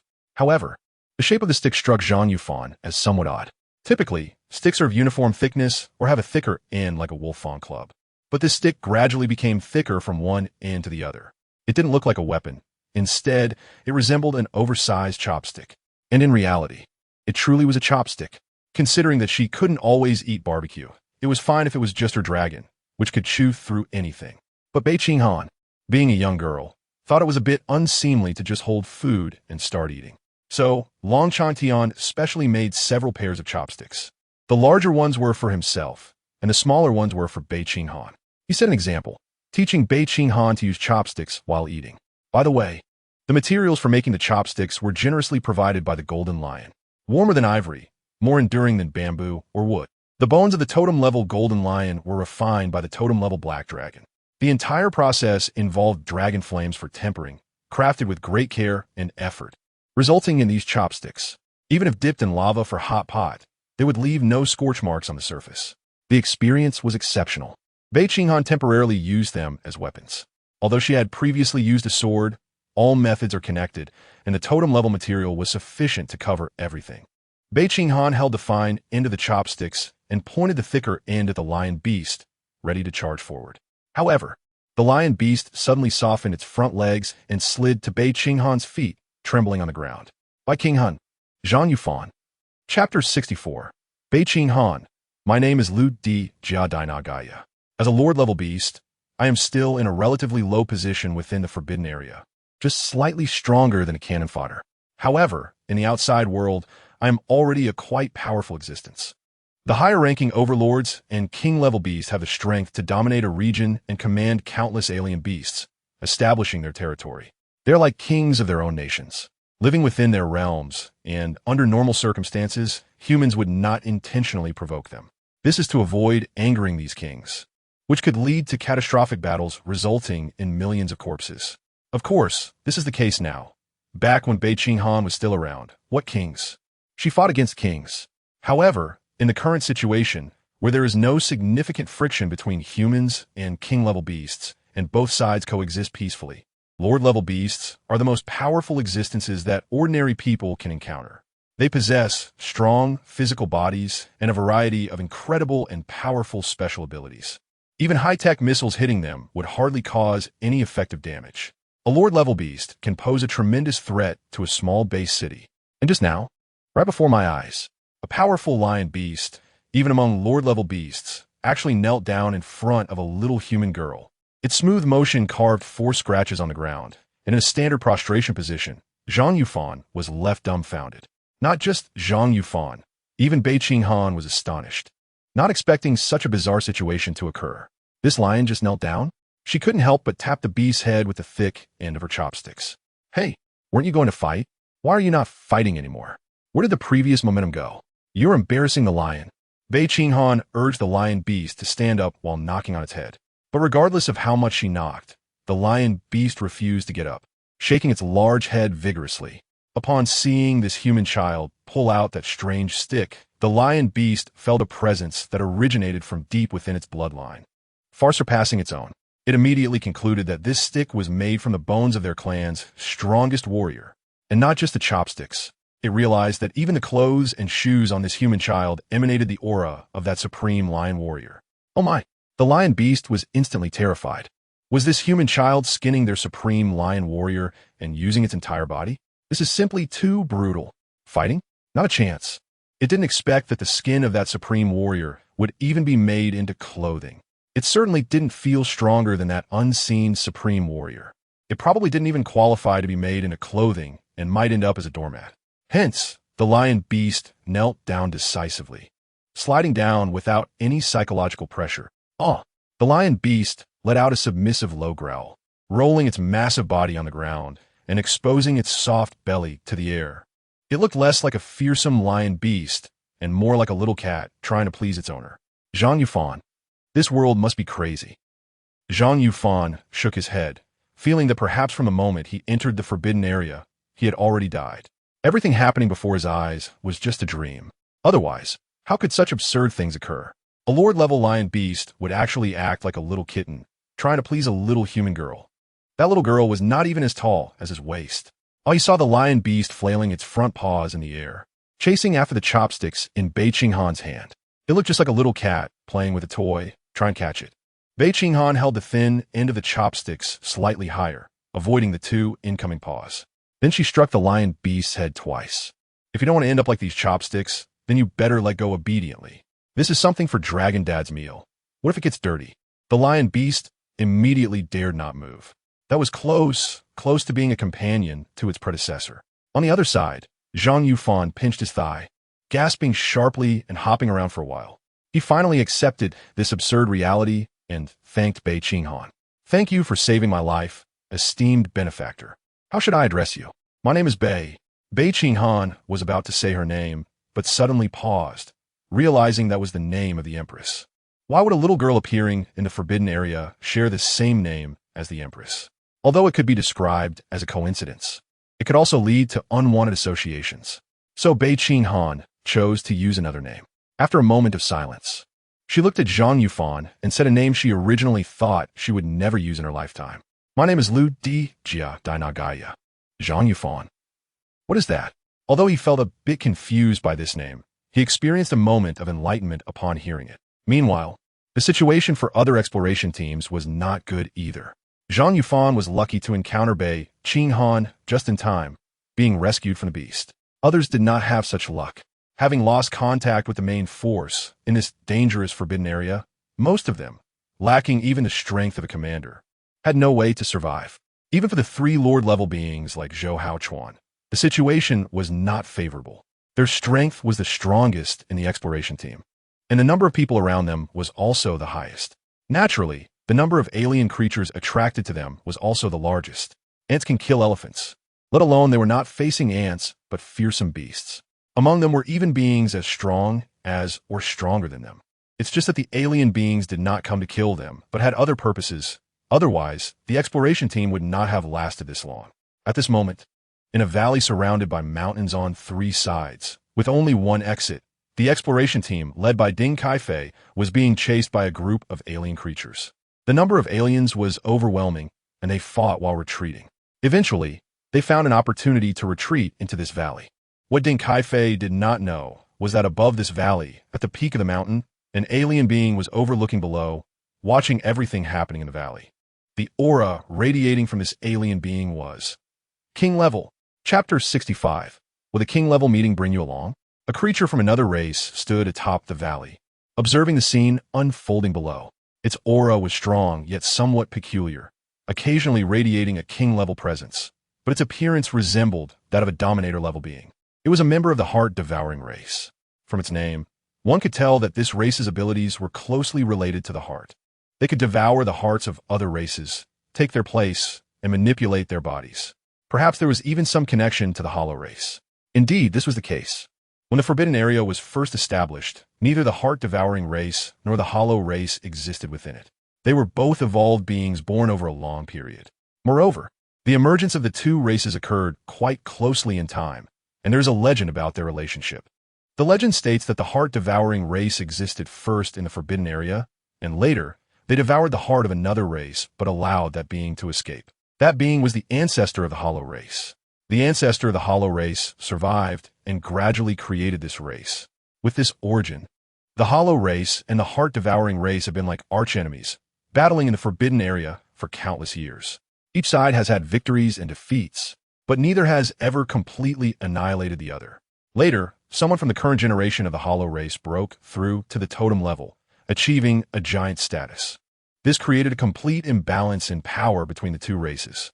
Under the leadership of the Hollow race giant, their strength reached unprecedented heights, completely overpowering the heart-devouring race. They hunted down the members of the heart-devouring race, nearly eradicating them from the Forbidden Area. This particular member of the heart-devouring race survived that great purge. Utilizing the talents of its race, it continuously seized hearts to change bodies, hiding its identity as a heart-devouring race member, and ultimately lived to this day. By the way, this heart-devouring race member is actually at the King level. It's just that the body it currently uses is only at the peak of the Dominator level, which is why it feels so strange. So, it can be considered at the King level realm with a peak Dominator level body. To put it in a more fantastical way, it can barely be considered a half-step king.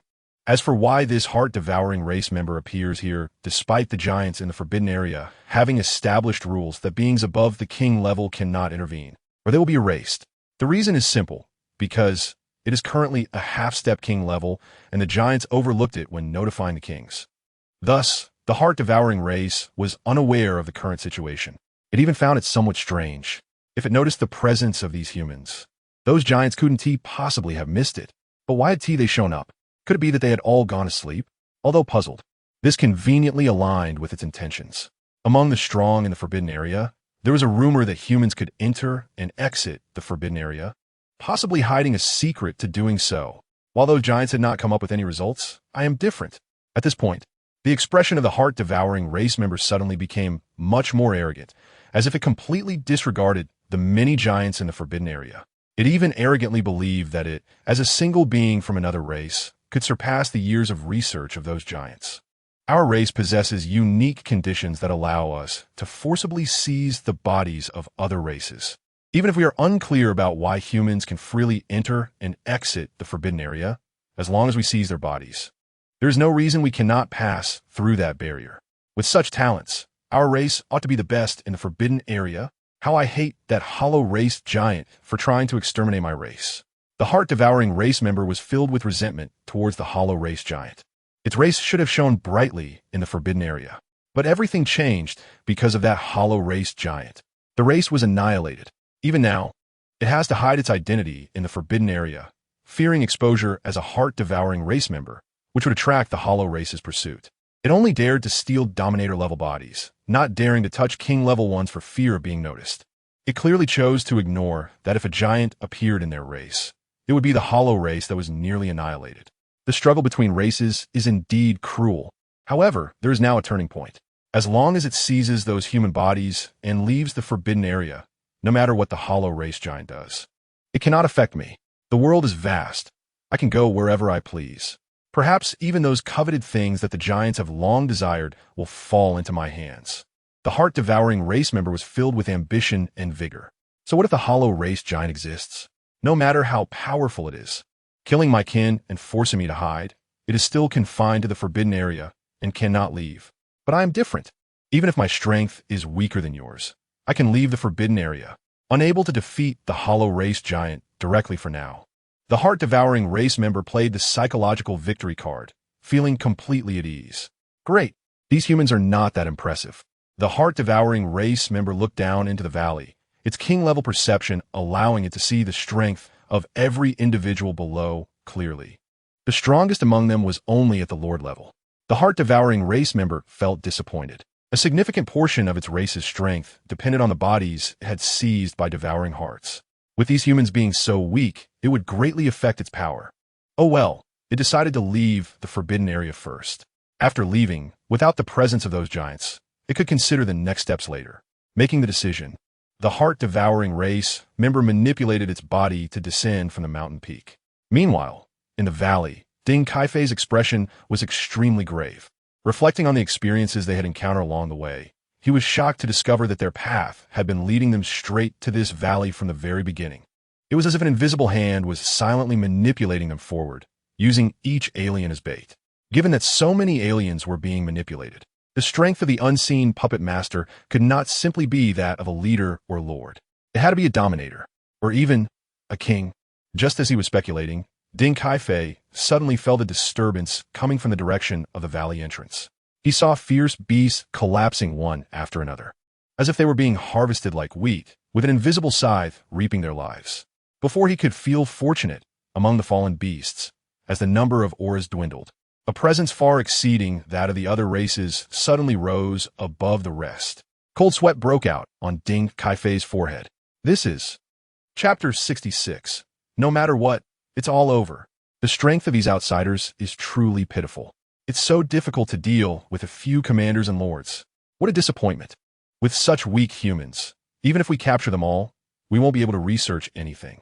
Several giants commented on the exploration team's performance in secret, feeling disappointed with this exploration team. Fortunately, they listened to the Black Dragon's advice and did not let any existence above the king level make an appearance. Otherwise, they could have been wiped out in an instant, and likely, no humans would dare to show up again. Some aliens felt relieved. What's going on over there? Why is there a sovereign-level aura? One of the giants noticed a powerful alien aura near one of the lord-level humans. And from this aura, it seems to be both sovereign and king-like. Didn't anyone notify him to ignore those humans? Who was responsible for him? A giant carefully sensed the situation and expressed some dissatisfaction. They had established a rule that sovereign-level aliens should avoid confronting those humans directly, otherwise, if they scare them away. What would they do if they didn't dare to come back next time? He should have been notified that he hadn't reached the king level yet, so it slipped through the cracks. Another alien giant said, "Even giants do not know everything about the forbidden area, especially concerning these minor characters stuck between sovereign and king levels. To say he is a king, ultimately, he hasn't reached that strength yet, so he can't break into that circle. To say he is a sovereign, his strength surpasses that of most sovereigns, and they would not want to associate with him. He happens to be on the edge of both circles, and since this sovereign seems to be quite a lone wolf, he was thus overlooked. The facts prove that the world is a huge makeshift stage, and these giants are no exception. Oh well, it's just a sovereign anyway. It won't affect the big picture.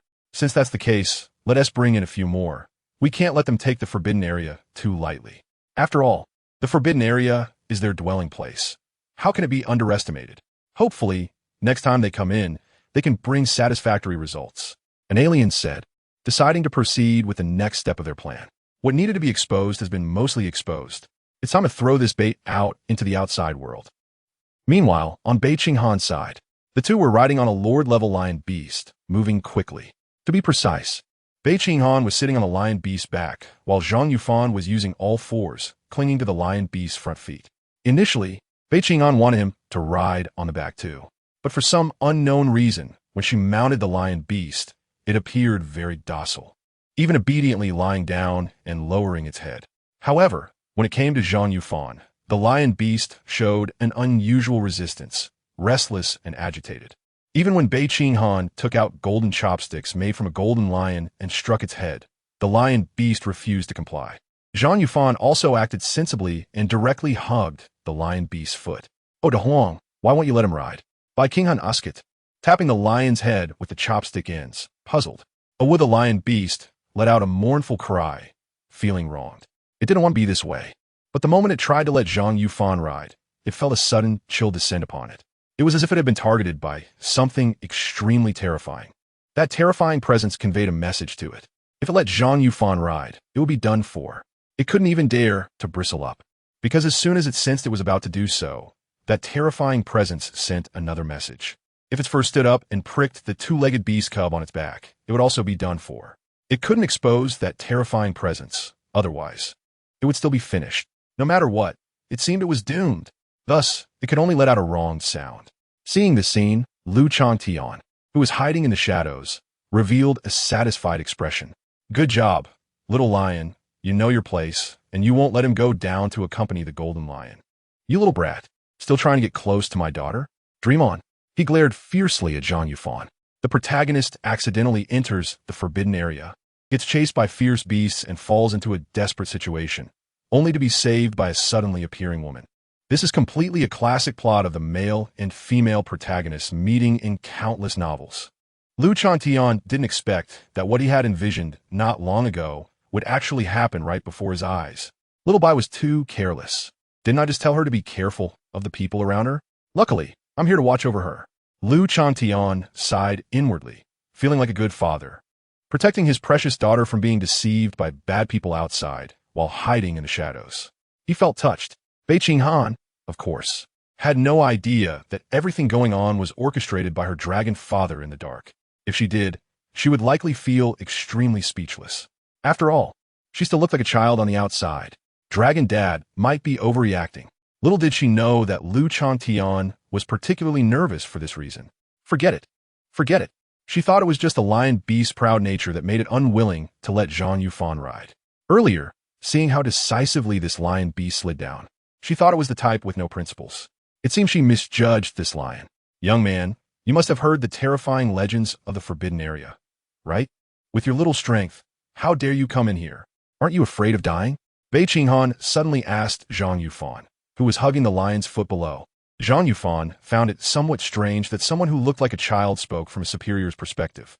However, he had heard that powerful cultivators could maintain their youth, keeping their appearance young. Presumably, this was the same for her, but she seemed a bit too youthful. She had turned into a child, but he couldn't judge others' preferences. Hearing Bei Qinghan's question, he honestly informed her of the reason. For money, My sister and I need money to live. Quite honest. Bei Qinghan nodded slightly, not surprised by this answer. In fact, the reasons why many people make certain decisions are often quite simple at first. Including her, she initially just wanted to survive. From the fact that he was willing to put himself in danger for his sister, he seemed to be quite responsible. Cunning little brat, bringing up his sister to evoke sympathy from little Bai. Lu Changtian watched with gritted teeth.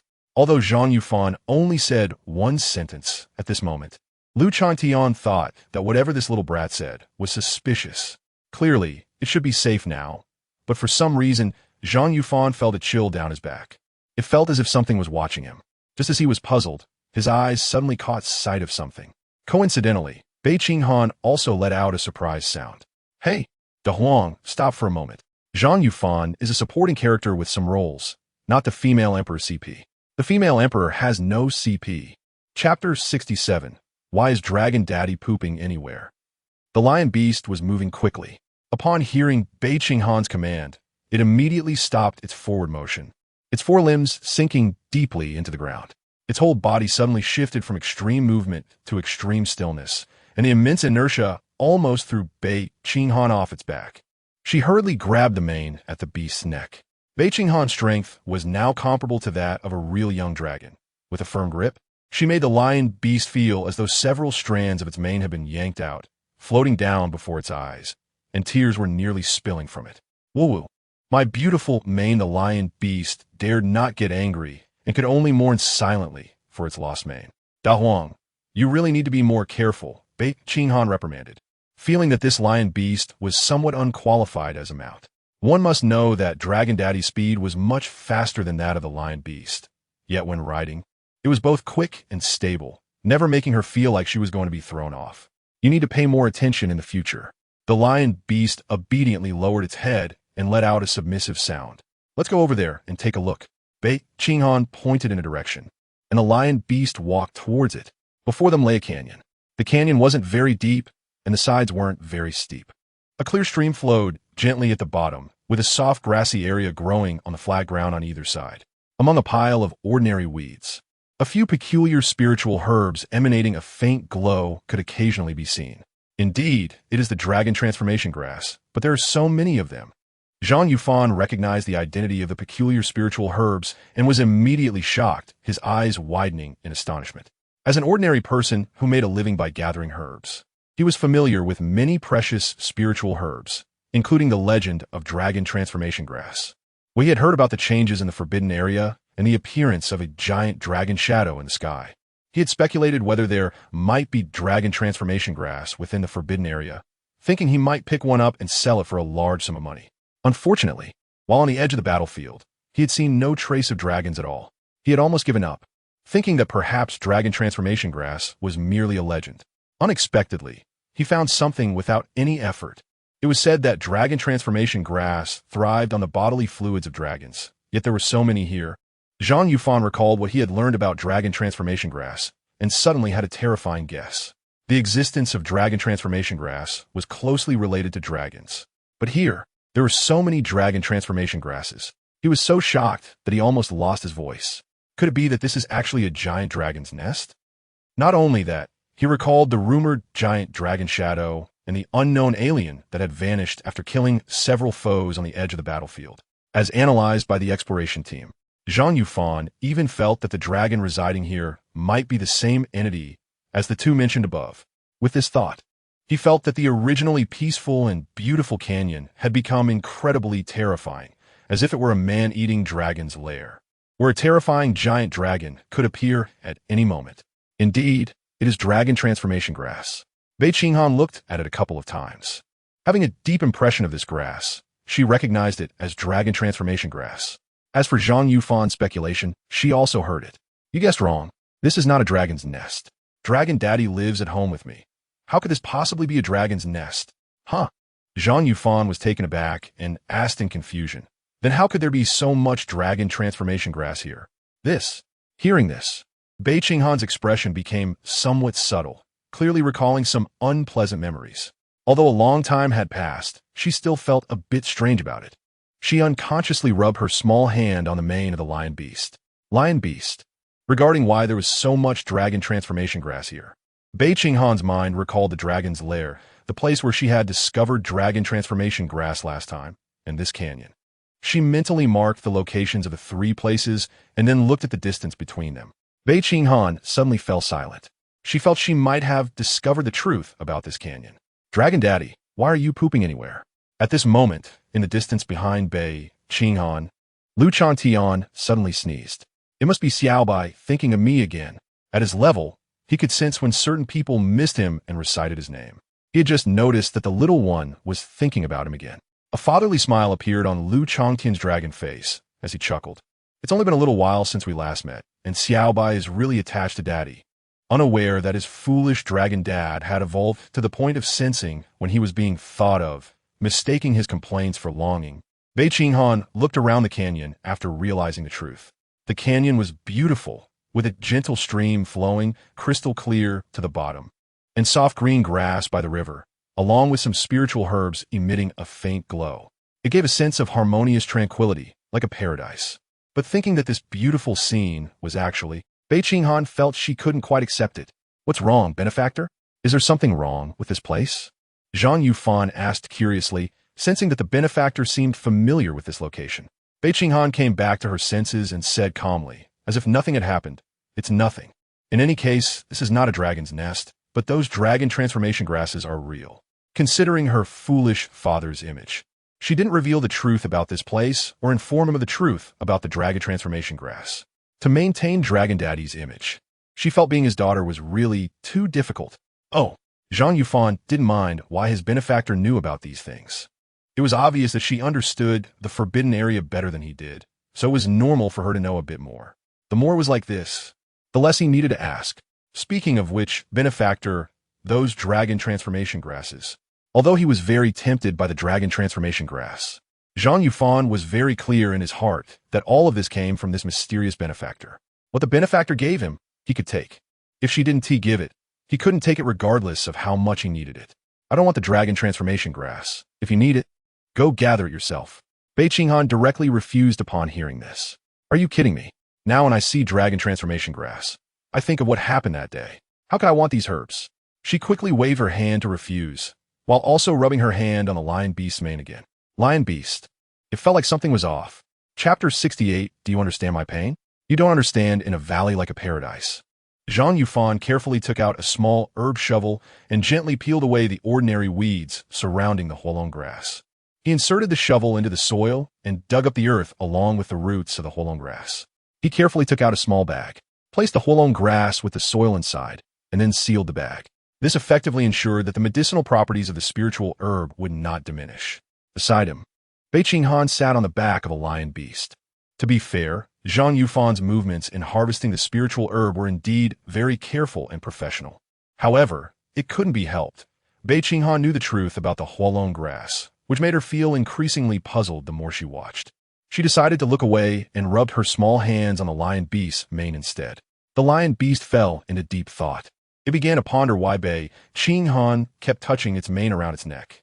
While thinking, the lion beast curiously glanced at Zhang Yufan harvesting the Huolong grass and found the plant quite peculiar. It approached a Huolong grass, extended a paw, and tried to poke it. Just then, a cold voice came from above. If you dare to touch that grass, I will strike your paw.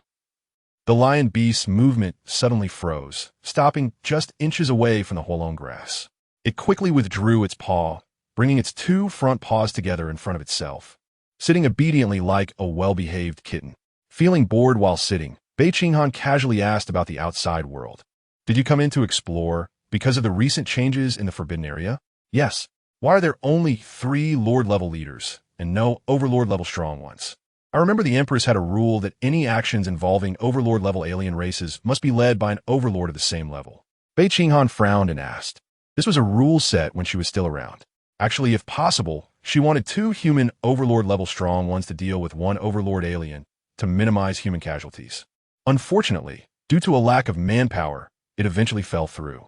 Although outsiders didn't know the specific situation in the forbidden area, at the very least, a Overlord-level strong one should have been dispatched. This was what puzzled Bei Qinghan. Overlord level? The highest in the city is just Lord level. Zhang Yufan raised his head in surprise and said something that shocked Bei Qinghan. And didn't the Empress disappear more than 3 years ago? Doesn't the benefactor know? What? Bei Qinghan was suddenly startet. More than 3 years? How could it be over 3 years? Clearly, after her reincarnation, she had only lived in the forbidden area for a few months. Why did it seem from the words of the people outside that she had already disappeared for 3 years? Was it because the flow of time inside and outside the forbidden area was different? Or was this 3 years actually the activation time of the reincarnation seeker method? Bei Qinghan's aura suddenly became proud and cold, as if she stood alone atop a mountain like an emperor. It seemed she returned to the demeanor of when she was the Empress. You, tell me everything that happened in these 3 years. I don't know. Zhang Yufan was suddenly stunned, not expecting Bei Qinghan to unleash such a powerful aura, even stronger than the Lord-level captain of the exploration team. He didn't know that this was naturally born from Bei Qinghan's time as the Empress. He began to understand why that terrifying lion beast would kneel and submit upon seeing the benefactor for the first time. Lion beast, no, you don't understand. The lion beast had a face full of sorrow, sighing deeply. What it had experienced was far more terrifying than Zhang Yufan could imagine. Can you imagine a mere lord-level beast, striving toward becoming an overlord, not even a king, suddenly seeing a totem-level elder being skinned and made into clothes and chopsticks? You can't imagine it. Under the pressure of the Empress's aura exuded by Bei Qinghan, Zhang Yufan, who originally had no intention of hiding, spoke without hesitation. Of course, although I say that, I'm just an ordinary person and don't know much about the upper-level matters. I only know that 3 years ago, the Empress disappeared, and the reason given was that she perished together with a king-level beast during a battle. This reason naturally cannot convince everyone. After all, the Empress had killed several kings before. But this was said by one of the 7 war generals under the Empress, so although I have doubts, I can only accept it. And without the Empress, no one could convince those 7 war generals, leading to their division, each leading some base cities. After saying a lot in one breath, Zhang Yufan felt a bit thirsty and waited a moment to recover before continuing. That's basically it. Bei Qinghan listened with a silent expression, feeling incredibly complex. She didn't expect that after her death, or rather, after her reincarnation, so many things had happened. The war generals had split, and the base cities were fighting among themselves, almost instantly returning to the past. Among the war generals, there was certainly some loyal to her.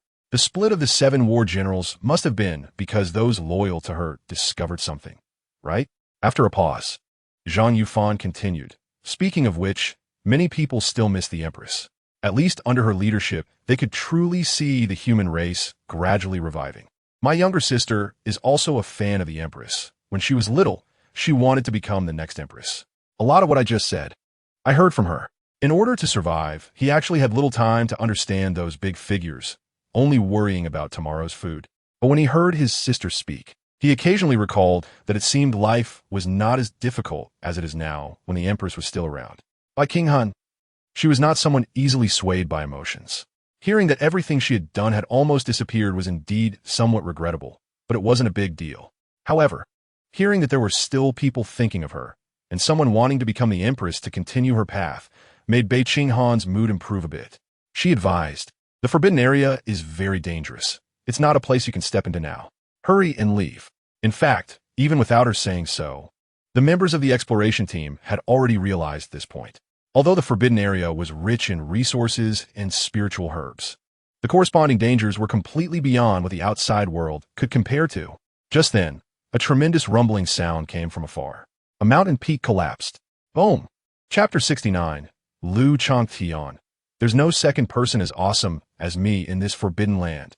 Although it seems like they have experienced a lot, in reality, the exploration team has been in the forbidden land for less than 3 days since they entered.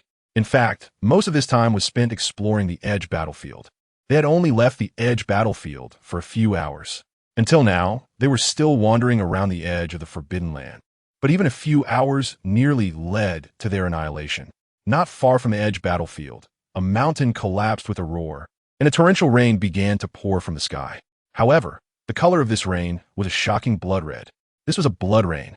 Countless drops of blood fell from the sky, each drop carrying immense power, instantly piercing through rocks and turning the ground into a pockmarked mess.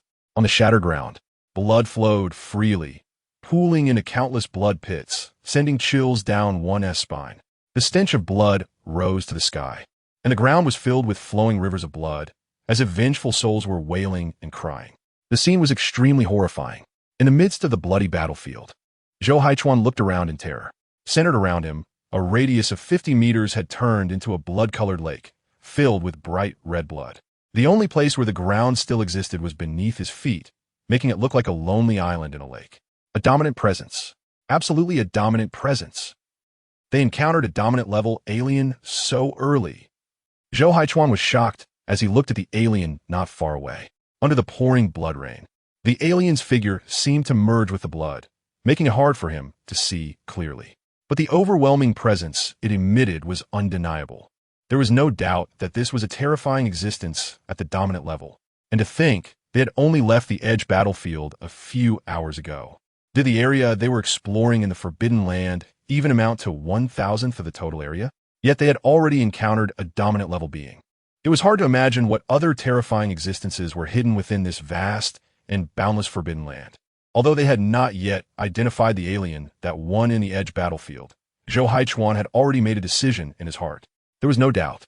Even without looking at that alien, this Forbidden Land was absolutely beyond the reach of humanity at present. At least, the Sunset Bay City did not have that capability. Zhou Haichuan was already thinking about leaving the Forbidden Land and informing the outside world of what had happened here. Oh, a mere Lord-level human managed to survive my attack? The alien, drenched in blood, seemed to be made of blood itself, presenting a unique state between liquid and solid. It was the Bloodslaughter clan. The rain of blood in the sky completely did not obstruct its vision. Instead, it was under its control, becoming its eyes and ears. Everything in the blood rain was within its perception. It could clearly sense the presence of human breath in that blood lake. So that's it, relying on that strange shield. With the strength of that human lord, it was impossible for him to survive the previous attack. The reason could only be that strange purple shield. The human had intentionally used that shield to protect himself. The Bloodslaughter clan's dominant being manipulated a drop of blood rain to fall, trying to infiltrate it. Curious about what could allow a mere Lord-level human to withstand its attack. But to its surprise, the strangely shaped shield seemed to have no flaws at all. That drop of blood rain completely could not penetrate it. Not only that, but it also sensed an extremely powerful aura emanating from that shield. That aura was so strong that it not only surpassed its own, but even exceeded that of the king level. Coming from a great clan, and having had the fortune to witness the might of a clan leader up close, it recognized it immediately. That was the aura of a totem. This was the material of a totem-level alien. Thinking of the reason these humans appeared here, the Bloodslaughter clan's dominant being seemed to realize that the purple shell originated from a certain totem. The Bloodslaughter clan's dominant being became excited. The material of a totem was incredibly precious. Even it had no chance to possess it, yet unexpectedly discovered it here today. Especially since this shell could be used as armor, perfectly compensating for the weakness of the Bloodslaughter clan's body, being made of blood, which lacked strength. These humans were truly its lucky stars. It would claim the shell. I will hold off this alien. You take this opportunity to run. Leave the Forbidden Land and inform the outside world of what happened here. Then never come back. Zhou Haichuan had made a decision and quickly spoke to those around him. With the hardness of the centipede shell, he barely managed to save a few people during the previous blood rain. Captain, among the 3 original leader-level members assigned to Zhou Haichuan's team, only one remained now. Besides him, there were some survivors who were far enough away not to be affected by the blood rain. Upon hearing Zhou Haichuan's words, they understood that he was going to use his life to buy them a chance to survive. Zhou Haichuan smiled and patted the centipede shell in his hand. Don't worry, I still have this. It's not without a chance to survive. The survivors felt a warmth in their eyes. During the edge battlefield, only Zhou Haichuan had gained something. Some people didn't say it openly, but they felt a bit uneasy in their hearts. However, now, those thoughts were completely wiped away by his actions. The leader-level member gritted his teeth and resolutely turned around. Let us go. There was no time for them to be sentimental. They couldn't let the captain's sacrifice in vain. Someone needed to leave the Forbidden Land alive to tell the outside world everything that had happened here. The Forbidden Land is extremely dangerous. Under the leadership of the leader-level member, the remaining survivors quickly left, heading towards the edge battlefield. They had entered from that direction, were familiar with the area, and naturally had to leave from there. During this process, Zhou Haichuan vigilantly observed the blood on the ground and the Bloodslaughter clan opposite him, preventing the other party from launching a surprise attack. But until several people had left, the Bloodslaughter clan being still had no intention of making a move. It said somewhat unexpectedly, "You actually didn't stop them. They're just a few ants. Letting them go is letting them go. You still know nothing about the Forbidden Land." The Bloodslaughter clan's dominant being said coldly. Of course, it could only pretend to be arrogant verbally. Even if it truly moved to attack, it didn't dare to kill all the exploration team members. After all, the leaders needed someone to leave the Forbidden Land. If it killed everyone, it would be violating the pact with the leaders. At that time, even the Bloodslaughter clan's leaders wouldn't turn against those giants for such a minor character. After all, not every giant was like the Black Dragon, able to repeatedly stir up trouble with many giants and still live on. Rather, from ancient times to the present, there was only Changtian alone. Zhou Haichuan remained silent, raising his arm to block the centipede shell in front of him. They were still a distance from where they had entered the Forbidden Land, and he had to try to buy more time to create an escape opportunity for the others. The battle was about to begin. Chapter 70. Bad people want to harm this Empress. Bei Qinghan was also near this battlefield. Along the way, she casually rescued a few survivors from the exploration team and let the lion beast take them to the edge of the forbidden area, instructing them to leave quickly. After that, she let the lion beast go.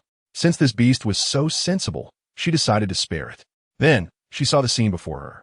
The ground was shattered, and blood flowed like a river. The one responsible for this terrifying scene was a blood-scarred clan overlord. This overlord-level blood-scarred clan was surprisingly strong. Bei Qinghan exclaimed. In fact, in terms of strength, whether it was the golden lion that appeared first, or the later 7 giants and the 7-armed demon god, they were all titans in the forbidden area, undoubtedly totem-level powerhouses. They were far stronger than this overlord-level blood-scarred clan. However, they were all totem-level powerhouses, a realm that Bei Qinghan had never touched during her past life as an empress. Although she was shocked by the power of the totem level, she felt nothing else and only considered it the normal level for totem-level beings. But the overlord level was different. This was a realm she had once reached, and she had killed quite a few overlords and even king-level alien races and beasts in the outside world. Yet this overlord-level alien race had already caused destruction comparable to those slightly weaker kings. This was actually normal. After all, the Bloodscar clan had an entire group behind it, and there were even totem-level giants within the clan. In the context of a fantasy novel, it was like the difference between disciples of a major sect and rogue cultivators outside.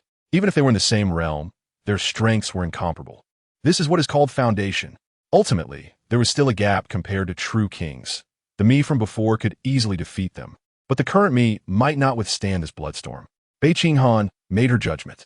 This person is willing to use his life to exchange for the chance for his companions to escape, which is commendable. Bei Qinghan then looked at Zhou Haochuan.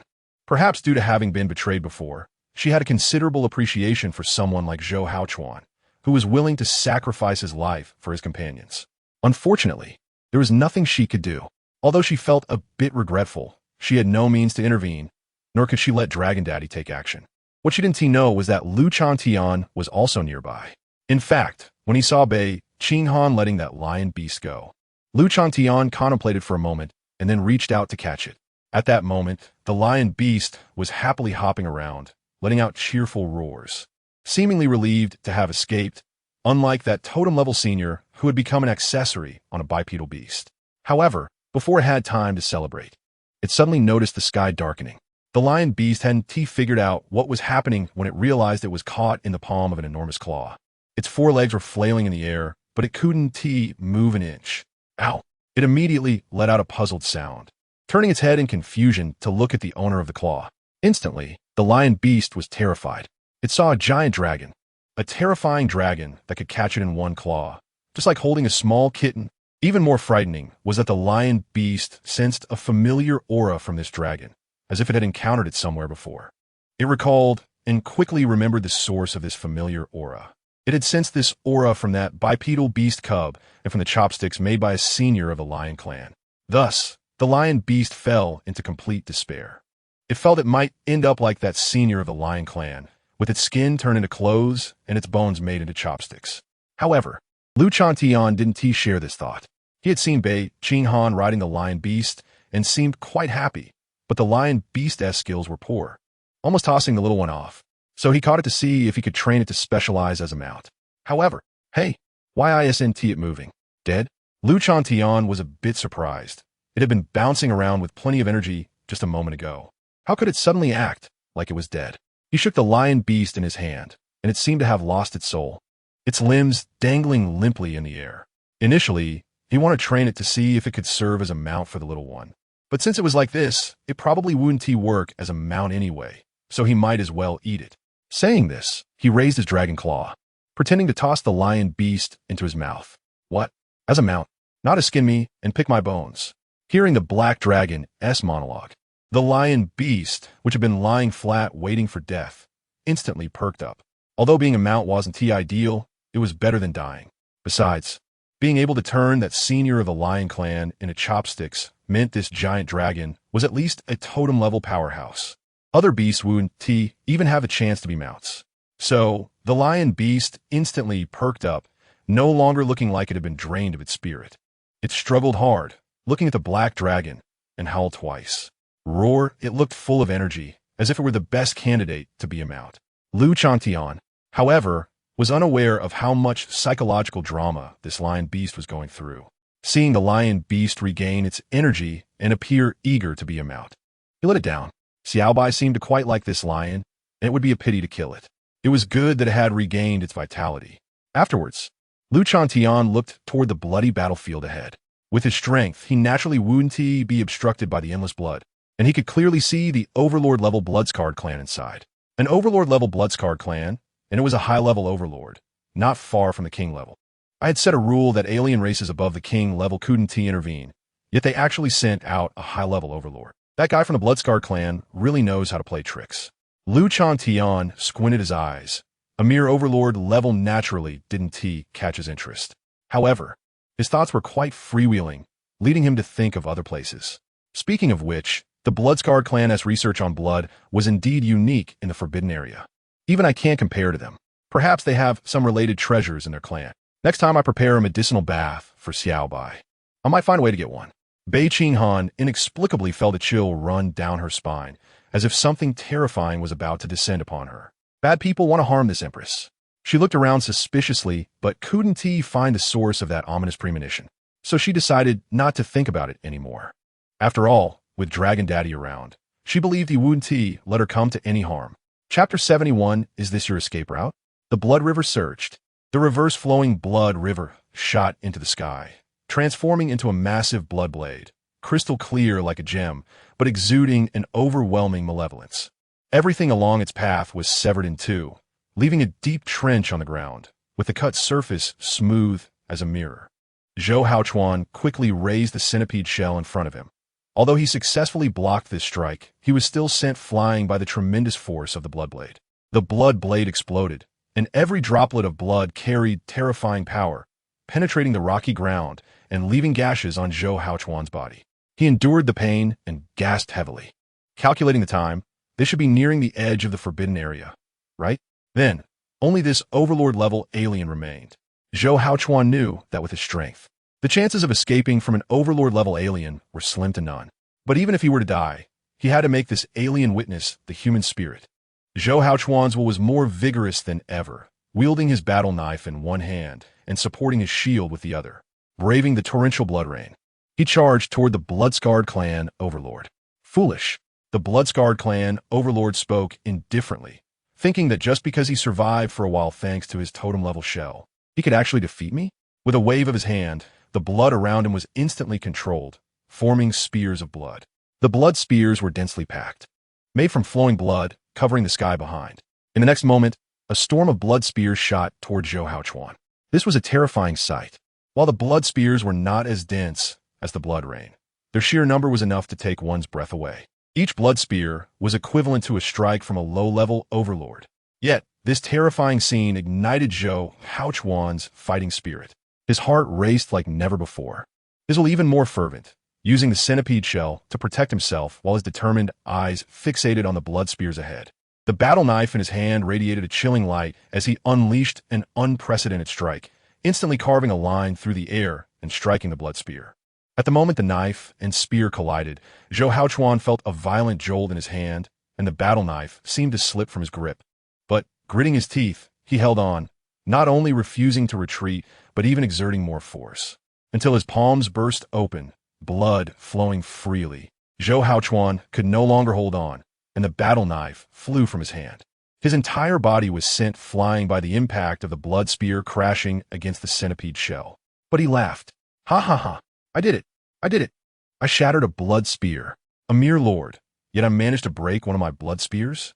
The Bloodscarred clan overlord was quite surprised. Although the power of a single blood spear was negligible, it was still an overlord-level attack, and this human was merely a lord. How could he withstand an overlord strike? So that's it, he has broken through and become an overlord. However, soon realizing the aura emanating from Zhou Haochuan, the Bloodscarred clan overlord understood. The difference between an overlord and a lord is just one character, and it lies in that overlord character. If becoming a king requires the kingly will to rule the world, then an overlord must possess an indomitable will. In the base city, Zhou Haochuan was entangled in trivial matters. After entering the forbidden area, he was especially cautious when facing aliens, showing no signs of that indomitable spirit. But now, after sending away the exploration team and facing the alien, he displayed the human spirit and unexpectedly realized that overlord's will. He had become an overlord.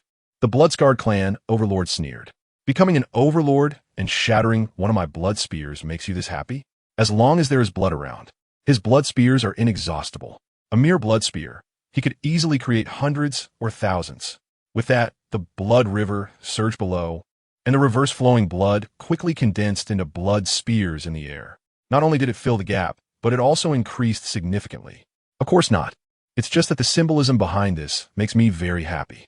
Zhou Haochuan laughed, his laughter loud and vibrant, as if he had accomplished something truly joyful. To him, this was more than just a blood spear. Since entering the forbidden area, they had been fleeing, always avoiding confrontation with the powerful aliens.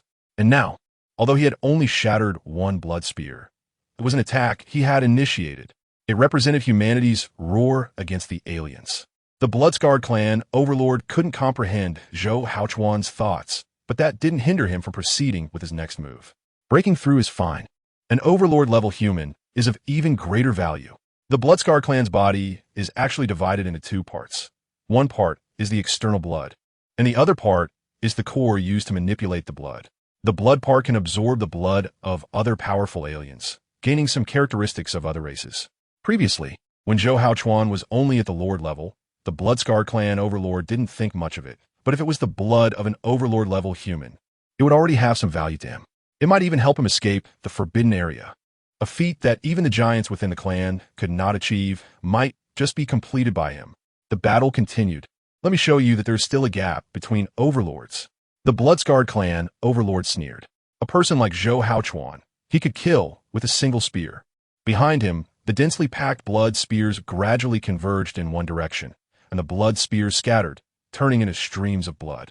Eventually, all the blood spears disappeared, merging together to form an unprecedented, enormous blood spear that radiated a terrifying aura. Go! The Bloodscarred clan overlord shouted, and the terrifying blood spear shot out, piercing towards Zhou Haochuan. Zhou Haochuan, you really can't play around, can you?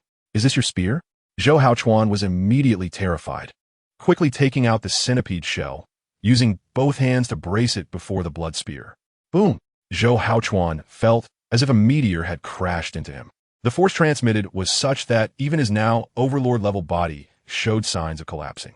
This made him panic. Even as an overlord, this alien was still terrifyingly strong.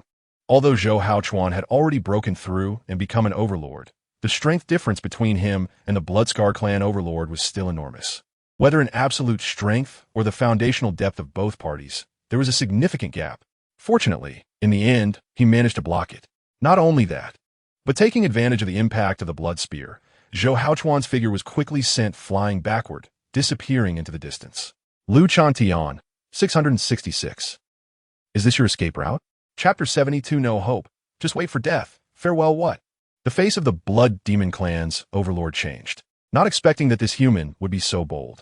He hurriedly manipulated blood to detonate the blood spear. With a deafening roar, a giant crimson flower exploded in the air. But unfortunately, it was too late.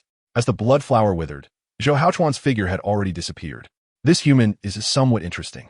Lu Changtian was observing from the shadows, initially not intending to get involved, but unexpectedly found a pleasant surprise. Zhou Haochuan's escape method brightened his eyes, and he felt this human was quite intriguing.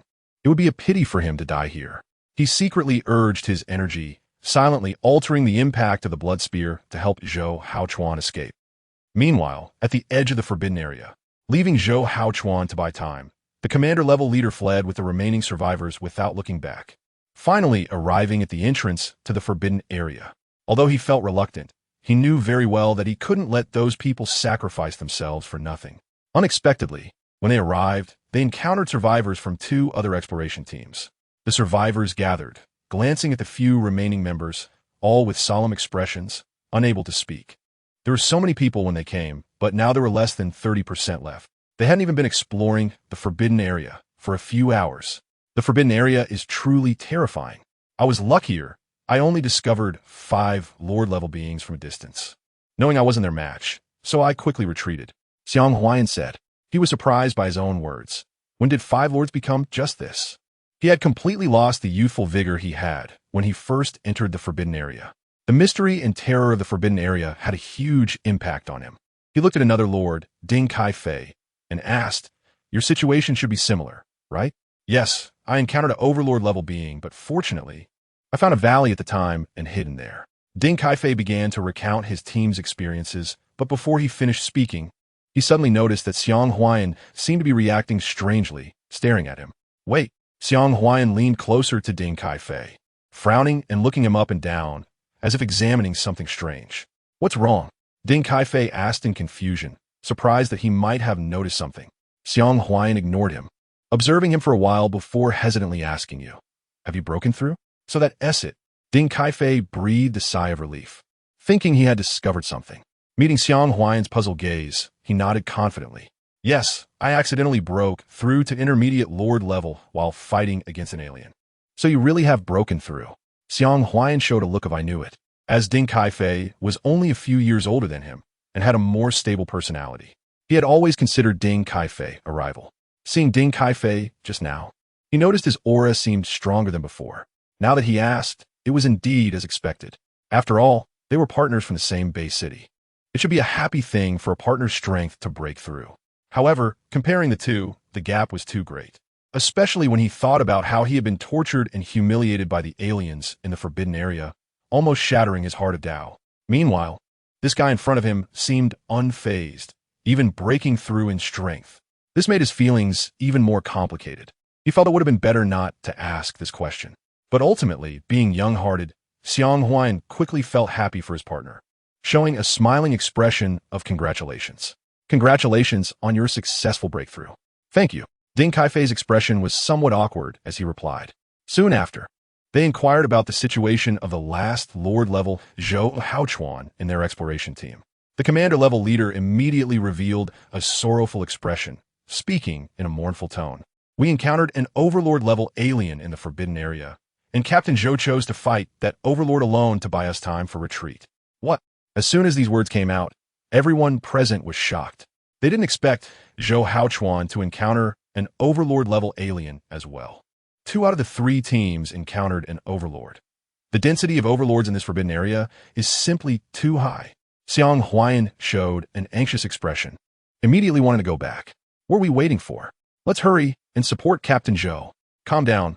What can you do against an Overlord-level alien?" Ding Kaifei stopped Xiang Huayan. He was much more rational. He knew that with their strength, facing an Overlord meant certain death. He looked at the commander-level leader and asked, "Can you identify what race that Overlord is? But does he have any distinguishing features?" The commander-level leader shook his head and said, "I don't know the race of that Overlord, but his body looks like it's made of coagulated blood, and his attack methods are also related to blood. He can rain down blood from the sky, and every drop can pierce through rock, summon blood waves, and condense blood blades for attacks." "Do you think Captain Zhou can survive?" the commander-level leader asked. He also knew the chances were slim, but still hoped for a comforting answer. Ding Kaifei, "No hope, just wait for death, farewell." Based on the commander-level leader's description of those highly recognizable features, Ding Kaifei had already identified the race of that Overlord-level alien. The Blood Demon Clan. It's also considered an extremely powerful race in the Forbidden Area, with Blood Demon Clan giants present, and a deep heritage. Not to mention Zhou Haochuan, who is only a Lord level. The strength of the Blood Demon clan at the Overlord level can completely compare to a weaker king. Yes, for example, the Heart Devourers. There's no helping it.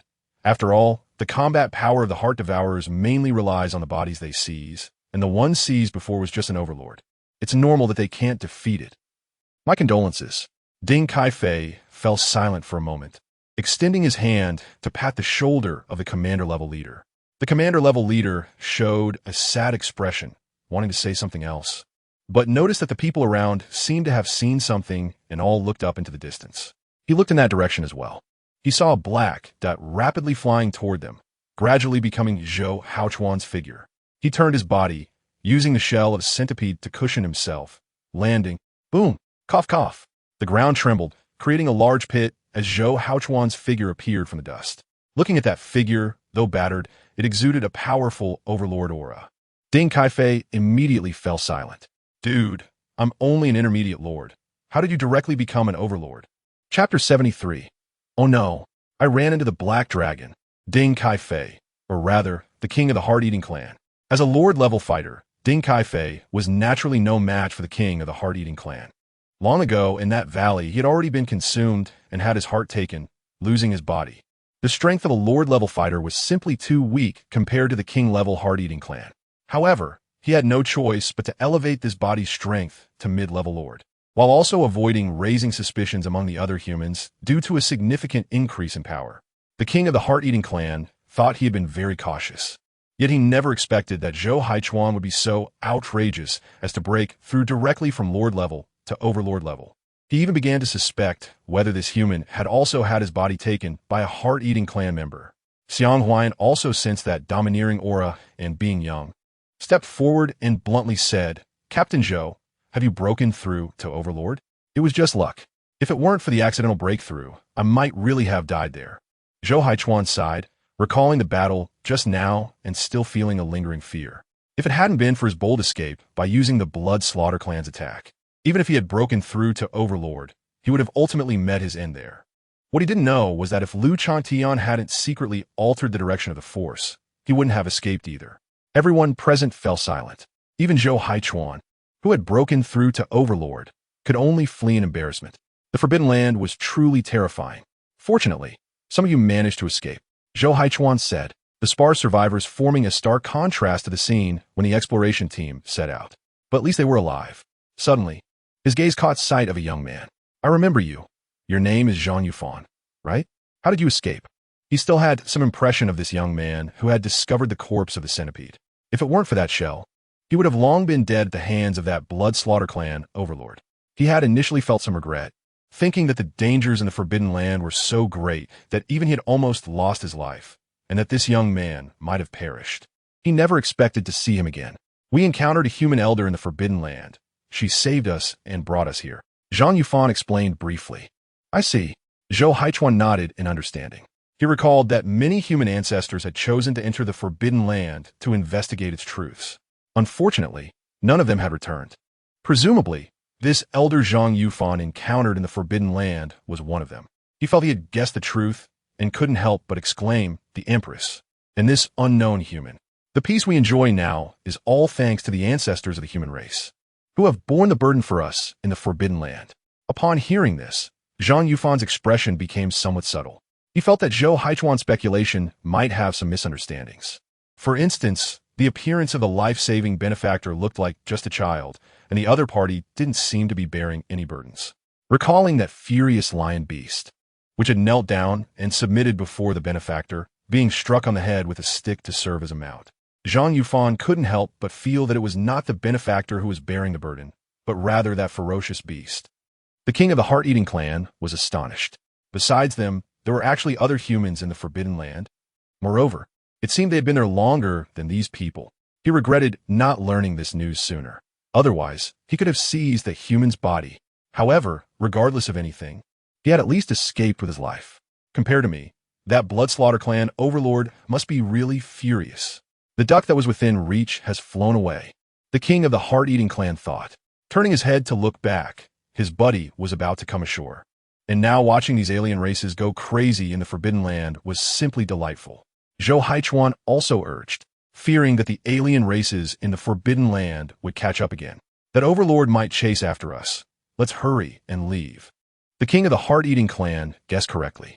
Watching Zhou Haichuan escape, the Bloodslaughter clan overlord was instantly furious, and even the flowing blood river seemed to boil. The surging waves roared like a giant mouth, ready to devour humans. He was extremely angry. Besides anger, there was also terror in his heart. He had come with orders from the clan's leaders to bring back as much human blood as possible, using the Bloodslaughter clan's talents to uncover their secrets.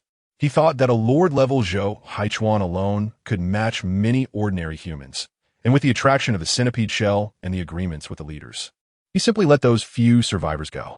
But unexpectedly, Zhou Haichuan actually broke through to Overlord at the last moment and escaped using the impact of the blood spear. Just thinking about how he had failed the task assigned by the leaders and the punishment he might face upon returning to the clan filled the Bloodslaughter clan overlord with dread. He might be thrown into the ancient blood pool, having all his blood taken away, becoming nourishment for other clan members. Who is it? Someone must be secretly sabotaging. Who could it be? He shouted angrily. Even if that human had ultimately broken through to Overlord, that spear of his had gathered all its power. How could it possibly be blocked by a mere newly promoted Overlord?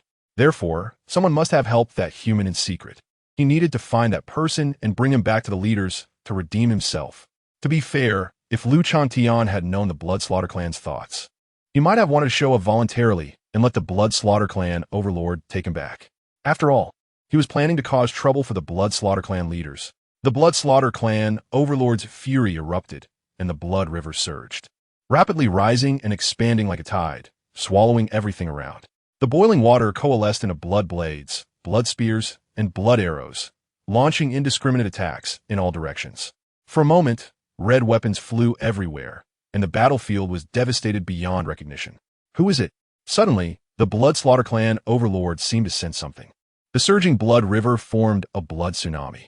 It poured overwhelmingly in one direction, like a flood, overwhelming everything in its path. The tsunami of red blood seemed to reveal faces wailing in agony, instantly submerging everything along the way, the ground flowing with a layer of blood. This also led the Bloodslaughter clan overlord to discover the alien hiding in that place. A Lord-level lion? He frowned. A Lord-level lion was clearly not enough to be taken seriously, but it could barely serve as a scapegoat. He sneered, planning to manipulate the blood to capture that lion and take it back to the clan. Blame it on your bad luck. But suddenly, he noticed that behind the Lord-level lion, what was once an empty space suddenly revealed a massive shadow. The Bloodslaughter clan overlord. Oh no, I ran into the black dragon. Chapter 74-2, Unlucky Guys. The lion beast felt extremely unlucky. Was today not a good day to go out? His strength was that of a high-level lord, still a bit away from being a sovereign. Although he was far from being strong enough in the Forbidden Area. If he behaved himself and didn't provoke the powerful alien races, sovereigns, or kings, he could barely get by. Today, as usual, he stayed within his own territory, patrolling like a king lion. Unexpectedly, he discovered two bipeds had intruded into his territory, which made the lion beast furious. Just as he was about to take down the two invaders to demonstrate his power as the king of beasts, the smaller biped suddenly pulled out a massive stick that emanated the aura of a powerful ancestor of the lion race. Thus, the lion beast immediately knelt down, doing so quite smoothly, and voluntarily became a mount. After finally retiring from his mount career, he encountered a terrifying black dragon, the very one whose aura he had sensed earlier and who had killed his powerful ancestor. He was seized like a little kitten and could only obediently follow behind. Just when he thought his miserable day was over, he was spotted by the Bloodslaughter race's sovereign. The Bloodslaughter race was a well-known, powerful race in the Forbidden Area, with strength reaching high-level sovereign, a full rank above him. The lion beast felt his legs tremble. Meanwhile, the Bloodslaughter race's giant also felt extremely unlucky. Coming from a major family in the Forbidden Area and possessing high-level sovereign strength, he felt somewhat inadequate among the Bloodslaughter race, which had multiple sovereigns. If it weren't for the recent decree from the major figures of the Forbidden Area that forbade races above king level from appearing, he, stuck between sovereign and king, wouldn't have been noticed. When summoned by a major figure in his race to bring back a few humans, the Bloodslaughter race sovereign was excited. He knew the importance of this task, which could determine whether he could leave the Forbidden Area. If he did well, he would surely gain the attention and rewards of the major figures. When he discovered the Lord-level human carrying a 1,000-legged centipede shell. The blood slaughter race sovereign felt that these humans were simply his lucky stars. But things began to take a strange turn. First, the Lord-level human broke through to become a sovereign and successfully escaped. Not only did he lose the 1,000-legged centipede shell, but he also had to face punishment within his race. Just when he finally found a Lord-level lion beast to bring back as a scapegoat, he discovered a black dragon appearing behind the lion beast. Oh my! The blood slaughter race sovereign felt like the sky was about to collapse. What kind of existence was the black dragon? It was a figure of renown in the forbidden area, often discussed by countless alien race giants, and repeatedly mentioned by the major figures of his own race. An absolute totem-level behemoth. Yet at this moment, this black dragon, even among the giants, was exceptionally valued, appeared right in front of him. And from his position, it looked very likely that his earlier attack had also hit the black dragon. Although with his strength, he couldn't even scratch the black dragon scales.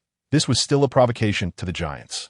The blood slaughter race sovereign felt his core stability falter, and his blood almost collapsed. Black dragon, what are you doing here? The lion beast, witnessing this, immediately straightened up. Right? I have the black dragon behind me. What do I have to fear? So what if it's a sovereign? If you have the ability, go fight the black dragon. Thus, the lion beast's legs stopped trembling, standing straight and looking fiercely at the blood slaughter race giant across from him. Roar! Wasn't you who was so arrogant just now? Changtian ignored the lion beast's pretense of dominance. He hadn't intended to pay attention to the blood slaughter race sovereign, but unexpectedly, the other party came looking for trouble. The massive dragon body, slightly raised, and his wings behind him resembled two jet-black canopies, almost covering half the sky. He squinted, releasing a faint dragon pressure, and looked at the blood slaughter race sovereign.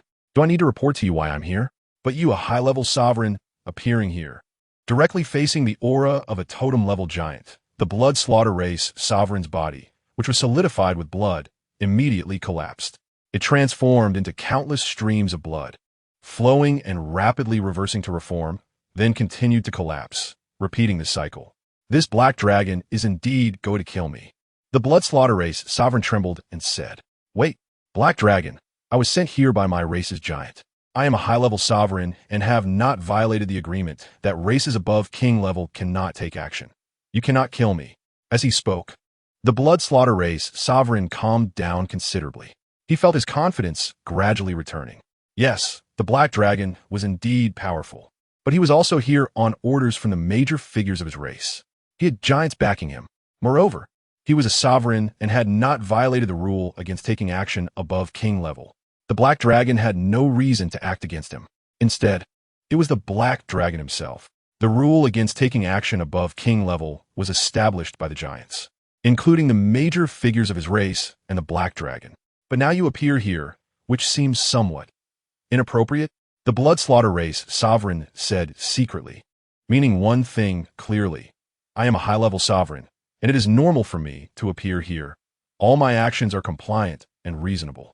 But you're a totem-level giant. Appearing here violates the regulations. Furthermore, you want to act against me, a small sovereign who follows the agreement. Isn't that somewhat inappropriate? At the same time, he frantically contacted his own giants in his heart. Savez-me, savez-me, savez-me. In a critical moment, the blood slaughter race giant finally responded and released his pressure. Black dragon, let him go. As a giant, why bother with a small sovereign? The blood slaughter race giant was also very angry. This worthless sovereign not only let a lord-level human escape, but also went berserk and attracted this troublesome black dragon. He was truly a failure when it came to accomplishing tasks. However, no matter what, he was still his tribesman and one he had personally sent out. If he died here, it would damage his prestige. So the blood slaughter race giant still intervened. It's not about whether I spare him or not. He attacked me first. I'm also a victim. Changtian spread his claws, feigning innocence. You are a freaking victim. The blood slaughter race giant was furious. Victim?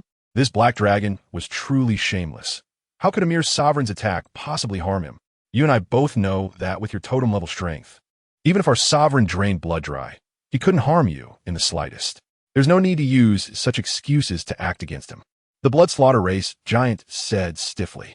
Seeing this, Changtian replied, Oh, then forget it. Immediately, he struck down with a claw, crushing the core of the blood slaughter race sovereign like swatting a mosquito, blood splattering everywhere. Chapter 75, not even acting anymore with a crisp sound, Lu Changtian's enormous dragon claw came down, as if swatting a mosquito, killing the Bloodshard clan's overlord with a single slap. When the claw lifted again, all that remained on the ground was a puddle of blood that had exploded outwards. The Bloodshard clan's overlord died without understanding what had happened. Logically speaking, the clan's giant had finally arrived to confront the Black Dragon, and he should have been safe. But why did the Black Dragon suddenly turn against him and swat him down like a fly? He died in confusion. If he had known this would happen, he wouldn't have called the ancestor here. He brought about his own demise. The Bloodshard clan's giant was also furious. He had not anticipated this situation. As a dignified giant, he had personally spoken, hoping the Black Dragon would spare his subordinate overlord. But unexpectedly, the Black Dragon showed him no respect. Right in front of him, it swatted down that overlord, despite the fact that for the powerful Bloodshard clan, an overlord was not a particularly precious existence, and it was not difficult to cultivate another under normal circumstances. The death of an overlord was a trivial matter that the giant wouldn't even pay attention to, but the situation was different now. The Black Dragon had acted recklessly after he appeared, killing the overlord right before his eyes. That dragon claw, seemingly striking down the overlord, was actually a slap to his own face. Black Dragon, what do you mean by this? The Bloodshard clan's giant's thoughts were dark, his voice shaking the heavens. Even the sky seemed affected, growing dim and ominous, filled with a terrifying aura. Yet, in the face of this overwhelming might, Lu Changtian remained calm. He merely propped up his dragon body and spread his wings, which appeared to cover the sky, subtly overshadowing his opponent's presence. He innocently retorted, "Didn't you say yourself to not make excuses and just take action? Why is it that when I actually followed your words and acted directly, you became unhappy?" If the Bloodshard clan's overlord had heard this, he would surely die with regrets. No wonder that everything had been going well until the ancestor giant arrived. And the Black Dragon immediately took action. It turned out it was all because the ancestor urged him to act. The Bloodshard clan's overlord was momentarily speechless. Upon reflection, it seemed he indeed had said such a thing earlier. However, his intention was to tell the Black Dragon not to fuss over a junior. He never meant for the dragon to act directly. Was the Black Dragon's comprehension ability problematic? How could it cultivate to such strength with such a poor brain? At that moment, he heard the Black Dragon sighing and shaking its head, looking helpless and exasperated. You really are hard to please. His blood pressure rose sharply. The Bloodshard clan's giant felt as if his blood was about to explode, boiling like water. Who was really hard to please here? The Bloodshard clan's giant had not intended to confront the Black Dragon at this moment. Even if he wanted to deal with him, he would need to prepare thoroughly. But this Black Dragon was simply too infuriating. He angrily questioned, "Black Dragon, don't change the subject. That overlord of mine was just following our agreement by appearing here. Yet you, a giant, appeared and killed my clan's overlord who was fully compliant with the rules. Are you going to violate the agreement established by the giants?" The Bloodshard clan's giant's attitude was aggressive, demanding an explanation from the Black Dragon. However, Lu Changtian had long anticipated this and smiled, saying, "I haven't violated any agreement. The giant's agreement only states that beings above the king level cannot appear before those humans. It doesn't say anything about observing from the shadows, does it? Moreover, I'm not the only one. Other giants are also paying attention here. Let me see, there are the Shadow Demon clan, the Illusion Spirit clan, and quite a few others. Are you saying they all violated the rules?" Lu Changtian squinted his dragon eyes, sensing the presence of many old fellows. Although they had not appeared, they were always paying attention to this place. After all, it concerned the outside world, and they were quite invested in it. The Bloodshard clan's giant continued, "But you still appeared." "They did not. That is not my concern." Lu Changtian shrugged his massive dragon body, slightly leaning back, showing an attitude of indifference. He maintained this relaxed posture, confidently addressing the Bloodshard clan's giant. "It was that little overlord from your clan who went crazy, attacking everywhere and accidentally striking me, prompting my appearance. Before that, I was hiding quite well. Not only those humans, but even the giants did not notice me. If you don't believe me, you can ask around." In fact, the Bloodshard clan's giant didn't need to ask individually. The other giants had also noticed the movements here. Upon hearing this, many giants nodded slightly. The black dragon was right. I had been paying attention, but before the exposure, I had completely failed to notice the presence of the other party. This concealment technique is too superb. It could evade the senses of us giants. Not only was the black dragon adept at direct combat, but it also excelled in this. No wonder it could successfully ambush the seven-armed demon god. It was likely the seven-armed demon god had not detected the black dragon's presence at that time. The totem giants, beings of such a level, could easily cover vast areas with their spiritual awareness. Not to mention a dragon-sized target, even the flow of the wind and the drifting of dust could not escape their perception. Yet, they failed to detect the black dragon. One giant lamented, the seven-armed demon god was not unjustly defeated. If it were us, we would probably have fallen at the first strike. Only the seven-armed demon god could fight the black dragon for so long afterward. Many giants felt a chill in their hearts. This method of ambush was truly terrifying. Just imagining it put the alien races in despair. Of course, some giants thought of other matters. This concealment technique seems a bit familiar. The Hollow Clan giant's eyelids twitched as he recalled some rather unpleasant events. After battling the seven-armed demon god, he rushed back to his clan, intending to use the clan's treasury to heal his wounds. However, upon opening the treasury, he found it had been completely emptied. Moreover, neither the clansman nor he had any awareness of it. At that time, he was cursing the thief who stole from the treasury in his heart, thinking that he would not rest until he found and punished the perpetrator to relieve his anger. Unfortunately, he never found any suitable alien.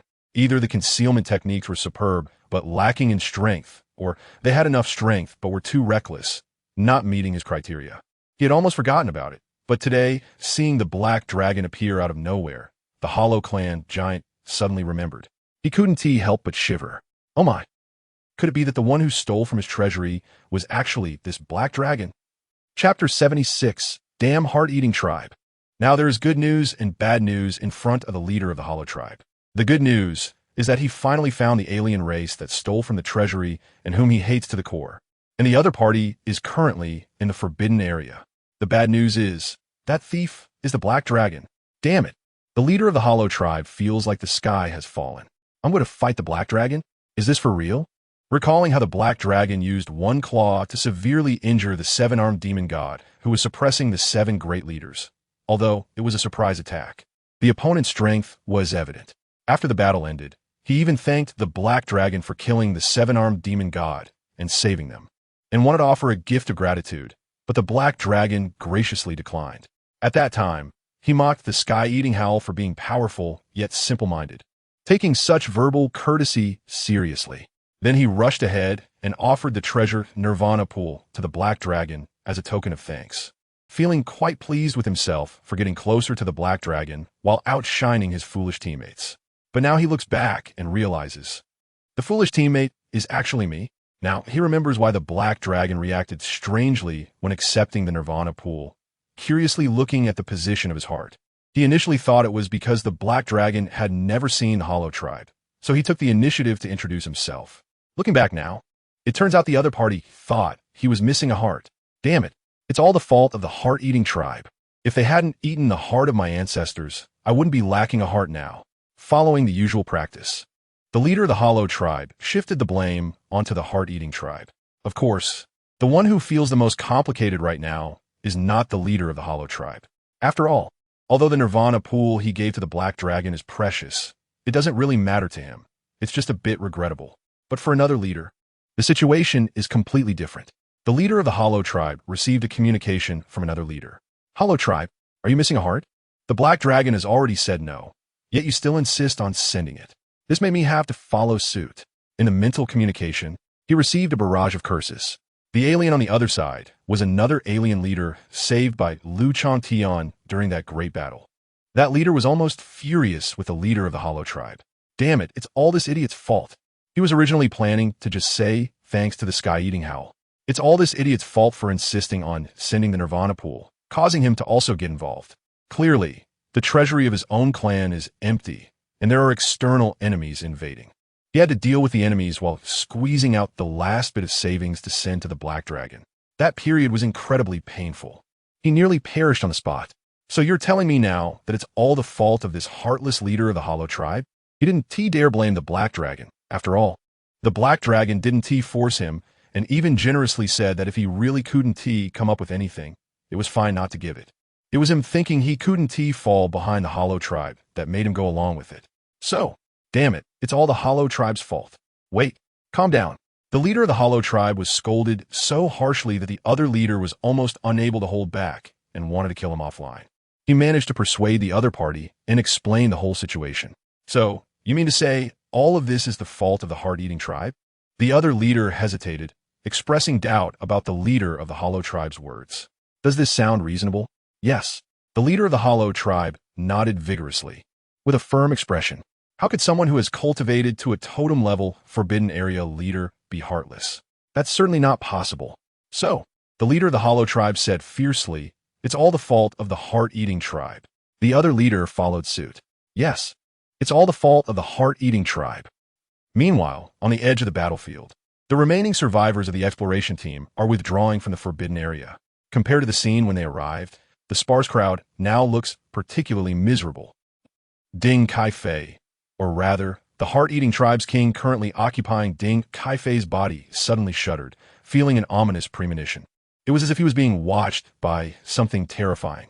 What's wrong? Ding Kaifei's unusual behavior caught Zhou Haochuan's attention. He frowned, as he was quite concerned about this young man who broke through in the Forbidden Area, thinking he might have discovered something. No, it's nothing. Ding Kaifei responded expressionlessly. Although he couldn't find the source of that inexplicable ominous feeling, he had experience with such matters. Most likely, it was those Hollow Tribe guys murmuring about him again. This is very normal. After all, the Heart-Eating Tribe and the Hollow Tribe are sworn enemies. When encountering some unpleasant situations, no matter the reason, they always like to shift the blame onto each other. This has gradually deepened the grudges between the Hollow Tribe and the Heart-Eating Tribe over the years, becoming a historical tradition. After all, there is no fundamental conflict between the two tribes. The Hollow Tribe doesn't even have the heart that the Heart-Eating Tribe desires. It's purely due to this fine tradition. He just doesn't know which Hollow Tribe member is murmuring about him. Unfortunately, I'm about to go to the outside world. Soon I won't even exist in the same world anymore. Otherwise, I'd definitely kill a few Hollow Tribe members for some excitement. Ding Kaifei sighed, feeling that it was a pity not to kill a few Hollow Tribe members to liven things up in such good times. Well, this is also a tradition of the two tribes. That is fine. Zhou Haochuan was somewhat surprised. This young man seemed to have changed a lot. But thinking about his experiences in the Forbidden Area, he felt that not changing would be abnormal. Over there, it feels very terrifying, as if some horrifying existence is about to emerge. Zhou Haochuan looked in the direction he had just flown from. From that direction came an extremely oppressive and terrifying aura. After he fled, he heard a huge noise coming from that direction, as if the blood-manipulating overlord was furious and rampaging there. At first, Zhou Haochuan was worried that the overlord would chase after him. But soon, the overlord's movements disappeared. In their place was an even more terrifying existence, one that made him lack the courage to stand in front of it and look directly at it. A colossal black dragon. Its wings spread wide enough to block out the sun. What level of existence is that? An overlord? Definitely not. Could it be a king? Or an even higher level existence? Zhou Haochuan felt his heart racing, unable to even judge the strength of the black dragon, not even knowing if it was a king. After taking one last look at the terrifying pitch-black dragon, Zhou Haochuan resolutely turned and left. The Forbidden Area is too terrifying. Chapter 77, According to Reason. Someone of your level is not qualified to talk to me. Get out, get out. Those humans actually left the Forbidden Area. The barrier had no reaction to them. Unbelievable. How do they manage that? Although the exploration team thought they were being very cautious, in reality, they were being watched by the giants the entire time. Even when they left the Forbidden Area, it was broadcast live. Many giants watched them leave the Forbidden Area, and the barrier that had blocked countless alien races seemed to not exist at all. There was not a hint of a reaction. Some giants were immediately excited, thinking that the barrier might have become ineffective, and went to try it out.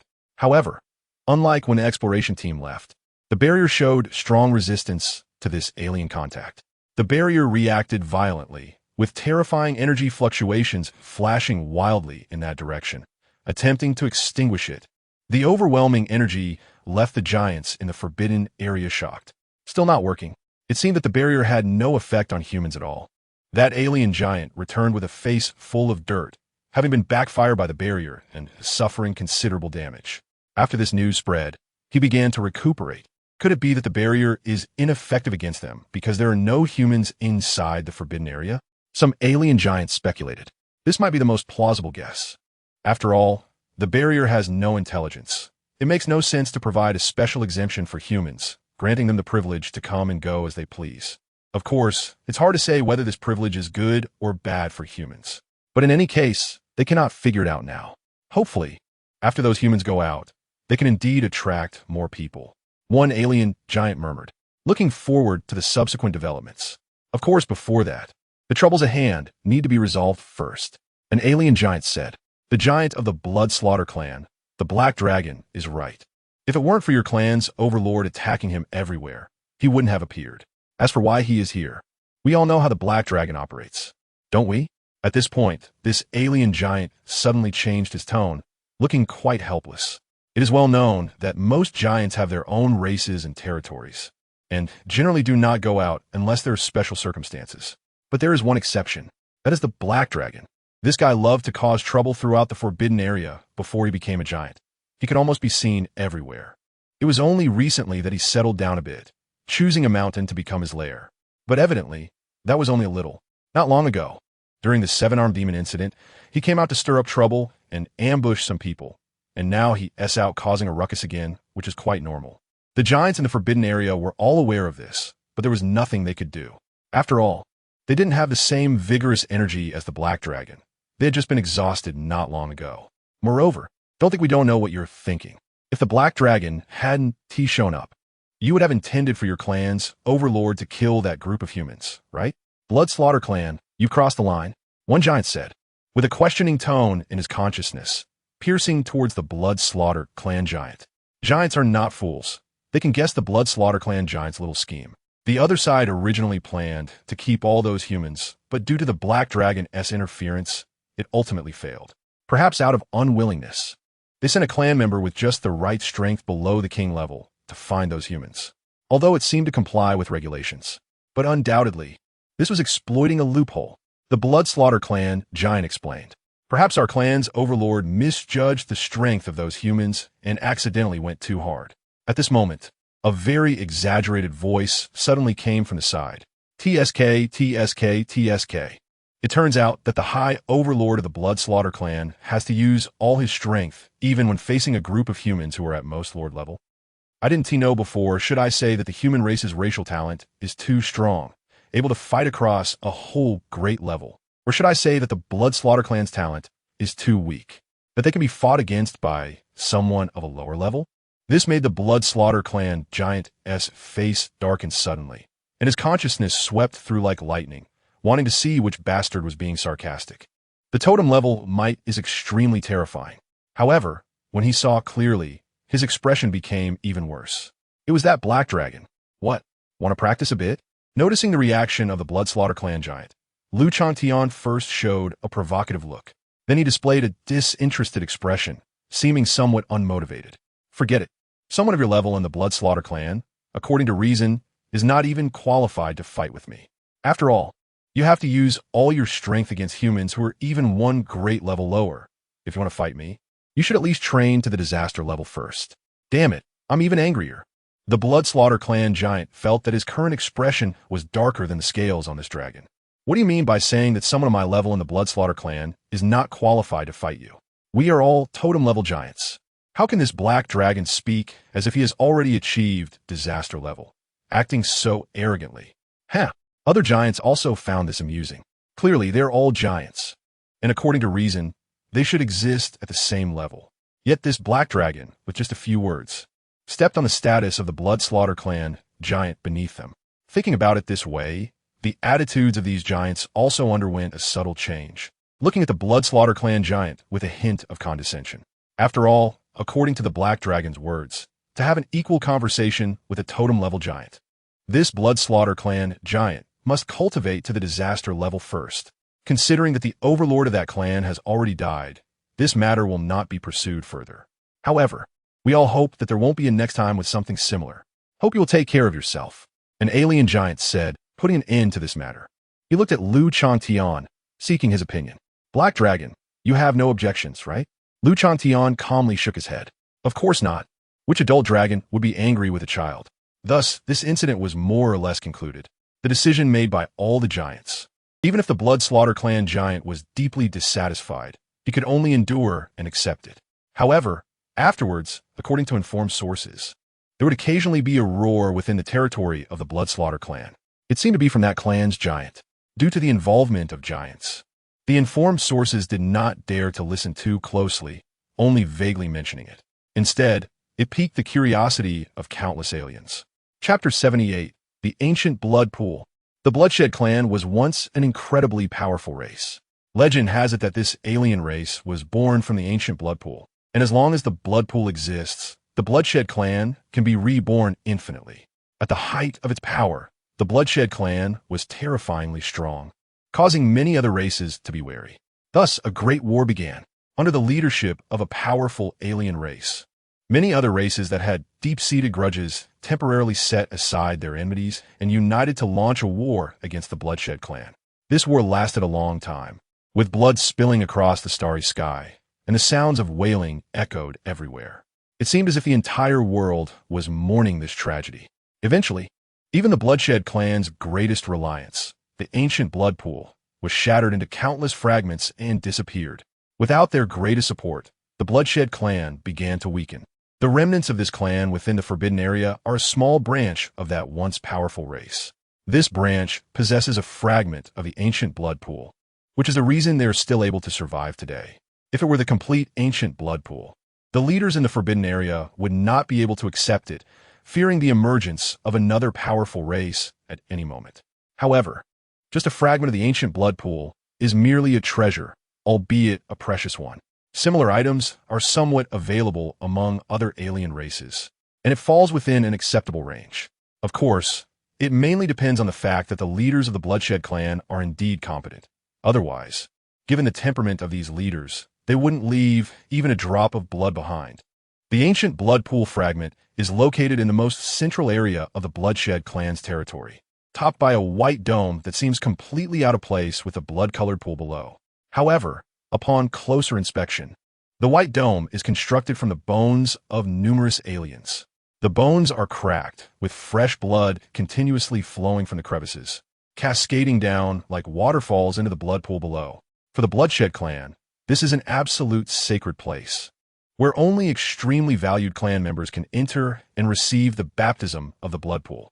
Recently, however, this solemn place has been filled with extremely intense emotional fluctuations, and from time to time, the roars of the leaders can be heard. Damn it, who is spreading these rumors? Nonsense about being bullied by the Black Dragon and crying out loud. When did I ever cry out? The leader of the Bloodshed clan was furious. He didn't know who leaked the information, but now the outside world was spreading rumors about him being bullied by the Black Dragon. Lacking the strength to retaliate, he could only hide within the clan's territory and cry out in distress. Some even came personally to the vicinity of the Bloodshed clan's territory, claiming they heard the leader's furious roars. The way they fabricated the story made many busybodies believe it. There was no choice. It was too boring in the Forbidden Area, and when gossip finally appeared, especially gossip involving a leader, it spread quickly. The events of that day were known only to the leaders. The one who spread this message must also be a leader. Let me think. Which leader would be so shameless as to use such dirty tactics behind my back to tarnish my reputation? The leader of the Bloodshed clan pondered darkly. At the level of a leader, actions are no longer purely based on personal emotions. There must be some deeper reason. He tried to figure out which shameless leader was spreading rumors about him outside. The situation was dire. He discovered that not only the Black Dragon, but many leaders seemed to have reasons to act this way, due to historical reasons. The Bloodshed clan had enmities with many alien races in the Forbidden Area, making them surrounded by enemies. The leader's mood grew increasingly dark and furious. Under the influence of his emotions, the once immovable blood pool stirred up a fierce storm of blood, surging violently. Amidst the crashing waves, the distorted faces of various aliens could be seen, letting out piercing screams. These were the aliens thrown into the blood pool. Among them, the faces of 3 aliens were particularly large and terrifying. They were 3 totem-level aliens personally killed by the current leaders of the Bloodshed clan and thrown into the blood pool. The blood of these 3 totem-level aliens revealed their true forms in the blood pool, opening their mouths to emit distinctive cries. Moo moo, oink oink, cluck cluck. The 3 totem-level aliens represented the totems of pig, cow, and chicken. This is one of the great functions of the ancient blood pool, capable of manifesting the blood of the thrown aliens back in their former appearance. Moreover, it grants them the power of immortality. The 3 totem-level aliens let out terrible wails, and their howls were filled with the terrifying aura unique to totem-level powerhouses. The sound waves produced by totem-level powerhouses are enough to shake the void and can travel extremely far. They easily spread throughout the Bloodshed clan's territory. In an instant, the sounds of pigs, cows, and chickens echoed above the Bloodshed clan's territory, startling many clan members. They thought something unexpected had happened within the clan. What's going on? Why are there suddenly screams echoing in the clan? What has happened? The sounds, they sounded like pigs, cows, and chickens. And they even carried the aura of totem-level beings. Could it be that totem-level pigs, cows, and chickens have come to invade? Some members of the Bloodshed clan were alarmed. With 3 leaders attacking simultaneously, almost no single alien in the Forbidden Area could withstand them. For ordinary aliens, having even 1 leader-level existence in their clan is already a great fortune. It should be noted that even the powerful Sky-Eating Hound race has only 2 leaders. Moreover, the world is fair. Having given them 2 leaders, they also lost something extremely important. Even the Bloodshed clan has only 1 leader. How could they possibly contend against the attack of 3 totem-level leaders? Heavens, why must it be like this for my Bloodshed clan? Some members of the Bloodshed clan despaired and cried out. Reflecting on the history of their clan, they felt that yet another crisis of extinction was about to arrive. There were also some stronger members of the Bloodshed clan, reaching the king level, who understood more than the average clan members. Therefore, they were aware of the situation. They explained to their pessimistic kin beside them, this is not an external enemy. These 3 totem-level auras are the handiwork of our clan's leaders. They are our clan's foundation. What? The originally pessimistic clan members were instantly shocked. These 3 totem-level beings were not powerful enemies, but rather the work of their own leaders. How strong must their clan's leaders be to control 3 great leaders by themselves? Even in the Forbidden Area, they must be the foremost existence, right? And their clan essentially has 4 leaders overseeing them. With such strength, there aren't many alien races that possess it, even in the entire Forbidden Area, right? It's just. The expression of this pessimistic clansman was strange. It's just why it had to be these 3 races. Chapter 79, Pig, Cow, Chicken. The totem-level giants are terrifying existences in the Forbidden Land. Regardless of how weak a race may be, as long as they give birth to a totem-level being, their status will leap, becoming a race that cannot be provoked. It is truly the case that one person can support a whole race. Just like the name of this level, it is like a totem worshipped by the subordinate alien races. Besides the Bloodslaughter clan's giant, the clan also possesses the foundation equivalent to 3 giants, which is indeed a shocking matter. This can further enhance the strength of the Bloodslaughter clan. It is precisely the extra 3 giants races. Listening to the chaotic sounds of pigs, cows, and chickens, the expression on this clan member's face is somewhat subtle. It feels like the atmosphere is somewhat incompatible with our clan. The Bloodslaughter clan is a race that inspires fear, just from the name alone. It gives off a feeling filled with blood and slaughter. During its peak, just the name was enough to intimidate countless alien races. Yet here we have 3 giants of pigs, cows, and chickens letting out screams. The scene shifts from a cold-blooded killer to a slaughterhouse in an instant. Well, just say whether they are powerful or not. The expression of the Bloodslaughter clan's king is somewhat subtle. He also realizes this point. The cries of these 3 totem-level aliens indeed easily lead to unpleasant associations. He once complained about why the giants would choose these 3 totem-level aliens. It was indeed a bit humiliating. But later, he understood. Don't care about the humiliation. Just say whether these 3 are totems or not. Other alien races. But he is ultimately stronger and has a solid mental quality. Makes sense. Hearing this, the earlier Bloodslaughter clan member nodded in agreement. So what if they are pigs, cows, and chickens? There's still totem-level pigs, cows, and chickens. So what if it's a slaughterhouse? ISNT, a slaughterhouse still filled with blood and slaughter. In the remnants of the ancient blood pool, the wailing sounds continue to echo. Moo, oink, cluck. The three totem-level aliens of pigs, cows, and chickens are causing a storm in the ancient blood pool, stirring up a bloody scene. Blood Slaughter Clan Giant. Damn it. Why does this sound get more and more off? It sounds just like killing pigs. The Blood Slaughter Clan Giant was originally very angry because his good fortune was disrupted by the Black Dragon. Not only did he not obtain much human blood, but he was also publicly humiliated by having his clan members killed by the Black Dragon in front of the giants. But hearing these pig-like screams made him so angry that he started to laugh coldly. The Blood Slaughter Clan Giant angrily shouted, "Everyone shut up. Stop laughing." However, it seems that the three blood shadows in the blood pool did not hear his command and continued to churn in the sea of blood, stirring up waves and continuing to make noise. Blood Slaughter Clan Giant. This is the downside of the blood shadow avatars created from the blood pool remnants. The intelligence of the avatars is too low. It's fine during battles, but when it comes to communication, it's simply infuriating. Often, it takes a long time for these blood shadow avatars to react to a command. The noisy sounds of pigs, cows, and chickens around him made him feel troubled, wanting nothing more than to destroy these three blood shadow avatars on the spot. But he couldn't. If they were lower-level aliens below the king level, that would be one thing, but these three are totem level. Over the years, even with the Blood Slaughter Clan Giant's efforts to collect, he has only obtained 3. It's not that he doesn't want more. It's just that there aren't many totem-level giants in the Forbidden Land to begin with, and everyone knows each other. Whether there is one more or one less, it will attract the attention of the giants in the Forbidden Land. If they discover that he has been hunting totem-level giants in large numbers, it would easily lead to certain associations. Once the attention of other giants is drawn, the Blood Slaughter Clan would face extinction, and there would be no room for turning back. To avoid exposing his tracks and drawing the attention of other alien races, the Blood Slaughter Clan Giant has only managed to collect these 3 totem-level alien blood over the years. And the collected ones are pigs, cows, and chickens. 3 races that are extremely easy to be misunderstood and underestimated. But in reality, all 3 are powerful aliens, extremely strong. After a while, the 3 Blood Shadow avatars finally reacted to the command, stopped their pig-like screams, and quieted down. The ancient blood pool thus calmed down. Phew! The Blood Slaughter Clan Giant also sighed in relief. He was almost driven to a nervous breakdown by the slaughterhouse-like scene just now.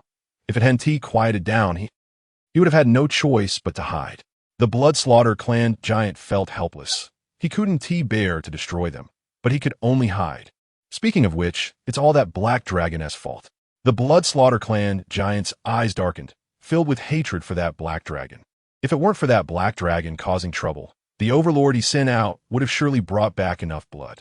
With the power of the ancient blood pool, he might have already found a way to leave the Forbidden Land and head to the outside world.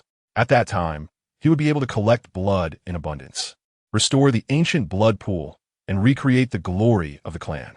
Instead of just sitting here listening to the screams of pigs, cows, and chickens like a damn slaughterhouse. No, even if he couldn't leave the Forbidden Land, if he could solve that Black Dragon, that would be fine too. As long as he could throw that Black Dragon into the ancient blood pool, he would definitely be able to create the most powerful Blood Shadow avatar. And then let the Blood Shadow avatar take control of the Black Dragon as scales and bones. It would be like having a living Black Dragon.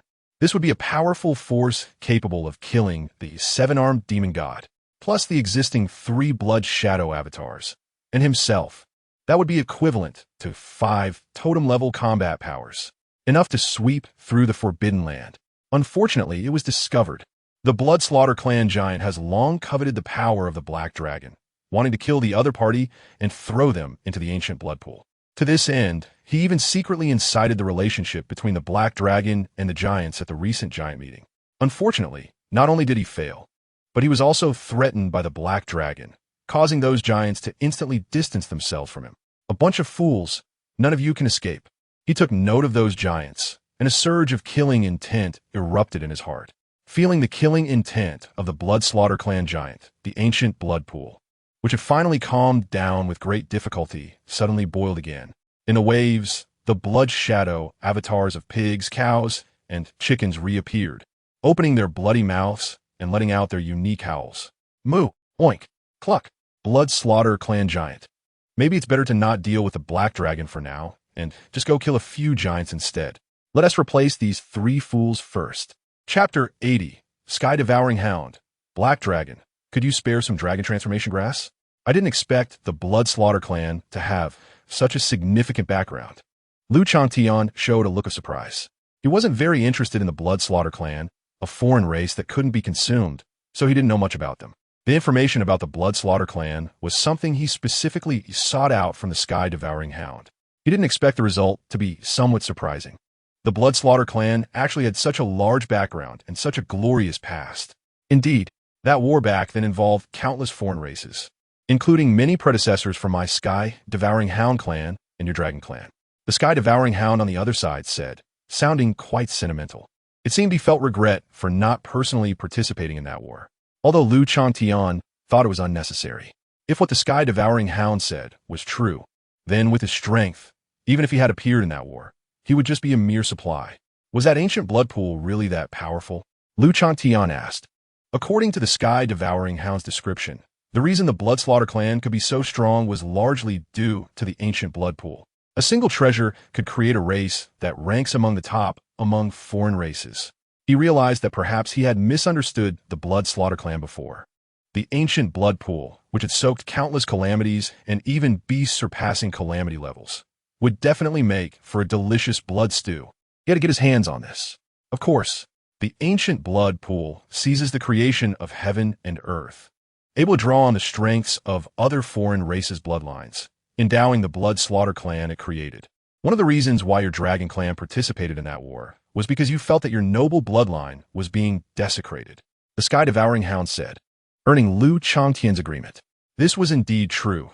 The pride of the dragon clan was ingrained in their bones, and he had been influenced after being reborn as a dragon. Seeing other foreign races, he thought they were just a bunch of opportunists. However, if we're talking about desecrating the dragon clan's bloodline, your Sky-devouring hound clan clearly has done quite a bit too, right? So, the dragon clan should first have a fight with your clan. Lu Changtian thought to himself. This clan claimed to feast on dragons. How could the dragon clan tolerate such arrogance? Perhaps before even confronting the Blood Slaughter clan, they might first clash with the Sky-devouring hound. Ha ha ha, that's a funny thing to say. These are just titles given by outsiders. Aren't we getting along quite well now? The Sky-devouring hound laughed heartily, unfazed. Moreover, it's not just our Sky-devouring hound clan that feasts on dragons. Other races like the golden-winged great pung, kumpung, teeming bird, and peacock king claim the same, right? Some even boast about eating 500 dragons a day. In reality, were there that many dragons to eat? It's all just bragging. Who told your dragon clan to be so powerful and well-known? Those foreign races want their clans to sound more impressive, so they naturally latch onto you. They keep talking about feasting on dragons, although there might be some strong ones in their clans that can fight real dragons. Most of what they eat are inferior dragons or even sub-dragons. The dragon clan doesn't consider them as kin. Perhaps they should even be grateful to them for clearing out these embarrassing creatures. The Sky-devouring hound laughed while revealing a secret about feasting on dragons. That makes sense. Lu Changtian nodded in agreement. Those foreign races all claim to feast on dragons. To those who don't know, it sounds like dragons are just a bunch of lowly creatures, even less than dogs, easily bullied by any foreign race. But in reality, what they call feasting on dragons is at most consuming some inferior dragons. Those inferior bloodlines are no better than the dragon transformation grass growing next to Lu Changtian's toilet. Naturally, they can't be considered real dragons and are not recognized by the dragon clan. Speaking of which, I'm getting a bit hungry. Black dragon, do you have any dragon transformation grass? Give me some. I haven't tasted it in a long time. The Sky-devouring hound said. Having stayed in the forbidden area for too long, with only the black dragon around, he had no idea how long it had been since he tasted dragon meat. The black dragon was out of the question. Not to mention he couldn't defeat him. He was his good brother. Could he really bear to take a bite out of his brother? Clearly not. However, the Sky-devouring hound was pondering on asking the black dragon for some dragon transformation grass, and then catching a couple of snakes or fish or something to feed them, helping them evolve into sub-dragons. That would also satisfy his cravings. Lu Changtian didn't expect that someone would actually want the grass next to his toilet. He couldn't possibly keep that kind of thing nearby. I didn't keep any of that. If you ask me for it, I really can't provide it. I'll give you a few locations. You can go look for it yourself. He recalled a few places and prepared to let the Sky-devouring hound search for it himself. I knew asking you was the right choice. Good brother in my heart. The sky-devouring hound was immediately overjoyed and planned to send a few of his clansmen to those locations to look around. It would also be an opportunity for them to gain some experience and enjoy the good meal. He thought the black dragon was truly a good dragon. Not only did he save him, but he also gave him dragon transformation grass. He reflected that he shouldn't just ask the black dragon for things. He should also give something in return. By the way, Black Dragon, why did you suddenly ask about the Bloodslaughter clan? It seems that the leader of the Bloodslaughter clan has also run into some problems recently. A few days ago, there seemed to be the sounds of pigs coming from their side. And it wasn't just pigs, there were also sounds of cows and chickens. Just hearing it makes me a bit hungry. I thought maybe they were slaughtering pigs over there. If you hadn't come by, I was even wondering if I should go ask them for some meat to eat. The sky-devouring hound licked his lips. Of course, now it's not worth it. Compared to pigs, cows, and chickens, subdragons are definitely more flavorful. Hearing this, Lu Changtian's expression became somewhat strange. Well, if you're looking to ask them for meat, you probably shouldn't get your hopes up. Is the Bloodslaughter clan so stingy that they won't even give a little meat? The sky-devouring hound was furious. He felt that asking for some totem-grade pork from the Bloodslaughter clan was not a problem given his status. After all, for the Bloodslaughter clan, the most important thing is the blood of foreign races. The bodies don't matter. Yet they actually refused to give him face. The sky-devouring hound said angrily and proposed a suggestion. How about you and I join forces to deal with the leader of the Bloodslaughter clan? It would also be a way to reenact the battle between our ancestors and the Bloodslaughter clan. Missing out on that past battle is indeed a regret. But now the Bloodslaughter clan is still around.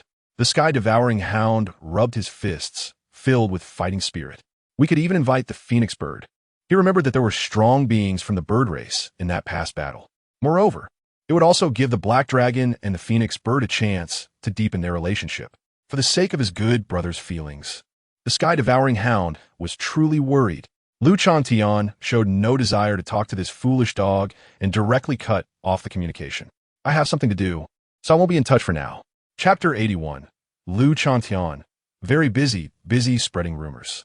Lu Changtian isn't really that uninterested in the sky-eating hound. He actually has matters to attend to and has been quite busy lately. Busy spreading rumors about the Bloodslaughter clan's giant. After all, that is a giant. And within the forbidden area, the authority of a giant cannot be violated. No foreign race would dare to actively spread rumors about a giant for fear of retaliation.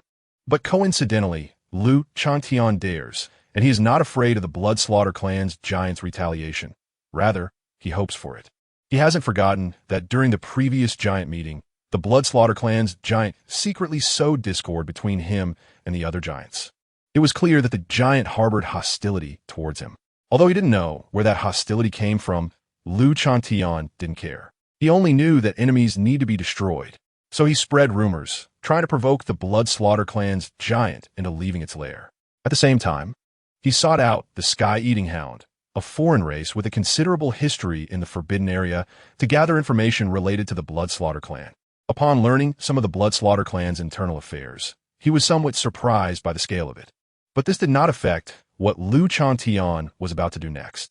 Thus, after the rumors of the Bloodslaughter clan's giant crying and making a fuss, another piece of news, fueled by Lu Changtian's secret machinations, spread throughout the Forbidden Area. Have you heard? Not long ago, there were sounds of pigs crying in the Bloodslaughter clan's territory. Is it pig cries? Why does it sound like cow moos to me? Isn't it chicken clucks? Didn't someone also see the Bloodslaughter clan's giant dancing to the sound of chickens? What dancing to chickens? Isn't it said that the Bloodslaughter clan's giant suffered a blow from the black dragon, causing a drastic change in temperament, and extending its poisonous hands towards a pig-like foreign race to vent? A few foreign races gathered and quickly realized something was off. Why were they hearing different versions of the news? Little did they know, this was the effect Lu Changtian intended. Rumors, after all, are unfounded hearsay. If everyone hears the same thing, it easily leads to disinterest. Only when truth and falsehood intertwine can there be an impulse to uncover the truth. And once they dig deeper, they can unearth even more information. For a time, discussions about the Bloodslaughter clan's giant were everywhere in the Forbidden Area. Some said the Bloodslaughter clan's giant danced for 2.5 days, creating an unparalleled dance step. Others said the giant suffered a severe injury, drastically changed its temperament, and chose to direct its poisonous hands towards a pig-like foreign race to vent. Countless versions emerged, In a short time, the Bloodslaughter clan's reputation was severely damaged, impacting the clan as well. Many foreign races silently distanced themselves from the Bloodslaughter clan, fearing that their own members would be influenced by the giants above. Of course, none of this concerned Changtian. After releasing the news, he withdrew, leaving the Bloodslaughter clan's giant to face the consequences alone, while he watched the chaos unfold from the sidelines. Bei Qinghan didn't understand why her dragon father seemed very busy during this time, occasionally smiling foolishly at empty spaces, as if he had heard something amusing. When she asked him what was happening, her dragon father refused to say anything, leaving Bei Qinghan feeling incredibly curious, as if a golden lion was scratching her inside. Itching for answers. "Big Yellow, do you know what's happening outside?" she asked the lion beast beside her. After returning to the dragon cave that day, Bei Qinghan unexpectedly saw the lion beast figure and learned it was brought back by her dragon father to become her mount. Although she knew her dragon father was secretly protecting her, Bei Qinghan still felt warm inside. Ow! The lion beast lay on the ground, looking utterly exhausted, as if its body had been drained. It realized it had made a mistake. It had thought that following a totem-level giant dragon home would mean it could latch onto the giant's thigh, enjoying a life of luxury and dominance in the forbidden area. But unexpectedly, what awaited it was not the beginning of a beautiful life, but the prologue to a nightmare. Since it was to be trained as a mount, physical fitness naturally came first. After all, it couldn't run 2 steps before losing strength. So as soon as Changtian arrived, he ordered the lion beast to run around the mountain range 100 times. This mountain range was near his territory, and he had left a sin on the lion beast, so he didn't worry about being attacked by powerful foreign races. However, 100 laps. By the time it finished, the lion beast felt like it was losing half its life. And it wasn't over yet. After the 100 laps, it was immediately followed by strength training. Changtian specifically moved a mountain, using great power to shrink it down to only a few dozen meters high.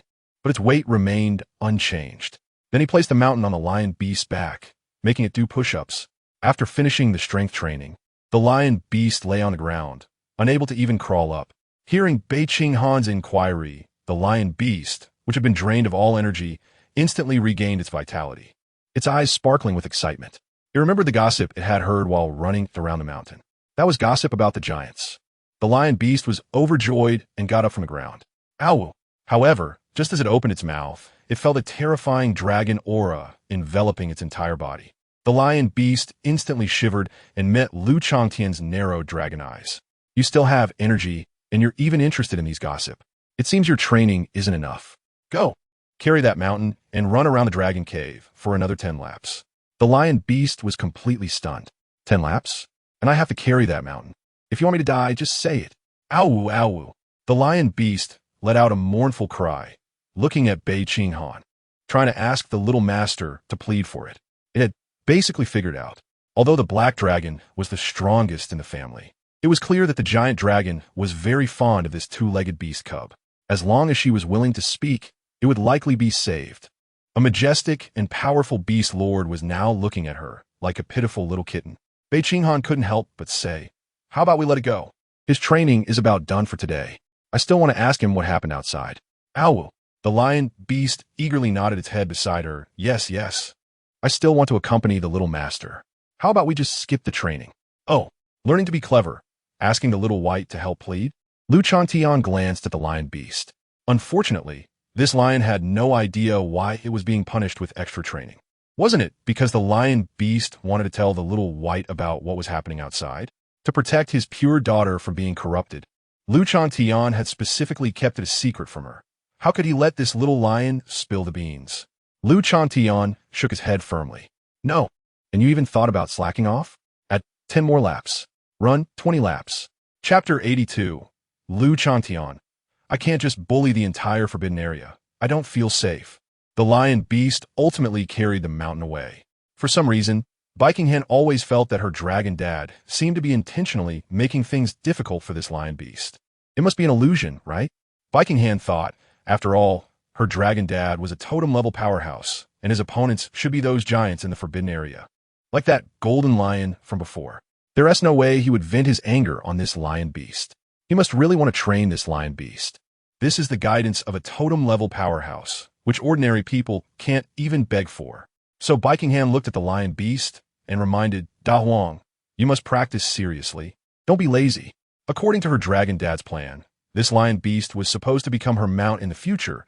At least it needed to be strong enough. The lion beast was completely disheartened. It never expected that the savior it thought it had would so easily submit to this terrifying black dragon after just a few words. It forgot that although Changtian pampered Bei Qinghan, she also listened to her dragon dad very well. Carrying a mountain, it walked out with heavy steps, its head held high in pride. Though burdened by the peak, I remain proud in this world. Watching the lion beast leave, Bei Qinghan prepared to begin her own cultivation. Although the lion beast had knelt down in front of her earlier, Bei Qinghan knew that was mostly due to her clothes and the chopsticks she had taken out. If it really came to a fight, even if she could defeat the lion beast, it would definitely be a tough battle. She was still very competitive and couldn't tolerate being weaker than him out. Bei Qinghan closed her eyes and began to visualize. In her visualization, most of the dragon's form still hid in the shadows, only vaguely outlined. Only a pair of dragon claws was vividly visualized, covered in pitch-black scales, lifelike. The dragon claws pressed down from above, exuding an unusual allure, as if they wanted to grasp this world. The human will seem so small and insignificant before these sky-covering dragon claws. As for the golden lion that was originally part of the visualization, it still existed, but it had been pushed to the corner by the overwhelmingly present giant dragon. Bei Qinghan glanced at the golden lion, completely overshadowed by the dragon's aura. Although she hadn't specifically visualized it, it was still her main visualization method from her previous life, and she had interacted with lions quite a bit in this life. So there were no issues with the lion part. After a glance, Bei Qinghan withdrew her gaze and shifted her focus to the giant dragon. Regarding the dragon claws, it would be difficult to make further breakthroughs in a short time, so today she would visualize the dragon's body first. In fact, as long as she visualized, whether it was the dragon's body, claws, or any other part, it would enhance her physique comprehensively. The only difference would be a slight inclination. For example, visualizing the dragon claws would greatly enhance strength, while visualizing the wings or the dragon's head and eyes would allow her to exude a powerful dragon's might. Visualizing the dragon's teeth and mouth would improve her biting ability, allowing her to eat more. Bei Qinghan thought that once her visualization of the dragon body took shape, she would visualize her teeth, cough the dragon head. In comparison, visualizing the body didn't provide any particularly obvious enhancement, but it was equally important. After all, the reason the dragon race was so powerful was largely due to their incredibly strong bodies. In battles of the same level, this was enough to dominate. Those slightly weaker couldn't even break the surface scales. Although my body isn't a dragon, it has been stimulated by dragon bloodbaths, and after visualizing the dragon body, I will definitely become stronger. Bei Qinghan's heart was filled with ambition. She felt that she was progressing further towards the direction of a humanoid young dragon. Scenes of her dragon dad appeared in her mind, such as the moment when he fought closely with the golden lion, swatting its head with a claw. There were also images of her dragon dad bathing in flames, fighting against the crimson featherbird amidst the flames. And when her dragon dad burst out from the chaotic void, blood-soaked yet even more domineering and fierce. Besides these battle scenes, there were also some everyday life moments. For instance, the first night she arrived at this dragon cave, she slept inside while her dragon dad blocked the cold wind at the entrance with his body. During a nap, her dragon dad lay on the ground while she leaned against his enormous body, feeling the sense of security from it and sleeping very soundly. There were other scenes, sometimes majestic, sometimes steady, sometimes reliable. Images of the black dragon emerged in Bei Qinghan's mind, eventually transforming into the influence of a black dragon. If there was something she couldn't remember clearly, Bei Qinghan would secretly open her eyes and take a stealthy glance at her dragon dad beside her. This was a treatment that others couldn't have while practicing visualization. After all, not everyone could have a dragon beside them for visualization at any time. Imprinting her dragon dad's figure in her mind, Bei Qinghan continued to close her eyes and visualize. In the visualization, the giant dragon's body gradually approached reality. Is Xiao Bai learning from me again? Even though Bei Qinghan thought she was being careful while peeking, how could she hide it from Changtian? He noticed the little one occasionally glancing at him and mimicking his actions. He knew that Xiao Bai was learning from him, wanting to become stronger. This made him quite pleased. This little fellow is quite diligent.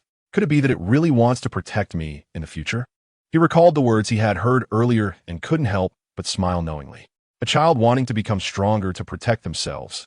As a father, he naturally felt gratified. However, while he felt gratified, Lu Changtian hoped that day would never come. This wasn't just Lu Changtian's thought. He believed all parents felt the same.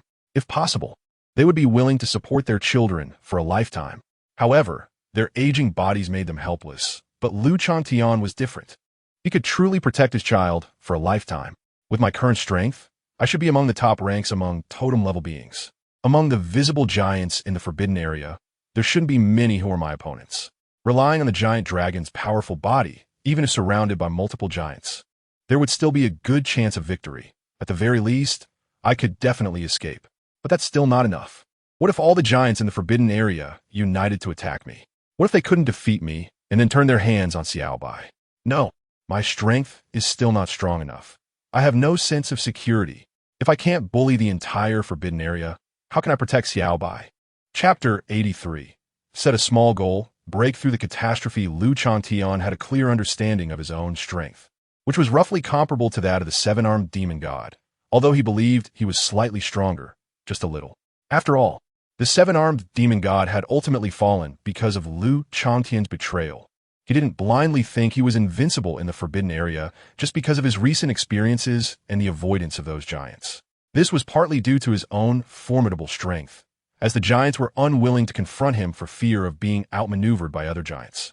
It was also because Lu Changtian was a lone dragon without any concerns. Most of those giants had substantial families and tribes backing them. If provoked, Lu Changtian could easily hide anywhere in the Forbidden Area, like a dragon entering the sea, leaving no trace, and those giants would have no means to deal with him. Instead, Lu Changtian, with a totem-level black dragon hidden in the shadows, would be enough to scare any giant out of their wits. But that was in the past. Things were different now. With a daughter, Lu Changtian effectively had a soft spot and needed to consider various matters, no longer able to act recklessly as before. Although the giants were still unaware of this now, it was uncertain what would happen in the future if this was exposed. They might target Xiao Bai. Therefore, despite Lu Changtian already being quite strong, he was still not satisfied and wanted to become even stronger. At the very least, he needed to possess the power to dominate the entire Forbidden Area. Lu Changtian felt that only in this way could he ensure sufficient security and protect Xiao Bai. To be fair, if those giants knew Lu Changtian's thoughts, they would probably go crazy. A single dragon dominating the entire Forbidden Area. Didn't they care about their reputation? First, he needed to find a way to break through to the level of a catastrophe. Lu Changtian set a small goal for himself. He didn't believe that this Forbidden Area was as simple as it appeared. On the surface, the most powerful beings in the Forbidden Area were only at the totem level. If he could break through to the level of a catastrophe, it would be enough to ensure his peace of mind. At the same time that Lu Changtian began his journey toward becoming a catastrophe, the outside world was in turmoil. In the Sunset Bay City, the exploration team had suffered an unprecedented blow, losing nearly 70% of its members before finally retreating from the Forbidden Area. On their way back to the base city, they encountered attacks from some ferocious beasts. Fortunately, Zhou Haochuan had broken through to the Overlord level and forcefully killed those beasts. Otherwise, the exhausted exploration team would have faced another severe blow. Ultimately, the exploration team members returned to the base city. During this time, Zhang Tianxing felt as if he were living through years of torment, spending every day in fear. He wanted to know the situation of the exploration team, but was terrified of receiving bad news. Every night, he would wake up at the slightest noise, thinking it was a beast attacking the city, always ready to flee at a moment's notice. In just 2 or 3 days, his already sparse hair seemed even thinner. Today, Zhang Tianxing was as busy as ever with his daily work in the Lord Mansion. To be fair, although Zhang Tianxing was timid and greedy, he did fairly well as a lord. The residents of Sunset Bay City might not live well, but at least they could survive. In the Lord Mansion, what? The Chaoyang Base City actually raised the price of this batch of supplies by 30%. Damn Chaoyang Base City. Damn Weyaoza. They're taking advantage of the situation. Knowing that there was an anomaly in the Forbidden Area, they came to pressure me. Zhang Tianxing jumped up in anger, his plump body surprisingly agile at that moment. Hopping around in frustration, he cursed loudly, spitting everywhere. Wu Yaoza was the lord of Chaoyang Bay City. The aide beside him nodded and added, not only that, but Chaoyang Bay City indicated that they might continue to raise prices in the future. Zhang Tianxing became even more furious, cursing in a very unpleasant manner. But in the end, he lowered his head in despair. Even knowing that Chaoyang Bay City was taking advantage of the situation. What could he do? There was nothing he could do. During this period, Sunset Bay City was nearly at a standstill, with rapid resource consumption. If they didn't purchase from other Bay cities, they would inevitably collapse. By then, he would truly have to go be a model. Perhaps Wu Yaozi would know and mock him in person. So even though it pained his heart, Zhang Tianxing had no choice but to agree. Damn it, my little treasury. Zhang Tianxing felt so wronged. He had come to be the lord of Sunset Bay City to amass wealth. But in the end, he had not gained much, and instead had to spend money. What kind of situation was this? Damn Wu Yaozi. Once my exploration team returns from the Forbidden Area with a bunch of precious treasures, you better not get jealous. Zhang Tianxing cursed. But even so, he knew that this possibility was quite slim. After all, throughout history, no human who had entered the Forbidden Area had ever returned alive. Although he had sent many people, their strength was also weak. The chances of them coming back were low. Perhaps he really heard his grievances, as suddenly someone rushed into the Lord's mansion. Lord, the exploration team has returned. The person was panting heavily, clearly having rushed over as soon as they received the news. What? Zhang Tianxing was shocked and stood up abruptly. Just as he was about to give up, someone really returned. No, wait. Just because they returned doesn't necessarily mean it's good news. What if the exploration team was completely wiped out, and this person was the only survivor? They might not have obtained any treasures and could have been possessed by some strange alien beings in the Forbidden Area. Zhang Tianxing clearly had a severe case of paranoia, and in an instant, he linked many scenarios in his mind. He forcibly suppressed his excitement and asked the person who had rushed in, how many people returned? Are they confirmed? Did they gain anything? The person was evidently bewildered by Zhang Tianxing's rapid-fire questions, having no clear understanding themselves, and could only respond according to their vague impression. They weren't sure how many people had returned, but Captain Zhou Haochuan was back and had broken through to the Overlord level, bringing back a lot of unheard-of precious medicines. Before they could finish, they suddenly froze, looking at the empty space in front of them. Where were the others? Zhang Tianxing had already dashed out the moment he heard that Zhou Haochuan had broken through to the Overlord level and brought back precious medicines. His plump body exhibited unprecedented speed. Wait, what were we waiting for? Damn it, I'm about to strike it rich. So it's Wu Yaozi taking advantage of the situation, huh? This time, I'm going to make you go be a model. Chapter 84, set up by the Giants. Sunset Bay City. Upon seeing this familiar city, they crossed the towering city wall and entered the city, gazing at the modern buildings before them and the curious people walking in the streets. The members of the exploration team couldn't help but be moved to tears, filled with a sense of survival after hardship, reflecting on the difficulties of this journey. It was so tough.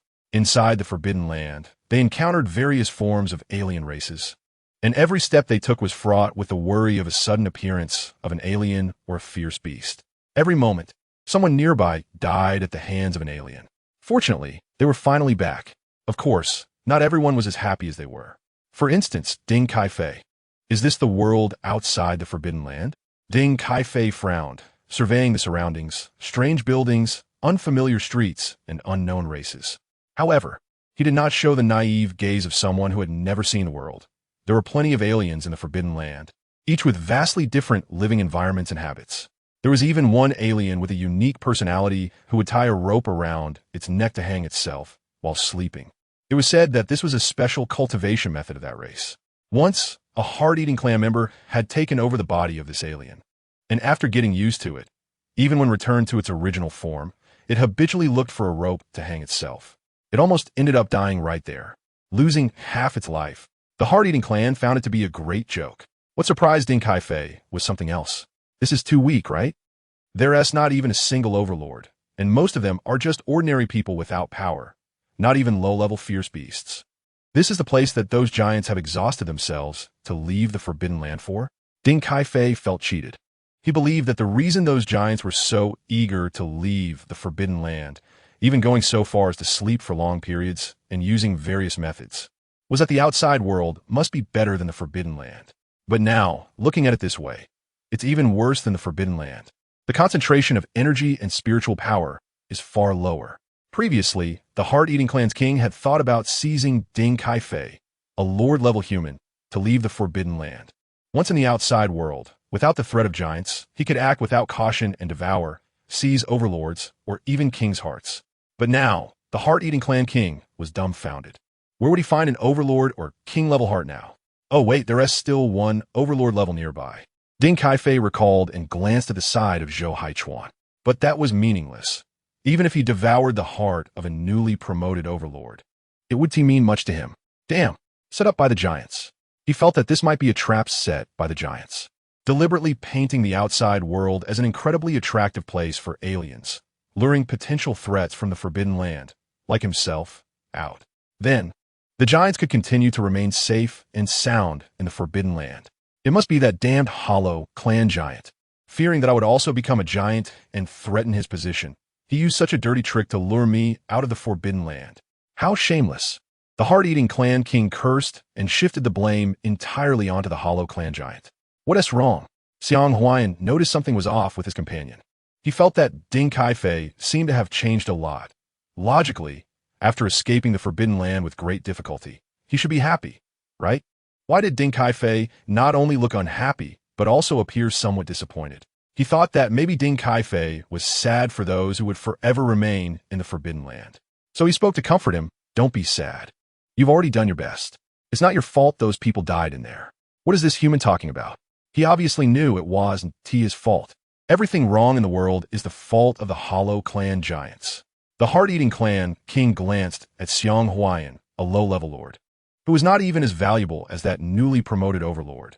So he withdrew his gaze. Xiang Huayan still didn't know that the companion before him was no longer the familiar person he once knew, but had been replaced by an alien. Overall, aside from Ding Kaifei, who had been replaced by the heart-eating clan king, the exploration team was quite happy to have returned alive. Lu Changtian didn't know what the situation outside the Forbidden Land was like, nor was he aware of the heart-eating clan king's inner turmoil. Even if he knew, he would probably just chuckle, feeling that the Hollow Clan and the Heart-Eating Clan were indeed two extremes. The Hollow Clan lacks insight, while the Heart-Eating Clan has too much inner drama. A trap set by the giants. He didn't even consider that a mere king like him had any qualifications to have so many giants in the Forbidden Land join forces to set a trap for him. Not to mention him, even a Hollow Clan giant wouldn't have that much face. Rather, it could be said that the Hollow Clan giant was the one being set up by the seven-armed demon god. The matters outside the Forbidden Land had nothing to do with Lu Changtian. He was focused on his cultivation, trying to find a way to break through to the calamity level. Time flew by quickly during cultivation, and in the blink of an eye, an afternoon had passed. With the sun slowly setting on the horizon, Lu Changtian opened his eyes, and the blood moon rose in his gaze. For a totem-level giant, an afternoon of cultivation was insignificant compared to the several months or even years they could spend in seclusion. But there was no choice. He had to eat. Lu Changtian, being strong and healthy, could go without food for a while, but Little Bai was still growing. The little girl usually imitated his posture and lay on the ground, which had already made Lu Changtian worry about her future growth and development, feeling utterly hopeless. If she didn't eat well, what would happen in the future? As a father, Lu Changtian truly worried excessively. When he opened his eyes, sure enough, he found Little Bai lying on the ground, crawling with her body, her back slightly arched, each segment of her spine connected together, glowing faintly, resembling a real dragon. She could leap up at any moment. From Lu Changtian's perspective, Little Bai's movements were quite impressive. She had genuinely managed to mimic a bit of his essence. After watching for a while and seeing Bei Qinghan so serious, completely unaware of the outside world, Lu Changtian ultimately decided not to disturb her. He prepared to go out and look for ingredients. Speaking of which, ever since learning the devouring heaven technique, Little Bai's appetite had increased quite rapidly, and the household supplies were somewhat stretched. Mainly because most of the items were of higher grade, containing too much energy. Little Bai hadn't even eaten a few bites before being overwhelmed by the rich energy. She felt no sense of fullness at all. This made Lu Changtian have to specially go out to find some lower energy concentration, more filling things to bring back. Chapter 85. The rumor came true. Above the dragon's lair, a massive black dragon coiled, exuding an unrestrained dragon's might. Lu Changtian never hid his presence. In his view, when he was still weak, he had to be careful in the forbidden area to avoid being captured by other powerful alien races. Now that he had become a giant, he was strong enough to dominate the forbidden area. If he still hid his aura, it would be as if he had wasted his training. Therefore, not only did he not hide it, but he also released it without reservation, making sure that any alien race with perception was aware of his existence. This was one of the motivations urging Changtian to work hard in his cultivation. Of course, there were exceptions when it came to stealing things. At this moment, Changtian's aura was essentially telling these alien races, "The Lord has arrived, so be careful." What a powerful dragon's might. The black dragon has appeared again. Hasn't the black dragon been showing up a bit too frequently lately? Didn't it just clash with a giant? Could it be that another giant has encountered it? Some alien races speculated. There were many clashes between king-level ferocious beasts in the Forbidden Area, but conflicts among giants were rare, even if two opposing alien races were involved. At most, they would let their junior kings clash, and it was rare for giants to take action themselves. Once they did, it meant a fight to the death, with no room for retreat. But the Black Dragon was an exception. This fellow acted solo with great flair, causing trouble with giants every few days. This allowed the lower alien races in the Forbidden Area to widen their eyes and witness the presence of giants. Speaking of giants, I remember the last time the Black Dragon clashed was with the Bloodslaughter clan's giant, right? I heard that things have been quite chaotic over there lately. Who says otherwise? It said that after that encounter, the Bloodslaughter clan's giant was crying and making a fuss in the clan, looking quite pitiful. How do I remember it was said that the Bloodslaughter clan's giant had a drastic change in temperament and targeted pigs to vent his frustration? That's true. I heard the pigs squealing with my own ears. Wow, no way. The Bloodslaughter clan's giant is that twisted? Creatures are always gossipy. This is not just a human privilege, but also true among alien races.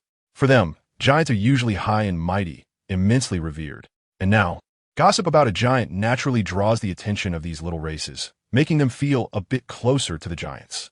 However, this time the distance was too close, making many alien races feel vigilant. In the Bloodslaughter clan's territory, the blood sea roiled, echoing with ghostly wails and howls, the sounds chilling and terrifying. Damn, it must be the Black Dragon.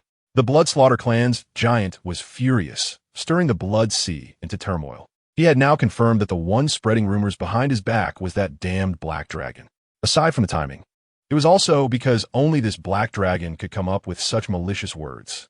He wished he could skin the Black Dragon alive, throw it into the ancient blood pool, and refine it into a blood shadow incarnation, serving him forever. The overwhelming blood aura formed illusory shadows in the air, shrouded in blood mist, making it hard to see clearly, but it appeared terrifying. The giant's might was unmistakable. Sensing the fury of the Bloodslaughter clan's giant, the ancient blood pool responded. Moo, oomph, cluck, Bloodslaughter clan's giant. Damn it, stop making noise. You've ruined the atmosphere. Feeling the Bloodslaughter clan giant's might, the alien races were also horrified. It's coming. The Bloodslaughter clan's giant has appeared. The rumors are indeed true. I really heard the pig squealing. Yes, it sounded so miserable. The Bloodslaughter clan's giant actually became twisted enough to target pigs. Although the rumors had spread widely, they were still just rumors, especially involving a top giant in the Forbidden Area. Thus, these alien races could only discuss it secretly, not daring to speak openly. But now that the Bloodslaughter clan's giant appeared, it was undoubtedly an official confirmation of the rumor, straight from the horse's mouth. The rumor was instantly validated. The alien races were astonished. The rumor turned out to be true. Changtian didn't expect that coming out to prepare dinner would lead to such unexpected joy. This guy couldn't hold back his patience and just exploded on the spot. However, having learned some things from the sky-swallowing roar, he had no intention of throwing himself into the net. He just watched from a distance. The Bloodslaughter clan's giant also realized his mistake and immediately restrained his aura, suppressing the blood shadow incarnation. A clash between giants came and went quickly. Wasn't he, the Black Dragon, supposed to fight the Bloodslaughter clan's giant? The alien races were somewhat disappointed. They thought they would witness a battle of giants, which was quite rare and beneficial for king-level and overlord-level alien races. Perhaps they could gain some insights to help them break through their barriers. Some alien races noticed something was off, looking at the coiled Black Dragon in the sky. What was the Black Dragon doing? It kept flying above, as if observing something. Another alien race reacted instantly. Wait, at this time, could the Black Dragon be out hunting again? He glanced at the setting sun on the horizon. It was just dinner time. Due to Bei Qinghan's presence, Changtian's eating schedule had been unusually punctual lately, preparing to eat at the right time. This led these alien races to figure out the pattern. In an instant, The alien races surrounding the dragon's lair were filled with panic, no longer calm like before while watching the show. They all began to flee in a frenzy, fearing they would be chosen by the black dragon to become its meal. Run, run. If we get to another giant's territory, we'll be safe. Don't dragons eat one meal and then go a long time without eating? Why has the black dragon been hunting every day lately? Run. What the hell? Why are you pulling me? Sorry, you look tastier than me. Just help me out a bit from behind. Immediately, chaos erupted around the dragon's lair. Flying in the sky, running on the ground, swimming in the water. Various alien races used all means to frantically try to escape this area, occasionally attacking the alien races beside them. They didn't need to run the fastest. They just had to run faster than the alien races next to them. In contrast, those plant-based alien races remained quite calm. Not nervous at all, even enjoying the show. If it were a battle of giants, they would still have to worry about being affected by the aftermath of the battle. But in this situation, there was no need to worry. After all, it was well known that the black dragon didn't eat plants.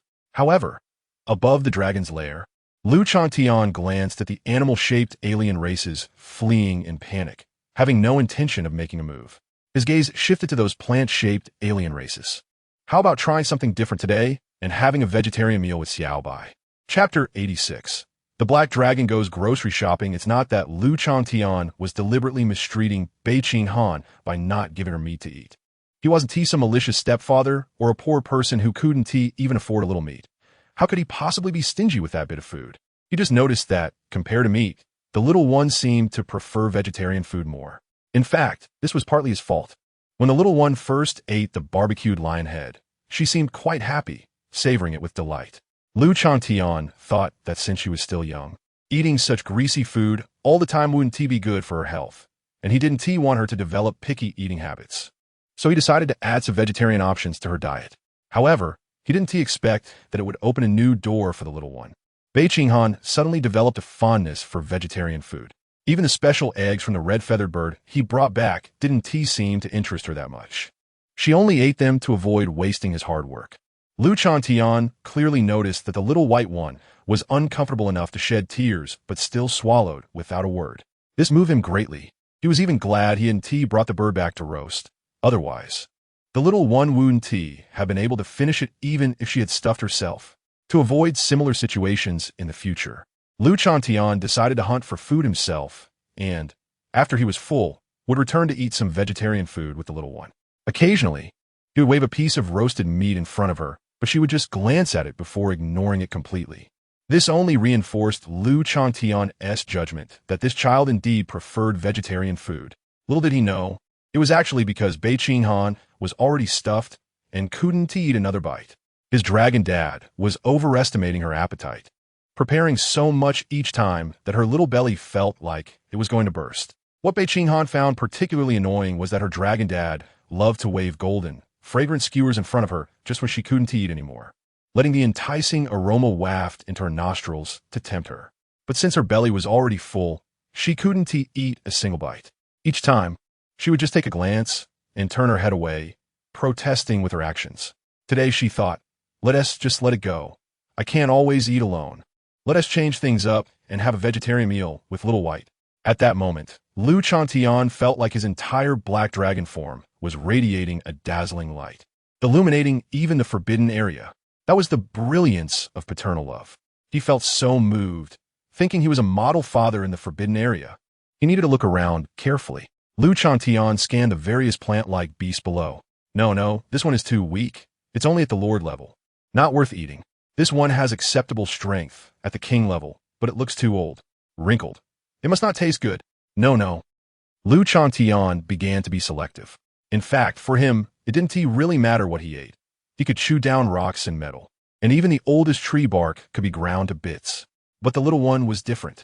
Who knows if the old tree bark at the king level could be chewed down? So he still needed to choose carefully. This one at the overlord level looks good. Strength is okay, and it seems to have a nice texture, but it might be toxic. Changtian then spotted a creature that looked like a mushroom. Past experiences told him to be cautious with such things. Who knows what might happen if he ate them? He wasn't afraid himself, but the little one might not be so lucky. He decided to keep it as a backup option. If he really couldn't find anything else, he could use it since he had a rabbit at home for testing poison. He muttered to himself. That rabbit just ate and slept all day, doing nothing, and he had even given it a dragon bloodbath. It was about time it served some purpose. Fortunately, the rabbit ultimately escaped this fate. Changtian didn't make it act as a poison tester. He found a suitable target. Oh, this guy, king-level strength, looks like it has a good texture. Should be quite chewy. It's you. Changtian locked onto his target, spread his dragon wings, and began to move. Meanwhile, the plant-like alien creatures and beasts below were still unaware of their impending doom. They seemed to be watching a show, casually commenting on the various beasts fleeing for their lives, enjoying a sense of detachment. Every time the black dragon went hunting, the scene was quite spectacular. The downside of being in the black dragon's territory was the worry of becoming its meal. But what did that have to do with us? The black dragon eats meat. It doesn't eat vegetables. Ha ha ha. With no external enemies bothering them, the giants above ignored them. The black dragon's territory was like a pure land within the forbidden area for them. Most of the land in the forbidden area had been divided among the giants. Below, the alien creatures had to struggle to survive in the narrow gaps or seek the protection of the giants. But the giants weren't benevolent. They wouldn't protect you for no reason, especially if you weren't of the same race. Thus, there were costs involved. Some giants required the alien creatures and beasts in their territory to offer various treasures, blood essences, etc. But living in the black dragon's territory didn't have those requirements. They just had to worry about being seen as food. But since the black dragon didn't eat vegetables, they could live here enjoying the black dragon's protection without facing the corresponding dangers. It was simply perfect. Just as they were comfortably enjoying themselves, the plant-like aliens suddenly felt that something was amiss. Above the dragon cave, that black dragon shadow seemed to be moving toward them. Wait, is the black dragon flying over here? Chapter 87. Stealing food from the black dragon? Are you crazy? Changtian was not flying at full speed.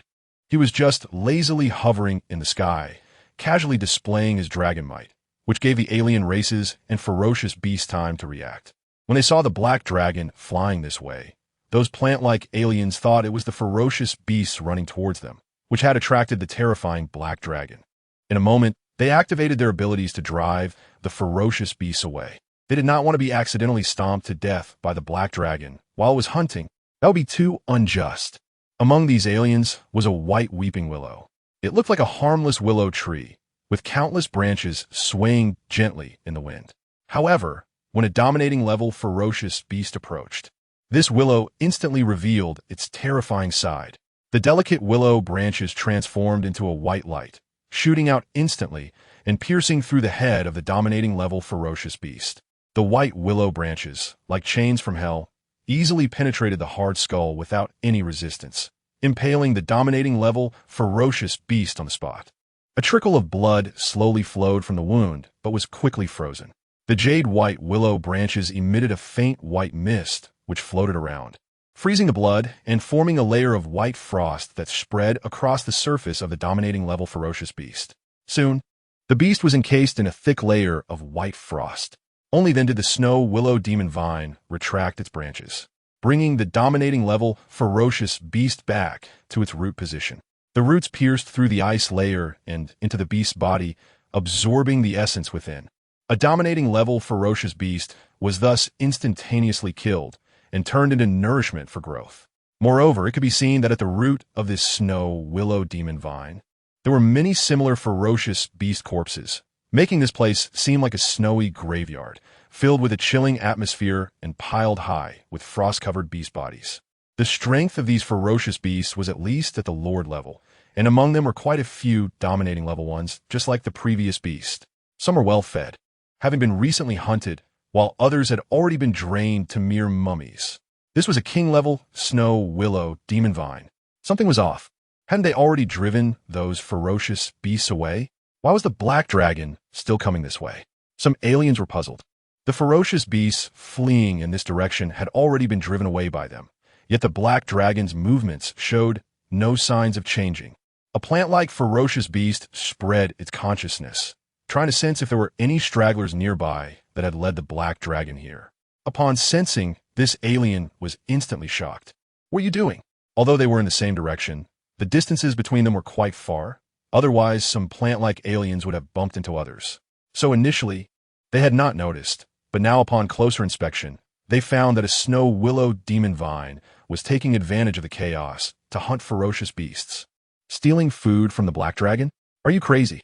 This alien was terrified and transmitted its consciousness to the snow willow demon vine. It was merely hunting a few dominating level beasts, and the black dragon would only hunt the king level aliens and ferocious beasts. The snow willow demon vine sent out a cold consciousness. After being in the black dragon's territory for so long, it had figured out the rules. The prey that caught the black dragons, I was either high-ranking dominating level or king level entities. So, it avoided the black dragon's targets and only hunted some lower-level ferocious beasts. Otherwise, as a king-level snow willow demon vine, even king-level ferocious beasts could not escape its countless willow branches. How could there not be a single king-level beast under the roots? That sounded somewhat reasonable. The plant-like alien felt that the snow willow demon vine had a point. But for some reason, it always had an ominous premonition. What if today the black dragon, having feasted on mountain delicacies, suddenly wanted to try something different? So, it was better to keep a distance. I don't want tree sap splattering on me. Thus, this alien decisively pulled its roots out of the ground, with long roots breaking through the soil like earth dragons. This alien suddenly seemed to grow a few long legs, sprinting away quickly with dust flying behind it, leaving a long trail. It wasn't until it had distanced itself from the area of the snow willow demon vine that it finally rooted itself back into the ground. Plant-like aliens, after all, were not real plants and could move. Coward. The snow willow demon vine was unconcerned and continued its hunting.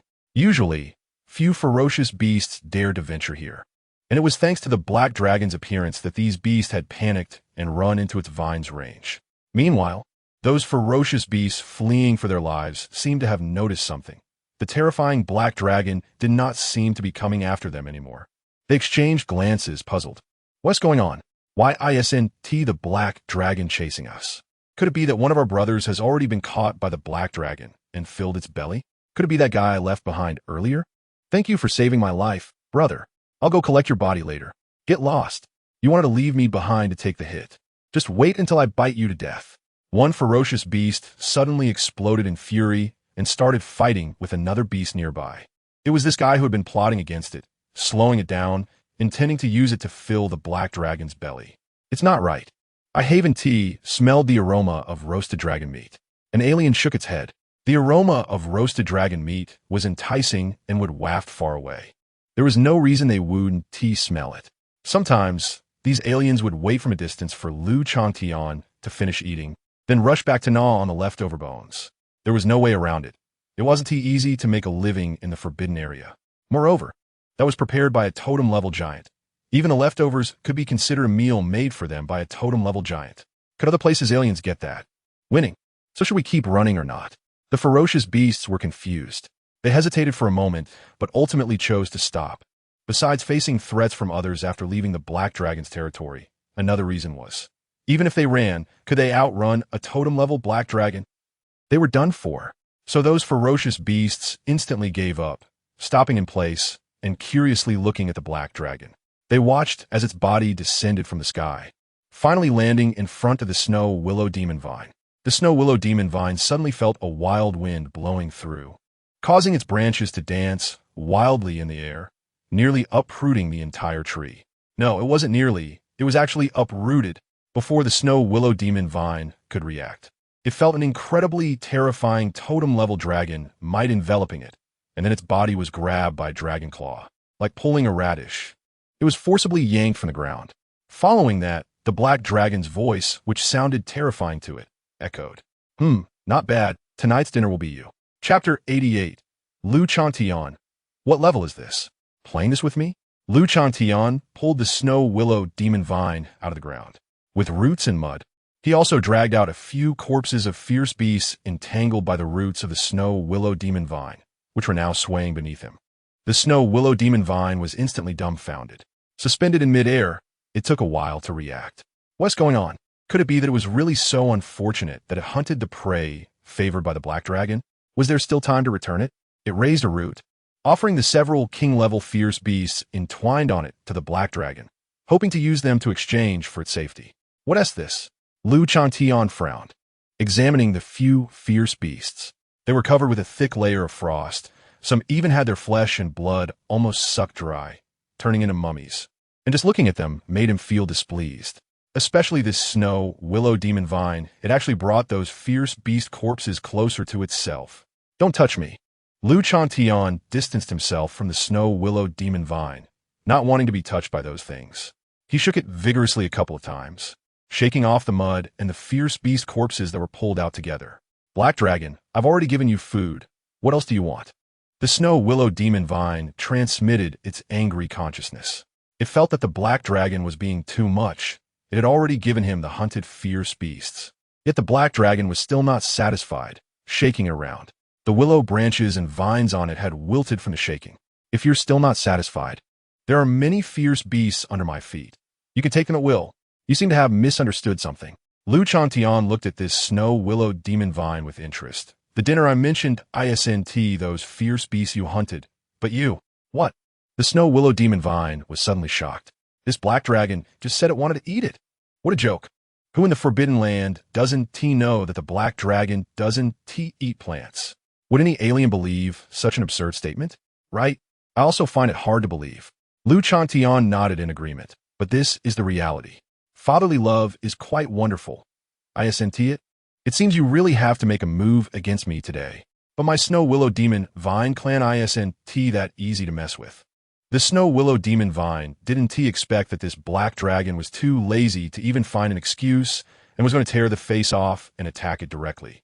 But also couldn't just surrender. Although the Black Dragon was powerful, the snow willow demon vine wasn't weak either, especially with its countless willow branches, which allowed it to fight against opponents one realm higher. It was now a king, meaning it had the strength to fight even against totems.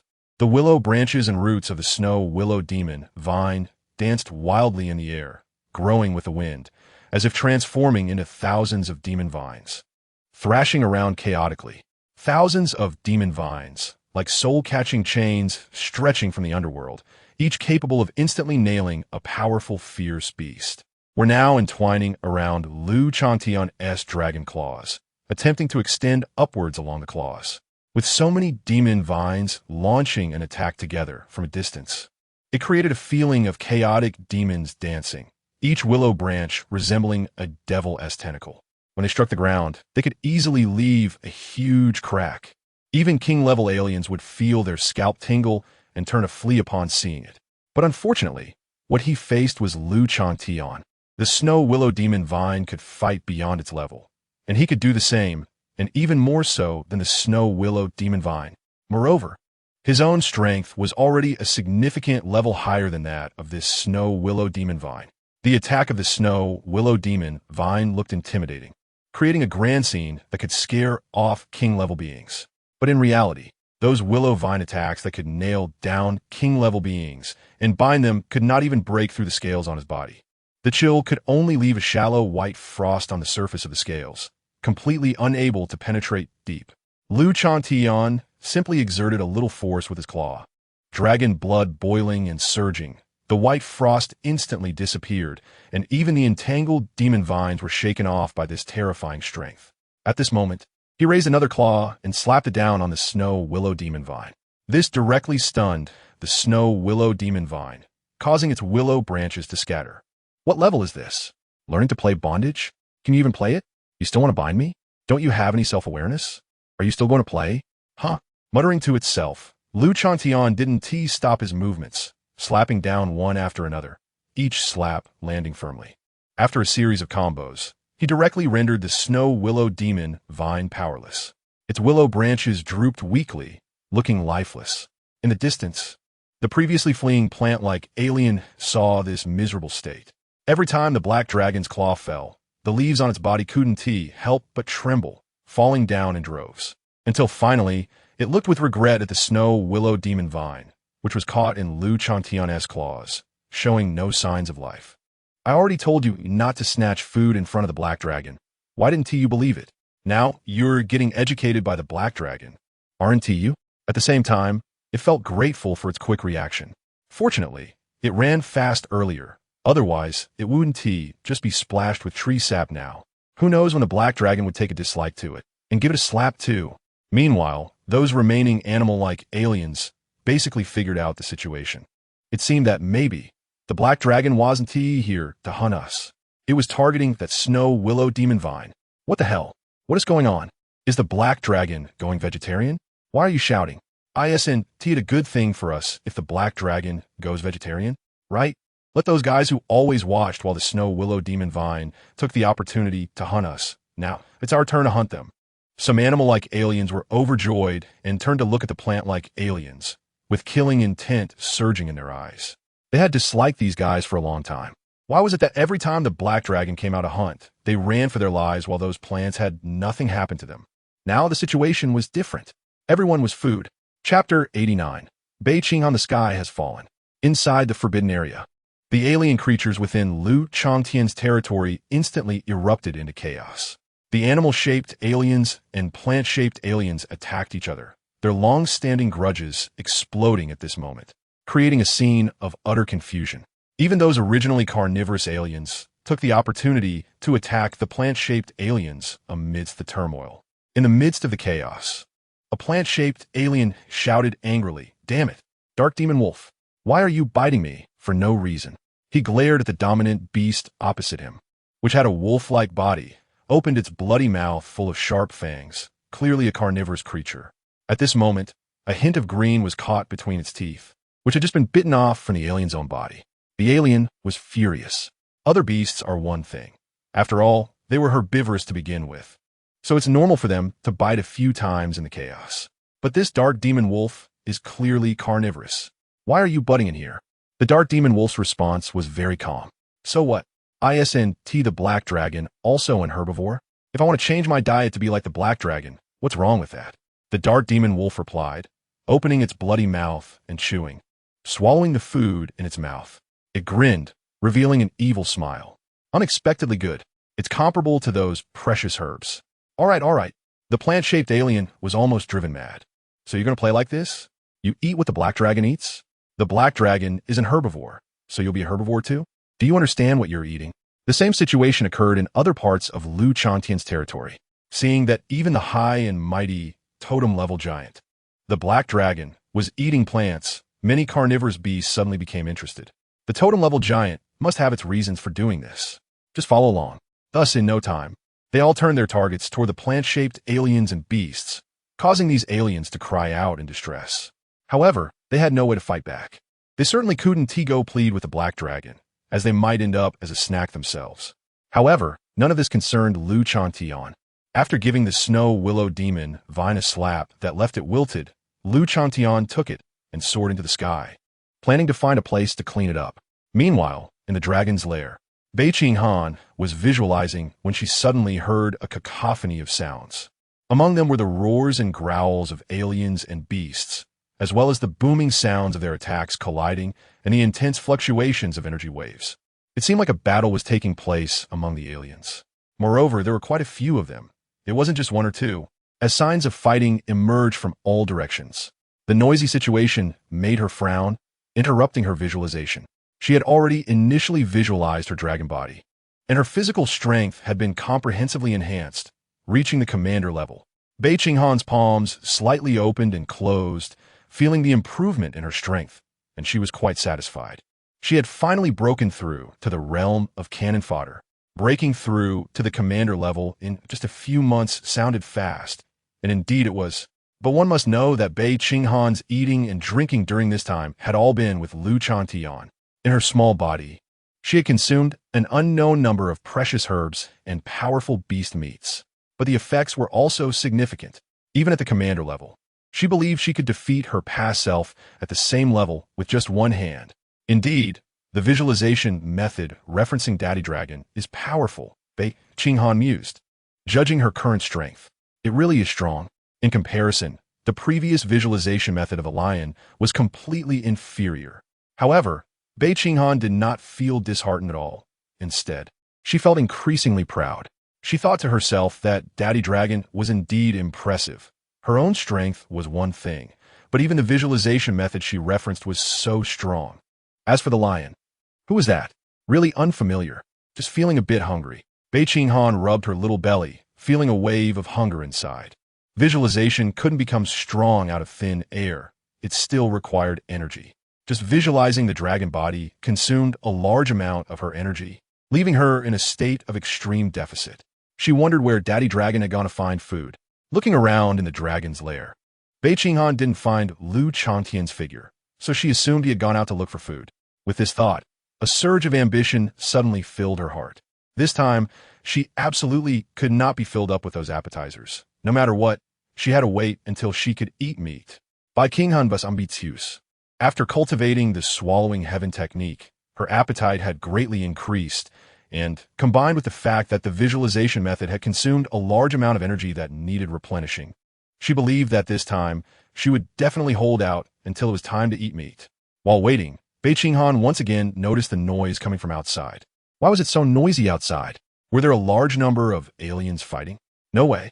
This was Daddy Dragon's territory. Who dared to be so reckless? Did they not fear Daddy Dragon's wrath? Alien conflicts were quite normal in the Forbidden Area, and giants usually wouldn't pay attention to them. But the premise was that the impact wasn't significant. If it was as noisy as today, those giants would have long since lost patience and personally intervened to suppress it. How noisy was it that they wouldn't let the giants sleep? Could it be that Daddy Dragon's hunting caused this? Bei Qinghan speculated, recalling that every time Lu Changtian went out hunting, a battle would inevitably occur. She felt that this time it was highly likely that Lu Changtian had caused the commotion. She pouted, realizing she had been a bit overly worried. She had been trying to avoid causing trouble for Daddy Dragon. But now it seemed that her dragon father caused far bigger troubles than she did. At any moment, he would provoke the giants and whatnot. At the same time, Bei Qinghan also felt a bit of anticipation. With such a big commotion, Daddy Dragon must have caught something big today. She believed she could eat a whole cow right now. No, it wasn't an exaggeration. She really could eat a whole cow. Just as Bei Qinghan was eagerly waiting, Lu Changtian finally returned, and a black dragon silhouette appeared in the sky. Noticing his daughter waiting at the entrance, Lu Changtian immediately accelerated, as if teleporting. And in an instant, the dragon silhouette appeared right in front of her. Little Bai is awake, huh? Have you been hungry for a long time? Not for long. I just woke up. Bei Qinghan shook her head, her big eyes filled with anticipation as she looked at the black dragon in front of her. Is it so noisy outside because Daddy went out to find food? It should be, Lu Changtian replied, though he wasn't very sure. He and T exerted much effort when capturing the snow willow demon vine. After a few slaps, it had become obedient. Logically, it should T have caused such a huge impact. But indeed, the noise had started after he went out. So it seemed that Little Bai was T wrong in saying it was caused by him. Sure enough, Bei Qinghan's eyes lit up. It was indeed caused by Daddy Dragon. It seemed today it must be a big haul. Quick, bring it out. Seeing the little one so full of anticipation, Lu Changtian didn't keep her in suspense and took out the already processed snow willow demon vine. Bei Qinghan took a glance. It's vegetarian. So she ignored it and continued to wait. But as she waited and waited, she didn't see Lu Changtian pull out the big haul she had imagined. She couldn't help but cast a puzzled look. Is that all? Are we just eating this today? Lu Changtian nodded. Yes. Bei Qinghan pressed it on. No meat? Lu Changtian continued. No, I see that you don't seem to like eating meat, so I specially prepared this king-level snow willow magic vine for you. Go ahead and eat. Bei Qinghan. She suddenly felt like the sky had fallen. Chapter 89. Bei Qinghan, so delicious. Snauilau de Monvine. Among the numerous plant-like alien species in the Forbidden Area, it ranks among the top, with a bloodline strength that is quite formidable. Its appearance resembles a harmless white willow tree, with branches that seem fragile enough to break easily. However, once it launches an attack, those seemingly weak branches instantly transform into incredibly tough demon vines. Each demon vine is capable of easily binding and killing a powerful alien. When thousands of branches attack simultaneously, even those stronger than it must take it seriously. If one is not careful, they could be entangled by countless demon vines and meet their demise. This is the assessment given by those aliens who have suffered losses under the branches of the snow willow demon vine. And after today, there will be an additional comment regarding the snow willow demon vine from Lu Changtian. The snow willow demon vine is slightly cool to the mouth, with a chewy and elastic texture. It's delicious. Slurp damn. Slurp, when did I ever say I liked eating vegetables and disliked meat? Slurp today. I will show with my actions that I do not like eating vegetables at all. Slurp. Bei Qinghan felt a mix of anger and despair in her heart. Sometimes, She really wanted to dive into her father dragon's brain to see if the structure of a dragon's brain was different from that of a human's. She felt that her father's intelligence was really a back and forth between cleverness and foolishness. When he was smart, he could read the thoughts of many giants in the forbidden area clearly. Yet when he was foolish, he couldn't even figure out what she liked to eat. She decided not to eat dinner tonight and to show her father dragon with her actions what she liked to eat. That was her plan. However, the sound of slurping could be heard from time to time, and Changtian wore a fatherly smile as he watched Bei Qinghan eat. She was seen with her little mouth slightly open, one hand holding a bowl and the other hand wielding golden lion bone chopsticks, quickly shoveling noodles into her mouth. The sound just now was made when Bei Qinghan slurped the noodles into her mouth. He gently said, "Xiao Bai, no need to rush, eat slowly. There is plenty more here. No one is competing with you." It seemed the little one was really starving. She was eating so fast. Upon hearing this, Bei Qinghan softly responded and slightly slowed her eating pace. She felt very desperate, seeing that tonight's dinner would again be vegetarian. Bei Qinghan was determined to show Changtian with her actions the truth that she did not like eating vegetables and preferred meat. Unfortunately, when Changtian placed the noodles made from the snow willow demon vine in front of her, the moment the noodles entered her mouth, the hard fortress in Bei Qinghan's heart instantly crumbled. This is too delicious.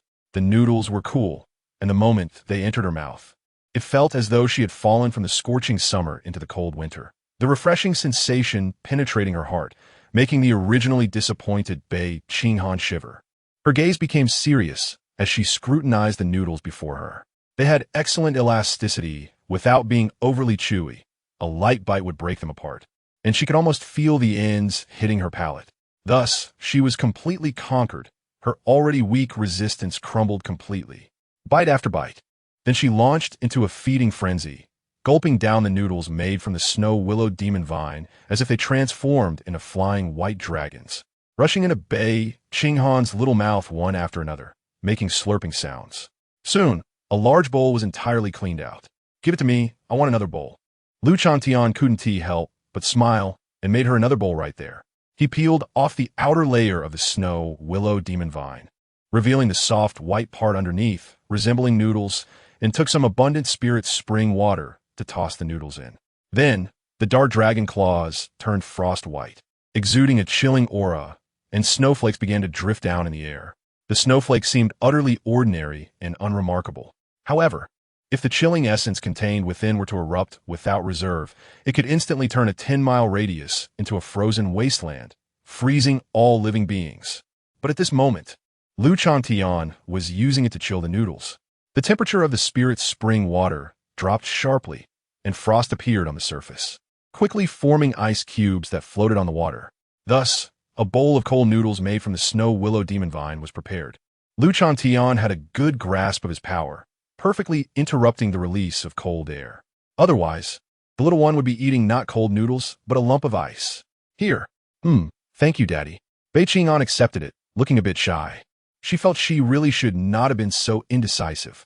She had clearly said she wouldn't eat any vegetables to show her determination to her father dragon. How did she flip so quickly? "Bei Qinghan, oh Bei Qinghan, you really shouldn't have." She scolded herself in her heart. What had she been thinking? Had she forgotten her faith in meat? This time, she absolutely could not give up again. Then, she habitually slurped a mouthful of cold noodles. The icy sensation burst in her mouth, accompanied by bits of ice. The coldness was invigorating. Wow, these noodles are really delicious. Instantly, Bei Qinghan tossed aside her previous thoughts and earnestly focused on the noodles in her bowl. Before long, another bowl was completely devoured. Looking at the empty bowl in front of her, Bei Qinghan's expression turned a bit awkward. "Want more?" Changtian asked cheerfully from his side. "Eat more. Children should eat more." Another bowl," Bei Qinghan quietly said, shyly raising her little bowl. Another bowl of noodles was placed in front of her. Bei Qinghan gazed at the cold noodles in the bowl, exuding endless temptation, silently swallowed her saliva, and repeatedly persuaded herself in her heart. "This is the last time. I'm not betraying. I'm eating critically. I'm eating with skepticism. I'm eating with exploration. Just like when facing an enemy. We must understand our enemy to defeat them."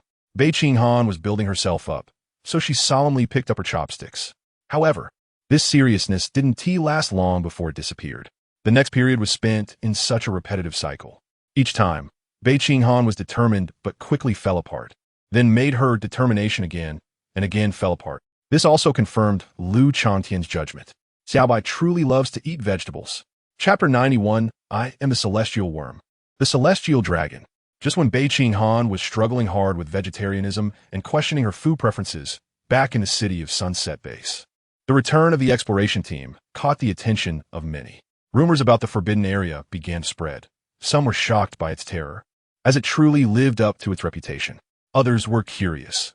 If those terrifying rumors were true, what about the tales of treasures hidden within the forbidden area? Some concluded that the members of the exploration team must have obtained countless precious treasures and elixirs inside. The Lord's Mansion would fund and uniformly collect the various gains brought back by the exploration team from the forbidden area. Of course, if they were not satisfied with the price offered by the Lord's Mansion, they could refuse the purchase and choose to find other channels to sell their goods. Changtian did not impose any strict requirements. After all, no matter whom they sold to, as long as the transaction occurred within the city, a portion of the funds would eventually flow into his pocket after several transfers. Zhang Yufan also sold his items directly to the Lord's Mansion. He understood the principle that a common man is guilty of possessing something precious. He was just an ordinary person, not one of those powerful cultivators. If he were to sell these precious spiritual herbs and treasures outside, he would inevitably attract the attention of those with ulterior motives. It was better to sell directly to the Lord's Mansion. Moreover, the price offered was indeed very fair. The cold herbs transformed into a warm balance in his personal account. Cease. We have money now. Zhang Yufan left the Lord's Mansion with excitement. He didn't go home directly, but took several twists and turns, cautiously observing each intersection for a moment. Confirming that no one was following him, he finally returned home. Zhang Yuyao had not been feeling at ease these past few days. Although Zhang Yufan did not specify what he was going to do, the fact that he had been missing for several days, combined with the recent rumors circulating in the city, made her suspect the worst. Brother, he must have entered the forbidden area with the exploration team. Having grown up listening to the terrifying legends of the forbidden area, she was very frightened of that unknown, mysterious place. Fortunately, seeing Zhang Yufan return safely today and confirming that he was uninjured, her tense heart finally relaxed. Zhang Yuyao, being thoughtful, did not ask too many questions but urged him to rest quickly. While Zhang Yufan felt touched by his sister's understanding, he also realized he was indeed a bit tired. After a brief conversation, Zhang Yufan returned to his room to rest. The forbidden area was fraught with dangers. Not only the invading alien races and fierce beasts, but also the environment itself posed a significant challenge to them as outsiders. He hadn't slept much these past few days, and both his mind and body had reached their limits. Now that he was finally back in a safe place, his tense nerves relaxed, and fatigue washed over him. Zhang Yufan almost fell asleep as soon as he lay down. During this sleep, he did not rest well. Illusions frequently appeared in his mind, with scenes related to the forbidden area flashing before him, making him feel as if he had returned to the forbidden area. The most frequently appearing image was undoubtedly that of the half-corpse of the thousand-legged centipede hanging from the peak of the mountain. By the time he woke up the next day, Zhang Yufan felt groggy. It was as if 1,000 legs were crawling on his head, and his brain, stimulated and active all night, had not had a moment's rest. Rubbing his still dizzy head, he noticed his poor complexion from lack of sleep and frowned, guessing, was it because the impression left by that half-corpse was too deep? I dreamed about it many times last night. For most ordinary people living in the Bay City, the leader-level alien races and fierce beasts were the highest level they could encounter. Zhang Yufan needed to leave the city to gather herbs, but he had only seen leader-level alien races from a distance, which was already quite terrifying to him. As for overlords and kings, they existed only in legends. He had merely heard of them and had never seen one with his own eyes. Yet now, he had directly encountered the totem-level thousand-legged centipede, which was a shocking experience due to the vast difference in life levels, especially since this thousand-legged centipede was only left with half a corpse. No matter how many times he had seen it, this image left Zhang Yufan in awe. The size of the thousand-legged centipede was something he had never seen before. Such a powerful, fierce beast had been killed and cut in half. He was unaware of the existence of totem levels and only thought that only the king level, who ruled over countless alien races, could possess such strength. Thankfully, it had already died in the forbidden area. The enemy that killed the thousand-legged centipede was still in the forbidden area. Zhang Yufan felt lucky.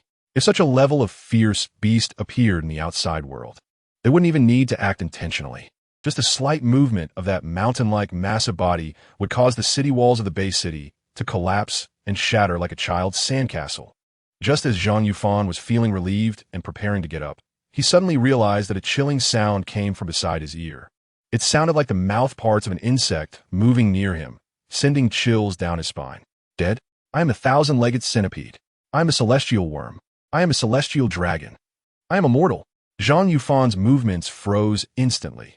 The eerie voice made him recall the dream he had last night. Then, the scene before his eyes shifted, and he found himself in the realm of consciousness. In the realm of consciousness, the figure of the thousand-legged centipede clearly appeared. Bei Qinghan eventually finished her meal. Despite resisting several times during the process, her efforts were in vain. She simply gave up and opened her belly to eat heartily. She stuffed herself so much that her little belly was round, lying on the ground lazily, not wanting to move. The rabbit also took advantage of Bei Qinghan's bounty and ate some. The cold sensation made her feel that this was much tastier than the precious herb radish she had nibbled on before. She thought she had been narrow-minded before. Why eat spiritual herbs? If you're going to eat those plant-shaped, alien, fierce beasts. If it were the previous rabbit, it would never have had such thoughts. After all, it was just an ordinary rabbit. But now, having consumed numerous spiritual herbs and soaked in dragon blood medicinal baths with Bei Qinghan in terms of bloodline, the rabbit was no weaker than those fierce alien races in the forbidden area. After all, it was a king-level existence. The noodles made from the snow willows contained rich essence, instantly replenishing the energy Bei Qinghan had consumed during her visualization, and even leaving some surplus. Bei Qinghan did not waste it and quickly continued to visualize, refining the abundant essence within her body. Just this action. Changtian looked at the little creature lying on the ground with a headache, feeling quite troubled. What should be done with this little one afterward? Chapter 92. A small body, a big pot. Changtian looked helplessly at Bei Qinghan, who was lying on the ground, pressing his body tightly down. He felt a deep sense of despair for the little guy's future development. Not only did he not like to eat meat, but he also liked to lie like this after meals. What would little Bai do in the future? He didn't even know where this bad habit came from. Changtian's blood-red dragon eyes scanned the dragon cave below like two huge searchlights, quickly spotting a third living creature besides himself and little Bai. A rabbit. The rabbit had just finished eating a cold dish made of snow willow magic vine, sticking out its little tongue to lick its lips, feeling pleasantly cool, which made its eyes narrow in comfort. It lay on the ground, looking like it was savoring the moment. With Changtian's blood-red dragon eyes, filled with the overwhelming aura of a totem-level dragon, the oppressive force felt like a supreme heavenly might, making the rabbit instantly feel as if it was being watched by a terrifying presence. Startled, the rabbit jumped up from the ground, looking around for the source of the threat. Then, it met Changtian's fierce dragon gaze. Rabbit, whimper, whimper. The rabbit and Changtian locked eyes, cautiously whimpering a few times, unsure of how it had offended this big fellow again. Then, it heard the black dragon open its fearsome mouth, emitting a terrifying voice. It's all your fault. You lie on the ground all day after eating, and little Bai has learned your bad habits. Changtian felt he had found the culprit. It must be because it saw this rabbit being so lazy that it influenced little Bai, not the dragon dad. Can this be blamed on her? The rabbit was bewildered, its small body carrying a big pot. Although it did spend all day eating and sleeping, hardly doing anything productive, did you ever think about yourself when you said that? Compare to me, how much better is this black dragon? The black dragon also often lies on the ground after eating, digesting the energy in its body while becoming stronger. Right? If we must say whether it's me or the little master, we actually learned it from this black dragon. What? Do you have an opinion? Seemingly sensing something, Changtian's tone darkened, and his gaze suddenly became dangerous as he stared at the rabbit. Whimper. The rabbit quickly squeaked twice. Though it thought this way, it dared not say it out loud. It could only show with its attitude that it had no objections, and if the little master acted this way, it was all its fault. With a relatively positive attitude of admitting fault, Changtian decided to let it go this time. The rabbit breathed a sigh of relief, thinking this matter had passed. But then Changtian continued, "What are you still doing there? Hurry up and help out." Help out? The rabbit looked down at its little arms and legs, so small. Then it looked at the black dragon, whose scales were larger than its entire body. What could the black dragon need help with? Even if it needed to fill its belly, it wouldn't need her help, right? Being so small. She wouldn't even be enough to fill the black dragon's gaps. Go, bring over those leftover snow willow magic vines over there. Changtian pointed in a direction to the rabbit. He thought that if the little guy kept lying down and sleeping like this, it might affect its future development. So he decided to make a hammock for it. Coincidentally, when he was dealing with the snow willow magic vine earlier, he had picked some old willow branches and vines that were not suitable for eating, intending to throw them away. Now, it was perfect for repurposing. He could have moved those things with just a thought, but he had said that he couldn't let this rabbit be lazy anymore. He had to find something for the rabbit to do, right? Whimper. The rabbit felt desperate. How had it become a mover? But in the dragon cave family, Changtian's orders were absolute and could not be disobeyed. Fine, except for Bei Qinghan. With how much this black dragon dotes on his daughter. Even if she disobeyed his orders, he would probably just say his daughter is very opinionated. The rabbit grumbled in its heart, but could only comply. Fortunately, its body had been strengthened by various spiritual medicines and dragon blood baths, so it had long since changed from before. Otherwise, it might not even be able to move a single willow branch. Even so, after moving everything over, it still left her exhausted, lying flat on the ground. It was hard to tell how much of that was genuine. Changtian picked out the most resilient branches to use as the hammock's ropes. Now that there were ropes, the next thing was to find a piece of fabric for the hammock's body. For this, Changtian already had an ideal target in mind. Get up, don't lie there, it's not done yet. There's some lion skins in the treasure house. Go get them, Changtian said, poking the rabbit with his claw to urge it to get up. There was also a treasure house in the dragon cave. It hadn't existed at first, but ever since Changtian took Bei Qinghan to visit the treasure houses of several major foreign tribes, it naturally came into being. Inside, besides the various treasures brought back from those foreign tribes, there were also other items Changtian had obtained through various means. For example, the leftover fur and bones of the golden lion. When building the dragon cave, there were leftovers and, thinking that they were totem-level materials, Changtian casually collected them. Now, he took them out again to make a hammock. Mainly because the little guy had been sleeping on lion skin beds for a long time, it was likely to become accustomed to it. So changing places might affect its sleep. Considering this, the caring old father decided to use the same material to avoid the little one from being uncomfortable. Whimper. The rabbit weakly whined twice on the ground, then got up and ran towards the treasure house. There were no restrictions or security in the treasure house. Changtian himself was the best security, and no one could steal anything in front of him. So the rabbit was able to open it. Since the things inside were piled too high, as soon as the treasure house was opened, everything tumbled out, with the golden lion's fur and bones coming out first, because they were used most frequently. They directly overwhelmed the rabbit. Meanwhile, outside the dragon cave, after a busy day, the lion beast finally returned to the dragon cave. Exhausted, the lion beast didn't understand why, but when it had run its 10th lap, the four tribes and beasts outside had gone crazy, attacking and fighting everywhere. It had to dodge the attacks while running, which took a lot of effort. That was why it had missed dinner time. I wonder if there's anything left for me, the lion beast thought, considering that it had dined with totem-level giants. Thinking of this, its heavy footsteps, burdened by the mountain, lightened up considerably as it quickly returned to the dragon cave. It also saw the scene inside the dragon cave. Lion fur and bones were scattered all over the ground, exuding the aura of the totem-level lion tribe. Lion Beast. Chapter 93. Lion. Am I the dinner? The golden lion thought calmly, feeling that the situation was not good, and he was panicking. Oh no, could it be that the black dragon's dinner today is actually me? The reason he was made to carry a mountain and run in circles was not as he said, to train him as a mount, but just to let him move a bit before being eaten, so that he would taste better when eaten. Just then, the black dragon turned its head, its blood-red dragon eyes fixated on the lion beast. The totem-level dragon might was unmistakable. The black dragon said, "Lion, there's nothing to eat at home." Nothing to eat? It really was going to eat him.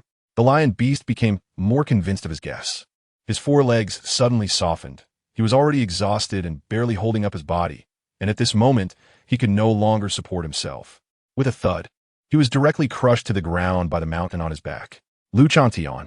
This sudden turn of events stunned Changtian. From his perception, he had noticed the lion beast's presence long before it approached the dragon's lair. He had sent it out to carry the mountain and run in circles, but accidentally forgot about it, leaving no food for the lion beast. He was still thinking about explaining things to it. But why is it kneeling down in this disagreement? You're a lion. Do you have no dignity at all? Look at how your predecessors acted. Learn from them. The lion beast dare not learn.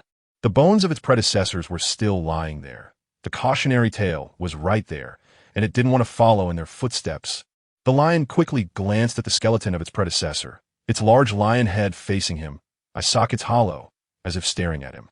He instantly averted his gaze, not daring to look again. Lying on the ground, he pressed his front paws against his head, trembling all over, making whimpering sounds. Oh, don't eat me. I just finished running with the mountain. I'm all sweaty and smelly, not tasty at all. When Bei Qinghan opened her eyes, she felt that the atmosphere in the dragon's lair was a bit off. The sound of the lion beast kneeling was too loud, especially with the compressed little mountain on its back. The weight was terrifying. With such pressure, it felt like an earthquake. Even if Bei Qinghan wanted to stay asleep, she couldn't. She opened her eyes and just happened to see the lion beast kneeling before her dragon dad. What is going on? Bei Qinghan was immediately stunned. It wasn't because she was surprised by the lion kneeling. After all, this lion beast had already made a glorious record of sliding down to its knees without hesitation the first time it saw her. Now kneeling before Dragon Dad was absurd, yet somehow reasonable. Bei Qinghan was just surprised by the reason for its kneeling. Noticing Bei Qinghan, Lu Changtian greeted her gently. Xiao Bai, you're awake? MHM. Bei Qinghan nodded obediently and walked over to Lu Changtian. She curiously looked at the kneeling lion beast and asked her Dragon Dad, what happened? Why did Huang kneel? Lu Changtian had just realized why the lion beast kneeled as soon as it saw him. Was it thinking like this?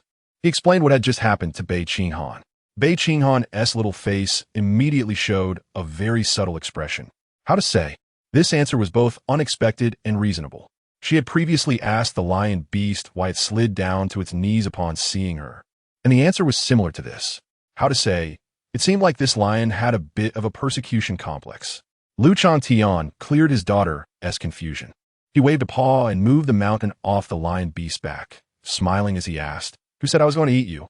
The mountain that had crushed him and prevented him from moving was moved, but the lion beast still didn't dare to move, until it heard Lu Changtian's words. It finally trembled and raised its head, its voice shaking as it quietly asked, "Oh, is it not? If I wanted to eat you, why would I let you carry a mountain to exercise? Oh, let me exercise a bit before being eaten, so I taste better?" The lion beast tremblingly replied. This made Lu Changtian laugh, and he directly said, "Where did you hear that? You have no common sense at all. Meat that's just exercised has lactic acid buildup, making it taste sour and tough. It's the worst to eat." Huh? The lion beast was instantly stunned. What? What's sour? What buildup? The terms Lu Changtian used were too unfamiliar, causing the lion beast to momentarily not understand what they meant. It only felt that as expected of a totem-level giant. Even the words spoken were so profound and mysterious that a mere lord-level little Karami, couldn't even comprehend. It felt even more in awe of the black dragon in front of it. At the same time, it felt relieved, although it didn't understand. It seemed that the black dragon didn't want to eat it, so its life was saved. Predecessor, it seems I don't need to look for you for now. The lion beast glanced at the bones on the ground. The basic education in the Forbidden Land is still too backward, seeing the lion beast's incredibly clear eyes. Lu Changtian shook his head in disappointment.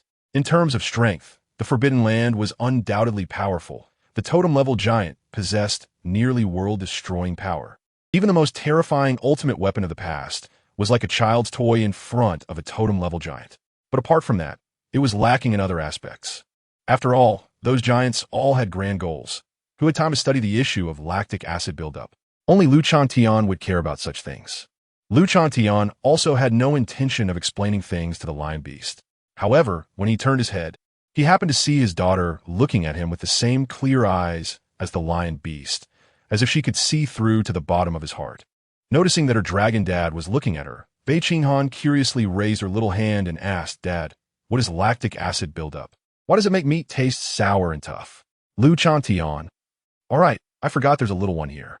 Lactic acid is an organic acid produced in the body during intense exercise, When tissues lack sufficient oxygen, the concentration of lactic acid rises. Excess lactic acid buildup can cause meat to become sour and tough, making it unappetizing. Chapter 94. Knowledge enters the brain in a strange way in the dragon's lair. Changtian pulled up a piece of fur to temporarily serve as a blackboard, while he stood beside it giving a lecture. "Oh, I see. No wonder the meat I sometimes caught before was sour and tough. It was because of this." The lion beast howled, nodding vigorously beside him. It felt that the totem-level giant was indeed worthy of the title. Not only was his strength formidable, but his knowledge was also profound, easily solving the problem that had troubled him for many years. Bei Qinghan's expression was quite complex, feeling that knowledge was entering her mind in a strange way.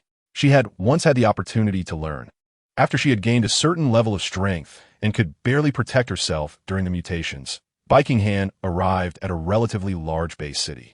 Here, order was still relatively intact, and there were schools. She had studied in a school for a few days, deeply immersed in a sea of knowledge, unable to extricate herself, and nearly drown in it. For Bei Qinghan, who had never experienced systematic education, the words in books were like a celestial script. She couldn't even recognize the characters themselves, let alone string them together.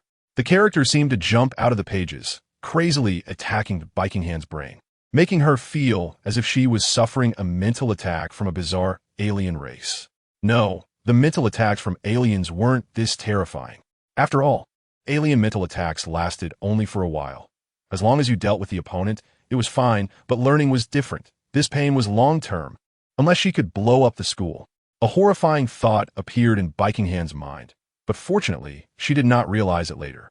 Just then, there was a beast siege, and Bei Qinghan used the excuse of protecting the city to escape the school, leaving as if fleeing from a terrifying den behind her.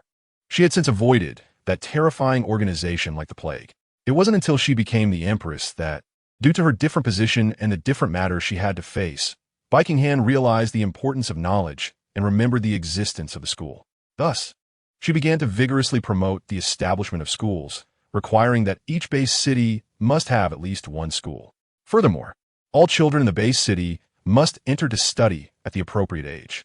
The school was responsible for teaching cultural and cultivation courses with classes 5 days a week, 8 classes a day, and an additional 4 evening classes. Having experienced the reign, Bei Qinghan understood the importance of knowledge, so she decided to hold up an umbrella for others.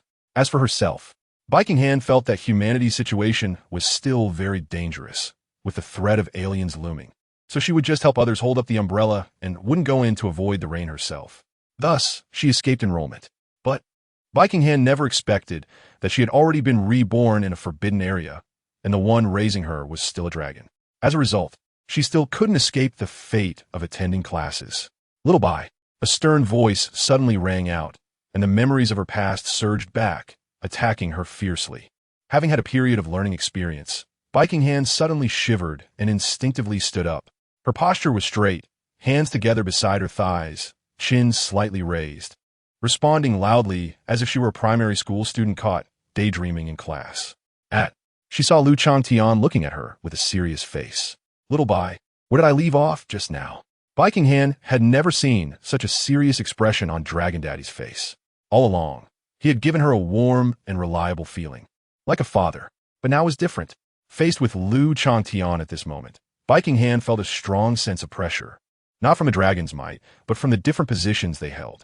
It was commonly known as the pressure of a teacher toward a student. Bei Qinghan's mind went blank, and she was completely dumbfounded, appearing somewhat at a loss. Little Bei, you're not paying attention in class."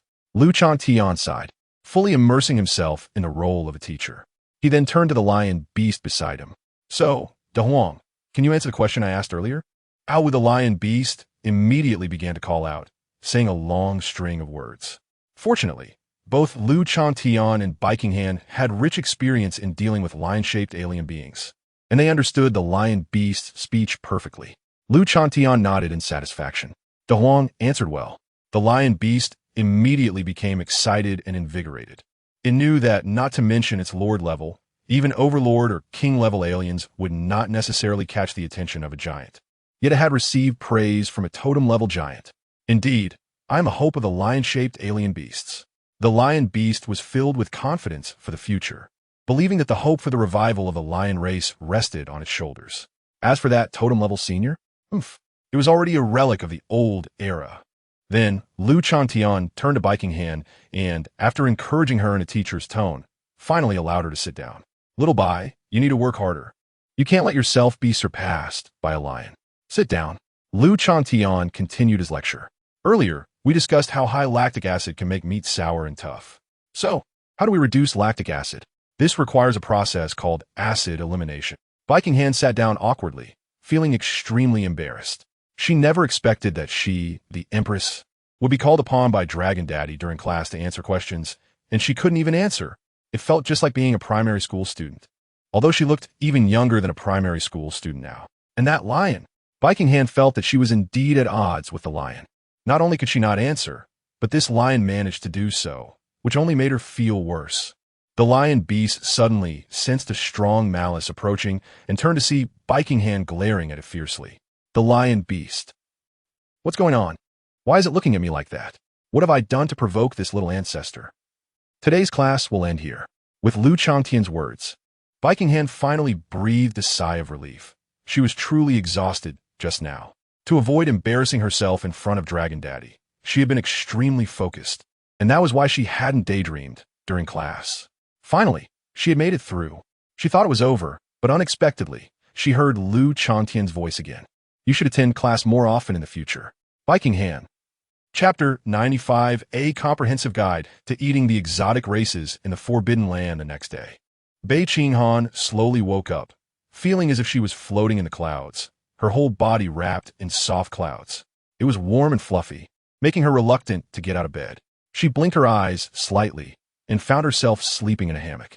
The hammock, suspended in midair, was made from the branches of snow willow magic vines and the fur of a golden lion.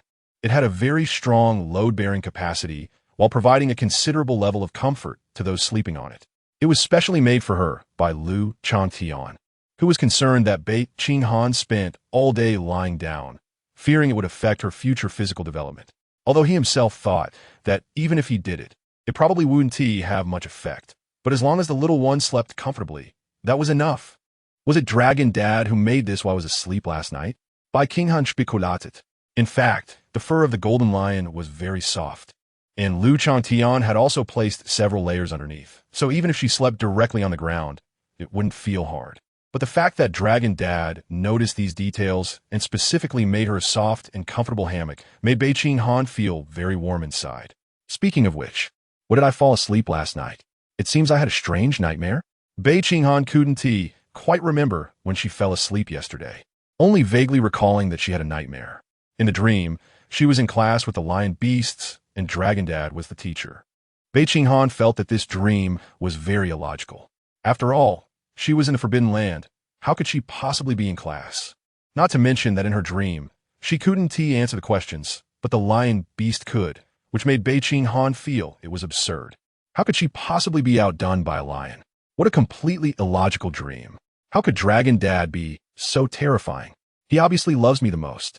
Reflecting on her dream self as a student facing the stern Dragon Dad teacher, Bei Qinghan felt even more grateful that it was just a dream. The real Dragon Dad wasn't a serious teacher. He was a caring Dragon Dad who made her a comfortable hammock. Let us go thank Dragon Dad. Bei Qinghan got out of the hammock, feeling that she should go thank Dragon Dad for making it for her. She also wanted to wash away the frightening impression from her dream with the real Dragon Dad. Finally, Bei Qinghan saw the huge figure of the black dragon outside the dragon cave, and she ran over like the wind, her round little feet stepping on the soft lion fur carpet. Eagerly running towards Changtian, a happy smile appeared on her face. Daddy, the hammock was so comfortable yesterday. Changtian also noticé Bei Qinghan es arrivé. Xiao Bai, you're awake? As long as the hammock is comfortable, that's good. Seeing that she seemed to be in good spirits, Changtian also breathed a sigh of relief. You fell asleep right after class yesterday. I was worried something had happened. It's good that you're awake. Now it's time to start class. Suddenly, a faint scratching sound was heard, and Bei Qinghan abruptly stopped her running motion. Her little feet skidded across the lion fur carpet, leaving 2 scratch marks before she finally halted. Bei Qinghan. Her heart sank immediately. Oh no, the dream was real. In the following days, Bei Qinghan had an exceptionally fulfilling life. Every day was filled with either cultivation or study, and time flew by in between the two. Fortunately, Lu Changtian's teaching method was unique and different from ordinary teachers, which piqued Bei Qinghan's interest. As a gourmet of the Forbidden Land, Lu Changtian had tasted most of the exotic races in the Forbidden Land and had a book titled A Comprehensive Guide to Eating the Exotic Races in the Forbidden Land. If it were someone else, they would probably be most concerned about the strength of the exotic races, their characteristics, and their combat methods. But Lu Changtian was different. When he looked at the exotic races, he was more interested in whether they could be eaten, how good they tasted, and how to prepare them to make them even more delicious. Often, as he spoke, Bei Qinghan would find herself drooling. The drool was because these exotic races sounded so delicious. As for the tears, it was because such delicious exotic races, she couldn't eat them at all. It could only be said that she was both pained and happy. While Bei Qinghan was studying and cultivating, Lu Changtian was also busy looking for ways to break through the natural disasters. During this time, the Forbidden Land was relatively calm. Since the exploration team of humans left the Forbidden Land, the giants had been in a dormant state. They neither appeared nor continued to sleep, but maintained a low consumption state of awakening, slowly waiting. Occasionally, they would communicate with each other. I can't stand it anymore. How long will this meaningless meeting last? We should have just captured those humans directly. Why listen to that black dragon, making us wait here like this? A giant from the dark demon race angrily said. He had existed for a long time and had little lifespan left. And now this uncertain waiting was a torment for him. Who knows if new humans will come in, or if he will kick the bucket first. Don't forget that the initial decision was agreed upon by all the giants, and you were included. If you don't want to participate, you can ignore it. But I can't guarantee what will happen. One giant reminded, his words carrying a hint of threat. Their communication was meaningless. It was merely to confirm that this giant was still present. But if any giant didn't appear, others would suspect whether they were secretly sneaking off or engaging in some small actions. Given the paranoid nature of these exotic races in the Forbidden Land, what happened next was evident. Without this giant's reminder, the dark demon race giant could also guess. What awaited him would likely be a collective beating from all the giants, right? If it's a beating, so be it. Do you think I'm afraid of you? The exotic race snorted coldly and said, Anyway, there's nothing to do. It's fine to sleep longer and contact old friends. Damn, do they really think everyone is like the black dragon? Of course, he was afraid. Speaking of the black dragon, it seemed there was a bit of noise over in his territory recently. Does anyone know what happened? One exotic race giant asked. During this time, the Forbidden Land was relatively calm, waiting for the next batch of humans to enter, while the commotion in the black dragon's territory stood out. What kind of trouble had that black dragon caused again? It seemed that the black dragon had eaten a king-level snow willow magic vine some time ago.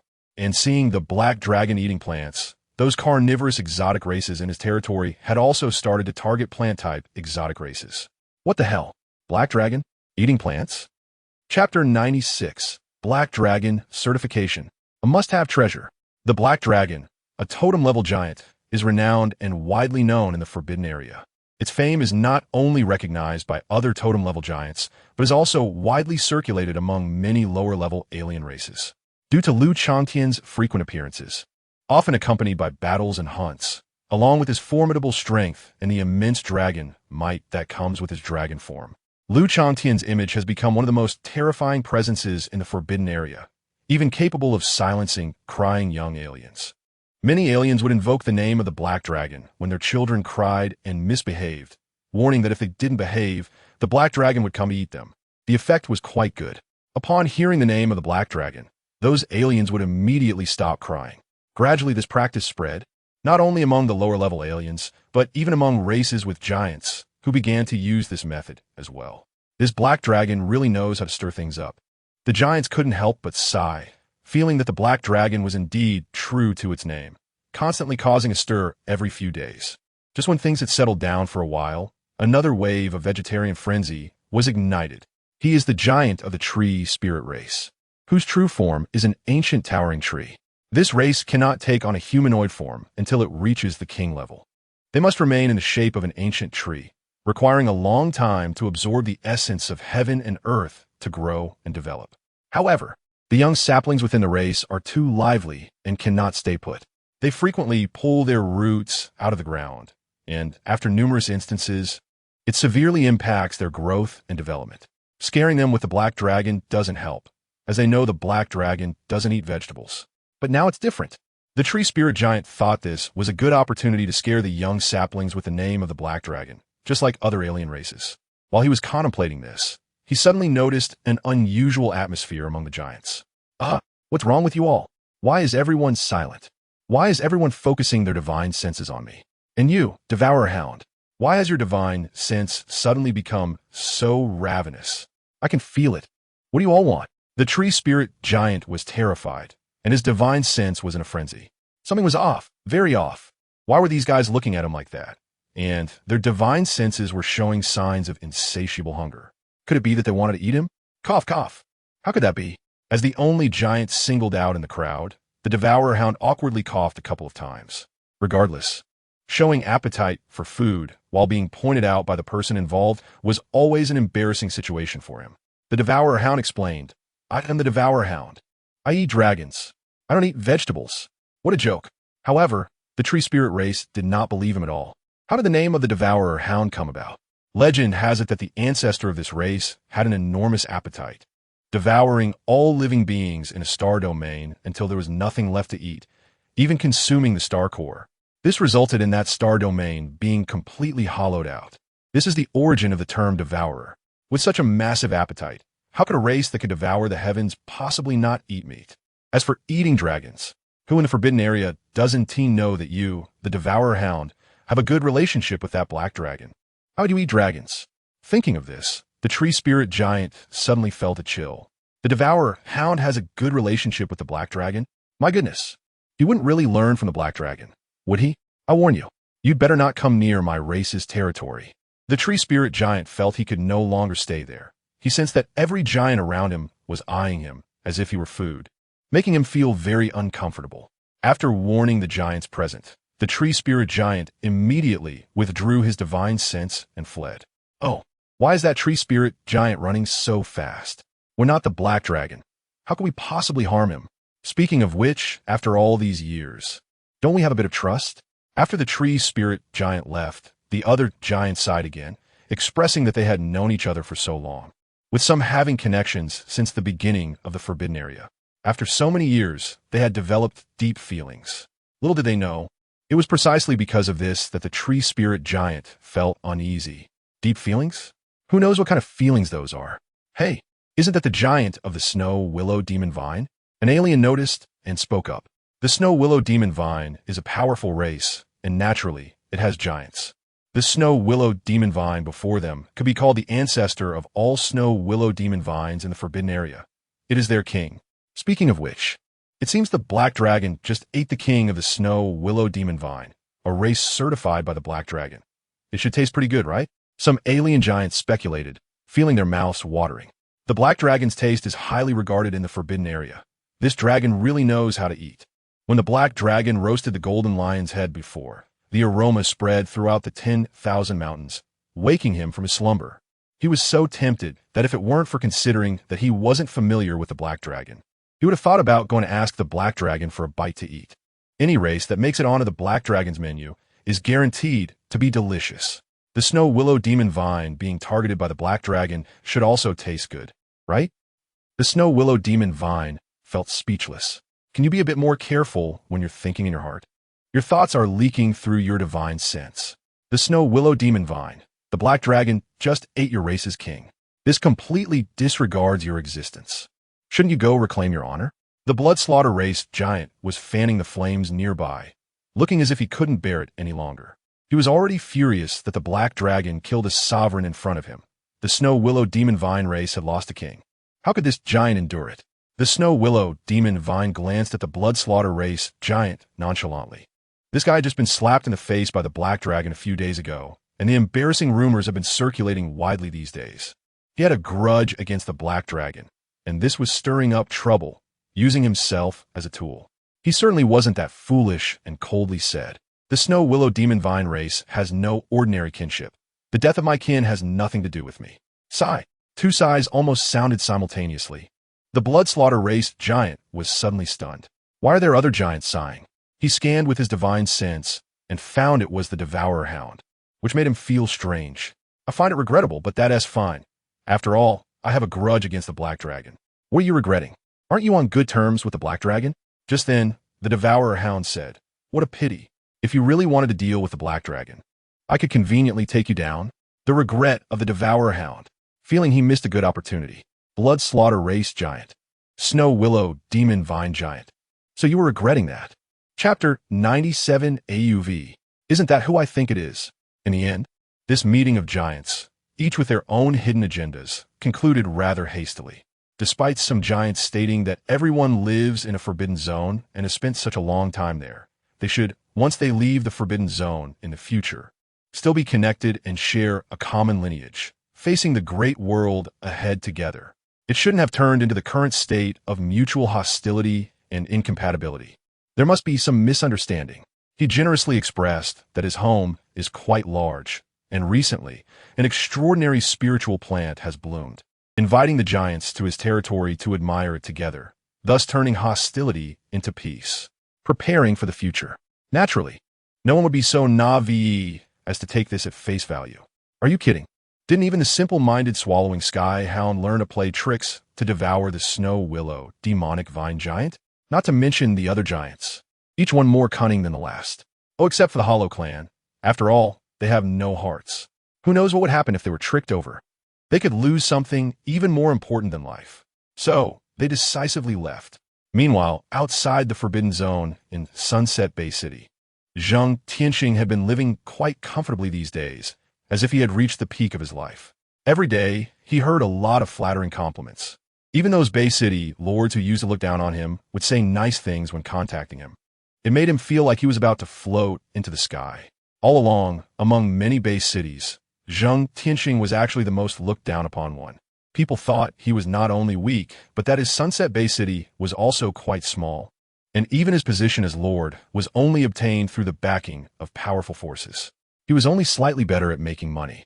So, when he was previously in trouble, the people from Morning Sun Bay City would take advantage of this incapable but wealthy guy. But now the situation was different.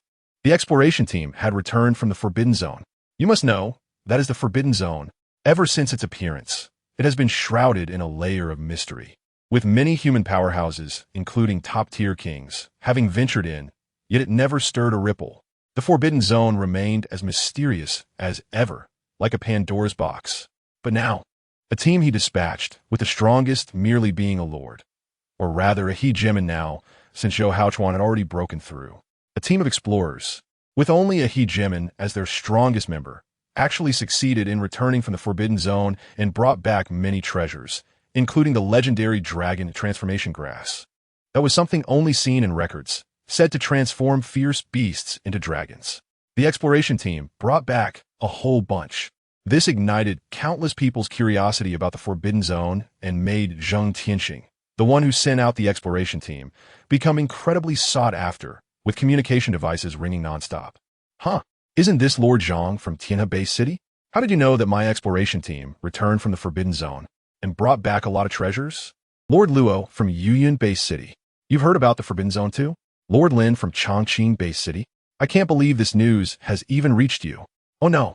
I told them not to spread news about the Forbidden Zone. Inside the Lord's residence, Changtian held the communicator, opened his contacts, and pulled out the list of Bay City lords who had once mocked him. He called each one, although the content of what he said varied. The underlying message was essentially the same, boasting about his gains. This made the lords who received his calls furious, their anger almost causing smoke to erupt from their ears. How could this guy ask how they knew that his exploration team returned from the Forbidden Zone when he was the one contacting them? They were so angry they wished they could slap this fat guy. But what could they do? As of now, he was the only one who had returned from the Forbidden Zone. Holding the exclusive information, they could only endure it and ask about the specifics. But at this point, Changtian started to play coy. Of course, he wasn't a fool. He knew that any news related to the Forbidden Zone was his most valuable resource. So how could he easily reveal it to others? He just attributed everything to luck. Ha ha ha, it's all luck. I really don't know how it happened. You know that the highest ranked person I sent out was only a lord. Oh no, now he's a hegemon. I didn't expect him to suddenly break through from lord to hegemon. It troubled me. What? You ask why I'm troubled? Isn't it because of money? The treatment of a hegemon is much higher than that of a lord. My Sunset Bay City is a small place. I can hardly afford it. As he spoke, Zhang Tianxing suddenly sighed and appeared very troubled, making the lords on the other end of the communicator so furious they were about to grind their teeth into dust, gripping the communicator tightly until it almost deformed. Boasting, right? This damn Zhang Tianxing is definitely boasting. Nonsense about not being able to afford it. If he can't afford it, just give it to them. They can afford it. Some lords expressed their willingness to take in the hegemon Zhou Haochuan. At this moment, Zhang Tianxing saw that his thoughts had been exposed, so he simply stopped pretending. That's right. I am boasting. Zhang Tianxing. After a burst of venting from the lord on the other end of the communicator, they hung up the call immediately. Beep. Why did they hang up? Lord Lin S. Endurance ISNT good. INT even said a few words before he couldn't hold back. Sigh. Still need to practice. Zhang Tianxing shook his head, feeling that these Bay City lords were really not up to par. If he waited a little longer, who knows? He might be in a good mood and reveal the secrets of the Forbidden Zone to them, although he had no idea what valuable information there even was. Just then, the hung-up communicator suddenly rang again. Zhang Tianxing picked up the communicator and, seeing the name displayed, immediately smiled.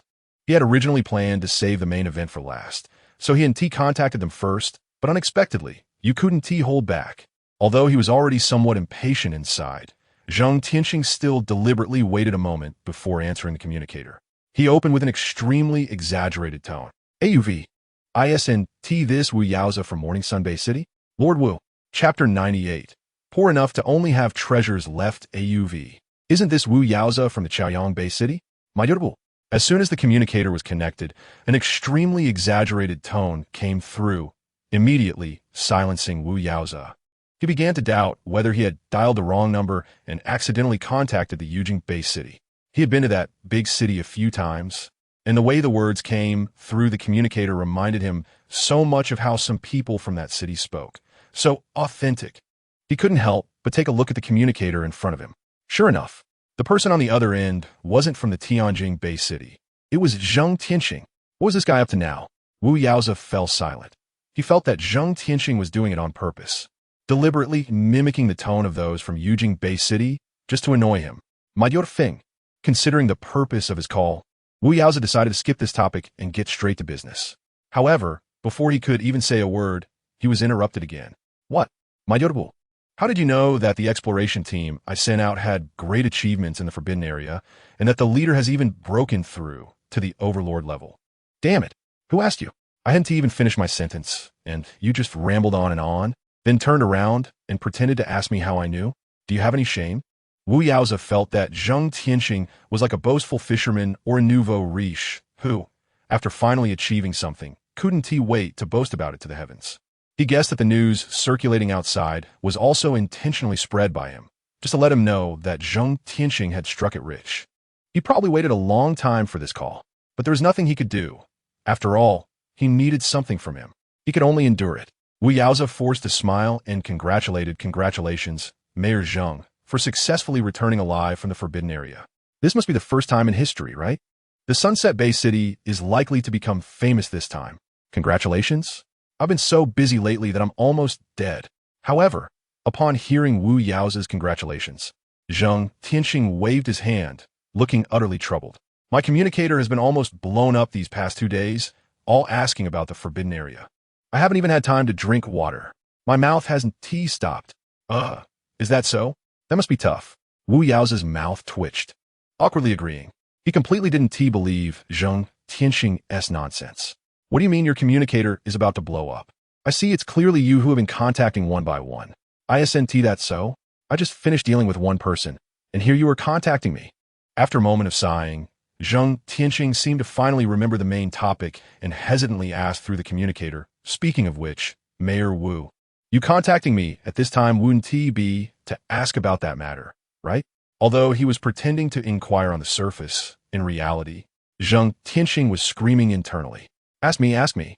Yes. Wu Yaoza awkwardly said. Is it really like that? I don't know why you all are so interested in the Forbidden Area. What's so good about it?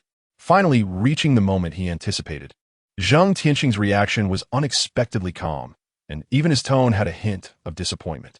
Isn't it just filled with precious treasures? The rivers flowing with abundant spiritual essence. And even the legendary dragon transformation grass grows all over a valley. Besides these, there's nothing useful.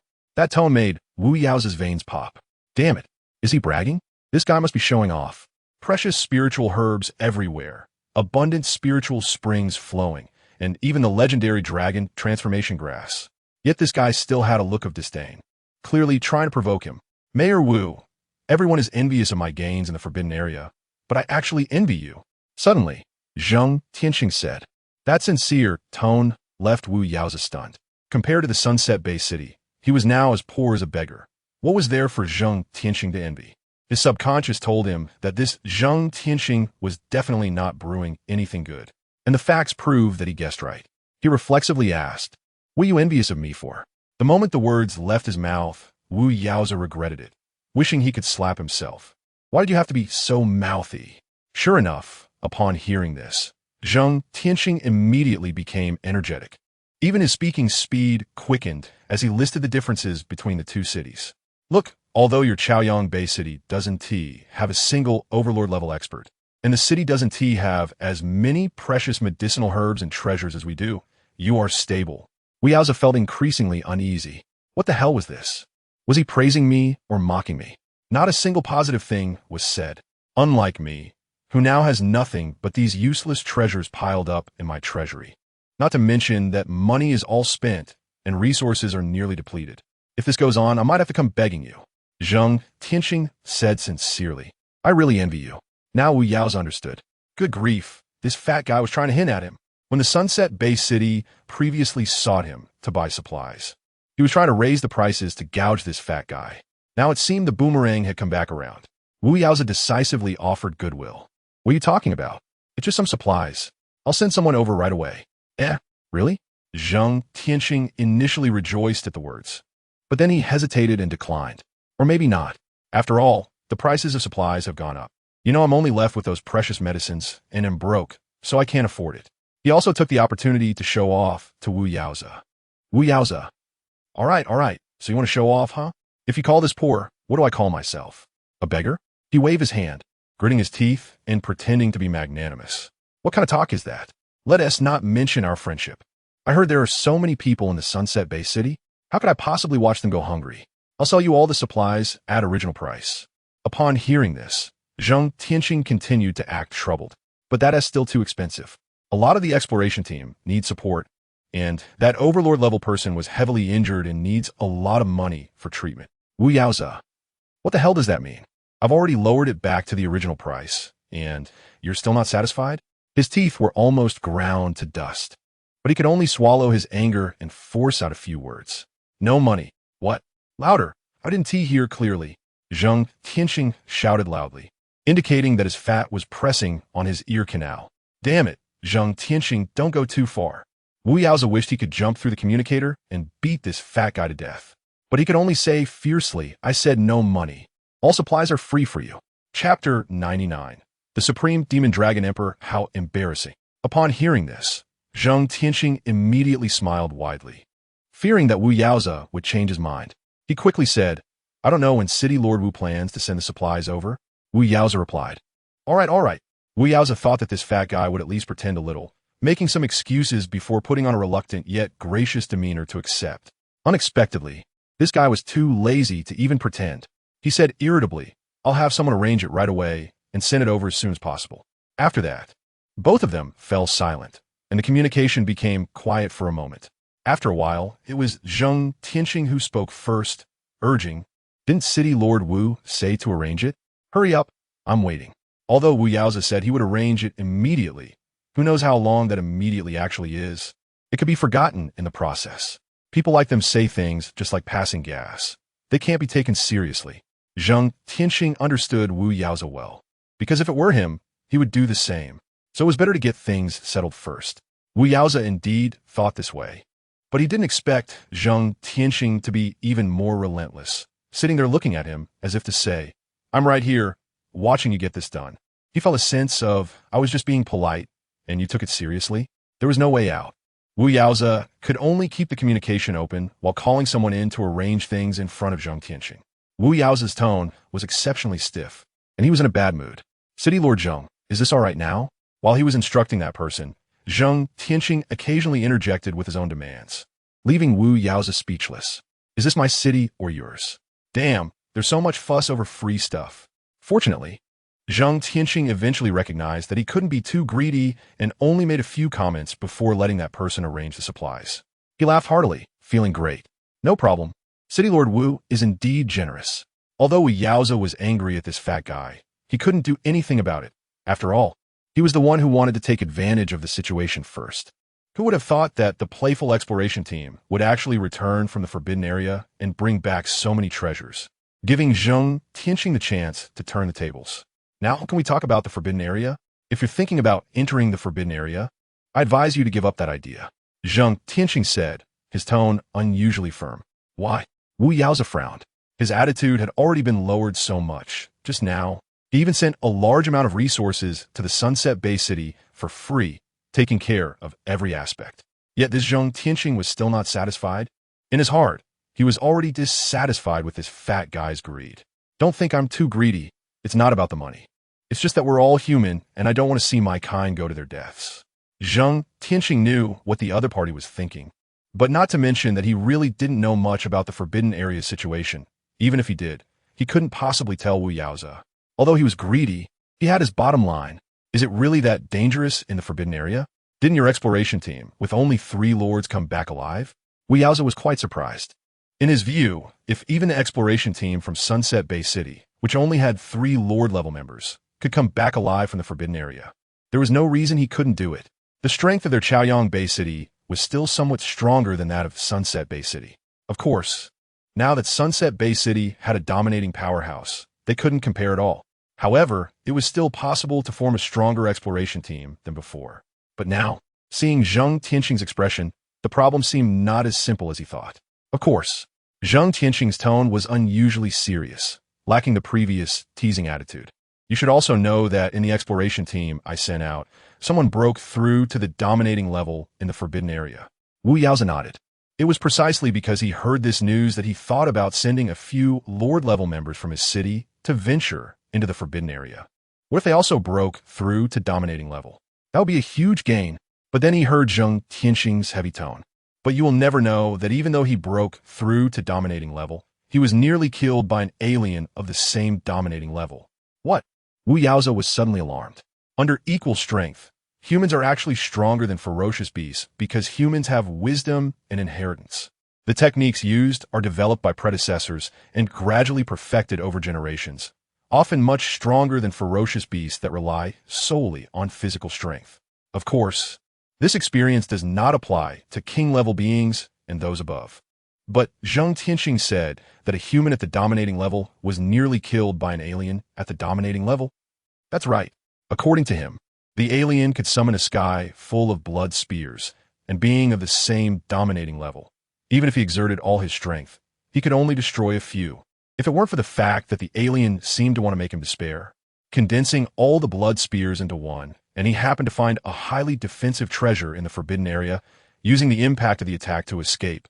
Otherwise, even if he was a dominating level, he wouldn't have had any chance to escape from the alien. Even after leaving the Forbidden Area and recounting this to Tianqing, Zhou Haochuan still had a look of lingering fear. He had never encountered such a terrifying enemy. Beside him flowed a surging river of blood, yet in front of him, it seemed like a docile pet, the rushing blood responding to his summons, as if it were an extension of his will. With a light wave of his hand, he could stir up the sea of blood, transforming it into a blood blade capable of cutting through everything. With every gesture, he could summon overwhelming blood spears. Each blood spear was a full-force strike from a dominating level powerhouse. If it weren't for his luck at the end, he might have already become one of those in the river of blood.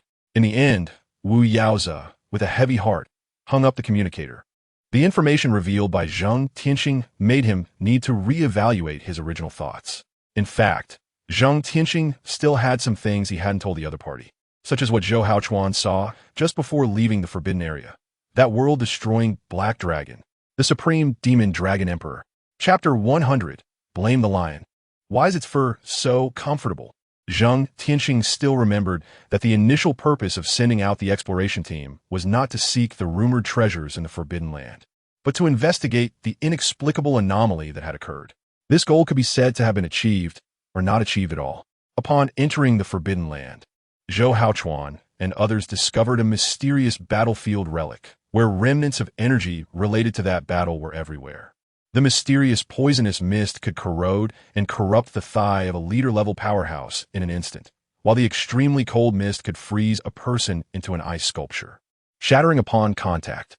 There were also strange rifts that appeared out of nowhere, into which members of the exploration team were sucked in just by getting too close, and then completely disappeared without a trace.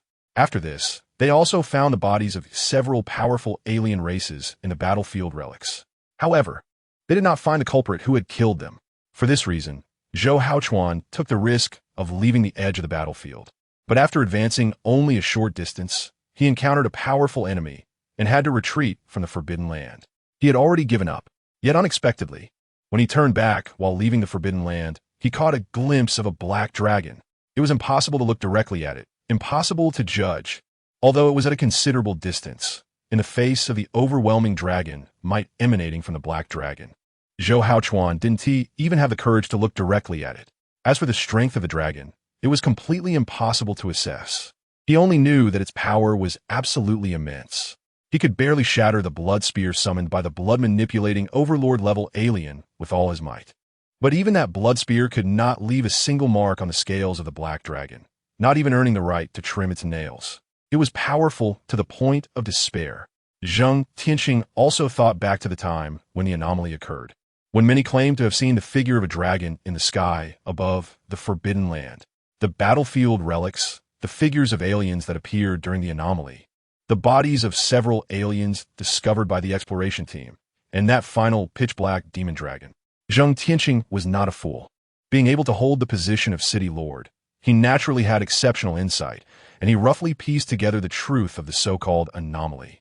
It should be that several powerful aliens fought within the Forbidden Land, and the aftermath of their battle leaked out, reaching the outside world and being seen by the people of the Sunset Bay City who witnessed those figures.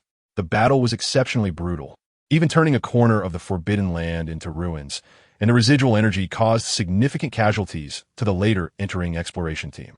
Ultimately, several aliens, including the thousand-legged centipede, were defeated and fell on the spot, becoming the bodies found by Zhou Haochuan and others in the battlefield relics. Among them, the thousand-legged centipede was left with only half its body. As for that black dragon, there was no doubt it was the victor of that great battle. Moreover, from the few bodies left in the battlefield relics, it could be inferred that those bodies had been quite powerful aliens in life, and even they had fallen here, while the black dragon had survived. This showed that the black dragon's strength must be greater than theirs, even though it was just a guess. This result was already enough to inspire despair. Fortunately, only Zhou Haochuan had seen the black dragon at that time, so Changtian immediately decided to keep this information under wraps. He wanted to prevent the news from leaking, so that the people of the Bay City would not know that such a terrifying monster existed in the nearby Forbidden Land, which could lead to great turmoil. He didn't even tell Wu Yao, only warning him not to enter the Forbidden Land. As for the title of the Supreme Demon Dragon Emperor, it was a name that Changtian and Zhou Haochuan came up with together for that black dragon. The human race once had a supreme being known as the Empress. The strength of this black dragon was also incredibly powerful, even surpassing that of the former Empress, coupled with the black dragon's identity, which carried a supreme meaning. Taking all this into account, they named it the Supreme Demon Dragon Emperor. You say, how did this happen? I clearly just wanted to quietly make some money, but suddenly I'm burdened with such a heavy matter? Changtian had a bitter expression, looking as if he were a transformed bitter melon, his chubby face wrinkled up. His heart was filled with worry. Ever since learning this news, he couldn't even sleep soundly, often waking up in the middle of the night.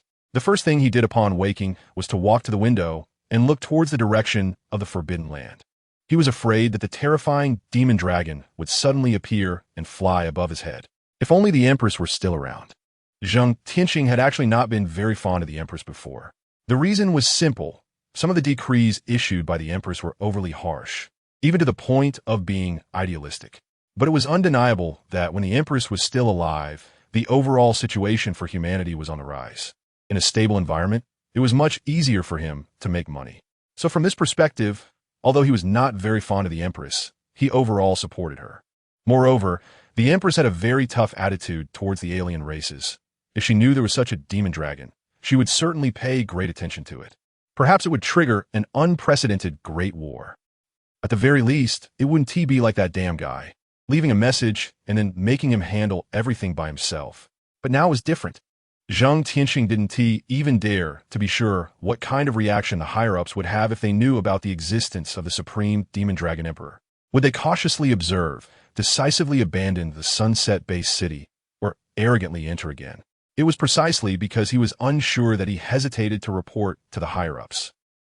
Meanwhile, in the Forbidden Land, in the Dragon's Lair, in Changtian's imagination, the Empress and the Black Dragon, who would inevitably engage in a great battle upon meeting, were currently together in the Dragon's Lair. The scene was quite harmonious.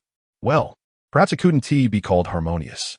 These days, Bei Qinghan was undergoing a crash course from Changtian, her head almost replaying the complete guide to consuming aliens in the Forbidden Land every night as she tried to sleep. Fortunately, Changtian had the foresight to prepare a hammock in advance. Otherwise, she would probably not even be able to sleep well. Bei Qinghan was frustrated. Why was this hammock so comfortable?